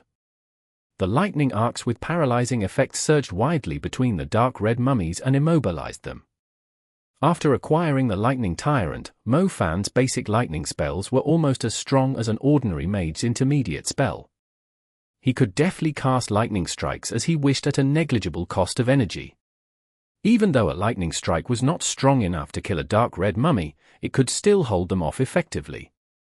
By casting a few more lightning strikes, or when the arcs of lightning were conducted continuously between the mummies, they would eventually inflict notable damage on them. Ground Break. Mo Fan slammed his fist into the ground when he sensed a huge bunch of mummies coming up out of it. he decisively used a stronger attack to eliminate them all. If he was any slower, a few dozen dark red mummies would soon crawl out of the ground. The fiery fist, ground break basically wiped them all out in an instant. The dark red mummy's ability to jump was fairly shocking. As a new batch of them arrived, some charged at Mo Fan while the others leapt into the air and lunged at him, trying everything they could to approach him. Telekinesis, scatter. Mo Fan was enveloped by a silver aura. A strong shockwave produced by his will knocked the mummies nearby flying, and they crashed back into their comrades. Fire burst feathers. Countless spouts of flames appeared, before they were fired in all directions like feathers. The feathers exploded whenever they came into contact with the mummies. A series of explosions took place around Mo Fan, like deadly, murderous fireworks. Mo Fan had recently learned a new move, Fire Burst Feathers, by combining the basic spell Fire Burst and Little Flame Bell's 1,000 piercing fiery feathers. Its damage was more than double the previous spells combined. Mo Fan's Fire Burst had already reached the 4th tier, so the explosions were shocking. When they were launched in the form of 1,000 piercing fiery feathers, it felt like 1,000 fire mags were casting fire bursts simultaneously. It was not as effective against an advanced mage, because the attack did not focus on a single target, but it was perfect against the mummies. The explosions were strong enough to inflict serious damage on the dark red mummies. With the continuous explosions, a single dark red mummy would be struck many times. Most of them died amid the explosions. Isn't this guy's strength a bit too terrifying to be true? He just killed all our undead. Shreve stared at Mo Fan with wide eyes. Mio's was stunned too. The man was nothing like a student. He was more of a killing machine in a war. There were so many undead surrounding him, yet he had managed to slaughter them all. Most of the spells he cast were only basic or intermediate spells too, meaning that he still has a lot of energy left. We have to summon more undead, we can't afford to let him come any closer. Mio said with a twisted look. But we've used a lot of the Pharaoh spring.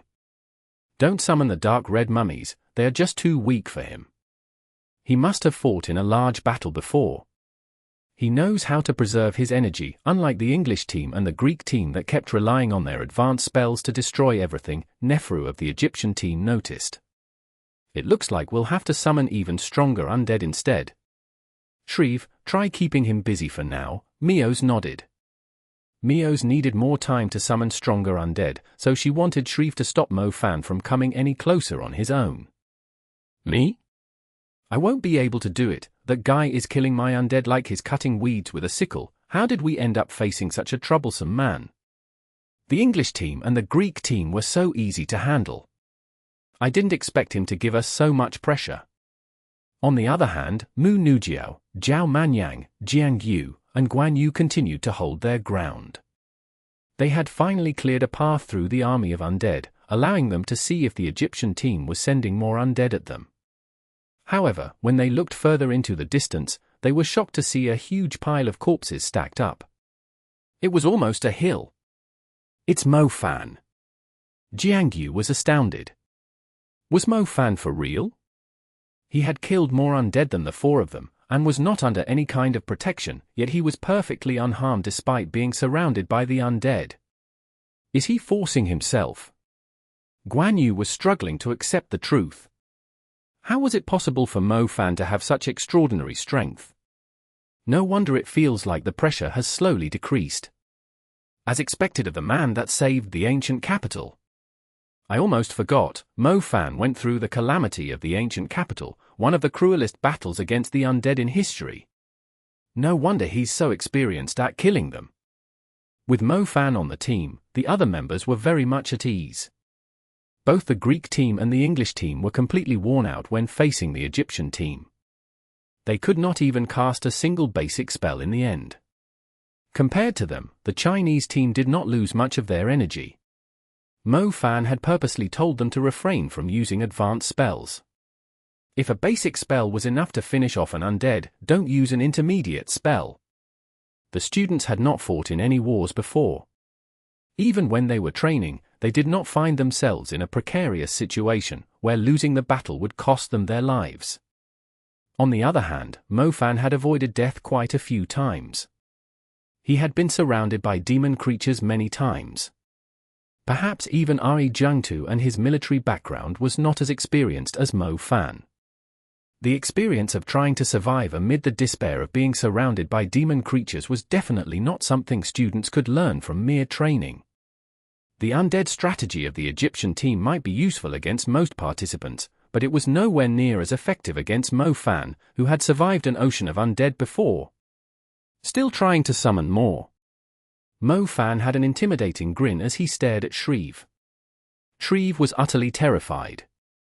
He was scared that Mo Fan would eliminate him together with the undead. The truth was, Mo Fan's aura was totally different when he was on a rampage. He was basically a devil, with an overwhelming, deathly aura. I'll leave myself, Shreve said with a twisted face. He never thought he would be the first person to be knocked out from the match. I'll give you a hand. Mo Fan grabbed Shreve and sealed him off with the giant shadow spikes, preventing him from casting a spell to summon more undead.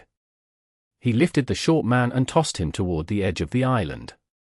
The magic barrier was able to stop spells, but it would not stop a person from going through. Shreve fell straight into the sea, looking utterly miserable. An assistant judge soon went over and scooped him out of the water. Shreve was not injured, yet he felt greatly humiliated after being tossed into the ocean like that. Screw that Mios, how could she ask me to stop that man? How could I possibly stop him on my own? Shreve was regretting listening to Mios' instructions. Even though a new member would soon replace him, he was still knocked out from the match. Mo Fan, you're going to pay for that soon. Mios snapped. Shreve was indeed unable to hold Mo Fan off. The Egyptian team had lost its first member. You're the next. Mo Fan replied with a calm smile. As a matter of fact, it had been a while since Mo Fan had so much joy in a battle, the sensation of blasting the undead into pieces with every punch. He sighed. He was really a man of great sins. How could he be enjoying the pleasure of murdering the undead? It must be Little Loach. The sole remnants of the undead he had killed were like shiny gold coins lining up to enter his pouch. That's right, that must be the reason behind it. Little Loach was able to refine the soul remnants. The soul remnants of these undead were of high quality, too. He just needed to kill a few more to acquire the 5th tier Thunderbolt. The higher the level of a destructive spell, the more effective it was. The same principle applied here in the World College Tournament. It was the main reason why people were not willing to waste their money on upgrading their basic and intermediate spells. However, based on Mo Fan's personal experience, it was actually very useful to upgrade both the basic spells and intermediate spells. He was able to cast the spells quicker, the cooldown was shorter, and the energy required was lower, too. The benefits were actually quite insane. Mo Fan's Fiery Fist was pretty strong, yet it was only enhanced by a spirit-grade seed, the Rose Flame. It was only useful with Little Flame Bell's Calamity Fire, but he did not have an endless supply of them. Meanwhile, his Soul-grade Lightning Seed was able to amplify the damage of his lightning spells by 6 times. If he could upgrade the intermediate spell Thunderbolt to the 5th tier, then with the Lightning Tyrant, its damage was going to be higher than an ordinary advanced spell. In addition to that, he could cast the spell more rapidly at a lower energy cost, allowing him to eliminate the undead easily. As such, Mo Fan was hoping that Mios would summon more dark red mummies to attack him. He would soon acquire the 5th tier Thunderbolt. As he thought, Mios did summon some new undead, but it was not more servant class or warrior level undead, but a commander level undead. Chapter 1140. Giving 800 million away. Exodus Tales. Exodus Tales. Translated by Zephazid. Edited by Aelrianth. The substitute member of the Egyptian team soon entered the match. As everyone expected, he immediately began to summon the undead endlessly. It felt like he was quicker at summoning the undead, as the island was soon filled up with the mummies. It even felt like the island could sink at any moment. Mo Fan was still a few soul essences short, so his eyes gleamed excitedly when he saw how diligent the new member of the Egyptian team was. 50th Thunderbolt, here I come. Most people would want to stay as far away from the undead as possible, but Mo Fan was pouncing on them greedily, like he had just seen a bunch of naked ladies. Damn it, he doesn't even treat me seriously. Mio's face darkened. It took her great effort to summon a commander-level undead, yet Mo Fan simply disregarded it and charged at the army of undead to continue his massacre. The rest of the Egyptian team was dumbfounded. This Mo Fan, is there something wrong with his brain? Eat him! Mio snapped furiously. A pitch-black, centipede-like skeletal demon shrouded in a cursed aura dug its way out of the ground, shrieking a ghastly cry. The skeletal centipede was around 16 meters long, with a pointy tail. Its neck and head resembled that of a human, but it had two huge skulls. Its four eyes were glaring at its target menacingly. It was like a demon that had climbed out of hell, incompatible with the living creatures in this world. It's the Tactile Centipede demon. How could they summon a creature like that? It's difficult to control a creature that has such a strong lust to kill. People might even die in this match. What can we do about it? The undead element has always been difficult to control. It's currently listed as a dark magic, but we all know something bad is going to happen if it's used in a battle between mags. We've neglected the risks involved, the governor of Venice sighed. It was impossible to stop the match now. Even if there were casualties, it was necessary to decide the winner between the Chinese team and the Egyptian team. The outcome of the match was extremely important to the countries involved, as the prize for the first place was a lot better than the prize for second place. Let's just hope the participants stay safe. I bet the world won't approve of the Egyptian team's method even if they win the match. There are quite a lot of evil or forbidden magics that can grant a mage extraordinary power for a short period, but the people that pursue them always bring doom upon themselves, resulting in great disasters to mankind. Only orthodox magic can guarantee our future, the representative of the Holy Judgment Court said disdainfully. The Holy Judgment Court was an organization that the magic associations of the 5 continents had established. They were not responsible for punishing mags that committed crimes, but those that practiced evil magic. Magic was derived for all kinds of uses, and humans had invented all kinds of magic in the past. However, the only magic that was suitable for humans to practice and pass down was the magic included in the 4 main magic types. Those that were not deemed orthodox were considered forbidden magic. Among the forbidden magics, those that could endanger people's lives, influence their consciousness, or bring massacre upon living creatures were counted as evil magic. The magic that the Black Vatican used to turn people into cursed beasts was a typical evil magic.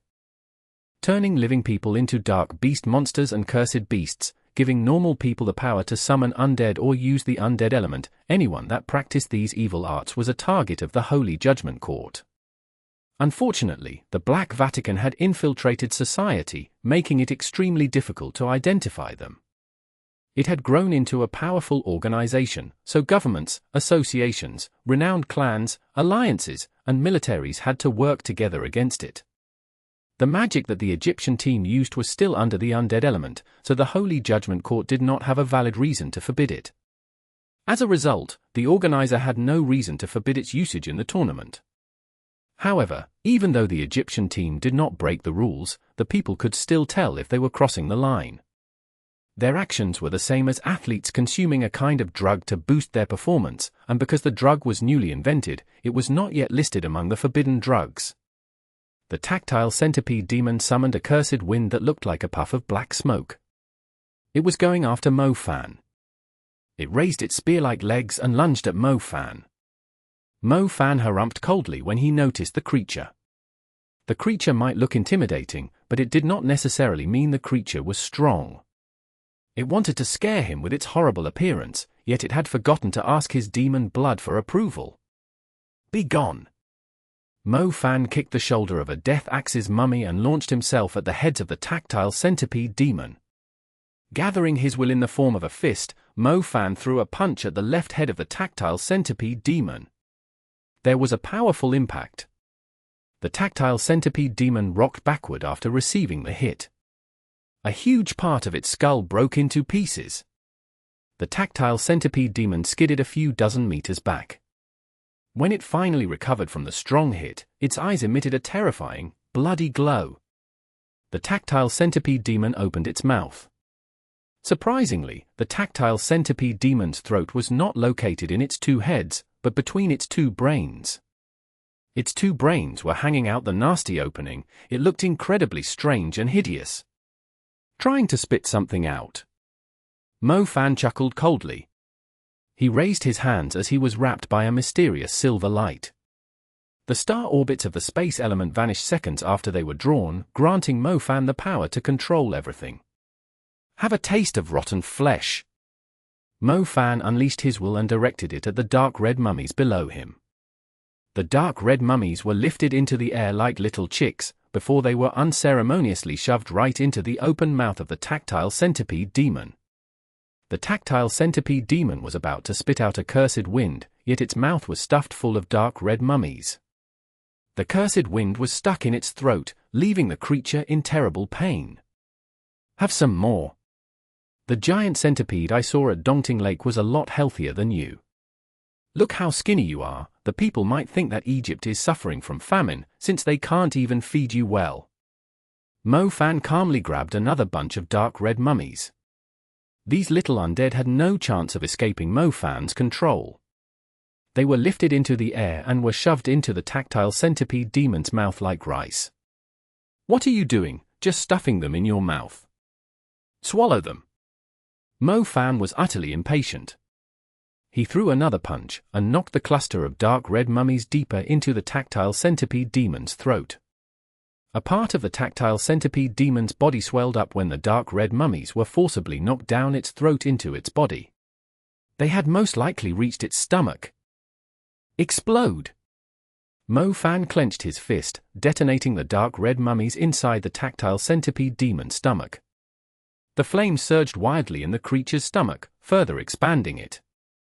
Its skeletal body could not endure the overwhelming force, and the creature soon exploded into pieces. Broken bones scattered across the place. The tactile centipede demon's upper body slammed into the ground not far away from Mo Fan, while its lower body and tail stuck into the ground like a giant sword, right in front of Mio's. Her face immediately paled. It's pretty nasty to look at, too bad it didn't manage to take many of my hits. Mo Fan chuckled. Mio's felt her chest throbbing after seeing Mo Fan's smug attitude, and almost had an urge to vomit blood. I can summon as many creatures like it as I want. Mio's insisted. Sate could no longer stand it. He said in a low voice, this Mo Fan is very experienced at fighting against undead, and he has lots of elements with powerful basic and intermediate spells too. The undead strategy isn't as effective against the Chinese team as it was against the other teams. We'll need to work together to summon a strong undead. If we don't take him out soon, our Pharaoh spring is going to run out. That just means we'll all the Pharaoh spring even quicker. Be patient, let's try and wear him out. Neferu said. It did not matter how discontented Mio's was. The truth was, she was unable to summon a commander-level creature like the tactile centipede demon for a short period. Mio's, your tactile centipede demon was torn to pieces. This Mo Fan knows the undead can regenerate. Damn it! Stop wasting the Pharaoh spring, just keep summoning the dark red mummies. I don't believe the mummies won't overrun them. Mio's was almost spitting flames out of her eyes, but she could not do anything to Mo Fan. Even a high-level creature like the tactile centipede demon was defeated within moments. The tactile centipede demon's bones were scattered across the place. However, Mo Fan still managed to locate its undead crystal accurately. He crushed it into pieces, not giving the tactile centipede demon any chance to regenerate. The tactile centipede demon was weaker than it seemed. Its only strength was its ability to regenerate after it was shattered into pieces. However, Mo Fan was well aware of its ability. He was way more experienced than the other participants. The Egyptian team could not stop him without summoning 5 or 6 tactile centipede demons to keep him busy. More of these things? Awesome!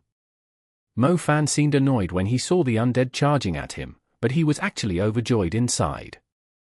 They're giving him money again. Although Mo Fan had yet to discover how the Egyptian team was able to summon so many undead so endlessly, he noticed that the odds of these undead dropping a soul essence were a lot higher, at least twice or thrice the odds of the undead at the ancient capital. It was likely that the Egyptian team was expending some energy to summon the undead, and since the energy that remained after the undead were killed was still abundant, the chance of them dropping a soul essence was higher. A servant-class soul essence was around 5 million, and a warrior-level soul essence was around 20 million. Mo Fan was earning a fortune by just casting basic and intermediate spells.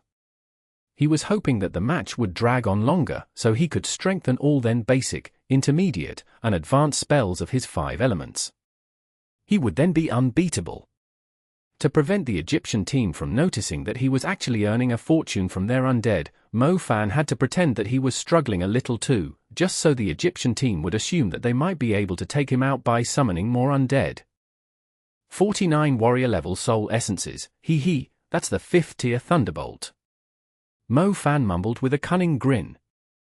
By his rough estimate, the soul essences that the Egyptian team had given him were worth around 800 million. Chapter 1141. 1,000 lightning arcs and chains with a single thought. Exodus Tales. Exodus Tales. Translated by Zephizid. Edited by Aelrianth. 5 servant-class soul essences were enough to refine a warrior-level soul essence. Even though the dark red mummies were only dropping servant-class soul remnants and soul essences, Mo Fan still ended up earning quite a fortune from them. 49 stars of the lightning element were strengthened. Mo Fan was excited to see the stars brimming with new energy. Drawing a star pattern no longer cost much of Mo Fan's energy. His galaxy could recover the energy in no time. It would be perfect if he could equip some kind of magical gear that would speed up his energy recovery. He would be able to cast as many intermediate spells as he pleased. When a mage was drawing a star pattern, their energy would only be expended when the mage aligned the stars. Moving a star would cost a certain amount of energy, but the energy required to move a level 4 and a level 5 star was the same. A spell as strong as an advanced spell, but with the time and energy required to cast an intermediate spell, how shocking was that? Take some rest, I'll handle these undead. Mo Fan withdrew instead of pushing any further, regrouping with his team. Mu Nujiao, Zhao Manyan, Jiangtu, and Guan Yu were under great pressure. Unlike Mo Fan, none of them had upgraded their basic or intermediate spells, meaning that they had to rely on advanced spells to kill a group of undead. However, their energy was almost depleted after casting the advanced spells too frequently. Most importantly, when they were under great pressure, it was easier for them to get tired, meaning that they would be slower at drawing the star constellations, and it was easier to make a mistake. Whenever they made a mistake, they would lose energy, even when the spell was not completed, placing them in a difficult position. They finally realized how the undead had worn out the English team and the Greek team. Is there even a point for us to continue fighting? We should be complaining to the officials instead. Guan Yu lost his temper. I'm really speechless. If those scumbags of the Egyptian team dare to fight us face to face, I swear I'll beat the crap out of them. Zhao Manyan also cursed. It's really nothing. If you ever saw a horde or kingdom of demon creatures, it's a lot worse than this, Mo Fan said. That's different. We'll send out an army against a horde or a kingdom of demon creatures, but there are only 5 of us against so many undead. What the heck are we supposed to do? Jiangtu was losing his patience too. That's why I'm asking you to back off and take a rest. I'll hold them off for now, Mo Fan said. You? Guan Yu looked at Mo Fan doubtfully and said with a cold harumph, Mo Fan, we all know how good you are, and you're not scared of being surrounded, but you have to know you were only facing the undead summoned by 2 people. If we all back away and leave you here, you will have to face the undead summoned by 5 people. Do you really think you are a super mage? Mo Fan, don't force yourself. If your energy depletes, there's no way we're going to win the match. We might be grumbling, but we can still hold on, Jiangtu agreed. Mu Nujiao and Zhao Manyan nodded. These weak undead did not pose any threat to Mo Fan, but if Mo Fan was unable to kill them faster than they were spawning and had to rely on his advanced spells, he would be worn out eventually too, meaning that the Egyptian team would still win the match. Don't worry, I will only use advanced spells as the last resort. Zhao Manyan, set up some hills as barricades and rest up with the others. Leave them to me, Mo Fan declared. The others did not say anything further after Mo Fan insisted on it. Zhao Manyan set up a maze with hills before the new batch of undead arrived. The undead would have to take a detour to reach them, and if someone was holding the undead at the front, it would lift the pressure from the people at the back. It was the perfect move against the brainless undead. The team withdrew to the hills and glanced down from above. They were interested to see how Mo Fan was going to hold the tide of undead off. They are coming! Mu Nujiao had an urge to set up her plants to lend Mo Fan a hand, beginning to feel uneasy. Holy crap, they have been stacking the undead and sending them in one go. Can Mo Fan really stop them? There are so many Death Axe's mummies. *T, even an army isn't enough to wipe them all out. The tide of undead had grown into an army. The throbbing, dark red dots had devoured half of the island like a huge wave, and was spreading rapidly to the other half. The people watching the match on the cruises inhaled deeply. The island was crawling with undead. How remarkable were the talents of the Egyptian team to summon an entire army of undead. How could the Chinese team possibly stand a chance? Are the members of the Chinese team out of their minds? They have all gone to rest, leaving Mo Fan to defend on his own. Just surrender. They should just forfeit the match, it's meaningless. Neferu of the Egyptian team saw Mo Fan standing in front of his team, while the rest did not seem to be doing anything. He could not help but grin as he stood above an enormous undead creature. If Mo Fan could really stop the undead that the five of them had summoned, he would rather eat all the mummies alive. How arrogant and naive was the man, to think that he actually stood a chance against an army of undead. Did he seriously think he was the strongest in the tournament just because he had defeated Zorro? Even if he was still nothing against their army of undead. Neferu glanced down at the army of thousands of undead like a general. Take him out! As soon as Neferu waved his hand, the undead immediately charged forward menacingly.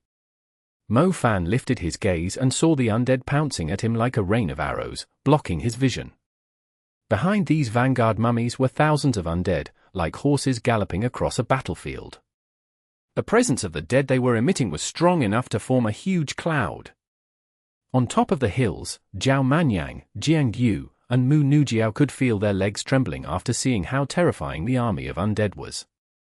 Meanwhile, Mo Fan remained still, as if he was watching a colony of ants moving houses. There was no sign of fear or panic on his face, but excitement. The undead he saw at the ancient capital might have been at least 100 times worse than this, Zhao Manyan murmured.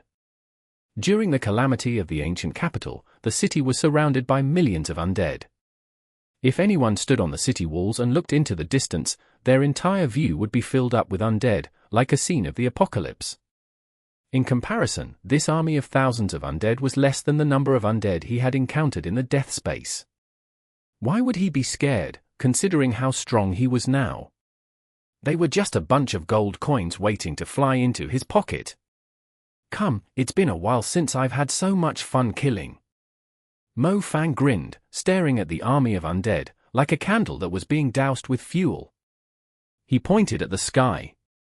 Lightning bolts started to flicker wildly in the sky, and arcs of lightning intertwined in the air. They either swept across the sky, landed on the ground, or forked into smaller lightning arcs.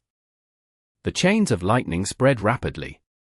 The spell had obviously inherited the effects of the fourth-tier lightning disaster. The lightning arcs were traveling between the undead in straight lines, killing every single dark red mummy they struck. Some were in the form of webs, disintegrating the undead for 20 meters around into blood droplets. Some simply surged wildly across the place without any specific pattern, drawing a star pattern with a single thought. After Mo Fan's mental strength improved, it only took him a single thought to cast an intermediate spell. The lightning arcs spreading among hundreds of mummies were from a single intermediate spell that took just a second to be cast. Lightning Tyrant, Thunderbolt, Chain Lightning. With a single point of his finger and a wave of his arm, the vanguard undead were struck by the lightning arcs. The electricity mowed through them before they could reach Mo Fan, and they were falling to the ground like the grains during a harvest. "Go, take him down!" Neferu shouted, ordering the undead to surround Mo Fan. A thicker lightning bolt descended from the ground and landed right on Mo Fan, and the chain lightning scattered like a spider's web. The undead that finally got close to Mo Fan were all killed in an instant. Mo Fan was extremely quick at casting the spells. Chain lightning was useful at taking down multiple targets. Those that were struck by the main lightning arcs were basically dead, while those that were struck by the lightning arcs that forked off from the main ones lost their limbs. Humph, he still ends up being surrounded, the man is too full of himself. Neferu burst out laughing. It did not matter how fast the lightning arcs were, as they were still slower than the undead that were stacking up around Mo Fan. These undead were like copper walls and iron bastions. The space that Mo Fan could move in was limited. A Death Axe's mummy was approaching him, too. However, he still showed no intention of casting an advanced spell. His lips curled up into a grin as he glanced at the lightning tyrant scars on the surrounding undead. "Tyrant, call." His smile was incredibly smug, while his eyes were full of disdain. A stormy cloud loomed over the lightning tyrant domain, and yellow lightning bolts of judgment descended rapidly, like thousands of dragons dancing and flickering wildly in the air. It felt like the island was about to collapse at any second. Even the weakest lightning arc still left a lightning tyrant scar on the undead. The main lightning arc of a chain could hit a few dozen undead, while forking into several lightning arcs. It did not matter if the main lightning chain was not quick enough at killing the undead, as the lightning arcs that forked off would also stack up lightning tyrant scars on the undead. Mo Fan waited for the undead to get closer to him before activating their scars with the tyrant call. Countless lightning tyrant scars flared to life. The lightning that the tyrant call summoned was like the tribulation a cultivator would trigger. Even the spectators on the cruises were utterly dumbfounded. Die! In terms of dominance, Mo Fan was like an emperor. The lightning surged around him, taking out thousands of enemies after he uttered a single word. Each of the lightning strikes that the tyrant call had summoned was as strong as Thunderbolt, exploding apex, and together with the amplification of the lightning tyrant, the dark red mummies had no chance of withstanding them. They disappeared together with their lightning tyrant scars. Thousands of undead were slaughtered in an instant. Mo Fan stood on the spacious field, lightning flickering along its surface. His aura was absolutely shocking. The people had finally witnessed the true strength of a lightning mage, one who was capable of summoning thousands of lightning arcs to destroy an entire army of undead with a single thought. Perfect! Mo Fan's smile widened when he saw the undead were all destroyed. The 5th-tier Thunderbolt that he had acquired by spending 49 warrior-level soul essences had worked perfectly with the tyrant call, giving Mo Fan the ability to survive even if he was up against an entire horde of demon creatures in the future. Perhaps a few sky lightning claws were enough to eliminate thousands of undead too, but the Thunderbolt, Chain Lightning and Tyrant Call only needed 1/10 of the energy to cast that a sky lightning claw required. Mo Fan, who had fought in real wars before, knew how significant that was. Chapter 1142. Taking the Pharaoh Spring Away. Exodus Tales. Exodus Tales. Translated by Zephazid. Edited by Aelrianth. 1,000 undead turned into nothing, their soul remnants and soul essences flowing towards Mo Fan. Normal people would struggle to see the light dots that were like fireflies, but those that practiced the undead element or were holding onto a soul container could see them. The new Egyptian member that was substituted into the match not long ago realized that something was not right. He immediately said to the others in a low voice when he saw the light dots flying toward Mo Fan rapidly, that guy is taking away their soul remnants and soul essences. Damn it, the soul remnants and soul essences contain the Pharaoh Spring. Sate cursed. The Pharaoh Spring was useful for awakening and summoning the undead. Every undead that the team had summoned would cost some of the Pharaoh's spring. On top of that, Fan was taking away the soul remnants and soul essences after killing the undead, meaning that he was taking away the energy of the Pharaoh's spring too, preventing it from returning to the ground.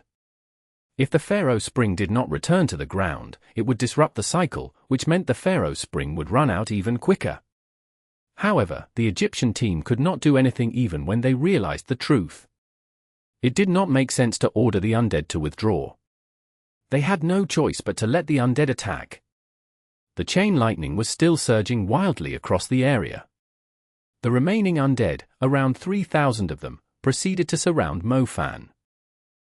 Fan looked extremely calm on the surface, but he was overwhelmed by joy inside. He might be able to upgrade the giant shadow spike to the 5th tier after killing the remaining undead. The giant shadow spike would have remarkable changes after it was further strengthened by the NYX regime and the Dark Noble mantle. Tyrant Call. Lightning bolts descended following his shout, landing right on the dark red mummies and turning them into ashes scattered in the air. Their soul remnants and soul essences flew toward Fan. Fan had noticed that the soul remnants and soul essences seemed to contain more energy than usual, most likely because they had some external energy in them. Strange, why is it merging with the soil? Fan suddenly discovered something out of the ordinary. The little loach pendant would behave strangely occasionally. It was very unwilling to eat the soul remnants or soul essences of undead that were stained with weird auras. Fan had seen it quite often, like a little kid that hated the fishy smell. The soul remnant of that particular undead must have been manipulated or damaged somehow since little loach was not interested in it. However, Fan was surprised when he saw the soul remnant falling to the ground instead of dissipating. Fan immediately tracked it down with his will and discovered that the soul remnant had merged with the blood that the members of the Egyptian team had dripped on the ground. Not long after, a dark red mummy crawled out from the soil and started charging in Fan's direction. Fan was not too bothered by it in the first place. He destroyed the undead with Tyrant Call once again, but the same thing happened again, as if the undead was summoned with the same soul remnant from before that little loach was not interested in it at all. This time, Fan began to keep an eye on it. He summoned Little Flame Bell and the Flying Creek Snow Wolf to hold the undead off while he placed his focus on the soul remnant. It went back to the ground that is soaked with blood, and turned into an undead again, which means that these undead have a unique mark or energy that keeps bringing them back. Fan speculated. After some observation, Fan finally realized that the undead that dropped a soul remnant when they died would return to the soil and turn into an undead again. Meanwhile, the undead that dropped a soul essence were completely dead. They would not return to the furnace to be reforged. As I thought, there must be some energy that is causing it. Little loach, don't just eat, find out where the energy is coming from. I'm sure that it's going to be more delicious than these soul remnants and soul essences. Fan was overjoyed. He never thought he would be able to discover the secret of the Egyptian team while he was retrieving these soul remnants. Little loach was fairly intelligent. It started searching for the energy after the reminder from its master. The little loach pendant soon shuddered. The little amulet was very excited because it had found something even more delicious. Little loach pendant emitted a unique glow shining upon the corpses of the undead. The light revealed a faint purple light leaving the soul remnants and flying back to the blood-soaked ground. The faint purple light was even harder to see than the soul remnants and soul essences. If Fan had not specifically pointed it out to Little Loach, even the little amulet would have missed it. Most interestingly, it was very likely that the undead were dropping soul essences because the faint purple light had completely merged with their soul remnants. A soul essence was a lot more valuable than a soul remnant. If the purple light was able to turn a soul remnant into a soul essence, it must contain an incredible amount of energy. Ha ha ha, I understand now. Fan burst out laughing in his heart. Fan had cracked the mystery of the Egyptian team's ability to summon undead endlessly with the help of Little Loach. The faint purple energy must have originated from some powerful undead. Not only was it able to produce undead, it would automatically recycle itself after they were slain, allowing the Egyptian team to keep using their undead element at minimum cost, before summoning the undead back into the battle. Since the energy was attached to their souls, some undead would unconsciously merge the energy with their spirit. As a result, they would be a lot stronger than their comrades, and they would also drop soul essences when they were dead. In other words, every soul essence that Little Loach took away reduced the energy that the Egyptian team had. It explained why the Egyptian team was no longer summoning their undead recklessly, and the waves were coming slower than they were before. However, the Egyptians seemed to have quite an abundant supply of energy. The soul essences that Little Loach had absorbed were just a small part of it. It was nowhere enough to stop the Egyptian team, as its members were still summoning the undead endlessly. Little Loach, see if you can absorb the energy. It's a piece of juicy meat. Mo Fan exclaimed excitedly. Little Loach was working on it before Mo Fan even mentioned it.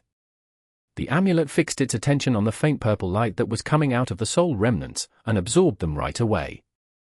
Little Loach was struggling to absorb the energy at the start, and the remnants kept returning to the soil. However, Little Loach soon got the hang of it, and was able to absorb a wisp of the energy with every attempt. It even managed to absorb several wisps at times. Crap, that guy is stealing our Pharaoh spring. Sate yelled. The Egyptian team soon realized that something was not right. Their faces darkened tremendously. Half a small bottle of the Pharaoh spring cost a fortune. The Pharaoh spring was the main reason that they were able to come so far in the tournament. How did he find out about it? That's impossible, even a super mage wouldn't be able to see it. Mio screamed out in panic. Withdraw the undead, quick! Otherwise, he's going to take all the Pharaoh spring. Neferu exclaimed after realizing how serious the problem was. The Egyptian team immediately panicked. They did not expect Mo Fan would have a high-level soul container, allowing him to see through their trick. On the other hand, the smile on Mo Fan's face widened. Even though Mo Fan had no idea what the energy was, he could tell how valuable it was just by looking at Little Loach's reaction, since the amulet was no longer interested in ordinary stuff. Trying to withdraw the undead? It's too late now. Mo Fan stopped preserving his energy. The stormy cloud of the lightning tyrant domain loomed over the island. Destructive sky lightning claws descended. The ferocious lightning claws shattered the undead into pieces with just the slightest touch. Little Flame Belle. Little Flame Belle was well aware of the misdeeds that her father was up to. She happily unleashed all the calamity fire she had. The combination of the calamity fire and lightning tyrant brought utter destruction upon the place. Fiery fists started falling from the sky and blasted the entire area, while the sky lightning claws surged wildly, killing hundreds of undead every second. Mo Fan, what are you doing? You're only wasting your energy. The Egyptian team will just keep summoning them even if you wipe them out now. Jiangtu and Zhao Manyan immediately shouted when they saw Mo Fan casting his stronger spells. Mo Fan could easily control the situation if he kept using the Thunderbolt, chain lightning that did not cost much of his energy. Enough waiting, help me kill them too. There's no need to preserve your energy further. I can guarantee that they won't be able to summon the undead again. Mo Fan immediately asked the other 4 members of the team. Are you sure? Mu Nujiao asked. Don't you trust me? Mo Fan replied. Fine, we'll listen to you. Mu Nujiao, Zhao Manyan, Jiangtu, and Guan Yu had long held a grudge against the Egyptian team. They had the urge to send all the undead to hell with their advanced spells. Even Zhao Manyan, who normally did not attack, cast a light spell and started massacring the undead. Quick, call them back. Asshole, that asshole, he's going to pay for it. My Pharaoh spring. Sate almost burst out in tears. The Egyptian team could not match the speed at which the Chinese team was killing their undead. Mo Fan could only retrieve the soul remnants and soul essences of the creatures that he killed, but the restriction did not apply to the faint purple light. Little Loach could absorb them after they left the souls of the undead. Therefore, Mo Fan asked the others to attack at will. Mo Fan's firepower was equivalent to an entire team, yet the others were not mere decorations, either. They could tell that the Egyptian team was starting to panic, so they used all they had, including Deathstrike magic equipment, to slaughter the undead. A huge cloud of faint purple light flew straight toward Mofan. "We surrender, we surrender!" Neferu was very decisive.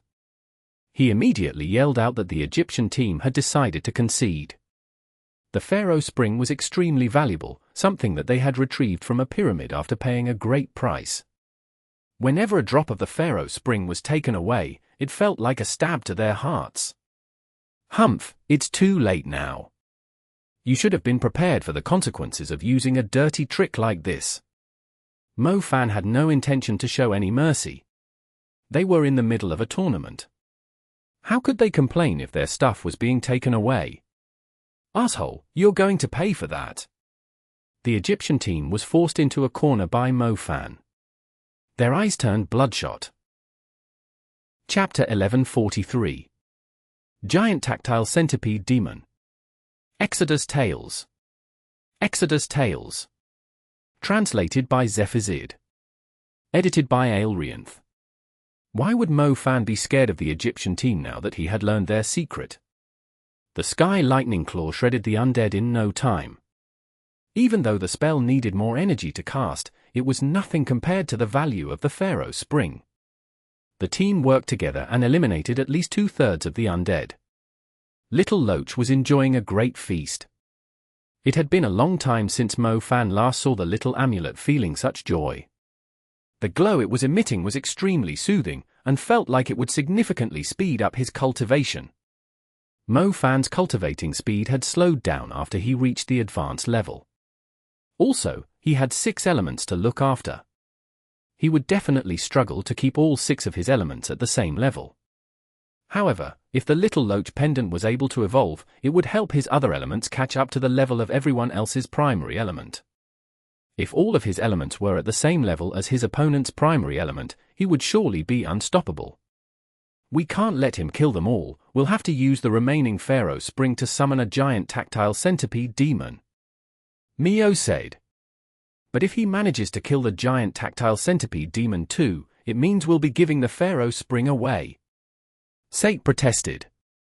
"He already took half of it, it's basically the same as taking it all. We have to take the risk." Neferu agreed with Mio's suggestion. If they fought with all they had, they might have a chance of taking the Pharaoh spring back and win the match.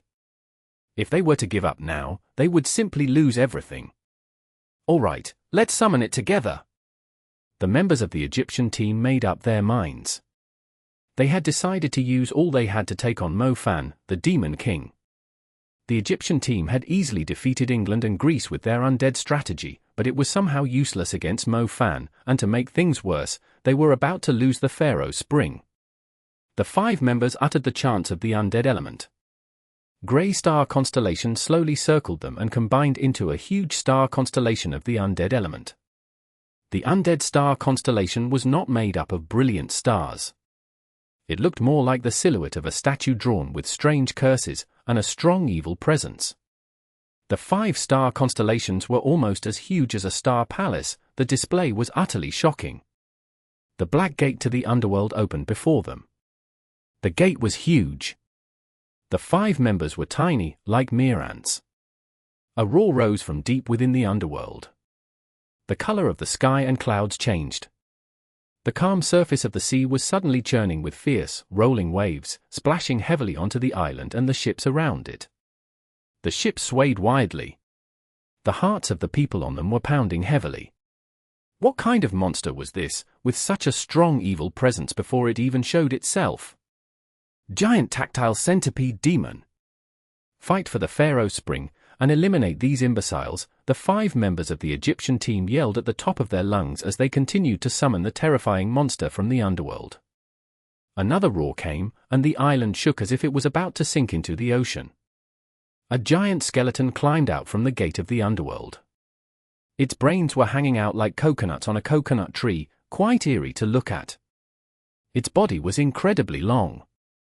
Its head was rising far above the island, yet more than half of its body was still inside the gate. "Holy crap, how long is that creature?" Zhao Manyan exclaimed. The giant tactile centipede demon finally revealed its true appearance. The enormous skeleton resembled a centipede stretching for the clouds.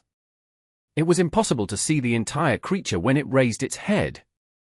This creature seems a lot stronger than the one before. I can't help but wonder if it only looks strong from its appearance, like the one before. Mo Fan's neck felt sore after staring up for too long. The giant tactile centipede demon size was quite shocking. The island was like a little mud pool to it. It could not even turn around on it. Its eyes were ghastly and glittering, and people did not dare to look right into them. Even though the giant tactile centipede demon was like a centipede compared to the black totem snake, it was still quite deadly for a commander-level creature. The Egyptian team was going all out this time. They had used all their remaining energy from the Pharaoh spring to summon the creature from the underworld. I will forfeit the match if I were you. We can't really control the tactile centipede demon. It's unwise to lose your lives over a match. Neferu warned Mo Fan and the others with a cold grin. The giant tactile centipede demon was significantly stronger than the tactile centipede demon. Its evil presence was so strong that the Egyptian team was unable to assert full control over it. And give us back the Pharaoh spring, you shameless prick. Neferu swore, pointing at Mo Fan. So that thing is called the Pharaoh spring. Hang on, you dare call me shameless? Let's give the Pharaoh spring to the organizer and see if it's legal for the tournament. You are being shameless first, and now you're stopping me from revealing the truth. Don't place your hopes on this creature. It might look intimidating, but just like the tactile centipede demon from before, it isn't going to make any difference. Mo Fan retorted scathingly. You asked for it yourself, we already warned you about it. Neferu said. I'll be taking all your Pharaoh spring. I believe this creature still has quite some left in it. Mo Fan laughed. Die! Neferu was enraged. He immediately ordered the giant tactile centipede demon to attack Mo Fan. Mo Fan currently had half of the Pharaoh spring. They had to take it back at all costs. Otherwise, they would still suffer a great loss, even if they ended up winning the match. Unfortunately, even Mo Fan would have trouble getting back something that little Loach had swallowed. The giant tactile centipede demon rolled and swung its tail down with incredible might. Mo Fan and the others quickly dodged aside. The impact formed a huge ravine across the center of the island, splitting it in half. Flying Creek Snow Wolf, your turn. The Flying Creek Snow Wolf howled and swiftly pounced at the giant tactile centipede demon. He sprinted across the creature's lengthy body. He was going for the brains that hanging on its head. Surprisingly, the brains were not just decorations. They suddenly opened like mouths and unleashed strong blasts of wind. The Flying Creek Snow Wolf managed to dodge a few of them, yet he was still hit in the end. He fell to the ground, landing not far away from Mo Fan. The Flying Creek Snow Wolf did not dare make a noise, knowing that he had failed. Mo Fan glared at the wolf and said, "How useless are you just because Mu Ningxue isn't around?" The Flying Creek Snow Wolf felt extremely wronged. The giant tactile centipede demon was indeed a few levels stronger than him. It was reasonable if he lost against it. However, he believed he could take the undead on if his ice soul was active. "I'll spread the ice," Mu Nujiao said. Mu Nujiao knew Mo Fan's wolf needed ice to fight better. Her ice was not as strong as Mu Ningxue's, but it would still help the Flying Creek Snow Wolf. Mo Fan nodded. Woo! The Flying Creek Snow Wolf was motivated once again after hearing the plan, as if he was invincible when fighting around ice. However, Mo Fan knew the Flying Creek Snow Wolf would still struggle against the giant tactile centipede demon, even if his ice soul was triggered. He glanced toward Jiangtu and said, "Jiangtu, ask your little cat to locate the undead's weakness. It's impossible to destroy the whole thing. We'll need to find where its undead crystal is. It doesn't matter how many times we kill it if we don't break its undead crystal." "All right, leave it to my Knight Rakshasa," Jiangtu nodded. "Old Zhao, hold the creature off for now. Let's not attack it for now, so we can learn its moves," Mo Fan said to Zhao Manyan. Not a problem, my defense is as hard as always. Zhao Manyan kept casting defensive spells. The giant tactile centipede demon attacked several times, yet it felt like it had just rammed into a solid rock.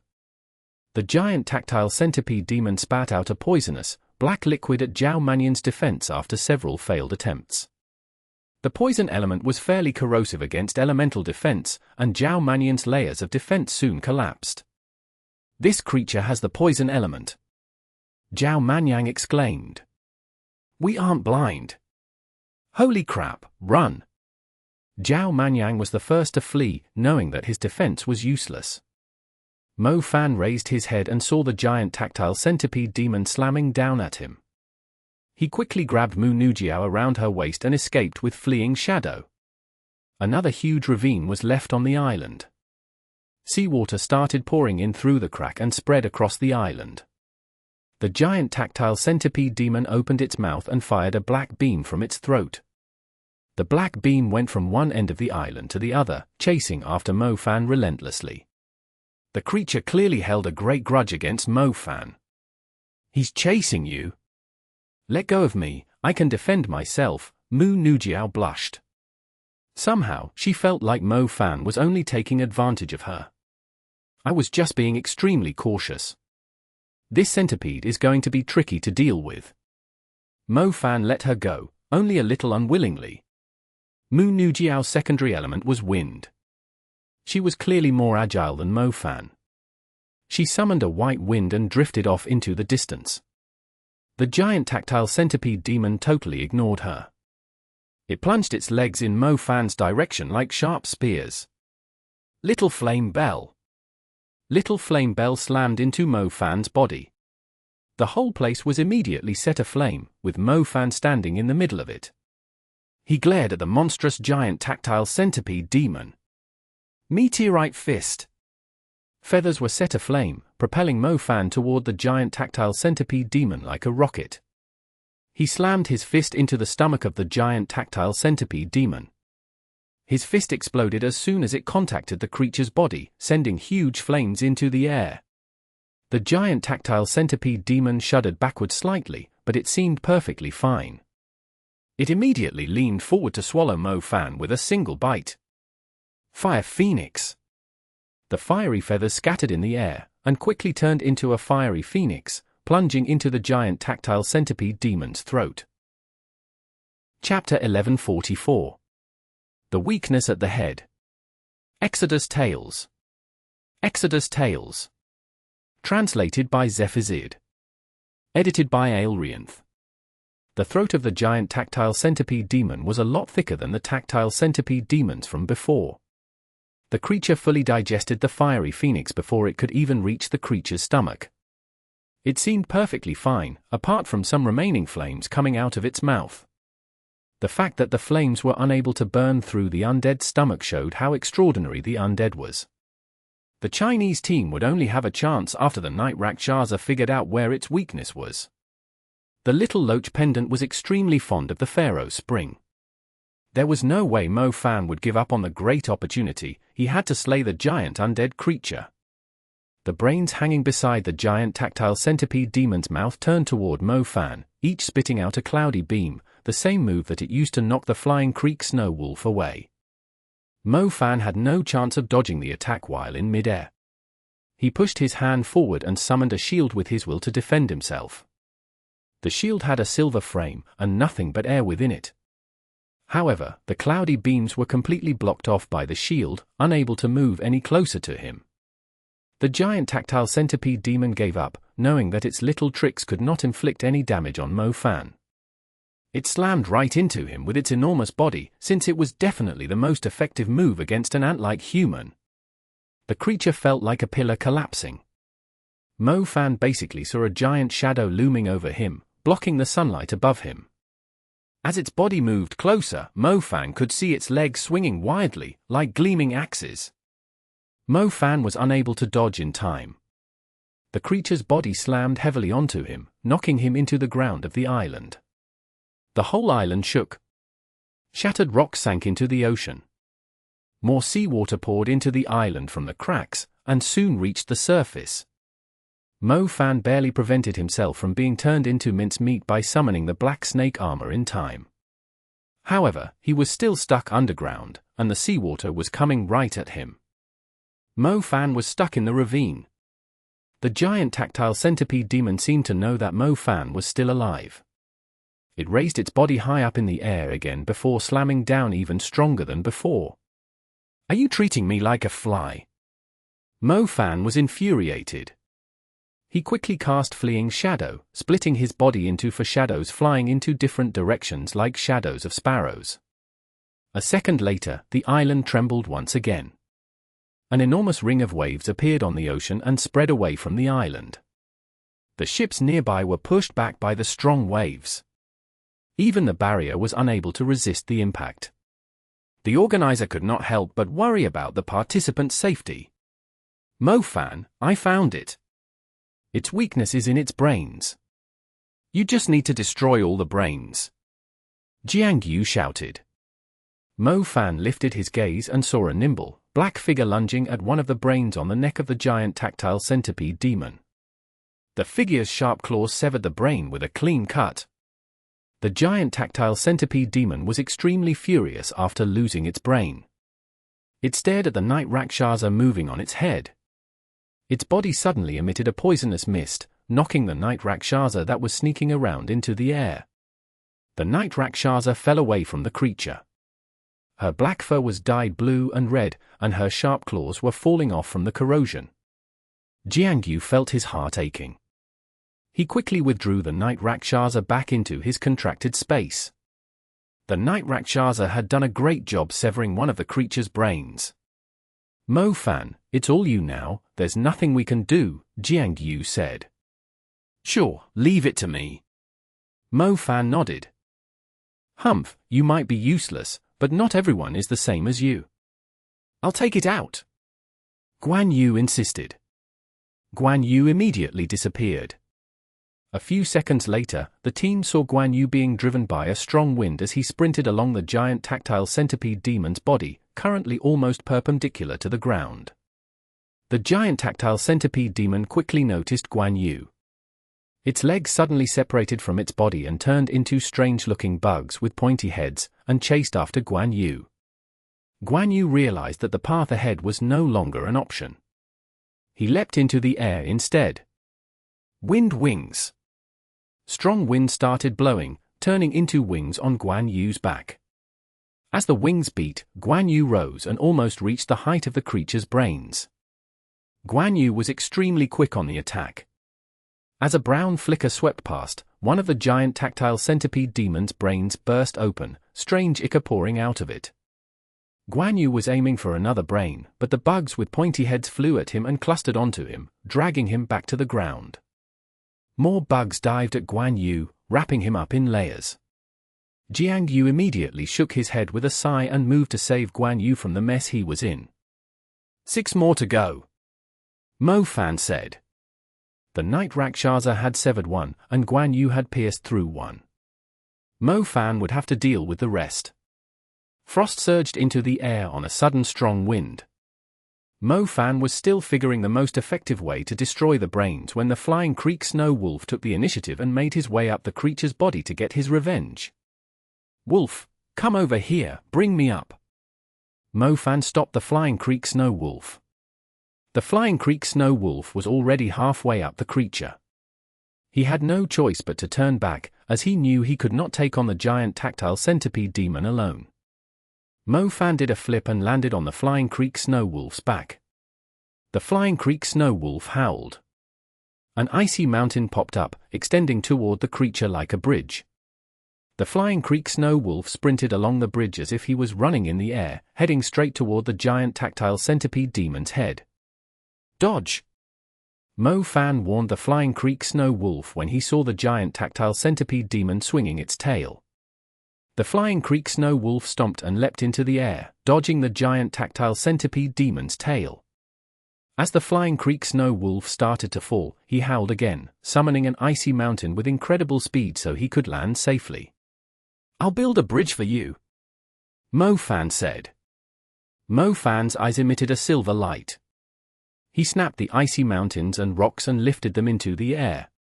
The rocks and ice seemed to scatter messily in the air, but each of them was actually the same distance apart. The flying creek snow wolf howled excitedly when he saw the floating stepping boards in the air.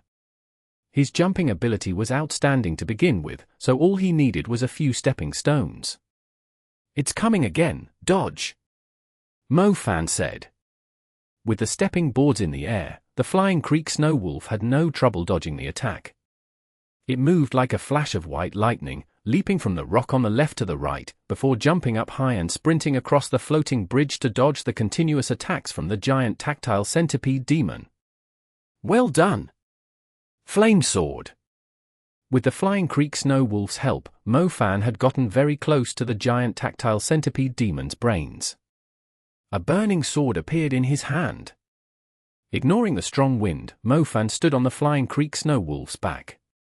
He leapt forward decisively when the cloudy ray swept past them, heading to the right side of the creature.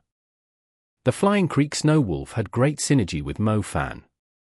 Seeing Fan was attacking from the right, he went to the left instead, utilizing the floating rocks that Fan had prepared. He unleashed all his strength and speed and tore a brain on the left apart. On the other hand, Fan slashed with the fiery sword, destroying a brain on the right. The flames even spread to another brain. The brain that was set aflame struggled fiercely. It looked like it was afraid of fire. "Fiery fist!" Fan clenched his fists when the fiery sword disappeared, firing 2 fiery dragons at the throbbing brain. The dragons lunged at the brain and blasted it into ashes. "That's 3. Fan said, signaling the flying creek snow wolf to catch him. The flying creek snow wolf headed toward Fan, but the giant tactile centipede demon's throat intercepted him. Luckily, the flying creek snow wolf managed to locate a flying rock that he could land on in time. Otherwise, he would be going straight down the giant tactile centipede demon's stomach. The giant tactile centipede demon's throat was impenetrable. The wolf would surely die if he ended up being eaten by the undead centipede. Without the flying creek snow wolf's help, Fan had little way to move in the air. He could not fly using the fleeing shadow. He could only stick closely to objects and move between shadows. The giant tactile centipede demon was quite cunning, too. It knew Fan was crippled when he was in the air. After driving the flying creek snow wolf away, it turned around. The scene down its chest opened suddenly, revealing many pairs of densely packed red eyes. Fan was startled. "So this is where the creature's eyes are, hundreds of them." Fan felt his blood freezing the moment he was stared at. "Fan, have a taste of the cursed eyes. It's no different than going to hell," Neferu said in a cold voice. Fan finally realized that the eyes were casting a curse on him. His blood had stopped flowing, his skin and flesh had hardened, all because of the creature's power. Several hundred eyes were emitting cursed lights, penetrating into Fan's spiritual world. Despite his mental strength reaching the intermediate stage, he was struggling to resist.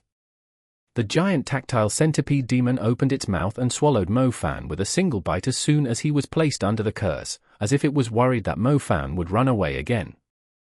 The giant tactile centipede demon did not have a tongue. Its mouth only had circles of fangs, only useful when the creature was eating something big. For something as small as Fan, it would just swallow him. The man would turn into a pool of liquid half an hour after he was swallowed. Chapter 1145. First place. Exodus Tales. Exodus Tales. Translated by Zephazid. Edited by Aelrianth. The focus necklace had come in handy. The water blue glow encapsulated Fan's cursed spiritual world. A warm sensation flowed inside Fan's body. His blood began to flow again, and his muscles no longer felt stiff. Dean Xiao really gave me something precious. Fan looked at the focus necklace, thanking the old Dean in his heart. Fan had the focus necklace a long time. To Fan's surprise, it was still extremely useful even in the advanced level, and had helped him to avert disaster. Shadow clone.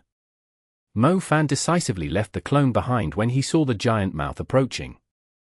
he secretly crept away along the giant tactile centipede demon's head with the dark noble mantle. The giant tactile centipede demon was extremely big, and its shadow was huge too. Mo Fan boldly took advantage of it. The giant tactile centipede demon swallowed Mo Fan's clone down quickly. The assistant judges nearby made their moves. If they did not intervene, Mo Fan might die. In addition to that, the giant tactile centipede demon was quite tricky to deal with. It would be a hassle to force the creature to spit Mo Fan out. Humph, I already said that he was asking for it. I did warn him. Neferu spat coldly. He had trouble controlling the giant tactile centipede demon. It was unlikely Mo Fan would survive. As for feeling guilty? Neferu did not feel the slightest bit of guilt at all. They were currently in the middle of a match, thus there was a chance that someone might die. It wasn't like he didn't warn the Chinese man. I doubt he would die so easily, Mios murmured. She was quite familiar with Mo Fan. It was unlikely that such a cunning man would die so easily. Sate pointed at the giant tactile centipede demon's head and yelled, "Look, up there!" The others followed and saw a black cloak flapping in the wind, just as Mo Fan eerily appeared between two of the tactile centipede demon's brains. If he's there, who did the giant tactile centipede demon eat just now? Neferu exclaimed. It was a clone. That guy's shadow element is high level too. Mios realized. The giant tactile centipede demon was still trying to feel the little cockroach struggling inside its stomach, but it did not feel anything. It was like it had just swallowed a mouthful of air. Normally, a human mage would blast the walls of its stomach with a few spells, but nothing happened. Two fiery swords slashed rapidly, cutting two brains in half simultaneously, both burning into ashes. The giant tactile centipede demon cried out in pain when the two brains were destroyed. The creature had 8 brains in total, but now it only had 1 left. If the last brain was destroyed, it would have to go back to hell. The giant tactile centipede demon was infuriated, yet it immediately rolled up to protect its last brain. Mo Fan chuckled when it saw the creature being extremely cautious. As he expected, the tactile centipede demons were a bunch of creatures that were only intimidating on the surface. Their ghastly appearance was enough to scare weaker creatures, but when they were up against a strong opponent, they were basically a little bug. It was nothing compared to a creature of the Black Totem Snake's level. Flying Creek Snow Wolf, your turn. At Mo Fan's order, the Flying Creek Snow Wolf dashed forward. He was like a ray of light, going through the gap before the creature curled into a huge fortress. The Flying Creek Snow Wolf grew braver the more he fought. He was utterly fearless of the giant tactile centipede demon with only 1 brain left. The giant tactile centipede demon rolled up, trying to turn itself into a giant barrel. The Flying Creek Snow Wolf's tiny figure was nowhere to be seen. Formation of giant shadow spikes. Mo Fan was definitely not going to stand aside and watch. At this rate, the Flying Creek Snow Wolf would be crushed to pieces. Mo Fan had to stop the giant tactile centipede demon from coiling further before the Flying Creek Snow Wolf could destroy its last brain. The NYX regime was established quickly. Several black swords flew at the giant tactile centipede demon from inside the curtain of darkness. There was no need to aim. The shadow sword stabbed the creature fiercely.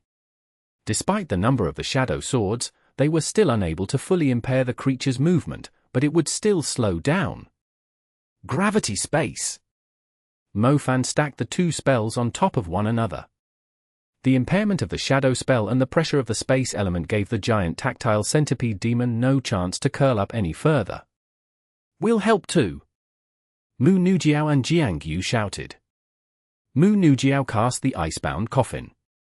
The giant icebound coffin descended from the sky and froze a part of the giant tactile centipede demon's body. The giant tactile centipede demon was still struggling to protect its final brain so it could regenerate again. The strength of undead was their vitality. The Flying Creek Snow Wolf howled imperiously from inside the creature's enormous body. The giant tactile centipede demon shuddered suddenly. The Flying Creek Snow Wolf jumped out from the gap at the center, holding the creature's last brain in his mouth. The moment the brain was separated from the giant tactile centipede demon's body, the creature fell dead instantly. Its skeleton collapsed like a building that had lost its pillars. The bones gradually turned into dust and scattered in the air. "It's dead." Mu Nujiao let out a relieved sigh when she saw the enormous creature falling to the ground. It was done, the battle had finally come to an end. "Did we win?" Jiangtu blurted out in disbelief. The giant tactile centipede demon's body was unable to last for long in this world. Its bones soon disappeared after the body collapsed. Mo Fan had taken away its soul remnant. With the Little Loach pendant's current level, a commander-level soul remnant had no chance of escaping. It would soon be refined to strengthen Mo Fan's stars. As for the Pharaoh Spring, there was no way Mo Fan would give it up, either. Little Loach absorbed the Pharaoh Spring crazily, not leaving the slightest bit for the Egyptian team. When the Pharaoh Spring filled up Little Loach, it emitted an imperious light. Its temperament suddenly changed significantly. The resources and time needed for a person with double innate elements to cultivate were absolutely shocking. Without the Little Loach pendant, Mo Fan would still be stuck in the intermediate level. As such, when Mo Fan saw the changes in the Little Loach pendant, he knew his cultivation was about to skyrocket soon, too. How is this possible? Neferu was frozen. Not a single undead was left around him. He fell to the ground in low spirits. He never thought that even the giant tactile centipede demon would lose to Mo Fan too. "Our strength is still the undead strategy that was meant to wear them out," Mios murmured. The Greek team and the English team had great talents too, and had the ability to take on the giant tactile centipede demon, yet they could not handle the undead strategy. Mo Fan was considered the strongest destructive mage in the tournament, so it was not really a surprise that he managed to slay the giant tactile centipede demon. The members of the Egyptian team knew they had no chance of winning the match after the secret of the Pharaoh Spring was exposed. The giant tactile centipede demon was their last struggle, as they were unwilling to accept the outcome. The Pharaoh Spring had been taken away. Even if the 5 members of the Egyptian team could still use other elements, they no longer had the motivation to fight any further. Without the undead element, the Egyptian team would never have been able to make it so far. Mo Fan could easily wipe them out on his own. It was utterly meaningless for the fight to go on. "We've lost. I can't believe it, we were supposed to come in first. We should have stopped after securing second place. Third place isn't too bad either, at least we'd still have the Pharaoh Spring. The team that advanced straight to the grand final would be first if they had won the last match. However, if they lost, they would be placed in third place instead, and second place would be decided among the teams in the mixed battle. As such, the Egyptian team came third in the tournament after losing the final match. The reward for the third place was fairly impressive, but losing the Pharaoh Spring was a deadly blow to them. The Chinese team wins. The Chinese team is the winner. When the main judge declared the outcome, fireworks that were long prepared were already firing into the sky. Their colorful brilliance lit up the face of the members of the Chinese team. "Oh, we won, we won. Mo Fan, you're King awesome." Jiangtu and Zhao Manyan lifted Mo Fan up in excitement. Mo Fan did not expect it at all. He initially thought the 2 men would be throwing him up into the air. To his surprise, the 2 men tossed him into the sea instead. "Ha ha ha ha, nice." The other 2 jumped into the water too. The icy seawater failed to cool them down, as their bodies were heating up in excitement and incredible joy. The others immediately followed when the 2 madmen led the way. They all jumped into the water and crowded around Mo Fan. The wild splashes were their way of expressing the indescribable joy they were feeling, both men and women. "You guys, well done." Fengli and Songhe stood on the shore and watched the excited students. They could not help but recall their experiences when they were still young. The glory of winning the World College Tournament was absolutely remarkable for these young adults. The victory was extremely motivating. Even Fengli and Songhe were experiencing a surge of emotions. "Well done what? Come down here too." The impudent Mo Fan immediately grabbed Fengli and Songhe with telekinesis and dragged them into the water. The two advisors did not expect it. Even if they did, they would not want to reject the invitation. So what if they were old? As long as their hearts were young, and they desired to prove the world wrong when nobody thought the Chinese team would even win the tournament, they were also overwhelmed by the excitement. More people jumped into the water to celebrate the win after the two advisors were dragged into the water. Isn't Mu Ningxue here? What are you thinking of? I'm warning you, if you dare take advantage of her, I will chop your hands off despite the joy we are sharing.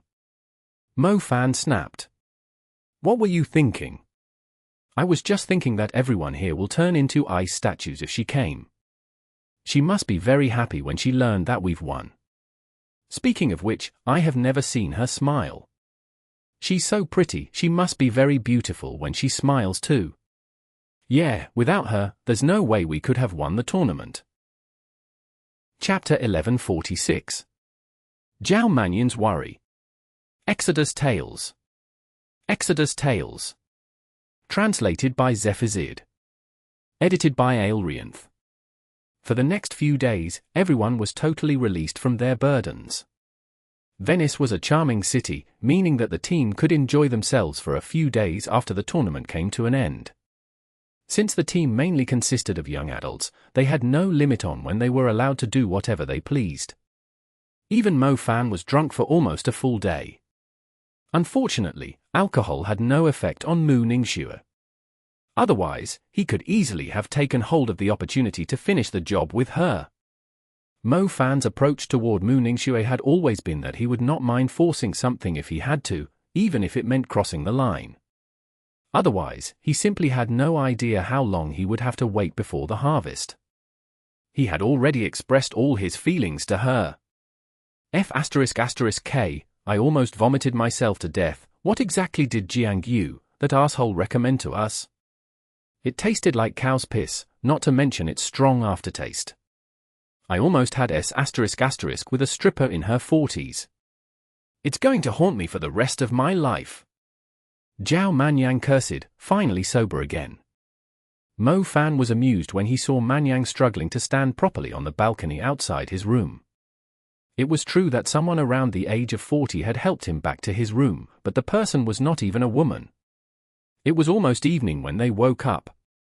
The brilliant sunset shone upon Venice, reflecting colorfully on the well-decorated windows and the surface of the water in the canals. The beautiful and mature women of Venice walking on the streets were also part of the soothing scenery. That being said, nothing could be compared to the sense of achievement after winning the final match.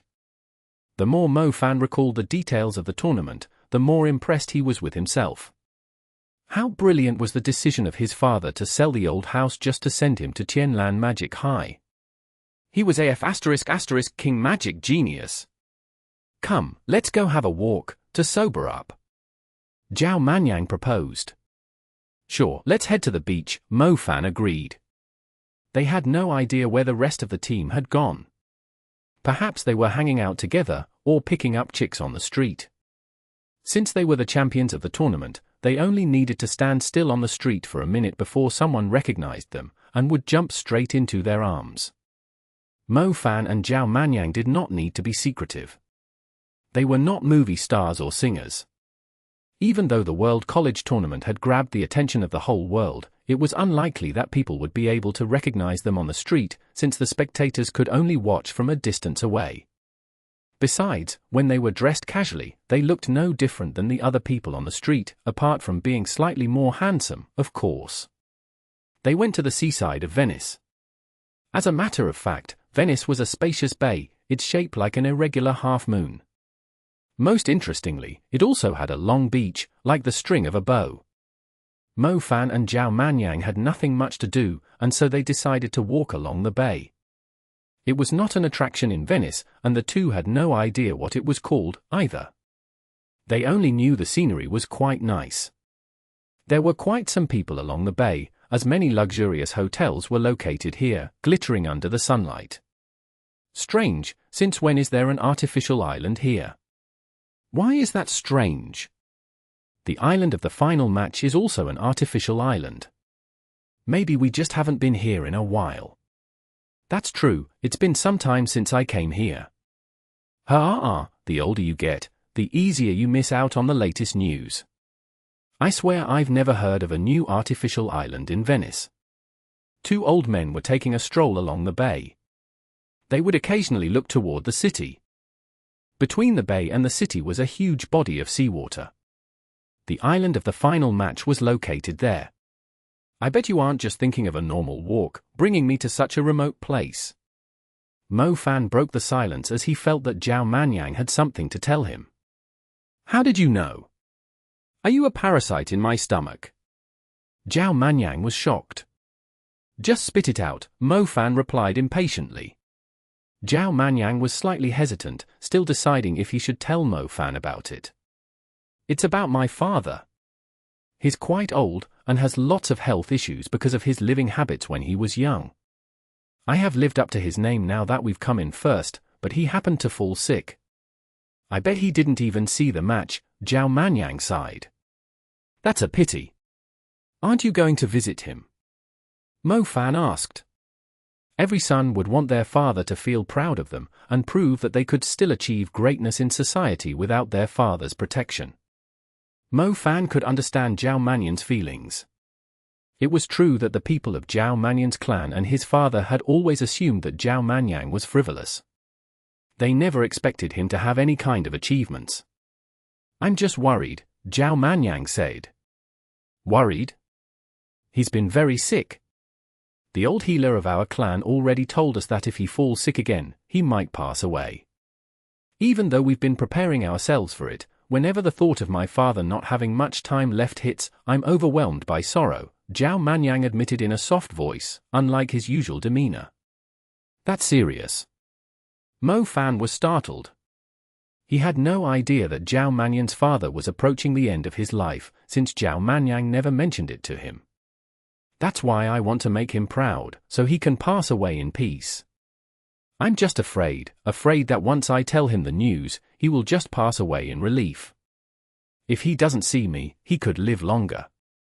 It's the reason why I'm scared to visit him, Zhao Manyan said.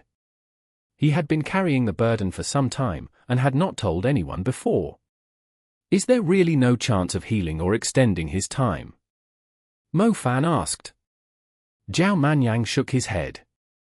His father had been sick for more than 10 years. He was only alive because he was being treated by a powerful healer. Only the spell of resurrection can save him. Otherwise, it's pretty much terminal cancer, Zhao Manyan said. When he saw that Zhao Manyan was indeed mentally prepared for it, Mo Fan exclaimed, I have always wondered why a Fueudai like you would bother joining the national team and cultivate so diligently, instead of wasting your time on women. Well, in my opinion, you should just pay him a visit. You should just go to him and tell him your heroic achievements rather than using such an extreme method just to keep him alive.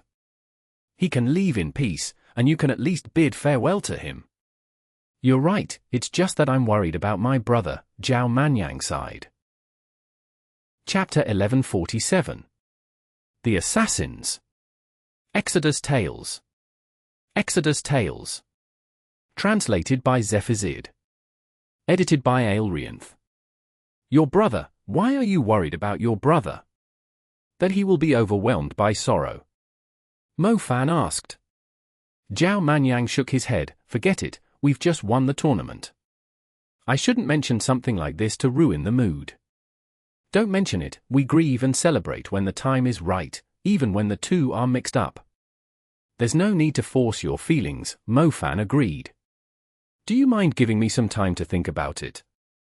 I'll talk to you again once I clear my mind. It was obvious that Zhao Manyan was still bothered by some other things. As a matter of fact, he was still unsure about the truth. All right, I'll be in my room, or Mu Ningxuez. Just come find me whenever you want, Mo Fan did not force him. Mo Fan turned around before he left and saw Zhao Manyan slowly moving toward the seawall. It was quite obvious that Zhao Manyan was very troubled by this matter. Luckily, he had long prepared for it. Being prepared for the death of close ones was totally different than suddenly receiving the news of someone passing, since people had time to gradually accept the truth when the person was going to pass away soon. The grief would slowly turn into respect for the deceased. Zhao Manyan did not really have any regrets. After all, he had achieved an impressive feat before his father passed away. The old man could rest in peace now. On the other hand, news of the sudden death of close ones would take anyone by surprise, like a lightning bolt landing right on them. Mo Fan had witnessed too many deaths during the calamity of Bo City and the calamity of the ancient capital. It was the reason he had been putting so much work in his cultivation, to ensure his loved ones could live in peace amid the chaos brought about by the demon creatures. Unfortunately, every life would come to an end one day. People would eventually have to embrace it and continue on with their lives. If they spent their whole lives in shadows and rainy days, they would be the person that died instead. Zhao Manyan was still at loss in front of the seawall. The sky had completely darkened. The lamps in Venice lit up, while some of the islands nearby disappeared in the darkness as if they did not exist.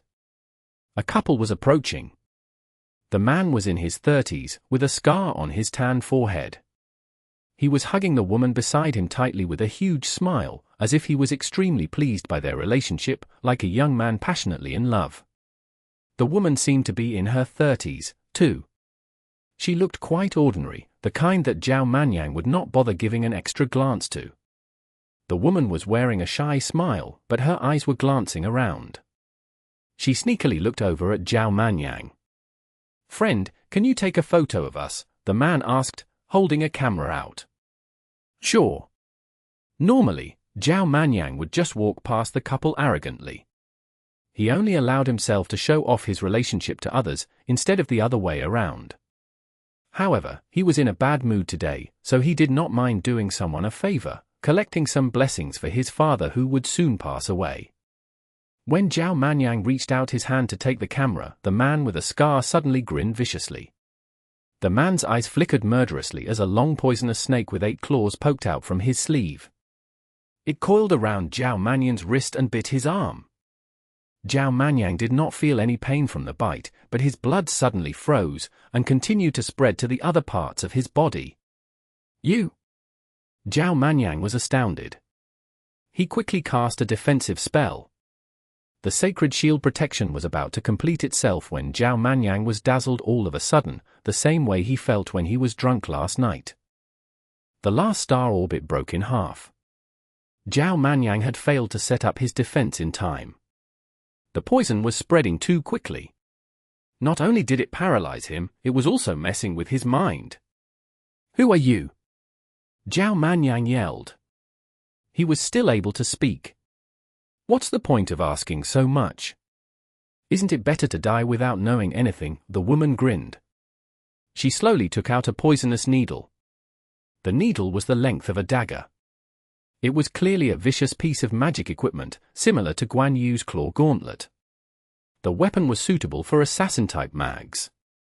They were not that useful against demon creatures, but were deadly against mags. "Who sent you?" Zhao Manyan was so infuriated that his eyes were about to spit fire.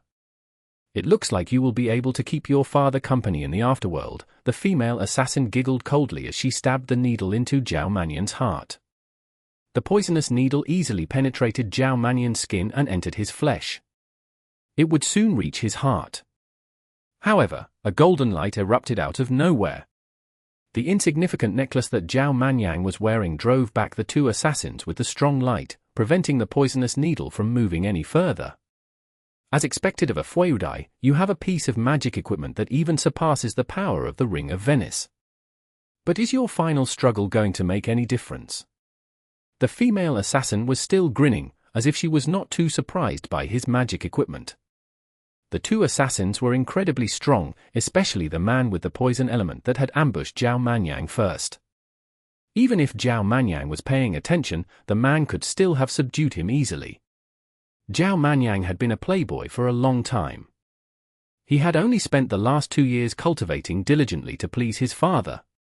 He had never offended anyone with great status before, so it was fairly impossible that anyone would send assassins after him. The golden light was protecting Zhao Manyan, but the power of the magic equipment would not last long, and it was unlikely that anyone would come to his rescue at such a remote place. Zhao Manyan knew his death was approaching, yet he was unwilling to accept it or to believe it. Zhao Yuqian, show yourself. I know it's you. Zhao Manyan yelled. His veins were surfacing on his face from the poison. There was no response. Zhao Yuqian. You have the guts to kill me, but don't you have the guts to face me in person? Zhao Manyan screamed. He had a feeling that Zhao Yuqian was nearby. As he thought, a tightly clothed man walked out from behind an aged tree not far away. The man had even covered his hair, revealing only his eyes. He was being extremely careful that no one could see his face. The golden light would still last for some time, yet Zhao Manyan was feeling extremely hopeless. The two assassins had clearly killed many people before, and even a mage like he stood no chance against them.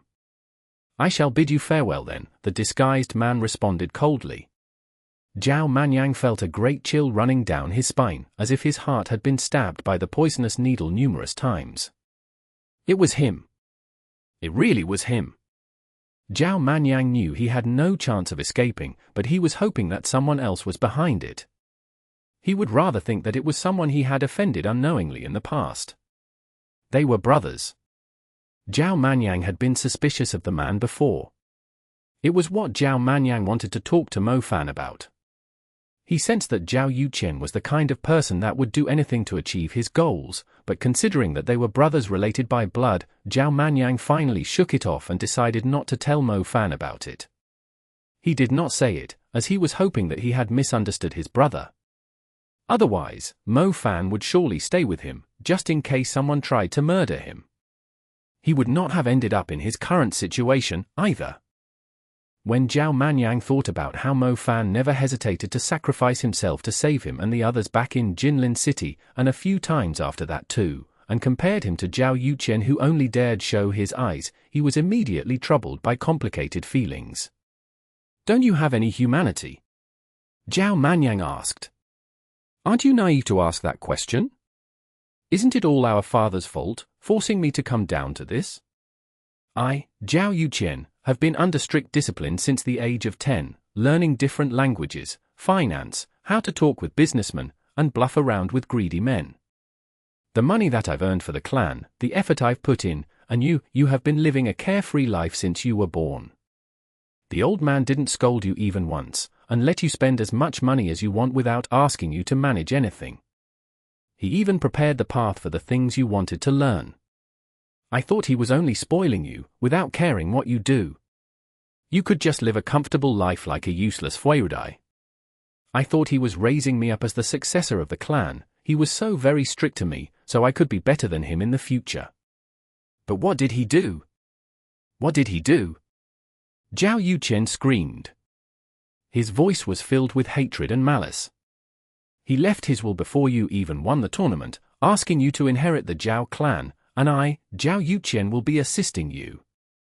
Ha ha ha ha, what a good father, what a good father. He has been planning it since the very start. He treated you like his precious son, while I am nothing but a subordinate to him, and now he's assigning me to serve you too. Zhao Yuqian yelled. Zhao Yuqian could not accept it. So what if Zhao Manyan had joined the national team and came in first in the World College Tournament? His contributions to the Zhao clan were more than 10 Zhao Manyans could have done.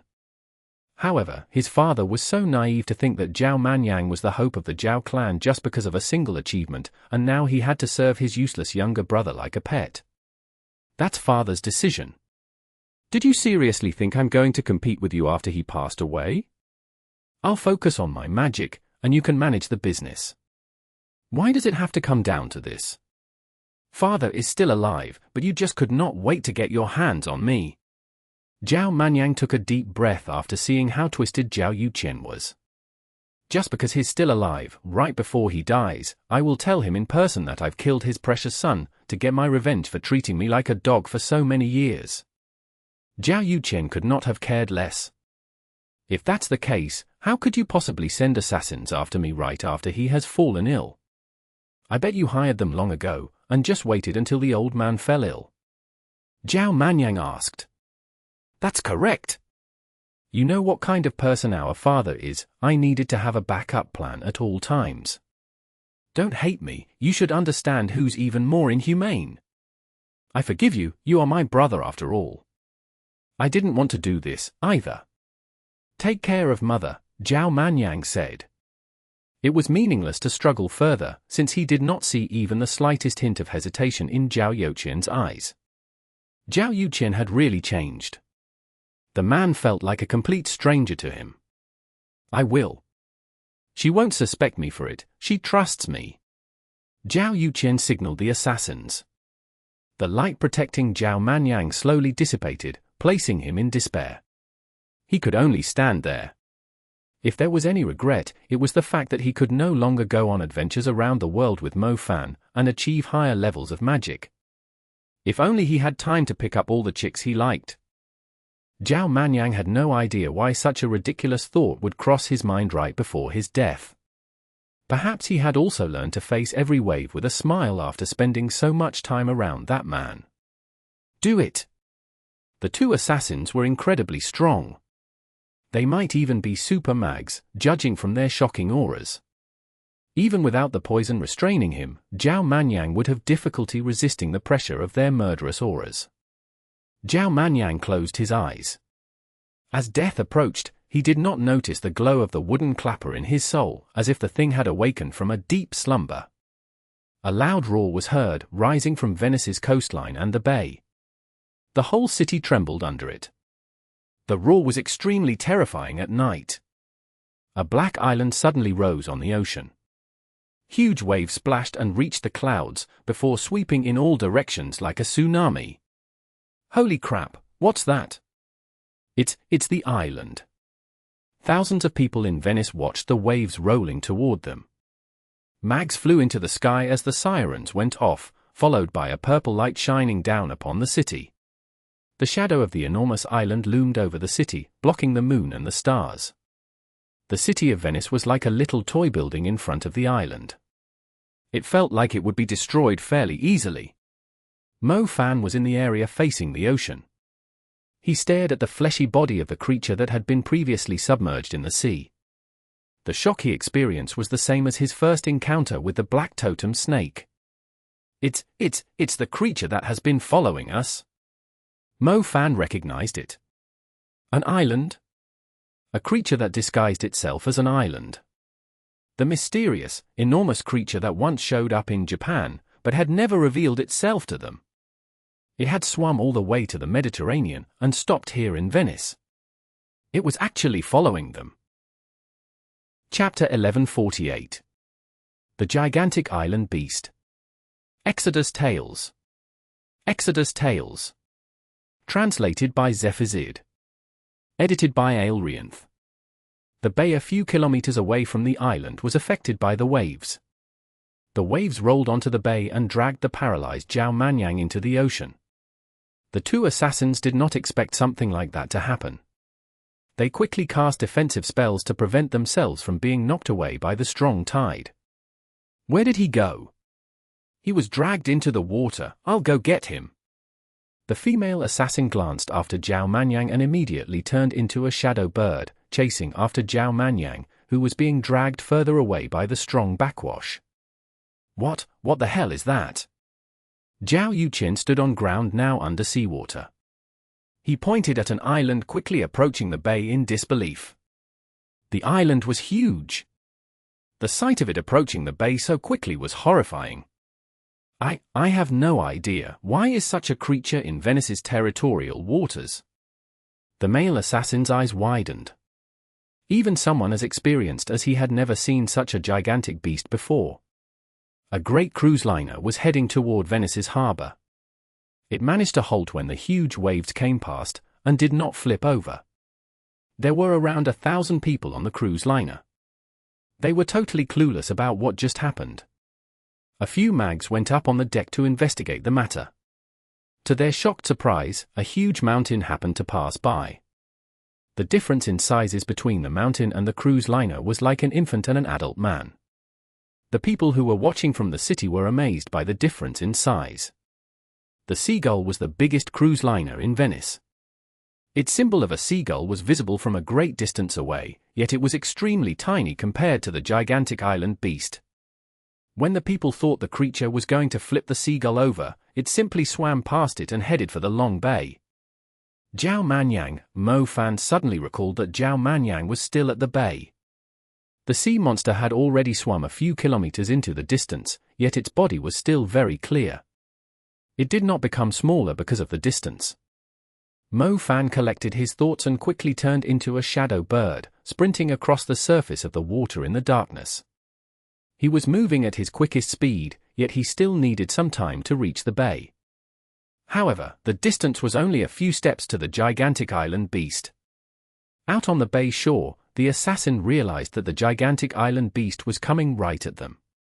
He quickly grabbed his client, Zhao Yuqian, and sprinted to the other end of the bay. The gigantic island beast still did not reveal its true appearance.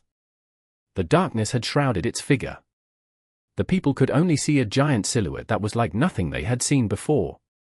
Its body slammed into the seawall and snapped it in half. The structure collapsed and fell into the water. Zhao Yuqian's face was filled with disbelief when he felt the whole place about to sink from the impact. With a deafening roar, the gigantic island beast suddenly opened its mouth. With a single bite, it drank down hundreds of tons of seawater. The water that was almost the capacity of a reservoir was gone. "Crap," the male assassin exclaimed. That area was where the female assassin and Zhao Manyan were. They were like two plankton swept into a whale's mouth without any resistance. "Why did it have to swallow there?"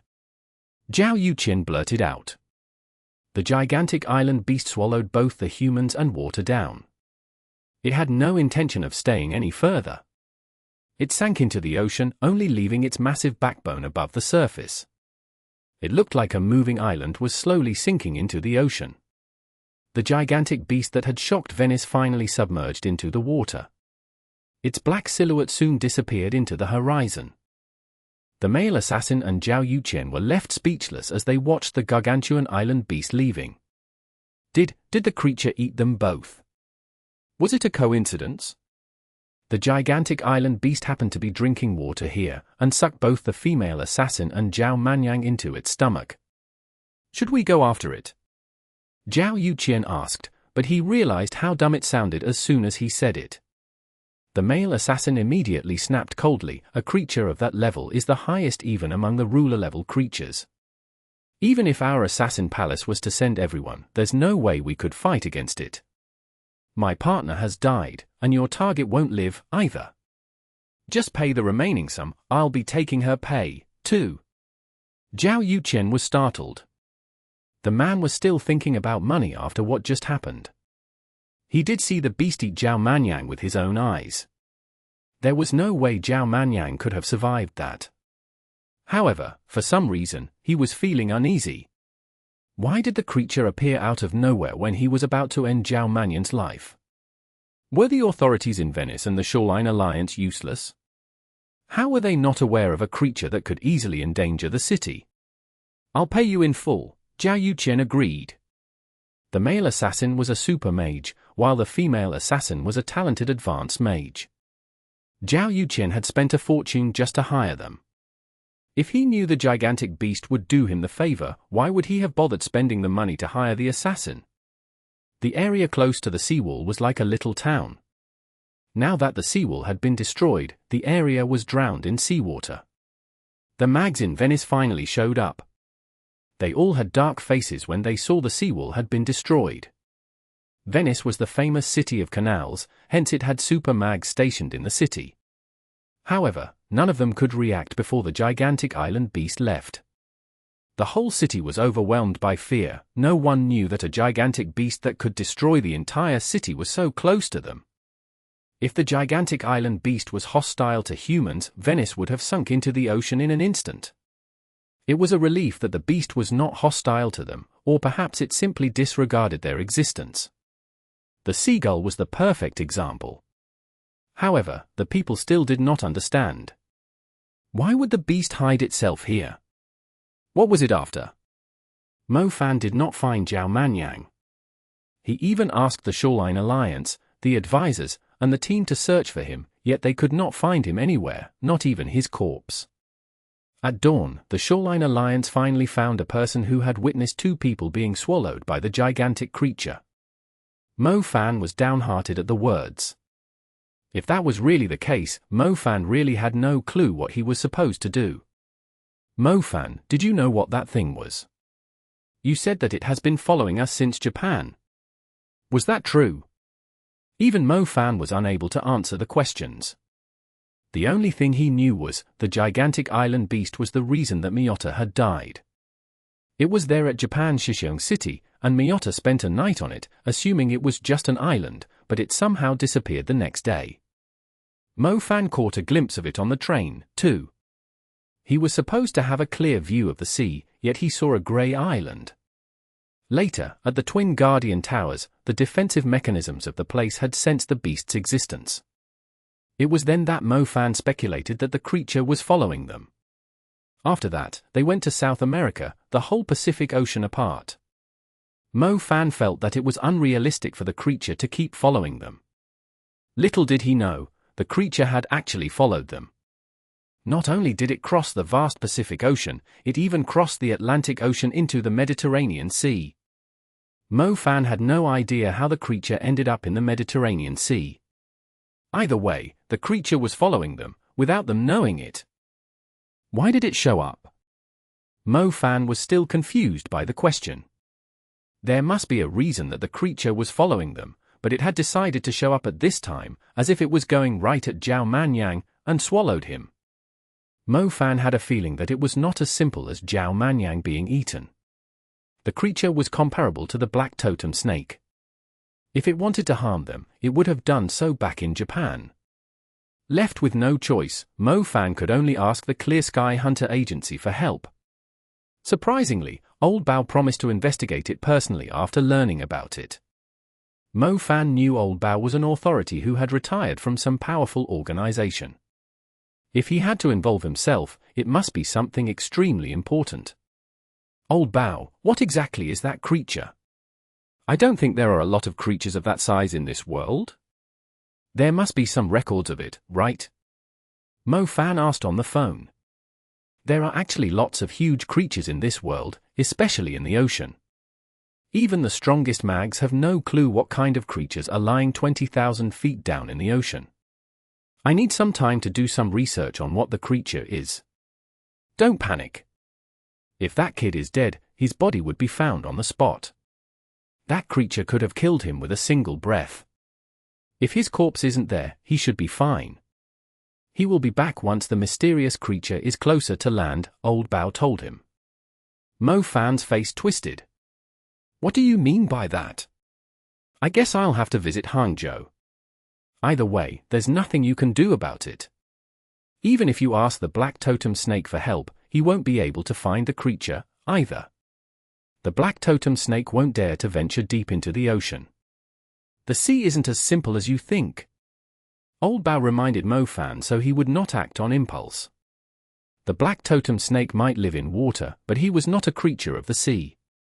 The gigantic island beast had already left, meaning that there was nothing the black totem snake could do. It was unnecessary to bring the black totem snake to a foreign country, resulting in great panic. Venice was already ashamed of what had happened. The people were extremely worried, too. If the black totem snake appeared again, it was likely that forbidden mags would show up.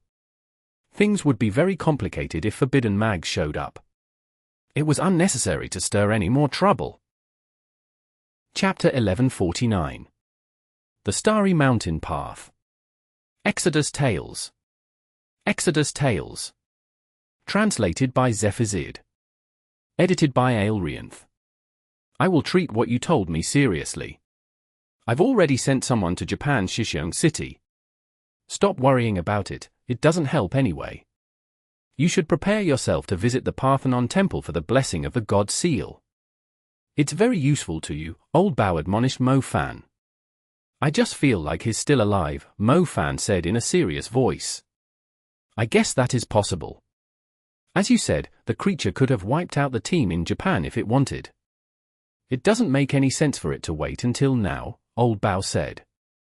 Old Bao, I'll leave it to you, Mo Fan said. It's been years since I was last on a case. I'll give you a satisfying explanation, considering that you won the tournament for our country, Old Bao said. Old Bao would not come out of retirement easily. He always stayed in his house no matter what happened, so Mo Fan was actually quite surprised that he was going to investigate this personally. Since Old Bao had already said this, Mo Fan had no choice but to leave the matter aside. The great island beast had shown up very suddenly. When Mo Fan finally realized the creature had swallowed Zhao Manyan, it was already too late to act, even if he used the demon element. He could only let Old Bao investigate the creature and locate it. The prize for the winner of the tournament was the blessing of the God Seal. The Chinese team headed to Greece. The initial plan was that they would receive the blessing of the God Seal in front of the believers during the ceremony where the Parthenon temple would elect its goddess. However, it turned out that the election had yet to conclude, meaning that the goddess would only be elected some time later. As a result, the Hall Mother would be giving them the blessing of the God Seal instead. Mo Fan had missed Xinxia. He finally had an excuse to visit the Parthenon temple and see how she was doing. For some reason, Mo Fan had a strong feeling that Xinxia was troubled by something. Currently, there were 3 saintesses.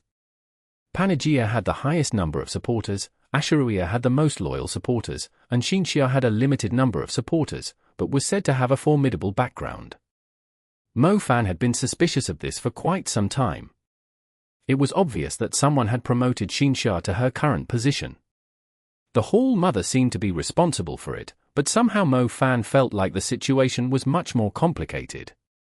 After arriving at the Parthenon temple, the Chinese team reached the 10,000 stairs of the sacred mountain under Feng Li and Pang Lai's lead, and arrived at the Hall of Faith.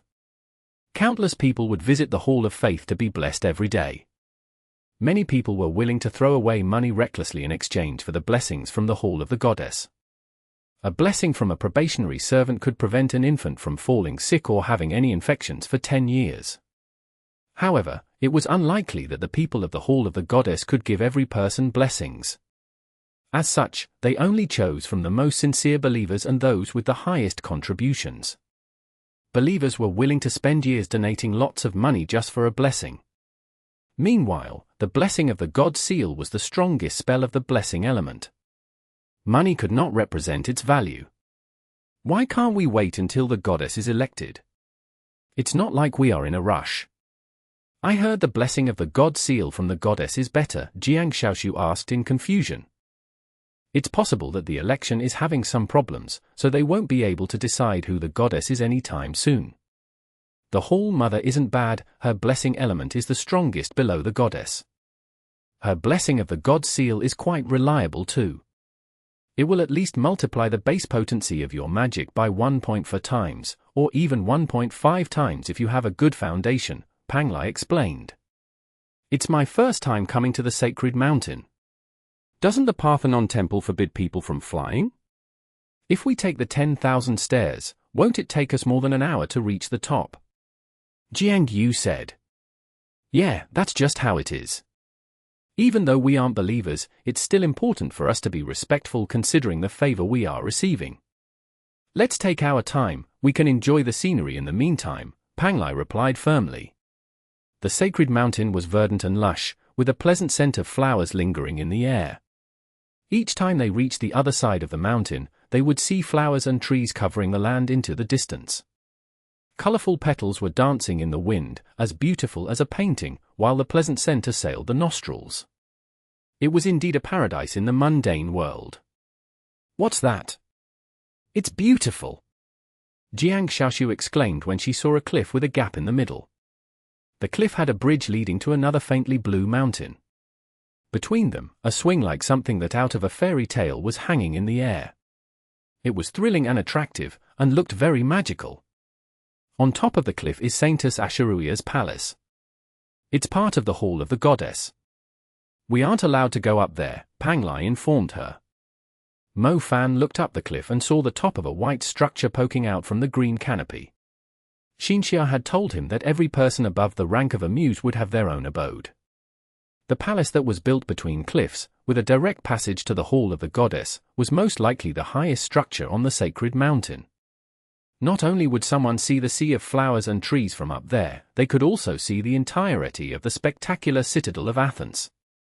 The 10,000 stairs reached as far as the Hall of Knights. Non-authorized personnel were not allowed to go any further. The magic formation protecting the place was extremely powerful. Even the slightest touch would turn a person into dust scattered in the air. The only way up was the Starry Mountain path. If you come here on the 7th of September, you will feel like the path is going straight up into the sky, as if a path has been opened to the stars and connected with this Starry Mountain path.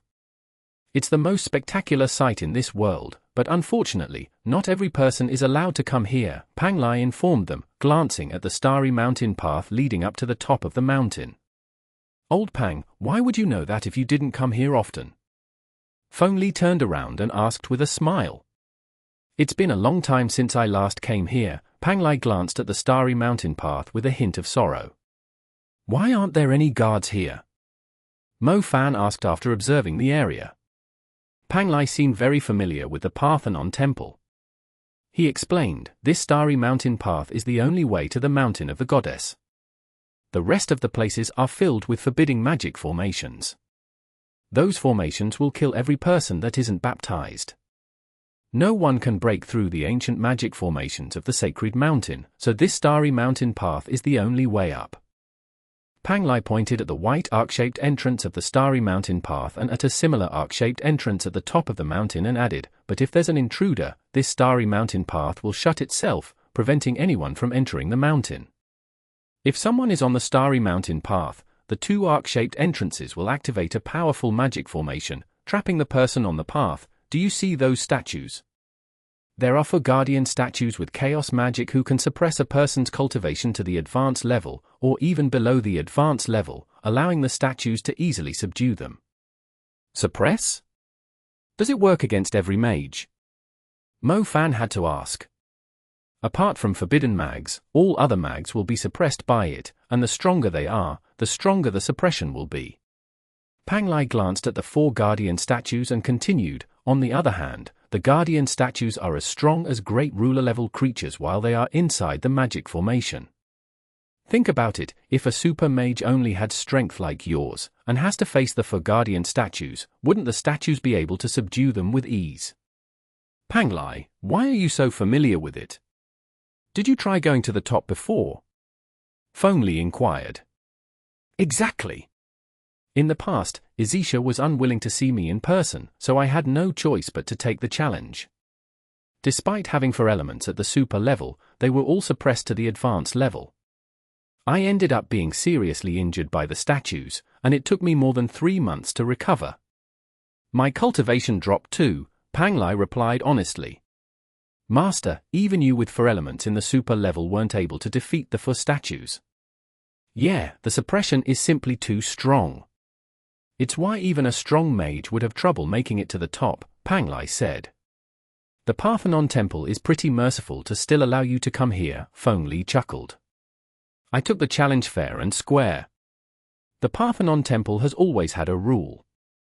Apparently, in the ancient times, a soldier foresaw that the tyrant titans were plotting an act of revenge. The soldier requested to meet the goddess in person, but the Hall of Knights rejected his request. In the end, the tyrant titans did come, resulting in great loss to the Parthenon temple. Since then, a wise authority constructed the Starry Mountain path, allowing courageous warriors to take the challenge in order to meet the goddess in person. Those that make it to the top are allowed to see the goddess, or any person in the mountain of the goddess.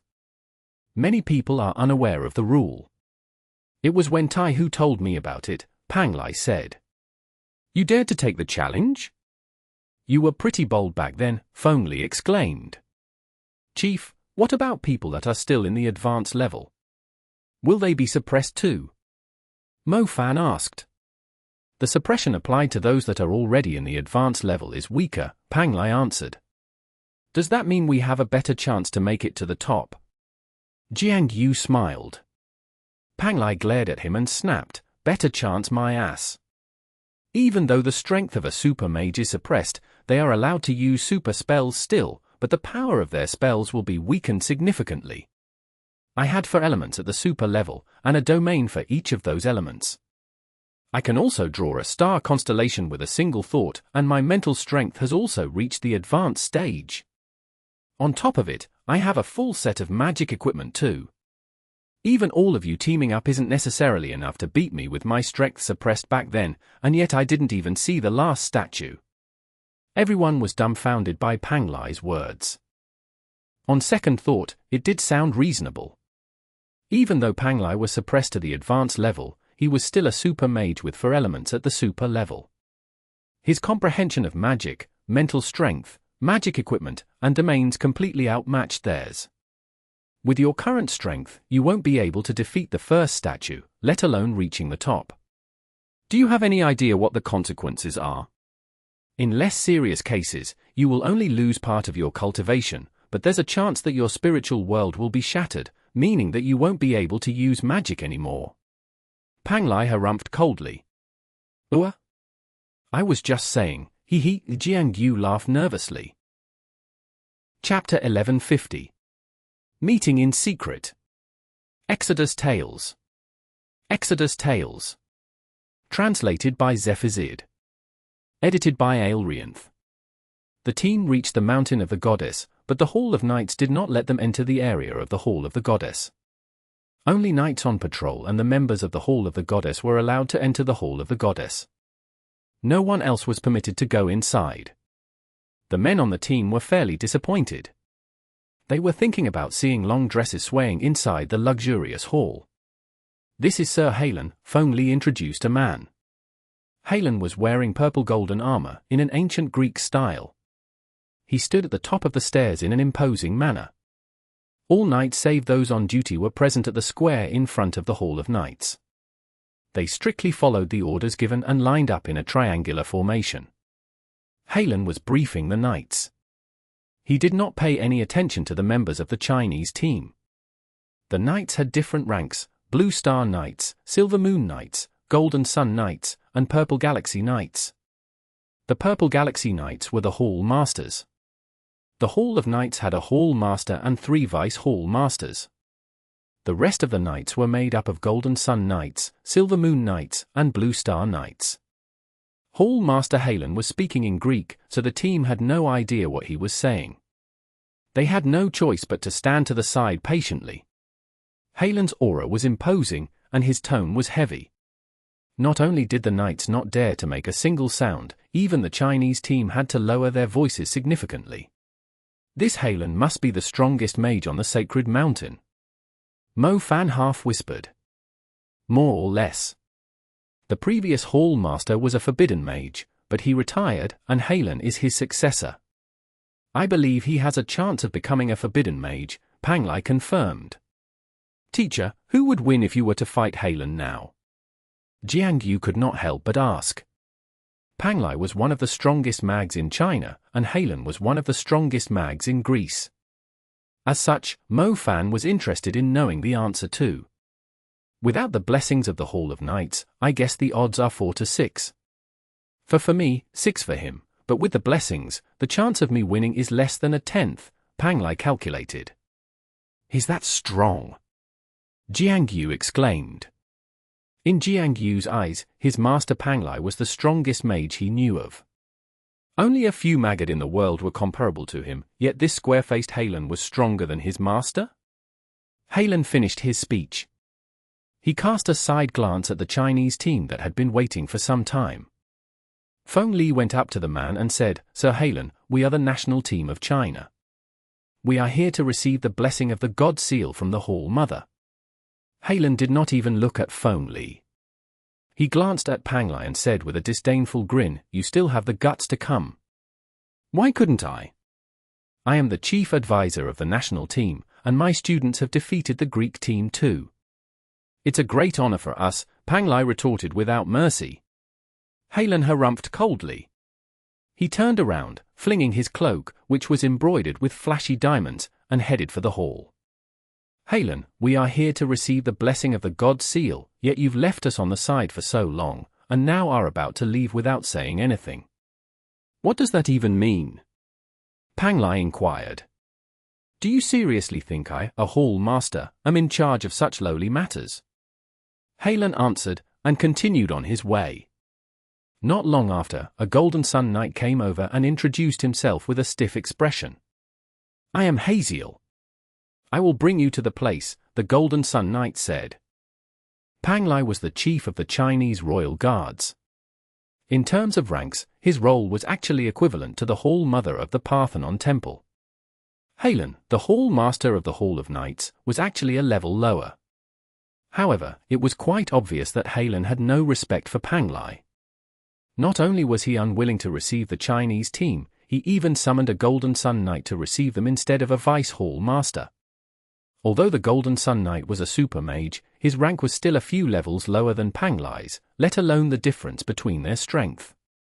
They were both super mags, but Pang Lai already had 4 of his elements at the super level, but the Golden Sun Knight only had 2 elements in the super level at most. Aren't they overdoing it? Feng Li frowned.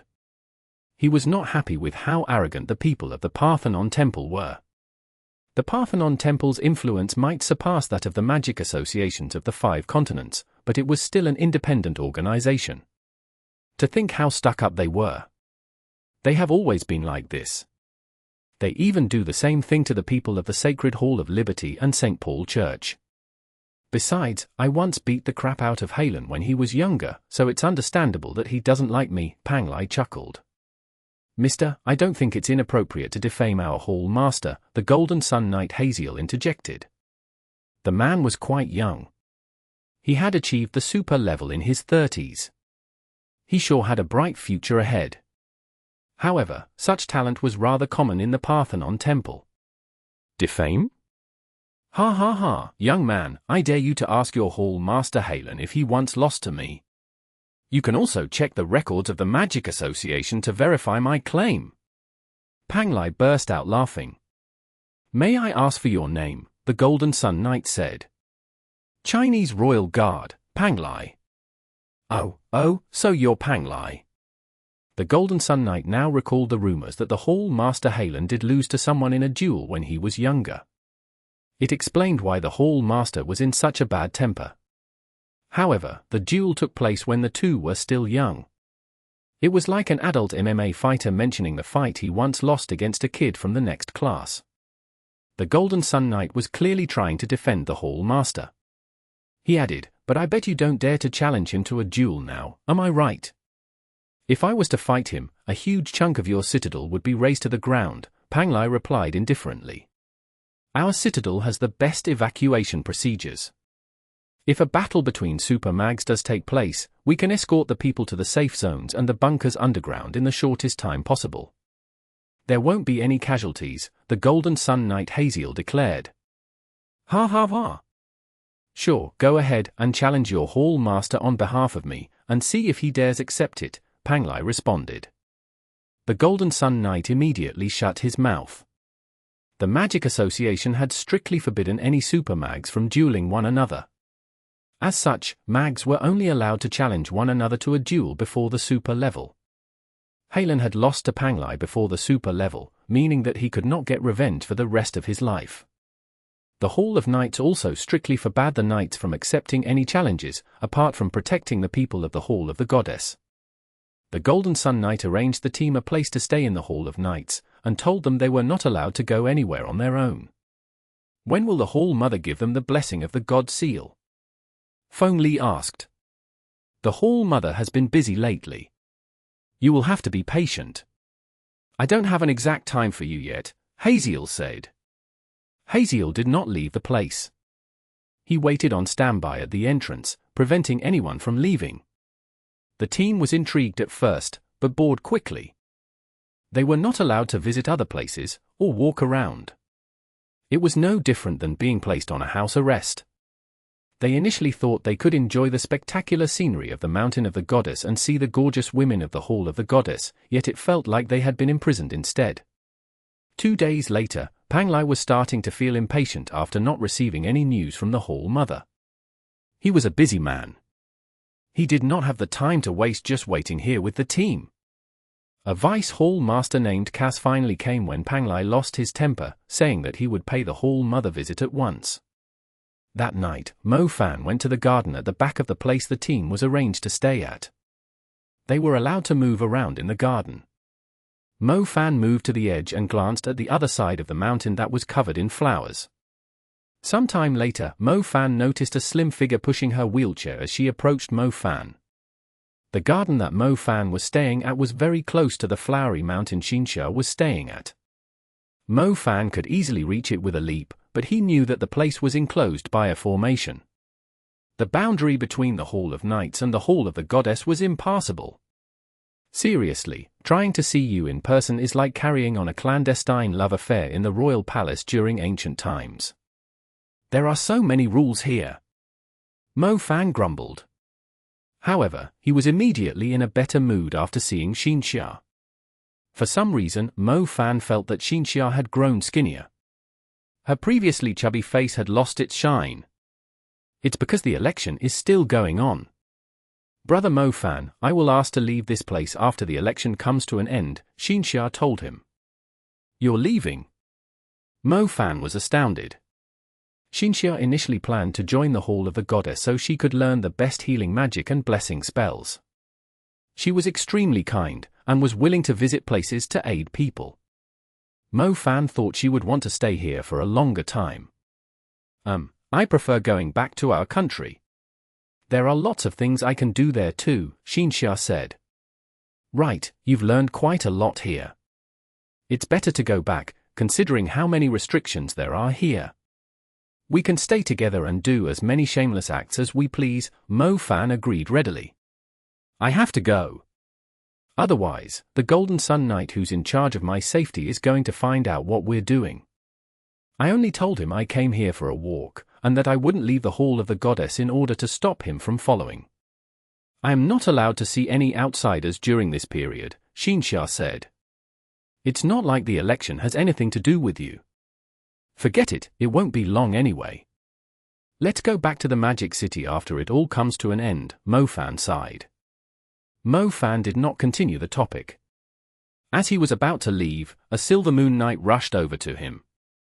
He saw Xinxia leaving and immediately recognized her as the Saintess in a wheelchair. He snapped furiously, please don't go anywhere without permission. Otherwise, we will treat you as an enemy, and don't you dare offend the sacred Saintesses. Mo Fan looked at the young Silver Moon Knight and was suddenly lost for words.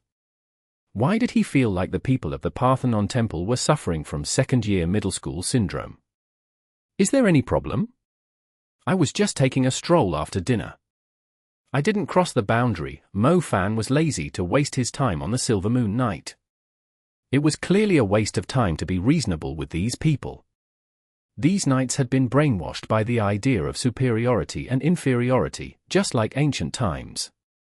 It was very uncommon in modern society. That being said, the ideas that the Parthenon temple was promoting were none of his business.